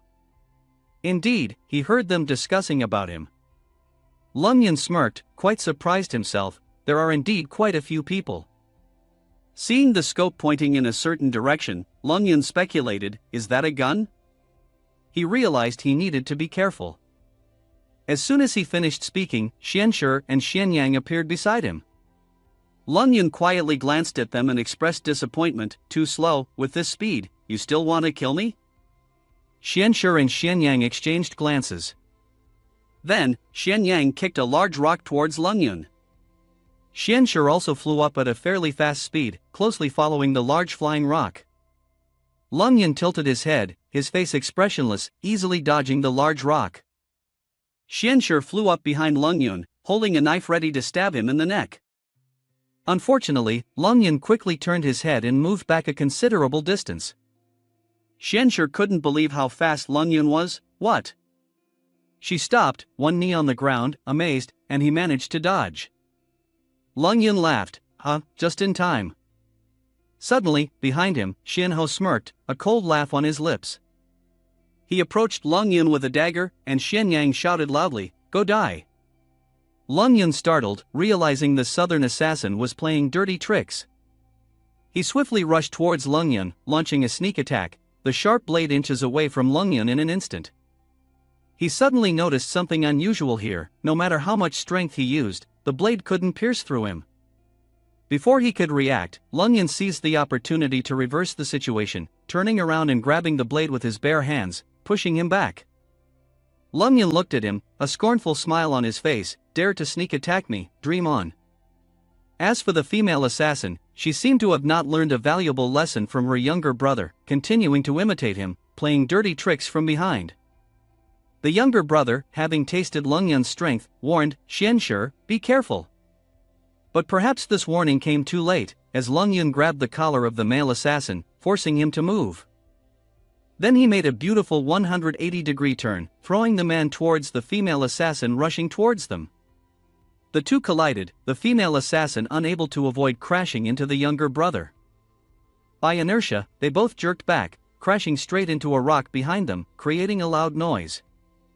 They both fell down, looking like they were in pain, probably about to have bruised buttocks. Lung Yun stood to the side, nonchalantly twirling his knife, provocatively asking, "Have you had enough beating? It's my turn next." After speaking, he raised his knife, blocking the two challengers. The two assassins turned pale. Perhaps this was a big shock in their assassin lives. Normally, they were the ones chasing and killing others, but now they had become the prey, facing the threat of being hunted. How unusual. Lung Yun directly thrust his knife towards the two. The knife flew straight with his strength, causing a landslide, frightening the two. The female assassin immediately ordered her younger brother to attack, but she seemed to react a bit slowly, getting a piece of skin scraped off her arm. She held her painful arm, increasingly eager to know who this kid really was. Suddenly she shouted, "Where are you? Why can't I see you?" From somewhere came Lung Yun's voice, "I'm right next to you." He mimicked the stealthy attack technique of the two assassin sisters, slicing a part of the thin shirt, revealing the round breasts of the assassin girl. She immediately sat down, embracing her chest. Suddenly, Lung Yun appeared from somewhere and shamelessly said, "Not bad figure," causing the young girl to lose her composure. She angrily rushed forward, wanting to defeat Lung Yun at all costs. However, Lung Yun sneered, "Just you?" With just one move, he easily defeated her. The girl, with bloodshot eyes, struggled, while Lung Yun stood at a distance, watching her with disdain. The useless male assassin, seeing his companion Xianshi unable to even touch Lung Yun, was filled with fear, truly terrifying. I have no chance of winning against him, and he fled in panic. But Lung Yun anticipated his move, quickly intercepting him. He gently asked, "Where are you going?" Holding him by the neck with one hand, the assassin had no strength to resist. Lung Yun reassured him not to be afraid, as he would die quickly, then raised his knife in a cool pose. The assassin bid farewell to the world. Lung Yun carried the body of the male assassin towards the cliff, while the female assassin on the side despaired, realizing that he easily killed Shen Yang. His power was definitely not to be underestimated. They had underestimated him. Before throwing Kia's body down, Lung Yun shared a very profound saying that every assassin should think carefully about before taking a life. If you choose to kill, then you must prepare yourself to be killed by others. After dealing with the useless Kia, he walked towards the female assassin. He asked, "Do you want to die or do you want to live?" Even though she was about to die, the female assassin still maintained a strong spirit. She loudly replied, "If you want to kill, then just do it, don't say meaningless words like that." Truly an admirable heroine. Seeing her still defiant, Lung Yun knelt down in front of her and said, "Not afraid of death, then let's try another way. If I use this knife to scar your beautiful face and turn you into an ugly person, how would you feel?" Lung Yun, still enthusiastic, lightly traced a line on her cheek, perhaps hitting a nerve as she screamed, "Stop. It's true that every girl loves her face." He continued to threaten her maliciously, despite the girl clearly terrified, scared. Right now, answer me honestly, what is your name? Don't give me a nickname." She replied, "Xiaomini, sent by AI to Tian Sha." Lung Yun asked further, "What is Tian Sha?" She explained that it is one of the 3 international assassin organizations, divided into a total of 4 levels: Tian, Di, Xian, Wang. Ta and Xian Ho are Xian level assassins.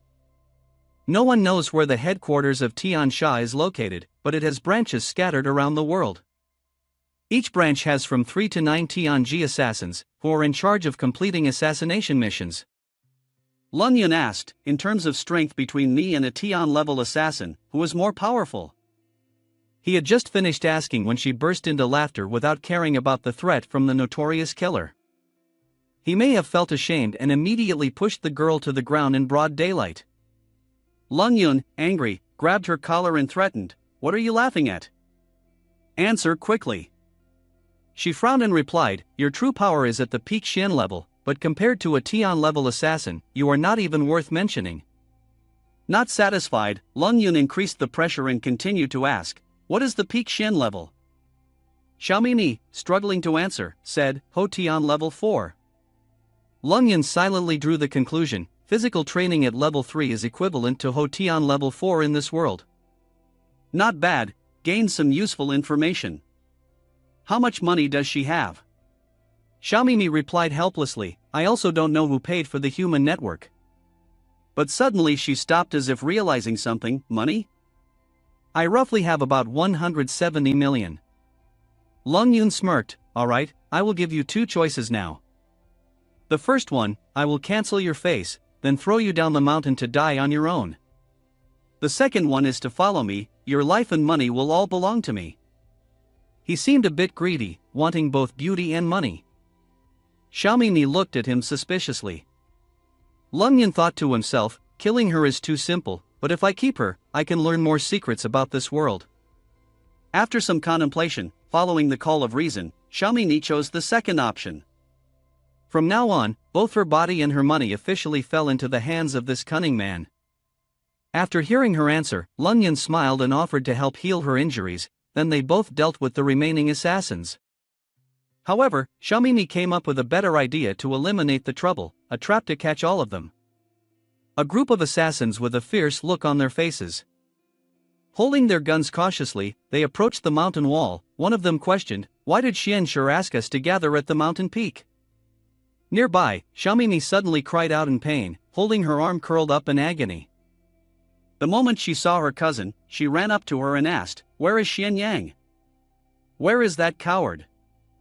Suddenly, Lung Yun appeared behind a group of assassins, startling them as they looked at him in shock. A series of cries of pain filled the air, as the once fierce assassins now lay trembling on the ground. Lung Yun was pleased with the results, praising Xiaomimi's plan and how it saved time. The girl stood by his side, obediently. The defeated assassins, feeling betrayed by Xiaomimi, were furious and cursed her, threatening that their organization would not forgive her. Xiaomimi, looking down on them, said disdainfully, "Failure means death when returning to the organization. I am just looking for a way to survive." Lung Yun stood by with a gun in hand, asking how to use it. The assassins turned pale at the question. Xiaomimi kindly instructed him on how to open the safety and fire a bullet. He quickly learned and aimed the gun at one of them.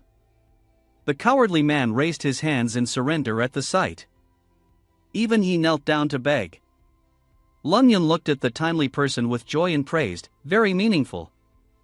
Praise is just to please the mouth, but he itched to pull out his gun and aim at the head. He also asked, "Aren't you all afraid of death?"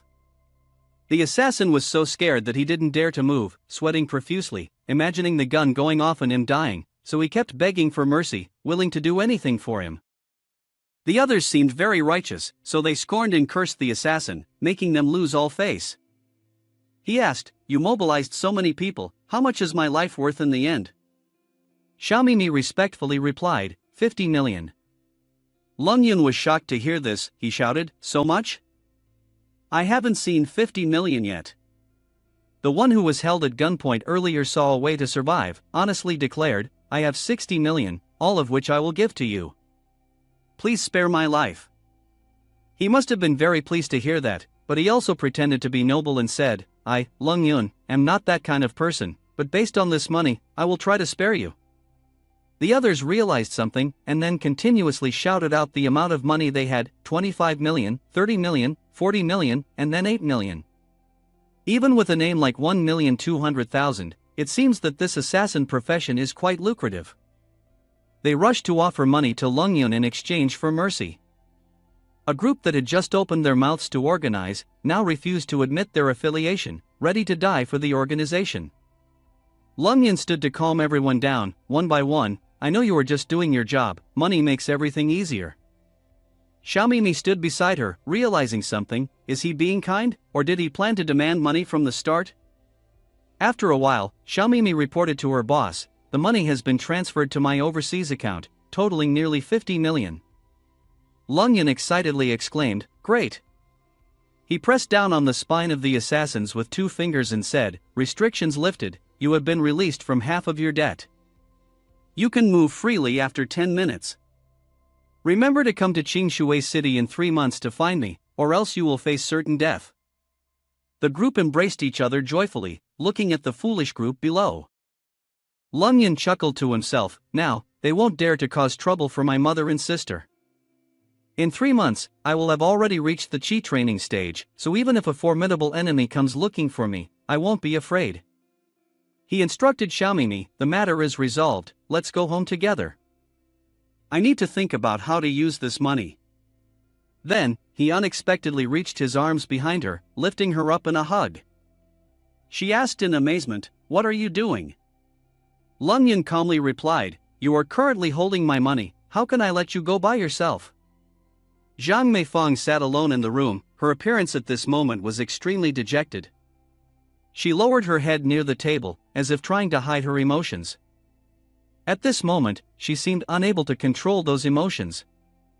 Her appearance was very unusual, her face also blushing with embarrassment as she said, this Lung Yun person saved me, and even let me stay at his house. Could it be that he likes me? It seemed like the alcohol made her very excited about everything around her.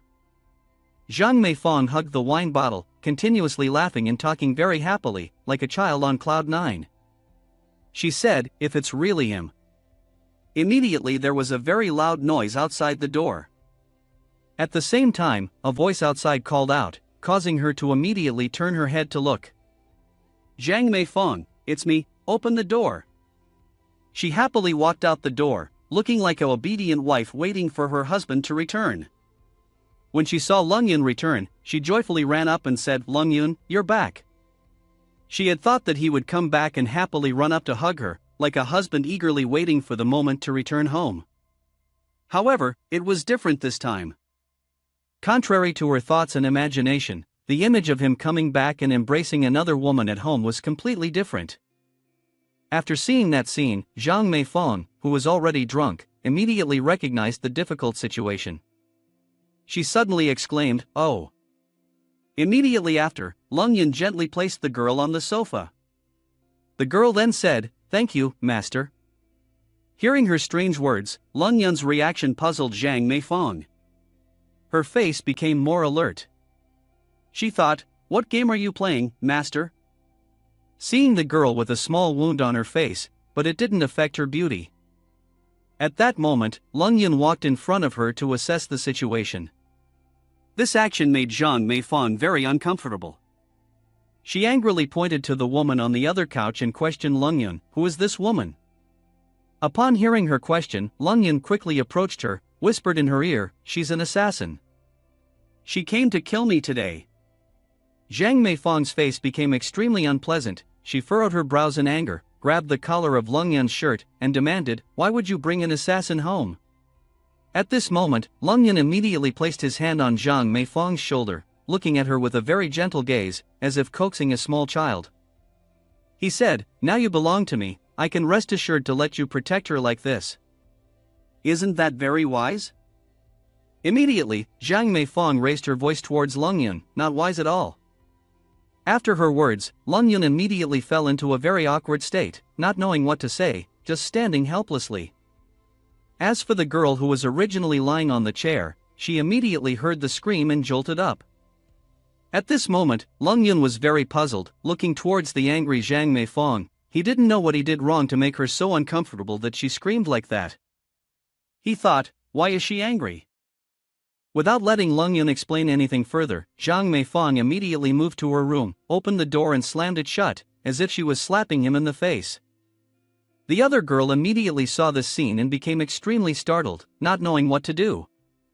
Next, Zhang Meifang quickly pushed Lung Yun onto the bed, making him extremely startled and not knowing what she was going to do next. He asked, "What does Zhang Meifang want to do?" Without saying anything more, she didn't want to think too much, making herself more uncomfortable. Immediately, Zhang Meifang leaned down and gave Lung Yun a kiss on the lips without warning, leaving him very surprised. Seeing her boldness, Lung Yun became even more embarrassed. At this moment, he was passive, but also very comfortable. He thought to himself, this girl is too fierce. After a while of entangled lips, Zhang Meifang quickly sat up, looking very uncomfortable about the kiss just now, causing her to immediately regain oxygen to breathe. Then she said, "Lung Yun, remember this well." Hearing this, Lung Yun's expression became more and more panicked, going from one surprise to another. Immediately he said, "Remember what?" Then she quickly raised her hand, grabbing her shirt to take it off, and boldly said, "You belong to me," wanting to undress, while Lung Yun was in a panic trying to stop her from taking it off. Feeling the alcohol in her body, he quickly grabbed the shirt to hold it back, and frantically said, "No, you can't undress." But at this moment, Zhang Meifang's whole body was exposed, just a step away from being fully visible. Her loose shirt was stuck on her head. Because the attempt to undress failed, suddenly a ringing sound came from his pocket, as if someone was urgently calling his phone. Immediately, he froze, his face stiffened, reaching down to search for the phone in his pocket. Immediately after finding his phone, he quickly tapped on the screen and answered, then raised it to his ear and said, "Who would call me at this hour? I wonder what the person on the other end told him." It instantly made Lung Yun feel invigorated and energetic after a fierce struggle with Zhang Meifang, as if he had just been recharged. Next, he immediately told Zhang Meifang, "I'm going out for a bit." Before she could say anything else, he hurriedly rushed out the door, leaving Zhang Meifang sitting on the bed looking puzzled, watching him run out and call Lung Yun. At that moment, her head suddenly throbbed with pain. She gently rubbed her temple, then frowned and muttered, "Why did he run off like that?" Unable to control anything further, she immediately lay back on the bed, sinking into exhaustion, saying, "Go away. Just don't come back, bring another woman home instead." After saying that, she fell into a deep and peaceful sleep. On this side, the building was brightly lit, with some rooms still awake, the apartment building resembling a large light shining across the city streets. Approaching a room still lit, it seems like the owner of this place is still waiting for something that has not yet arrived. At this moment, Lin Menghan's face is extremely unpleasant, as if she has a bad feeling. Right now, she can only softly call Lung Yun to come quickly and save her. Why is there such a miserable image of Lin Menghan? In the restroom, she had to recall a glamorous evening at the Taojiang bar. The scene inside is very lively, with various expensive and cheap bottles of alcohol arranged on the table. Suddenly, a voice rang out, "Menghan, I didn't expect you to handle it so well." The image of two men sitting on either side of Lin Menghan, one of them looking extremely lecherous and perverted, constantly pouring drinks and touching her body, making her very uncomfortable.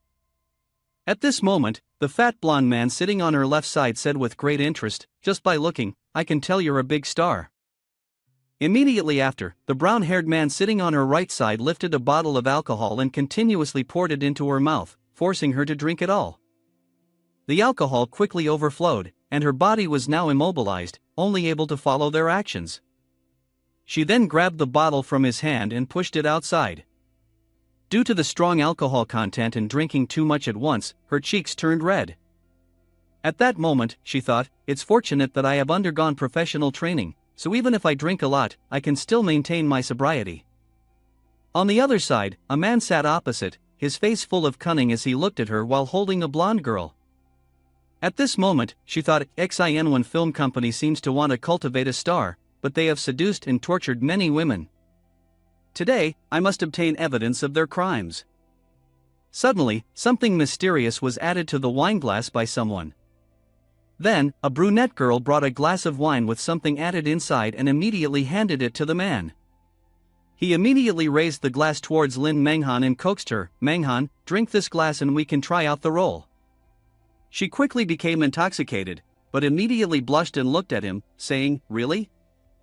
Thinking she might have fallen into his trap, he said, "Of course, a beauty like you is exactly what we are looking for." She then raised the glass to her lips, took a long sip and thought, they finally took the bait. However, as soon as she finished the drink, her body underwent a transformation, her mind became extremely dizzy, strange. Next, she looked at the so-called director Kia, and immediately everything became blurry, seeing him smiling wickedly at her. She thought, why am I feeling dizzy? She then slammed her hand on the table for support, stood up and politely said, "Excuse me, I need to go to the toilet for a moment." But as soon as she saw herself about to leave, the two men immediately prepared to stand up and capture her. Do not let her go far. To avoid losing such a good prey, he immediately approached, holding Lin Menghan's body tightly and said, "No need for a performance, there is the next toilet."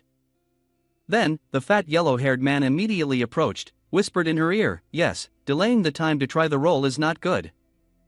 At this point, she finally realized the problem was the drink he gave her. However, resistance now was too late, her body had no strength left. She thought, this drink is a problem. After taking her out of the bar, the two men began to take her to a hotel room, room 1688. As soon as the door opened, Lin Menghan's body was pushed to the ground, looking very painful. However, her body had no strength to resist. The two wicked men stood outside, looking inside with great interest. The yellow-haired man said, "This woman is difficult to handle, so much alcohol and not even drunk. Luckily, we were prepared early. Go tell Chow gentleman the task is completed, he is in room number 1688. After hearing the room number, her last consciousness urged her to resist. Lin Menghan covered her mouth with her hand, softly saying, "Room number 1688.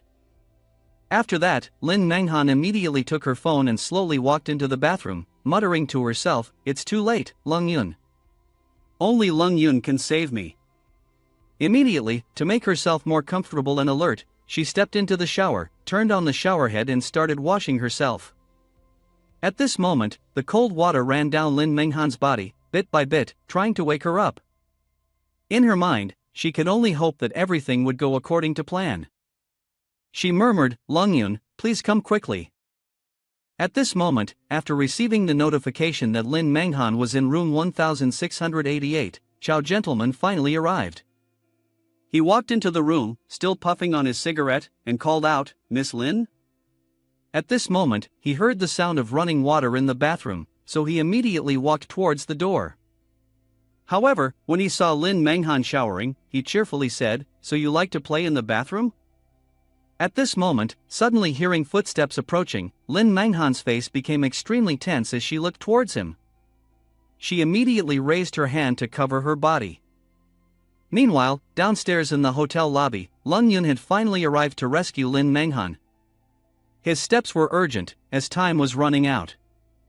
The hotel employees saw him in a hurry like that, immediately went up to ask, "Sir, how can I help you?"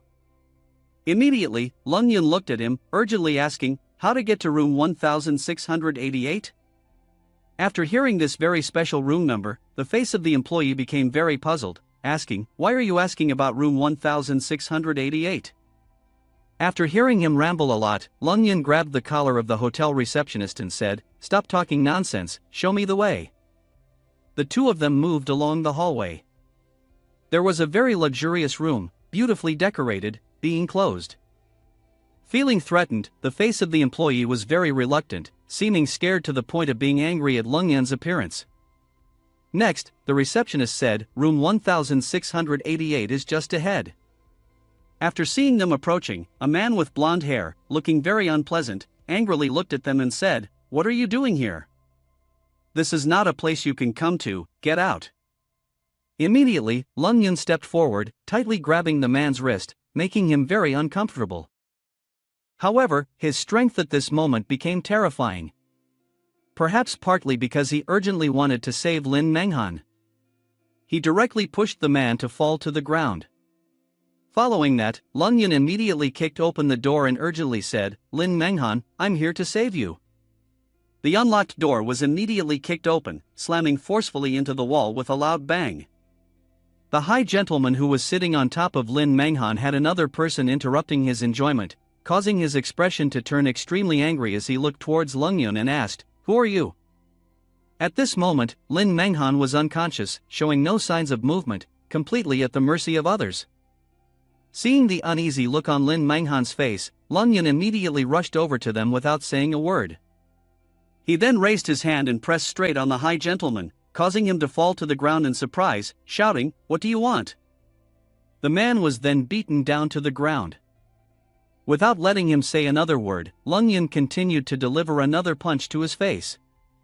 Next, Lung Yun immediately moved forward, embracing Lin Menghan's exhausted body. He said, "Hold on to me, don't move. I'll help you suppress the drug's effects." Shortly after, the two accomplices came back to help the struggling high gentleman stand up. Seeing Lung Yun wrapping a cloth around Lin Menghan's body, they asked, "What's happening?" Next, Gentleman Chow immediately turned back to the blonde man and asked, "Director Zhang, who is this guy?" At this moment, Director Zhang quickly reassured Gentleman Chow, "Please don't be angry, this is an unexpected situation. We will handle it immediately." Finally, Lung Yun also knew who was behind these heinous acts. He immediately spoke up, asking, "Did you all conspire to harm her?" Seeing Lung Yun's fierce and intense demeanor, the group became more panicked. He stared at them and continued, "If you can't control your own women." Lung Yun's ambiguous words made the group pale in fear. They slowly backed away, asking, "What? What do you want?" Immediately after that, a man was thrown out of the room, lying motionless on the ground, causing the receptionists to panic and retreat. Inside the room, Lung Yun immediately picked up Lin Menghan and prepared to leave. Before leaving, he didn't forget to take a mysterious suitcase with him. At that moment, he looked back at the group, as a warning, saying, "Consider this money as profit. Wait for me to save her today." Lung Yun continued walking and said, "I will come back to settle your debts." The people on the ground were so scared that they huddled together, unable to speak. They held onto their injured bodies, writhing in pain on the ground, groaning, "It hurts. It hurts. We're going to die." Meanwhile, at Lung Yun's house, Zhang Meifeng and the female assassin were inside. They sat on chairs, looking at each other uncomfortably, refusing to give in to each other. Zhang Meifeng then spoke up, "Do you really have no intentions with Lung Yun?" Xiaomimi furrowed her brows and calmly replied, "No. He is my master now, that's all." With her doubts finally cleared, Zhang Meifeng's face softened and she said, "All right, I will trust you for now. But having another woman around, I can still accept." As Zhang Meifeng finished speaking, the main door opened. Lung Yun entered with a girl, causing both women to fall silent. Zhang Meifeng's face lit up with joy and she looked at him, smiling brightly, "Lung Yun, you're back." Before she could finish her sentence, Lung Yun brought Lin Menghan into the room, leaving Zhang Meifeng furious as she followed him, saying. At this moment, Lin Menghan was lying on the bed in extreme discomfort, rolling around and crying out in pain. Zhang Meifeng had never seen such a scene before, so she turned to Xiaomimi and asked, "What's wrong with her?" Xiaomimi immediately calmly replied, "She's been drugged, if it continues like this, she will die." Immediately after, Lung Yun grabbed Lin Menghan's hand. Seeing his actions, Zhang Meifeng immediately stepped forward to pull him away and said, "Lung Yun, what are you doing?" At this moment, his face became extremely calm, looking at Lin Menghan and saying, "Saving a life." Upon hearing Lung Yun's words, Zhang Meifeng immediately covered her mouth in surprise and asked, "Are you preparing to treat her yourself?" He then looked at her, appearing very calm, and said with a slight smile, "Of course, only I can do it here." Zhang Meifeng was extremely angry at this point, turned to Xiaomimi and said, letting Lung Yun stand inside, his face becoming extremely creepy. She said, "All right, let's go outside." Immediately after, Lung Yun stood in front of the door, blocking them from leaving, shamelessly saying, "Why go outside? Stay here and help me." Upon hearing such a request for help, Zhang Meifeng immediately covered her face with her hand, showing embarrassment, and said, "Do you still want us to help with this kind of thing?" Immediately, Zhang Meifeng raised her hand and punched wildly towards Lung Yun, then said in a very annoyed tone, "I didn't expect you to have this kind of obsession." After hearing Zhang Meifang's scolding, Siyu immediately pointed towards Lin Menghan, who was struggling on the bed, then said loudly, "My passion here is acupuncture. Come help me stabilize her." At this moment, it seemed like an invisible stone fell from the sky and hit Zhang Meifang's head, leaving her extremely surprised. She corrected her thoughts, realizing that it was indeed acupuncture, and we absolutely did not misunderstand. At this moment, Lin Menghan's body became more and more uncomfortable, her face turning red from the effects of the medicine after enduring it for too long. Immediately, Zhang Meifang climbed onto the bed, holding Lin Menghan's hands tightly to prevent her from struggling, making it easier for Lung Yun to save her. Zhang Meifang's face also became extremely wrinkled when she saw Lin Menghan's seductive appearance, thinking to herself, "She is too seductive, even I, as a woman, am having trouble controlling myself." Looking at the dangerously ill Lin Menghan, Lung Yun tried to remain calm and thought, "This poison is even more troublesome than I imagined." Then, Lung Yun finally took out the acupuncture needle and immediately began acupuncture on Lin Menghan's hand. He said, "Xiaomi Mi, hug her from behind."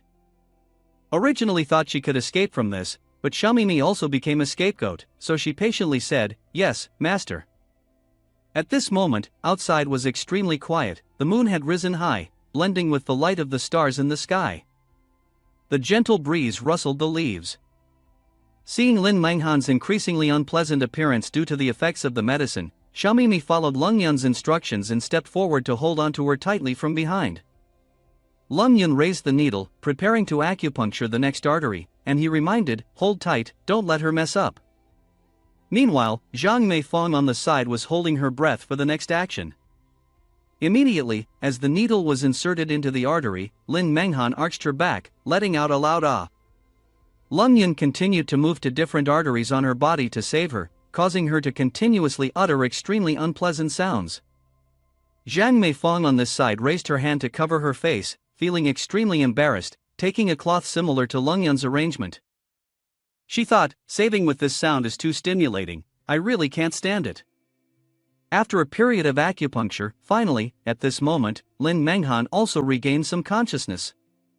She opened her eyes and slowly said, "What are you doing? Quickly let me go." At this moment, Lung Yun immediately raised his hand, gently lifting the sweat-drenched face after Lin Menghan's struggle, then slowly said, "Don't worry, I'm here to save you." Upon hearing that it was beneficial for her, Lin Menghan immediately calmed down, allowing him to do his work. After about an hour, everything was finally done.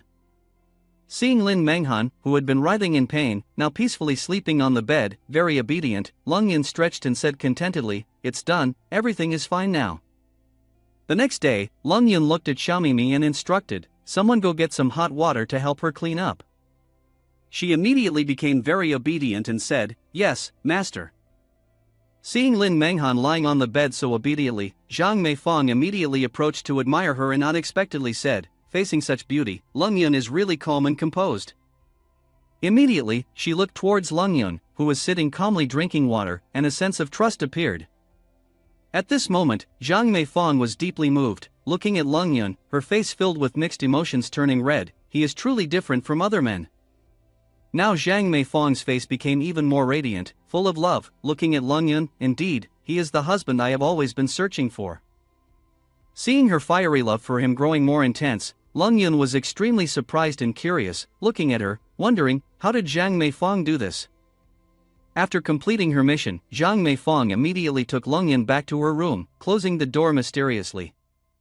In the room, Zhang Meifang sat on Lung Yun's lap, crossing her arms in front of her chest, looking very angry and making him wonder, so he asked, "What are you doing?" At that moment, she decided to confess her feelings to him. Her face immediately turned extremely embarrassed and boldly said, "Lung Yun, I like you." After hearing Zhang Meifang say that, Lung Yun was more and more surprised, going from one thing to another, then loudly said, "What did you say?"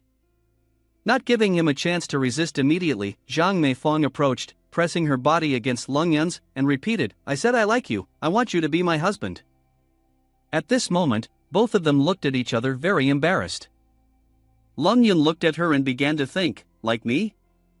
Since entering this world, this is the first time someone has said these words to me." It seemed like Zhang Meifang's emotions were becoming more and more intense. She hugged Lung Yun tightly and said, "Lung Yun, you." After seeing her intense emotions like that, Lung Yun looked at her embarrassedly and said, "Before, didn't you want to keep a distance from me? Why do you want me now?"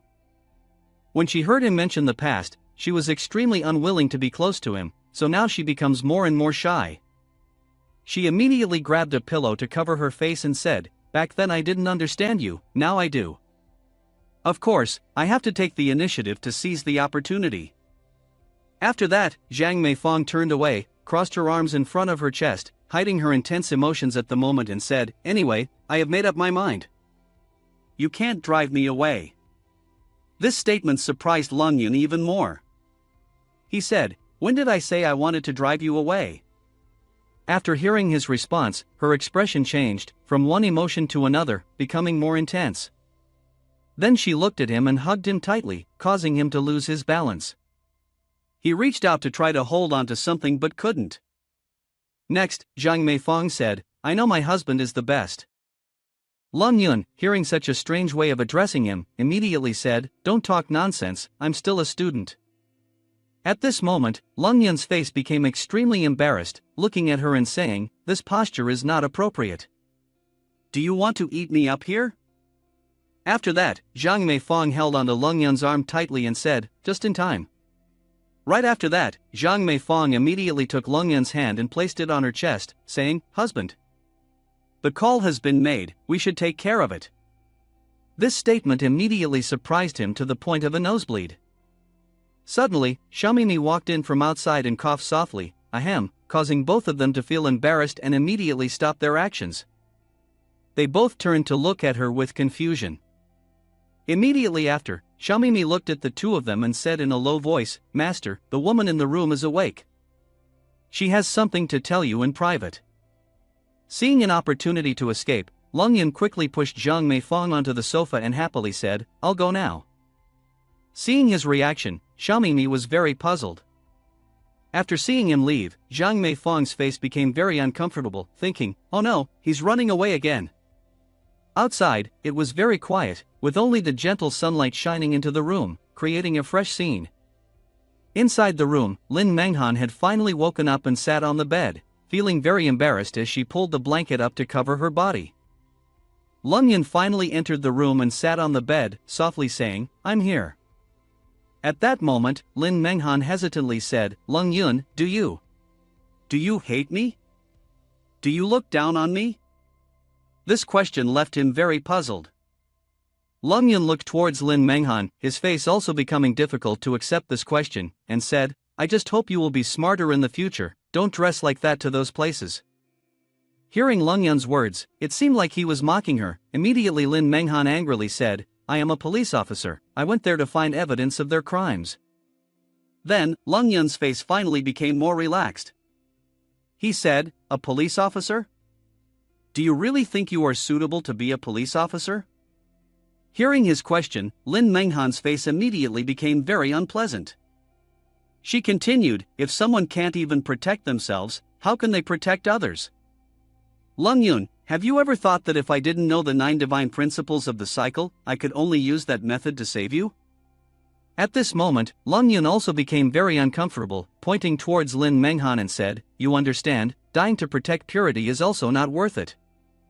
Upon hearing the very emotional words from Lung Yun, Lin Menghan's face immediately became very uncomfortable, saying, "I can." Lung Yun, hearing her words, was very surprised, and also did not understand what she meant. He asked, "What did you say?" Right after that, Lin Menghan immediately stepped forward, grabbing Lung Yun's arm tightly and slowly repeating, "If it's you, then I can." As soon as she finished that sentence, Lin Menghan raised her hand to cover her face and thought, "In reality, when I realized I was drugged, I knew everything was beyond saving." She then remembered the moment when she was struggling on the bed in the hotel. At that moment, she only had one thought in her mind. "When I called Lung Yun, I only had one thought in my heart. If I have to have a relationship with a man tonight, I hope it's him, Lung Yun." At this moment, both of them were very close, eye to eye, face to face, unclear how they felt. Following that, Lin Menghan quickly got up, hugged Lung Yun tightly, surprising him greatly. She called out loudly, "Lung Yun." After that, her face became more and more embarrassed, blushing and saying, in reality, I like. However, at a very crucial moment, Zhang Meifeng quickly opened the door and entered, her face extremely dark, causing Lung Yun to be extremely frightened. Zhang Meifeng's expression at that moment seemed like she could rush forward and tear the two of them apart at any moment. At the same time, Zhang Meifeng looked towards them and said in a stern voice, I suddenly want to talk to Miss Lin. Lung Yun, can you go outside for a bit? At such an important moment, Lung Yun could not refuse. To preserve his own life, he quickly left and said, okay. Next, Lin Menghan looked at the uncomfortable Zhang Meifeng and thought, what is the relationship between these two? After leaving the room, Lung Yun finally breathed a sigh of relief and immediately closed the door. Seeing Lung Yun's relieved expression as he stepped out of the room, Xiaomimi approached with crossed arms and a calm demeanor, saying, Master, the ladies might argue because of you. Seemingly able to predict the issue in an instant, Lung Yun immediately raised his hand to touch his hair and said, I know. Then, he quickly looked at Xiaomimi and excitedly said, oh, the power of beauty is also a trouble. Inside the room, Zhang Meifeng suddenly spoke, your body is extremely weak, you should rest soon. She then quickly pulled up a blanket and covered Lin Menghan. Unable to resist, Lin Menghan immediately looked at her and said, thank you. Upon hearing such courteous words, Zhang Meifeng immediately said, Haha. There's no need to be polite. My husband exerted a lot of effort to save you. As his wife, I naturally have to take good care of you. Upon hearing this, Lin Menghan's expression became extremely flustered, and she said, your husband? At that moment, Zhang Meifeng's demeanor of a very understanding and considerate wife immediately appeared. She said, that's right, Lung Yun is my husband. The next day, Lin Menghan looked at Zhang Meifeng with a very embarrassed expression and said, but Lung Yun is only in the 12th grade, he basically can't get married. Immediately after that, Zhang Meifeng's expression changed. She clasped her hands together, looking extremely embarrassed, and said, but we have already acknowledged each other. Otherwise, Lung Yun wouldn't have let me stay at his house. Don't you agree? Upon hearing Zhang Meifeng's very reasonable explanation, Lin Menghan's face became very uncomfortable. She reluctantly said, yes, you're right. Right after that, Lin Menghan lay down, turned her face inward, covered herself with a blanket, and said, sorry, I'm a bit tired and want to sleep. Immediately, Zhang Meifeng, seeming to have achieved her goal, stood up with a slight smile and said, then you rest. I'm going out. The next day, Zhang Meifeng's demeanor changed, becoming extremely cunning. She glanced at the person lying on the bed and thought, Lin Menghan, I hope you know when to back off. Lung Yun is mine, and no one should think about taking him away. At this moment, only the twinkling stars remained in the sky. The building was still lit up, as if there were rooms that hadn't slept yet. Everything around was extremely quiet. After a while, everything finally began to fade into sleep. The next day, finally, today I still have to go back home. The apartment complex where Lung Yun currently lived was very modern, with many floors and buildings close together. Right now, Lung Yun finally returned home, holding a bottle of water in his hand, as if he had just finished exercising. Suddenly, he seemed to notice something was wrong. Immediately, he stopped his actions. On the table was a letter left by Lin Menghan. In addition to the letter, there was a box accompanying it. The content of the letter read, Lung Yun, I have calculated and gone to the city of Qingshui, the box is for the person in charge, I will handle the rest. You were right, I was too naive. Wait for me to think carefully, I will definitely come back to see you. I hope you won't forget me by then. After reading the letter left by Lin Menghan, Lung Yun's eyes suddenly became very serious. He clenched the paper and thought, Lin Menghan, how could I forget about her? She was the first woman I met when I entered this world. Immediately after that, Zhang Meifeng stepped out of the room, extremely shocked, saying, Lung Yun, Lin Menghan is nowhere to be seen. At this moment, outside Lung Yun's door, there was a rapid and continuous knocking sound. Soon after, Xiaomimi quickly stepped outside, opened the door to see who it was. Suddenly, there were two young figures standing in front of the door. A young man with golden hair quickly rushed inside, eagerly saying, Boss, you finally remembered me. At that moment, Xiaomimi quickly raised her hand to block Tang Meng's forehead, causing him to look up in surprise and say, "Huh?" Suddenly at that moment, Tang Meng shouted loudly, very surprised, "How come there's a strange woman in the boss's house?" Immediately after, Xiaomimi's face became very calm, looking towards the two of them.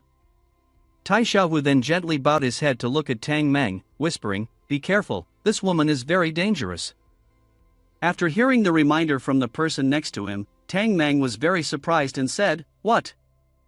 Contrary to Xiaomimi's calm demeanor, Zhang Meifeng stepped out from the room with a very cheerful expression, saying, "Hello, I am Zhang Meifeng."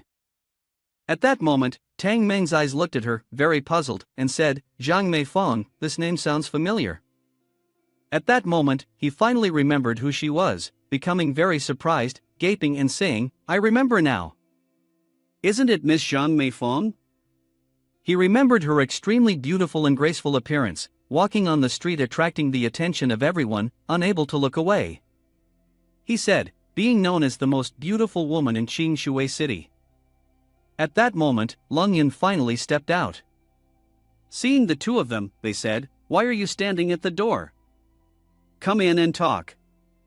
Immediately, Tai Xiaohu and Tang Meng looked at him together and said in unison, "Yes, boss." Then, Tang Meng looked at his companions and said, "Did you see the two beauties at the boss's house and not be surprised?" Immediately upon hearing this, Tai Xiaohu also became calm, pointing at him and saying, "The boss is so powerful, naturally there will be many women who like him. Isn't this normal?" Hearing such a reasonable explanation, Tang Meng felt extremely painful. He wiped away his tears and thought, "We are all under the same boss, why are our insights so low?" Then, the two of them walked towards the sofa, sat on either side of Leng Yun and listened to him say, "Do you guys know where Xianwen Cinema is?" At that moment, Tai Xiaohu looked at him and said, "I know. We wanted to go there to collect protection fees before, but we were stopped by Brother Hun. Brother Hun even warned us not to interfere with Xianwen Cinema." At this moment, Leng Yun's face became extremely cunning, saying, "It seems that Xianwen Cinema has someone backing them." Seeing this scene, Tang Meng immediately spoke up, "I remember. I heard Mr. Cha mention Xianwen Cinema before. Their headquarters is in Capital City. They claim to train actors, but in reality, they provide women to the big shots in Capital City." Tai Xiaohu on this side also said, "Causing chaos like this, no one is managing it?" Tang Meng immediately narrowed his eyes and said, "Their backstage is in Capital City, who dares to manage them?" Upon hearing such a question, Leng Yun immediately showed a very confident look and said, "I dare." Both of them immediately looked at Leng Yun, feeling very admiring of his determination. This time, Leng Yun was very determined and made a decision, "Do you two dare to come with me to Xianwen Cinema to collect protection fees?" At this moment, all three of them answered in unison. Tang Meng said, "Of course. This kind of trash shouldn't exist." Tai Xiaohu also said, "Wherever the boss goes, I'll go." After that, all three of them immediately got on the car and moved to Xianwen Cinema. The wheels rolled on the road, emitting powerful flames, and the sound of the engine grew louder and louder. After a while, they finally arrived. Tai Xiaohu led the way, his face extremely serious, causing everyone to look at him with fear. After entering, Tang Meng immediately said cheerfully, "Tai Xiaohu, how come you look like a different person?" He then took on a very aggressive posture, looking at everyone and said, "This is the first toll, must dominate the opponent's momentum." Seeing his attitude like that was a bit strange, Leng Yun immediately spoke up. "Not bad. Tang Meng, in the future in this aspect, you should learn a little from Tai Xiaohu." But upon hearing that, he became extremely annoyed, showing an attitude. "Humph."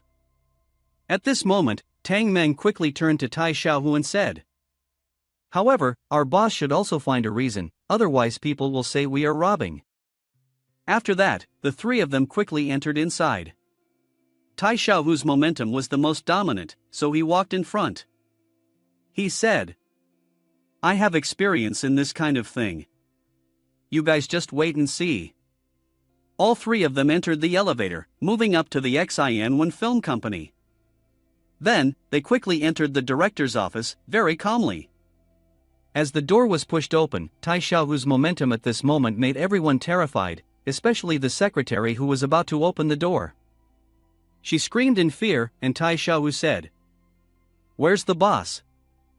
Roll out here for me." Tai Xiaohu stood inside the office, pointing towards the director sitting on the chair, saying, "You seduce my girlfriend, ruining her life." Tai Xiaohu became extremely angry, to the point where he could attack the director at any moment. He said, "Today, you will pay for this." Lung Yun and Tang Meng were extremely frightened, their faces turning pale when they saw Tai Xiaohu's actions.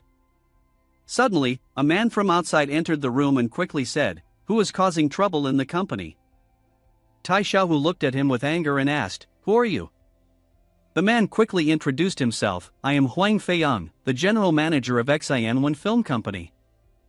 We are a legal company, please stop this defamatory behavior immediately." Tang Meng looked at Lung Yun and said, "Boss, what should we do now? This Huang guy seems difficult to deal with." He placed his hand on his shoulder, reassuringly saying, "Don't worry, let's see how Tai Xiaohu handles this." After hearing Huang Feiyang's words, Tai Xiaohu found it ridiculous. He said, "Legal?" Tai Xiaohu's demeanor became more and more terrifying, making Huang Feiyang so scared that he couldn't say anything else. He said, "Would a legal company force my girlfriend to take these kinds of photos?" Immediately, Tai Xiaohu became more aggressive, causing everyone in the area to be frightened. He continued, "Will the legal company force my girlfriend to be the mistress of those old men?" At this moment, his eyes became more sinister, as if he could crush Huang Feiyang with one blow. He sneered, "Do you think I'm stupid?" Huang Feiyang realized that he couldn't resist, so he quickly softened his tone, "Don't provoke. There might be a misunderstanding here. Let's talk in my office. I'll have my secretary prepare some tea." The director turned to the secretary and said, "Call as many people as possible." Unbeknownst to them, Tai Xiaohu overheard everything. Suddenly, the secretary shouted, "Do you want me to call the police, boss?" Seeing this, the three of them were shocked and speechless. Tai Xiaohu became angrier, raising his fist. Lung Yun lifted the table, and Tang Meng grabbed a flower pot nearby, preparing to attack. Huang Feiyang was terrified and said, "Why call the police? Do you want to harm us?" Seeing the determined attitude of the three, Huang Feiyang immediately crouched down and said, "I'll check the contract right away." While walking, he thought to himself, if there's really a problem, it must be caused by the people below. Rest assured, I am the general manager, I will definitely deal with them seriously. However, at this moment, Tai Xiaohu seemed even more aggressive, making Huang Feiyang unable to resist. He said, "Don't talk nonsense. You only needed my girlfriend to behave well before signing the contract with her." Then, he grabbed Huang Feiyang's collar and lifted him up gently. Tai Xiaohu's face became increasingly unpleasant, anger causing veins to bulge, making Huang Feiyang more and more frightened and trembling. He said, "But when she was sold by you guys, we didn't see those documents." Huang Feiyang's face became extremely stiff. He looked at him and thought, is what this guy saying true, or is it just our company's doing? He recalled the three men who often did such things to the point of being professional, making him extremely scared, thinking, the incident at Taojiang Hotel couldn't be hidden. If this comes out too, Capital City will definitely push the blame on me, my life will be completely ruined. At this point, there was only a subtle way to deal with it. Huang Feiyang immediately fell into a state of laughter and tears, saying, "Brother, don't provoke. How do you want to resolve this?" Next, Tai Xiaohu finally let go, releasing Huang Feiyang's collar, causing him to fall limp to the ground before saying, finally getting to the point. The secretary immediately rushed over to help him up, looking extremely pained and drenched in sweat. Tai Xiaohu continued, "Humph. Very simple." He then began listing a long list of demands to make the situation easier. He said, "Just compensate my girlfriend for the mental damage, physical injuries, lost youth, tuition fees, utility bills. All of these, I guarantee will not happen again." Many compensations were immediately mentioned, causing Huang Feiyang to panic and ask, "How much do you want?" Seeing this, he thought for a moment that they were just asking for money.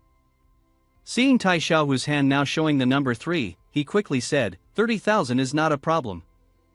I will have my secretary give it to you. Immediately, Tai Xiaohu's words made both of them fall speechless. He said, not 30,000, but 3 million. Upon hearing such a sky-high compensation amount, Huang Feiyan immediately fell to the ground, stammering, "What? You guys want money to the point of madness." At this moment, a series of footsteps could be heard from the side of the door, entering in such a crowded manner that it was suffocating. Lung Yun looked towards the crowd on the other side and said, "So you want to prolong the time, waiting for help from Director Huang?" Tang Mang still didn't understand what was going on, immediately brightened up and said, "Help? Are we about to fight?" Lung Yun immediately pulled Tang Mang back and whispered, "Of course not, let's go invite them in politely, not leaving a single one behind." Upon hearing this, Tang Meng's face lit up with excitement, looking towards the group of people. Seeing them approaching in such a crowded manner, the steps of the three also slowed down. Lung Yun said, "We've been waiting for you." Tang Meng, now very cheerful, added, "Come in quickly." At this moment, a subordinate approached and whispered in Bill's ear, "How are you feeling, Bill? Something doesn't seem right." Then, with great concern, he asked, "What will you do now, Bill?" Bill, the leader, remained calm and said, "It's just two little demons trying to intimidate you." Immediately, the group entered with a strong presence, carrying countless weapons. Bill said, "I want to see which fool dares to mess with our brothers." Meanwhile, Lung Yun and Tang Mang stood outside, closing the door, waiting for the drama to unfold. Huang Feiyang immediately saw Bill and exclaimed joyfully, "Ah, Bill." The group looked around to find their opponents, looking very serious. However, immediately, the man named Bill quickly stepped forward and said to Huang Feiyang, "Huang, we arrived late and scared people. You sit first and watch, this place is for me." Upon hearing this, Huang Feiyang saw an opportunity to strike back and replied, "Okay." Bill then turned back to Tai Xiaohu and shouted, "Hey kid!" Pointing to his large figure, "Dare to cause trouble at Xian Cinema. You don't even open your eyes to see whose territory this is." Tai Xiaohu simply yawned and calmly replied, "Stop talking nonsense, if you want to fight, let's fight." Seeing his bold attitude, Bill became even more angry and said, "You." At this moment, Lung Yun stepped forward and said, "If you want bloodshed, are you willing to pay?" He quickly added, "There will be more opportunities for you in the future." Tang Mang then whispered to him, "The boss is right, everything outstanding is taken by Tai Xiaohu, it's boring." Huang Feiyang then looked at the two standing nearby and thought, why aren't they panicking at all? Bill, unable to control his anger, said, "Attack." Immediately, a figure rushed forward and was slammed into the wall, causing Huang Feiyang to exclaim in surprise, "Huh!" His expression grew increasingly grim as he witnessed the scene unfolding before him. Seeing all of his men being swiftly defeated by Tai Xiaohu, he became even more terrified. Unable to stand firm as everyone was quickly subdued, he stuttered, "What?" Bill then quickly approached with a wooden stick, striking at Tai Xiaohu's hand. However, Tai Xiaohu effortlessly blocked the attack, causing the stick to shatter into pieces.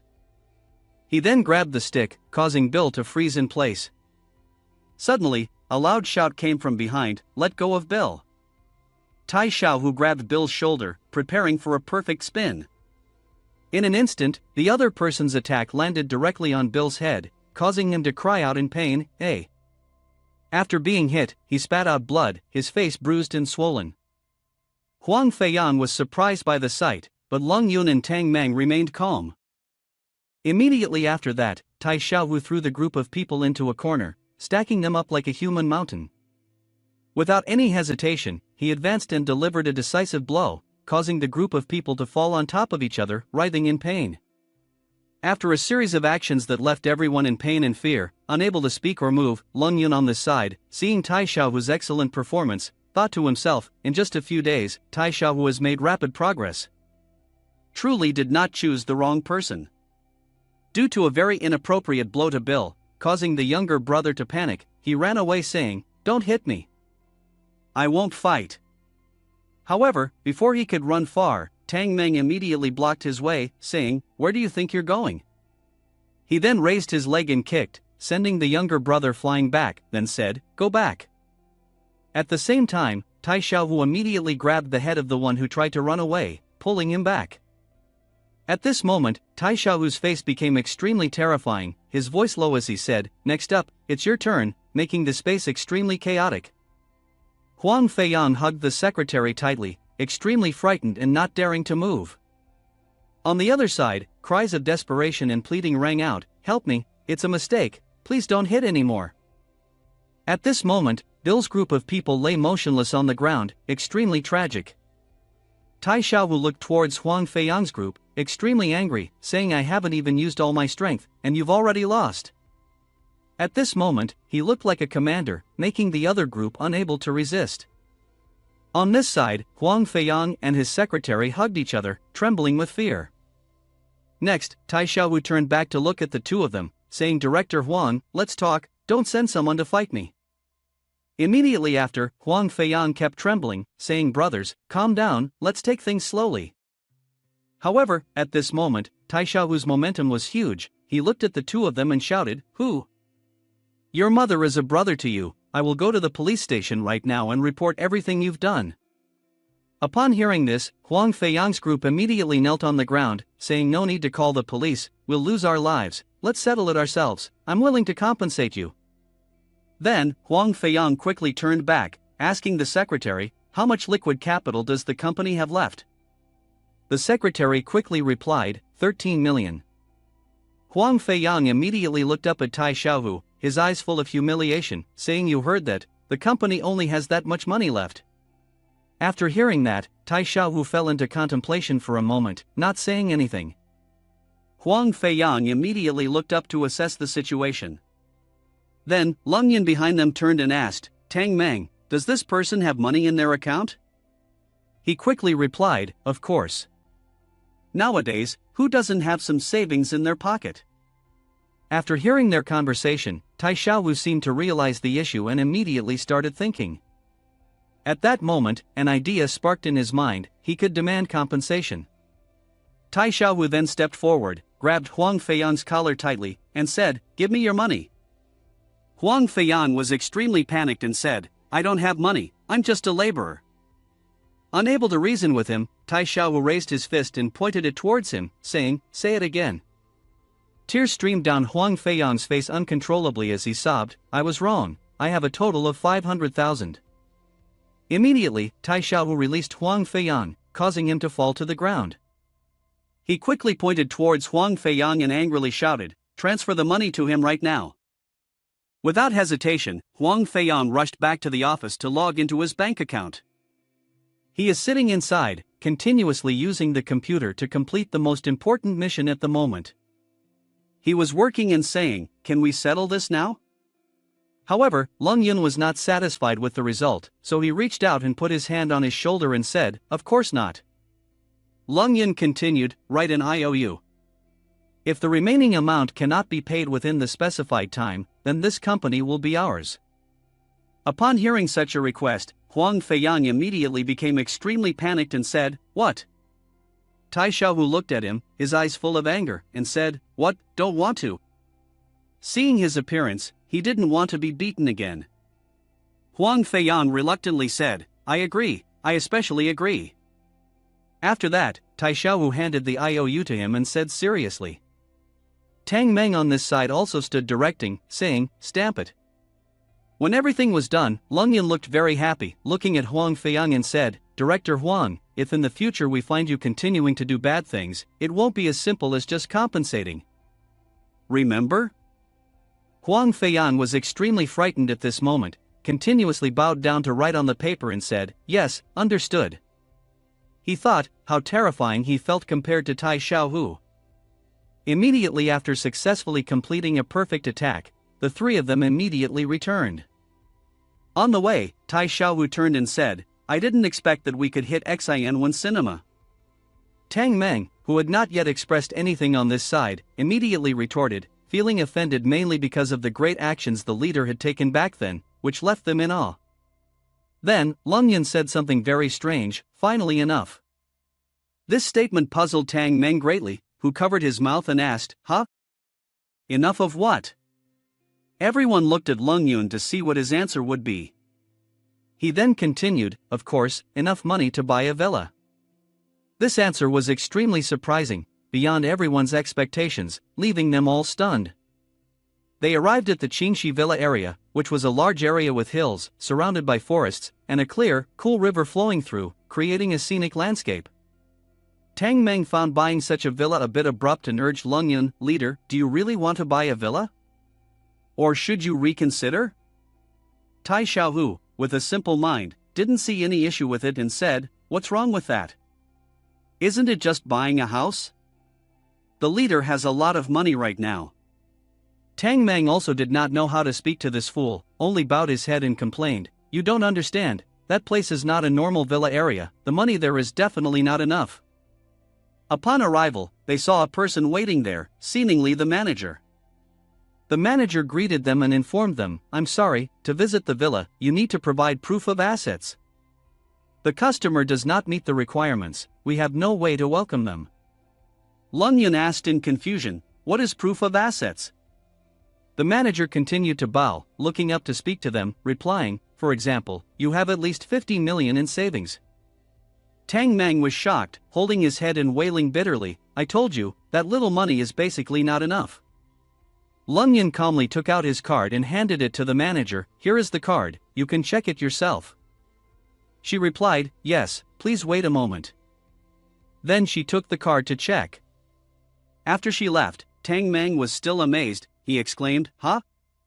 Then he clung to Lung Yun's shoulder and shouted in surprise, "Boss, did you hear wrong? That's 50 million, not 500,000. Lung Yun calmly replied, "I know." 10 minutes later, there were many high-heeled footsteps approaching the three of them. All three of them turned to look in the direction of the people walking out. Earlier, there was only one manager, now there are 4 beautiful young female employees as well. They all bowed to welcome the 3 distinguished guests. "Welcome, honored guests, we will now serve you as you please." Tai Xiaohu was slightly surprised and asked, "What?" While Tang Meng was completely captivated by the girls. A staff member brought out a dessert tray, including ice cream and fruits, along with a cup of cinnamon ice cream. While Tang Meng was sipping on a drink, Tai Xiaohu turned to him and said, "Hey Tang Meng, I've never experienced this kind of treatment even though I'm older." His face showed doubt about life, and Tang Meng replied, "Don't look at me, I haven't either." They walked through the courtyard of the villa, near the swimming pool and garden. Each person was attentively provided with a parasol by the staff. Lung Yun was also chatting with the female manager while walking. She was talking enthusiastically, while Lung Yun listened silently. It seemed they were discussing the buying and selling of the villa area. They entered the inner area, next to a decorative statue of a person pouring water. Tang Meng continued to wonder, how did the boss make so much money in the end? They visited a few rooms here, and Tai Xiaohu kept looking around, making Tang Meng have to hold his hand and pull him along. The manager continued to advertise, "Lung gentlemen, this is our #1 villa." Then she announced, "The current price is 360 million. They entered the house. Lung Yun sat down decisively, "Not bad, I'll buy it." The manager was delighted and said, "I will immediately prepare the contract." As she was about to leave, Lung Yun suddenly stopped her, waiting for a moment. He turned to Tang Meng and asked, "Tang Meng, didn't the person before say that Li Qingxian's house has a discount for buying a room?" Tang Meng was a bit startled and replied, "Yes, I don't know why I forgot about that." Lung Yun smiled slyly and told Tang Meng, "Then you contact him. Although I have money, I can't spend it recklessly." Tang Meng's eyes lit up and he thought to himself, truly the boss, always saving money. Lung Yun understood Tang Meng's intention and thought, not occupying amenities, isn't that foolish? He pushed Tang Meng aside, almost causing him to fall. After finishing up, Lung Yun prepared to leave, calling the other two to follow. The next target was Qingshui Lan. Tiwa asked, "Why go to Qingshui Lan, to collect debts?" He turned back, raising 2 fingers, of course, to buy the second villa. The other two, especially Tang Meng, were extremely shocked after hearing that. Tang Meng shouted, "What?" He hurriedly ran over and asked Lung Yun, "Boss, buying 2 villas costs a huge amount of money, how much do you actually have right now?" Lung Yun calmly replied, not much, just 7-8 million USD or so. Tang Meng was stunned to hear this, while Tai Xiaohu was speechless and didn't know what to say. While the two of them were still in shock, Lung Yun walked away arrogantly, secretly pleased with himself. Tai Xiaohu and Tang Meng quietly looked at each other, with a hint of doubt in their eyes. Tai Xiaohu thought to himself, indeed, he is the boss. Tang Meng responded with his thoughts, calling 7-8 million USD not much? At the same time, at an old shop, a short-haired neighbor lady with a pearl necklace around her neck was talking to Shiryu's foster mother. Shiryu, have you seen the notice here? It's confirmed that they will go bankrupt. Shiryu replied, yes, I saw it this morning. She started to boast, luckily, your daughter has talent, she bought a 2-bedroom apartment, a living room in the city center. They said they are preparing to welcome her to enjoy her blessings. Then she sighed sympathetically, Shiryu, only you're pitiful. The 2 children are still in high school, the clinic has been destroyed, and their only source of income is gone. What should be done? Shiryu replied, you have hands and feet, as long as you are quick and agile, you will not have to worry about not being able to survive. Listening to her, the woman thought to herself, vast expanse of heaven and earth, sarcastically muttering, Trying to be strong again. It's not easy for a woman to raise 2 children alone. Now even their place to live is about to be lost, who knows how much suffering they will have to endure in the future. Suddenly, a yellow Maserati drove into the old neighborhood. The car screeched to a halt nearby. The 2 women looked surprised at the car. The older woman saw the person getting out of the car and was shocked. On the contrary, Shiryu was not surprised at all, even giving a gentle smile. So it's the 3 of you, Lung Yun, Tang Meng, and Tai Xiaohu. He called out to his mother. The older woman was still confused, thinking to herself, why did Lung Yun come back? Could this little one be preparing to cause trouble again? Meanwhile, Lung Yun slowly approached his mother. Shiryu touched his son's cheek and asked him, why didn't you tell me before coming home? Scratching his head, Lung Yun replied, because I wanted to surprise you. He raised his hand towards the yellow car over there, saying, Mom, I remember you know how to drive, so drive this Maserati back for you to use. When Aunt Kia heard the name of the car brand, her eyes lit up like headlights, thinking to herself, Maserati. I think I've heard this name in a movie before. A car worth billions, Shiryu calmly replied, if it's like this, it will be more convenient for Mom to go anywhere in the future. She asked Lung Yun again, is this a surprise you prepared? Lung Yun immediately replied, of course not, and said, I bought 2 villas in Changshui Bay and Changxi Bay, then flicked something, covered with a yellow cloth. The cloth was unfolded. Lung Yun handed it to his mother and said, Mom, take a look, see which villa you want to live in. Aunt stood next to her and was extremely surprised. It turned out to be a tray holding 2 keys, corresponding to the 2 villas he had just bought. Aunt Kia couldn't contain her emotions and shouted out loud, how is this possible? Thinking that she doubted him, Lung Yun handed her a file, say this is a house purchase contract or you can take a look. Aunt Kia hesitantly declined, no, it's not necessary. His mother quickly chose a key and said, then I'll stay at the villa in Changshui Bay, for peace and quiet. At this moment, from a distance, Tai Xiaohu whispered to Tang Meng, why is the boss's mother not surprised to see the villa and luxury car? Look at that old lady next to her, she's completely stunned, is that the reaction of ordinary people? Meanwhile, over there, the old lady was indeed frozen like a statue, eyes wide open and mouth agape. Tang Meng immediately wrapped his arm around Tai Xiaohu and leaned in, smiling and saying, of course. The boss's mother's eyes are not something ordinary people can compare to. Suddenly, Shiryu said to Lung Yun, come in for a moment, I have something to tell you. Lung Yun, surprised, quickly replied, yes, okay, feeling a bit nervous, secretly thinking, could it be that my mother has finally discovered something fishy about me? Both of them entered Shiryu's examination room, with Shiryu sitting in her chair and Lung Yun sitting in the patient's chair. The atmosphere seemed tense as Shiryu began speaking, Lung Yun, what you do outside is none of my business, but if you want to earn money seriously, you need a stable source of income to avoid worries in the future. You should take the initiative now. Lung Yun listened quietly, thinking to himself, mother is indeed different, she's already thought about this aspect, just what I always think about. He then clapped his hands on his chest excitedly and said, Mom, I actually plan to open a clinic in the city, so whenever patients come, I can make money. Sure, you seemed pleased and replied, That's good, but you have to go to school every day, the clinic needs a professional nurse to take care of it, have you found the right person to choose? Lung Yun quickly raised his hand and answered, Don't worry Mom, I found this nurse a long time ago. Meanwhile, at the hospital, Diao Chan was eagerly waiting for news from Lung Yun day and night. She silently thought, Lung Yun, when will you contact me? Back with Lung Yun's group, Tang Meng was surprised. What, the boss wants to open a clinic? He seemed a bit puzzled. Lung Yun didn't understand what the problem was, so he asked, What's wrong?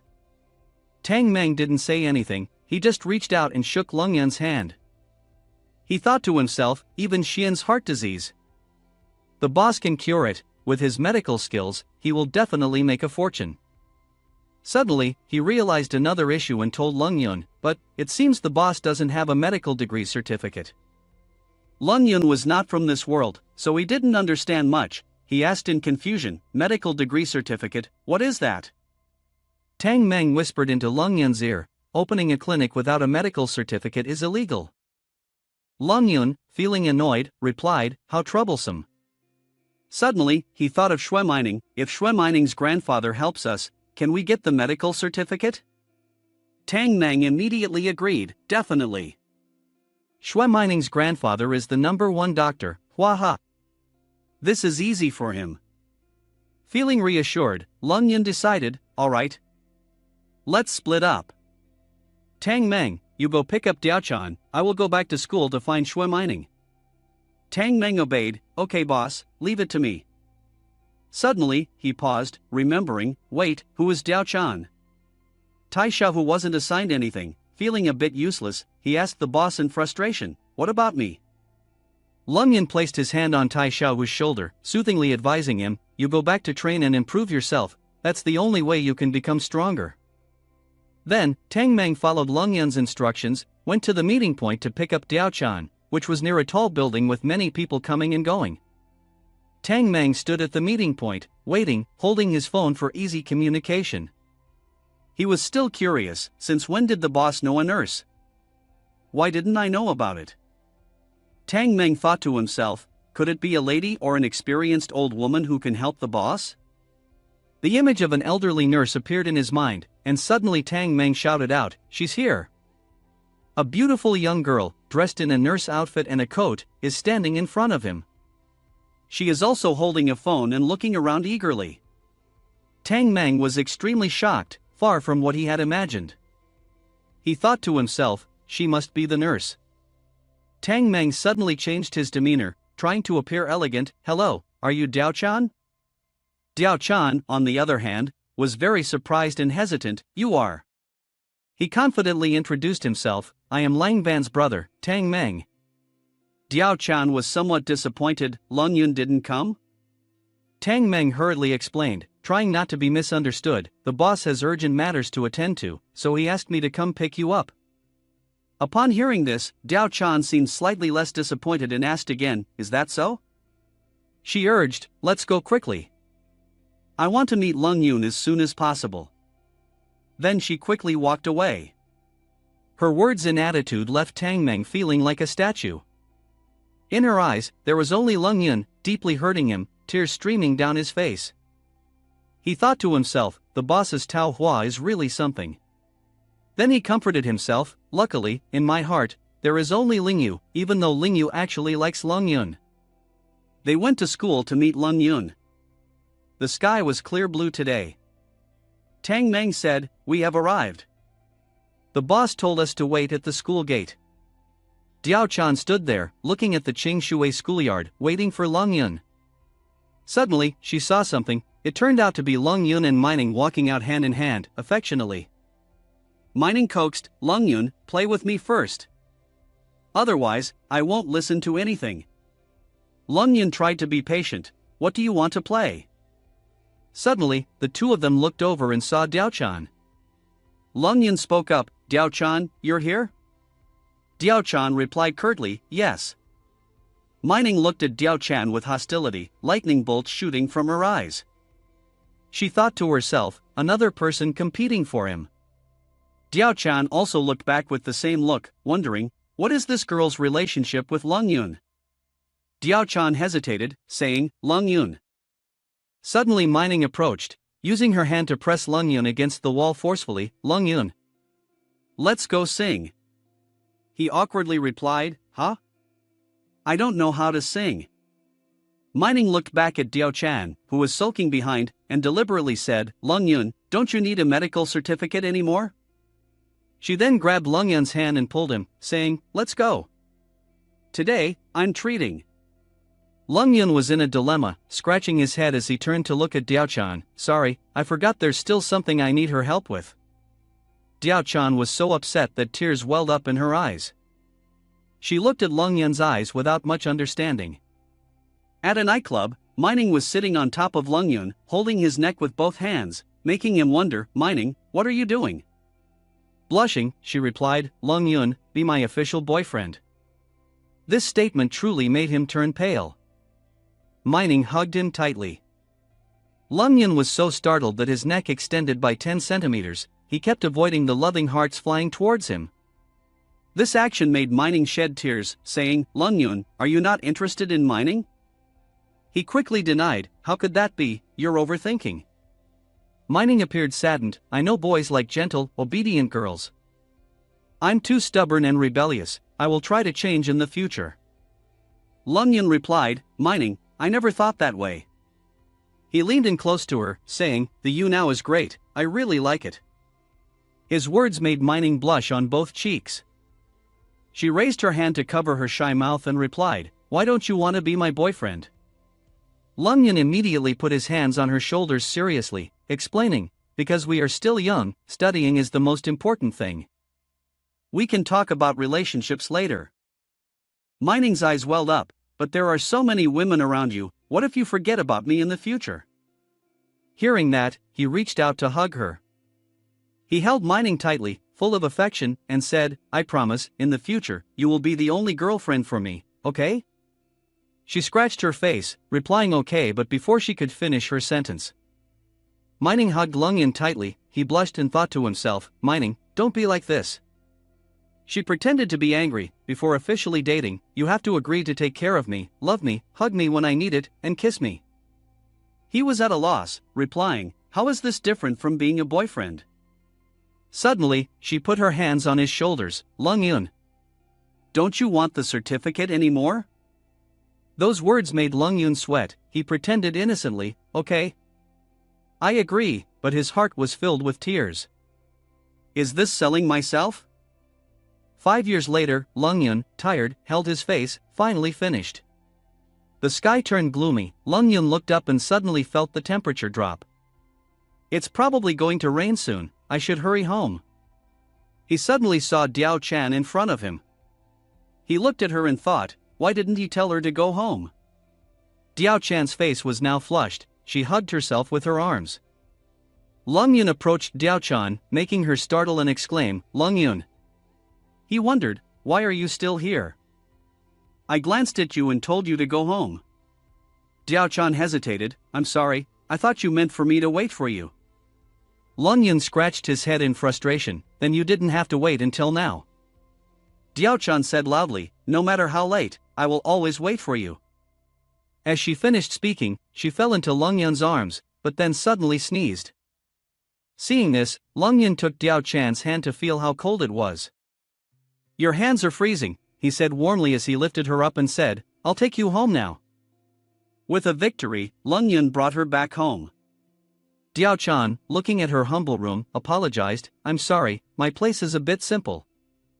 Lung Yun gently rubbed her head and replied, no need to apologize, I also live in a poor neighborhood. His eyes revealed a sinister gleam, standing for so long must be painful, take off your socks and I'll massage your feet. Diao Chan hesitantly looked at him and complied, removing the black socks from her feet. Lung Yun focused on massaging Diao Chan's feet. I sought you out today because I am about to open a clinic and need a professional nurse to assist me. His hands massaging her feet moved up to her thighs. He continued, unaware of Diao Chan's blushing face. Once you join, I guarantee your salary will be higher than your previous job. Without realizing, he moved closer to stroke her cheek. Will you agree? Diao Chan stuttered, agree. Agree. He stood up excitedly, exclaiming, great.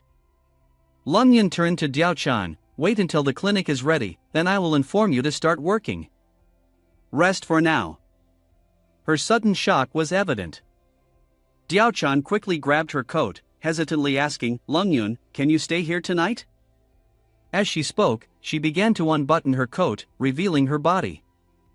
Lung Yun sternly asked, Diao Chan, are you serious? Without hesitation, she replied, yes, and proceeded to unzip her dress. Lung Yun turned around, looking at Diao Chan undressing and responded, okay. He lifted her chin up high and said, so don't disappoint me.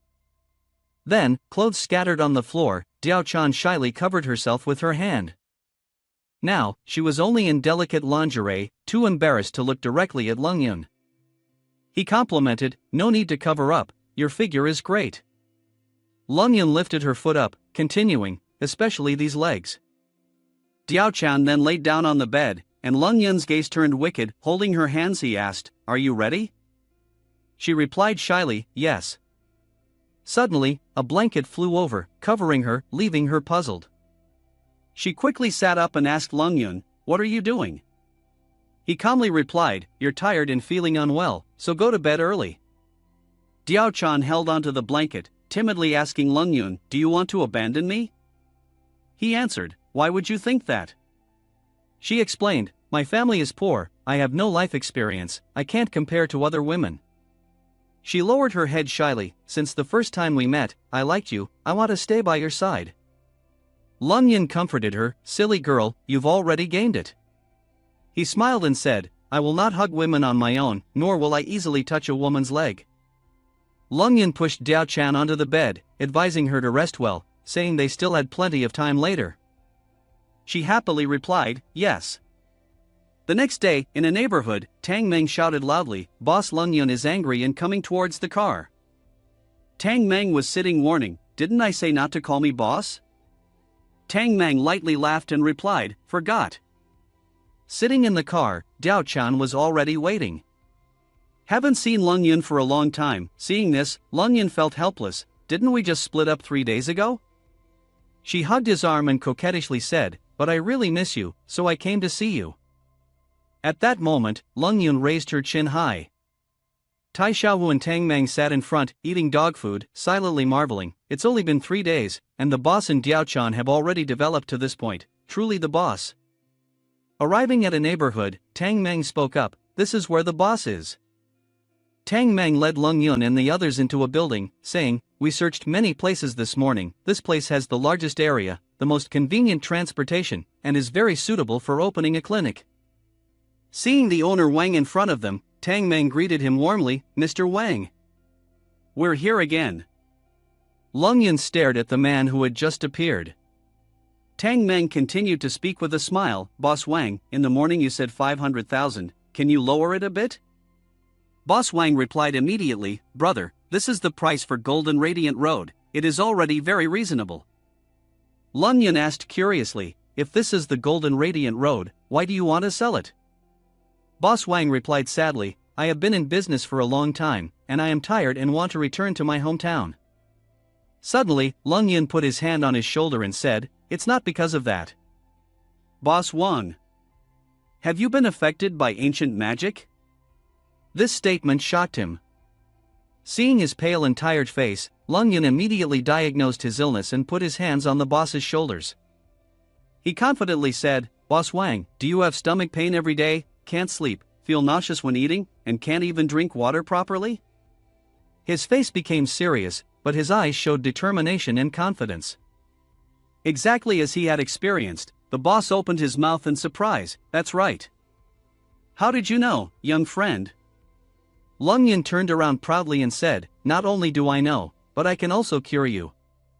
Realizing this once-in-a-lifetime opportunity, he suddenly found someone who could cure his long-standing stubborn illness. How could he easily pass up this chance? Quickly grasping his hand, he closed his eyes and asked, "Young man, is this true?" This question, like his plea for help with his illness, made him turn back to look at him. Mr. Wang, the boss, became even more earnest as he spoke. "If you can save my life, I won't tell anyone about this shop to you, and my entire fortune will be yours."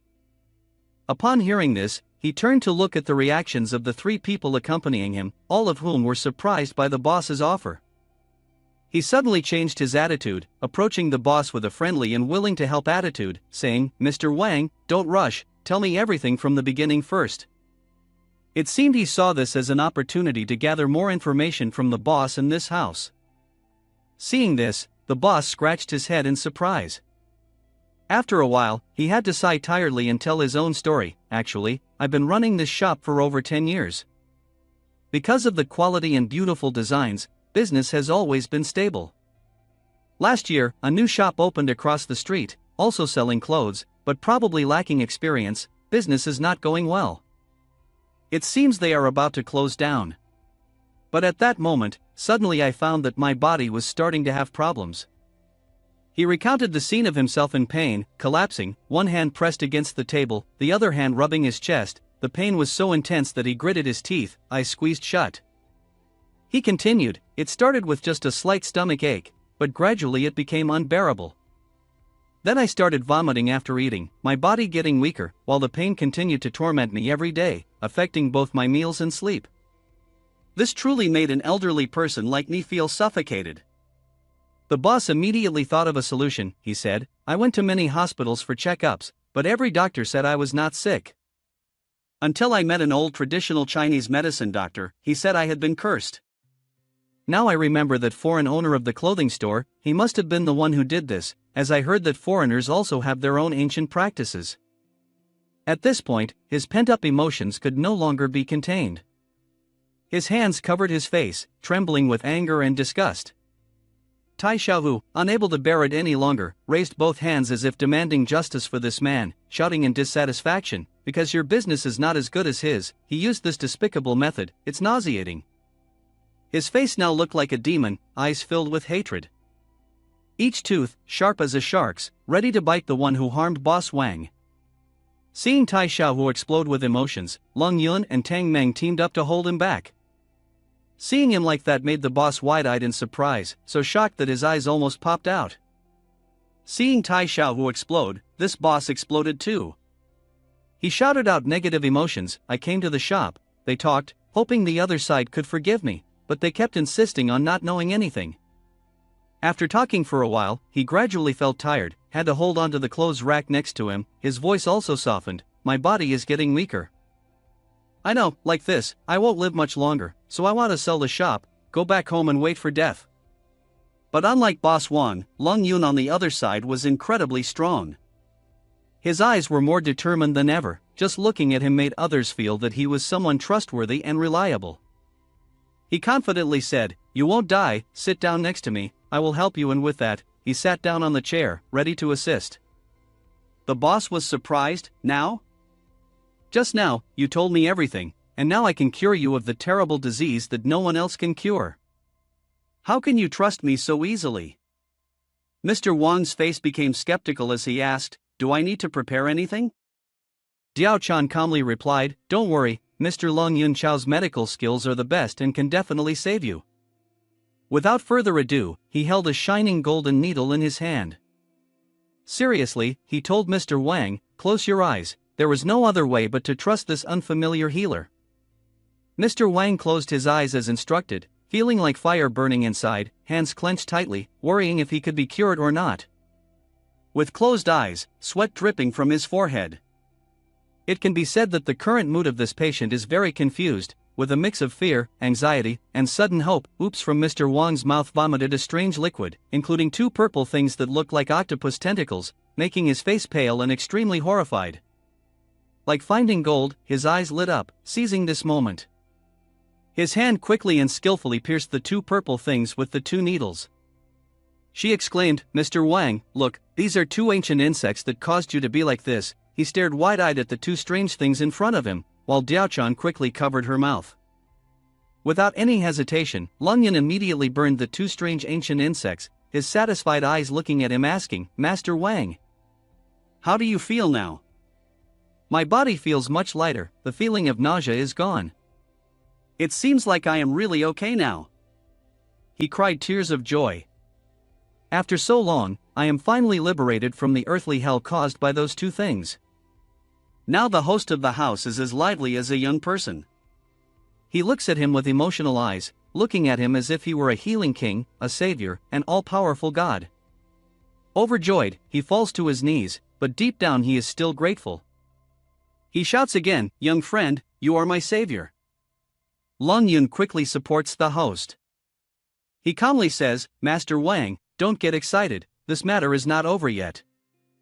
Unexpectedly, right after defeating the venomous insects, the one behind the scenes has already arrived at the door.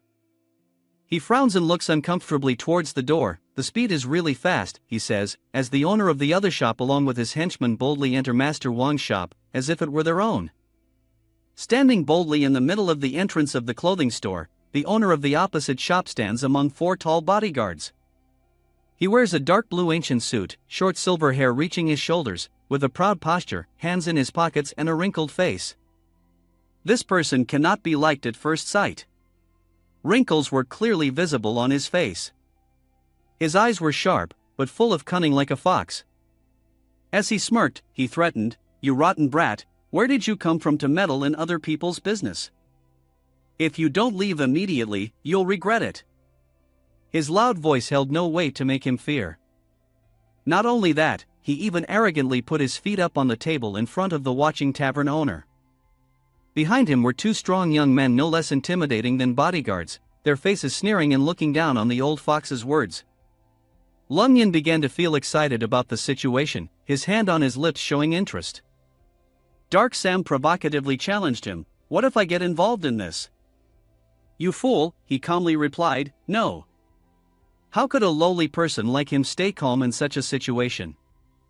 Behind that were all sorts of dirty tricks, pulling out ancient insects from his pocket to disgust. In a flash, he lunged straight towards him, seeming to have the bloodthirsty nature of this man. His face tensed as he said loudly, "Seeking death." Ignoring what he said, he used his keen eyes to focus on those ancient insects, as if he had found a way to deal with them. In an instant, his face relaxed comfortably, and his mouth involuntarily curved into a victorious smile. As his hand threw the needles straight towards the ancient insects, all 4 of them were swiftly taken down by his dart-like needles. They struggled in vain, blood splattering out. Suddenly, the old fox Kia vomited a disgusting pool of water when he saw his beloved ancient insects skewered to death. His eyes widened, struggling to breathe, his hands constantly rubbing his chest. He seemed weaker after vomiting, and his 2 bodyguards quickly approached to support him. He glared angrily at Lung Yun and said, "So you're the one who helped that Wang Kia guy retrieve the ancient insects? Kid, you're disrupting the rules of the martial world." Still as cool as before, Lung Yun not only was unfazed by his words but also looked at him with disdain. Calmly, he replied, "In my territory, I am the rule. You not only refer to yourself as I but also as Ta, as if you were looking down from above." Enraged, the innkeeper gritted his teeth and threatened, "Then don't blame me for being impolite." Without hesitation, he grabbed 2 ancient insects, acting decisively. This time, he threw the creatures towards Lung Yun, even doubling the number from before. The more furious he became, the more calm Lung Yun was, with precise movements. With a flick of his wrist, he mocked the old man, using the same move twice. "You truly are foolish." Each needle flew straight and true towards the target, the creatures. But to their surprise, the creatures turned around. What just happened? He stared in shock, seemingly unable to believe it. "Ha ha ha." The innkeeper smirked, his mouth wide as he spoke, "Your needles are dead objects, but my insects are living beings." Ecstatic, his hands trembling with excitement, "You arrogant brat, this is the result of your arrogance." The ancient insects were advancing towards Lung Yun at lightning speed, eagerly approaching as if to say, "You can't escape, boy." However, his expression was strange, not only fearless but also incredibly confident. He looked directly at the terrifying ancient insects, a smile involuntarily forming on his lips. It seemed he had a plan to deal with them. Suddenly, his hand ignited with blue flames, each flame originating from his fingertips. But even more impressively, the flames quickly grew into lightning-like bolts. The ancient insects were roasted and fell one by one. Once again, the wise old man spat out a mouthful of white fluid. This must be connected to the monsters being annihilated. Now, he had the upper hand. Sitting before the old man with a look of disappointment and boredom, he asked him, "Old man, is this your only trick?" Unable to contain himself, the old man furiously yelled, "You brat! I'll kill you!" While still slobbering, a piece of vegetable stuck to his cheek, showing just how much he loathed him. They say ginger gets spicier with age, and it's true, the older he got, the easier it was to provoke him. The old man was about to play another dirty trick, and the tavern owner appeared right behind him, hand raised as if to strike. But it wouldn't be that easy. With eyes like the Sharingan, Lung Yun could foresee his every move. Calmly, he glanced behind him and said, "Immune to physical attacks." Those 4 words gently and affectionately rolled off Lung Yun's tongue. The old man's blow landed on his shoulder, but for some reason, he froze, exclaiming, "What?" In an instant, Lung Yun struck the old man in the stomach with his fist. This blow left him stunned, mouth agape, saliva dripping down. Boom! The force was so immense that the old man's body was flung far, crashing into the large wall behind with a thud, leaving everyone around in shock. Lung Yun warned, "I have disabled your energy core, so don't try to use these malicious thoughts to harm others in the future." The bodyguards behind were useless. One felt guilty for not being able to protect their master. His face showed fear, another was indifferent and uncaring, while the last one glared at him. Behind the shop owner Kia, smoke rose heavily as he collided with the wall. The enemy was too arrogant. Now he finally asked him, "You were so young yet have such power, who are you really?" Blood mixed with saliva flowed from his mouth, making his terrifying face even more frightening. Looking at him pitifully sitting on the ground, he proudly replied, "Even if you cultivate for another lifetime, you still wouldn't be able to defeat your old lackeys." Lung Yun stood behind, watching. Lung Yun gazed intently at the second floor of the clothing store. Diao Chan ran over and asked Lung Yun, "Are you okay?" The 3 men standing beside looked at Lung Yun as he replied, "Of course, their petty tricks couldn't harm me." Tang Meng smiled and said, "Boss, you're formidable." Lung Yun spoke up, "And in the future, they won't bother us again. Mr. Wang, you don't need to sell the shop anymore." Mr. Wang tightly held his hand and said loudly, "No, my young friend, from now on, the shop is yours." Upon hearing this, Lung Yun was surprised. Diao Chan thought Tang Meng said, "The front of this shop could be sold for more than 10 million. Mr. Wang, are you really giving it to Lung Yun?" Lung Yun patted Mr. Wang's shoulder and said, "Mr. Wang doesn't need to do that, I will never take advantage of others." Hearing Lung Yun's words, Tang Meng and the red-haired boy frowned and thought, "Why are you lying like this, boss?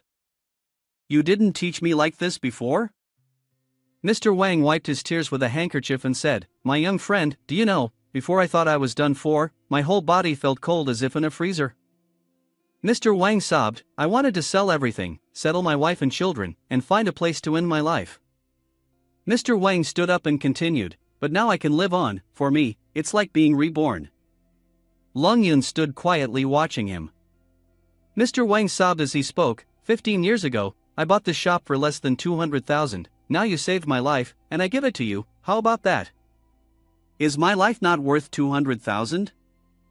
Lung Yun breathed a sigh of relief and said, "If Mr. Wang has said so, then I will not refuse anymore."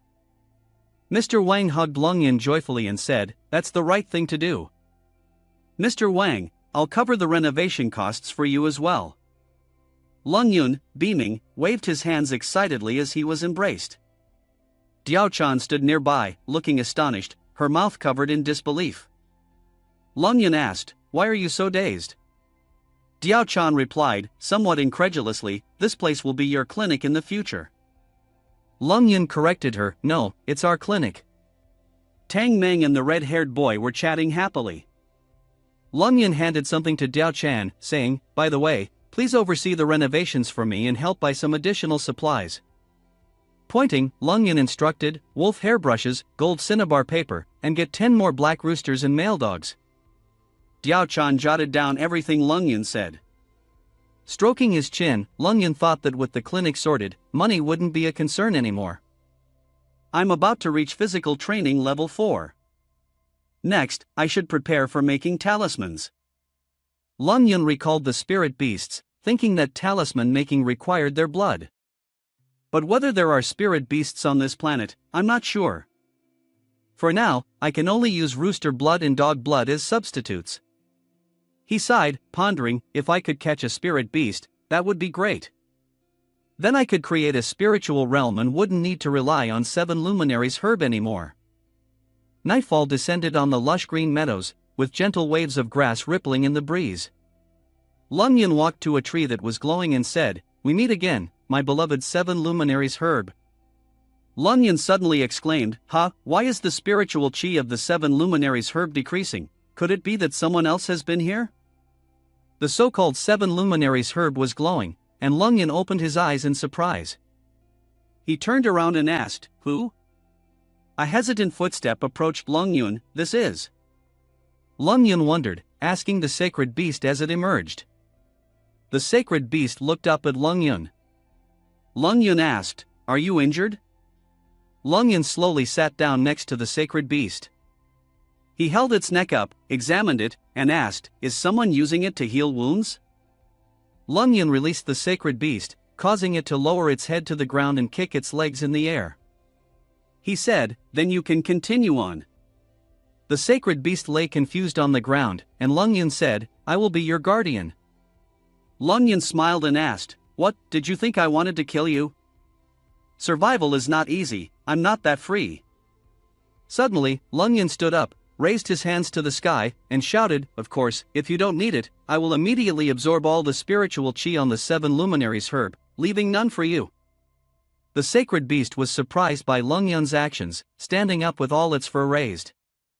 Lung Yun smiled gently, looking at the sacred beast sleeping under the grass. The sacred beast was peacefully asleep. Lung Yun suddenly discovered something. Lung Yun held the sacred beast in his hands, exclaiming, "The internal injuries are too severe."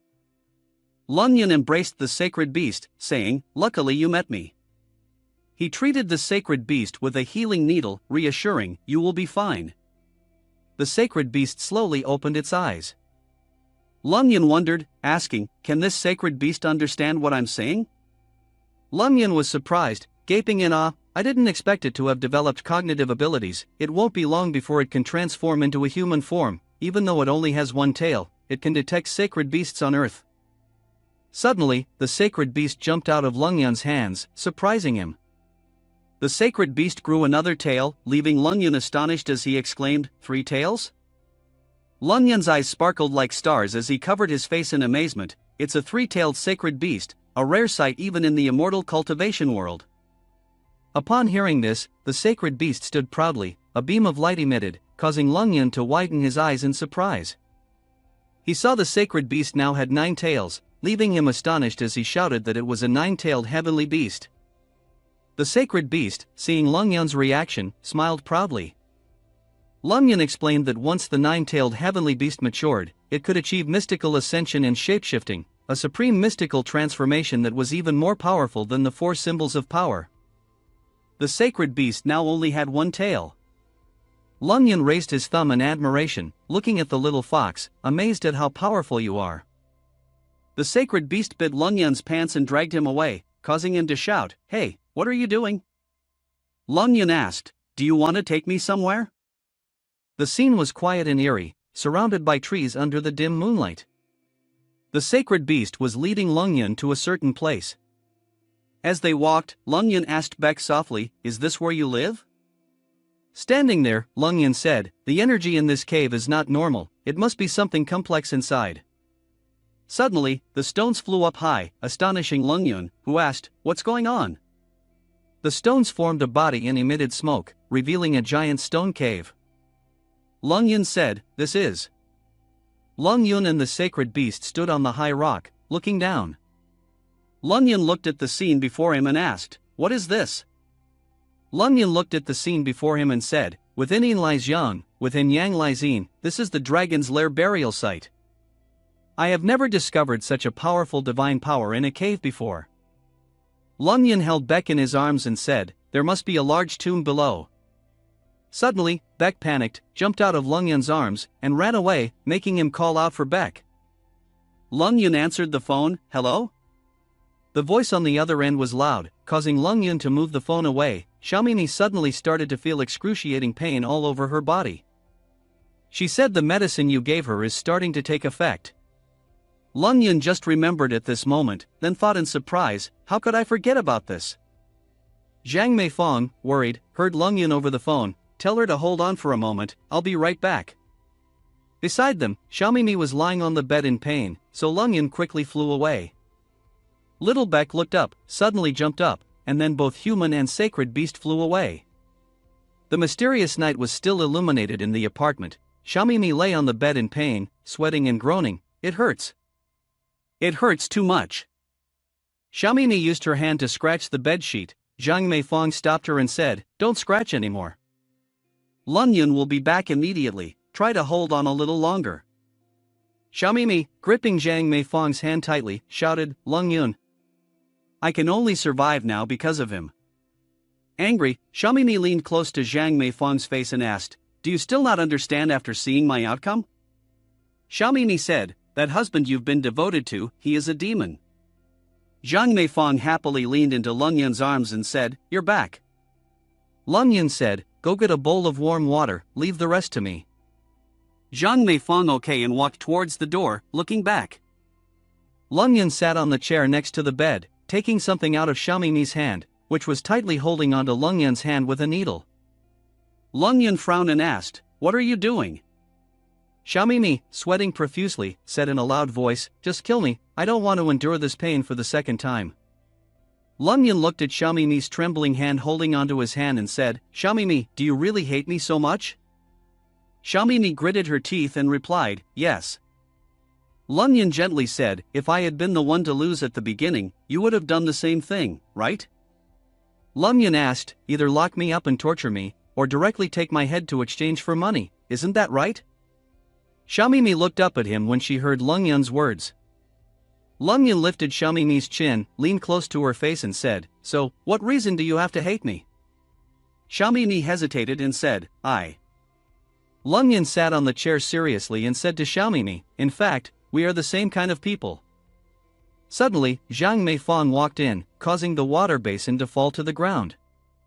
Zhang Meifeng, frightened, thought that this was truly Lung Yun.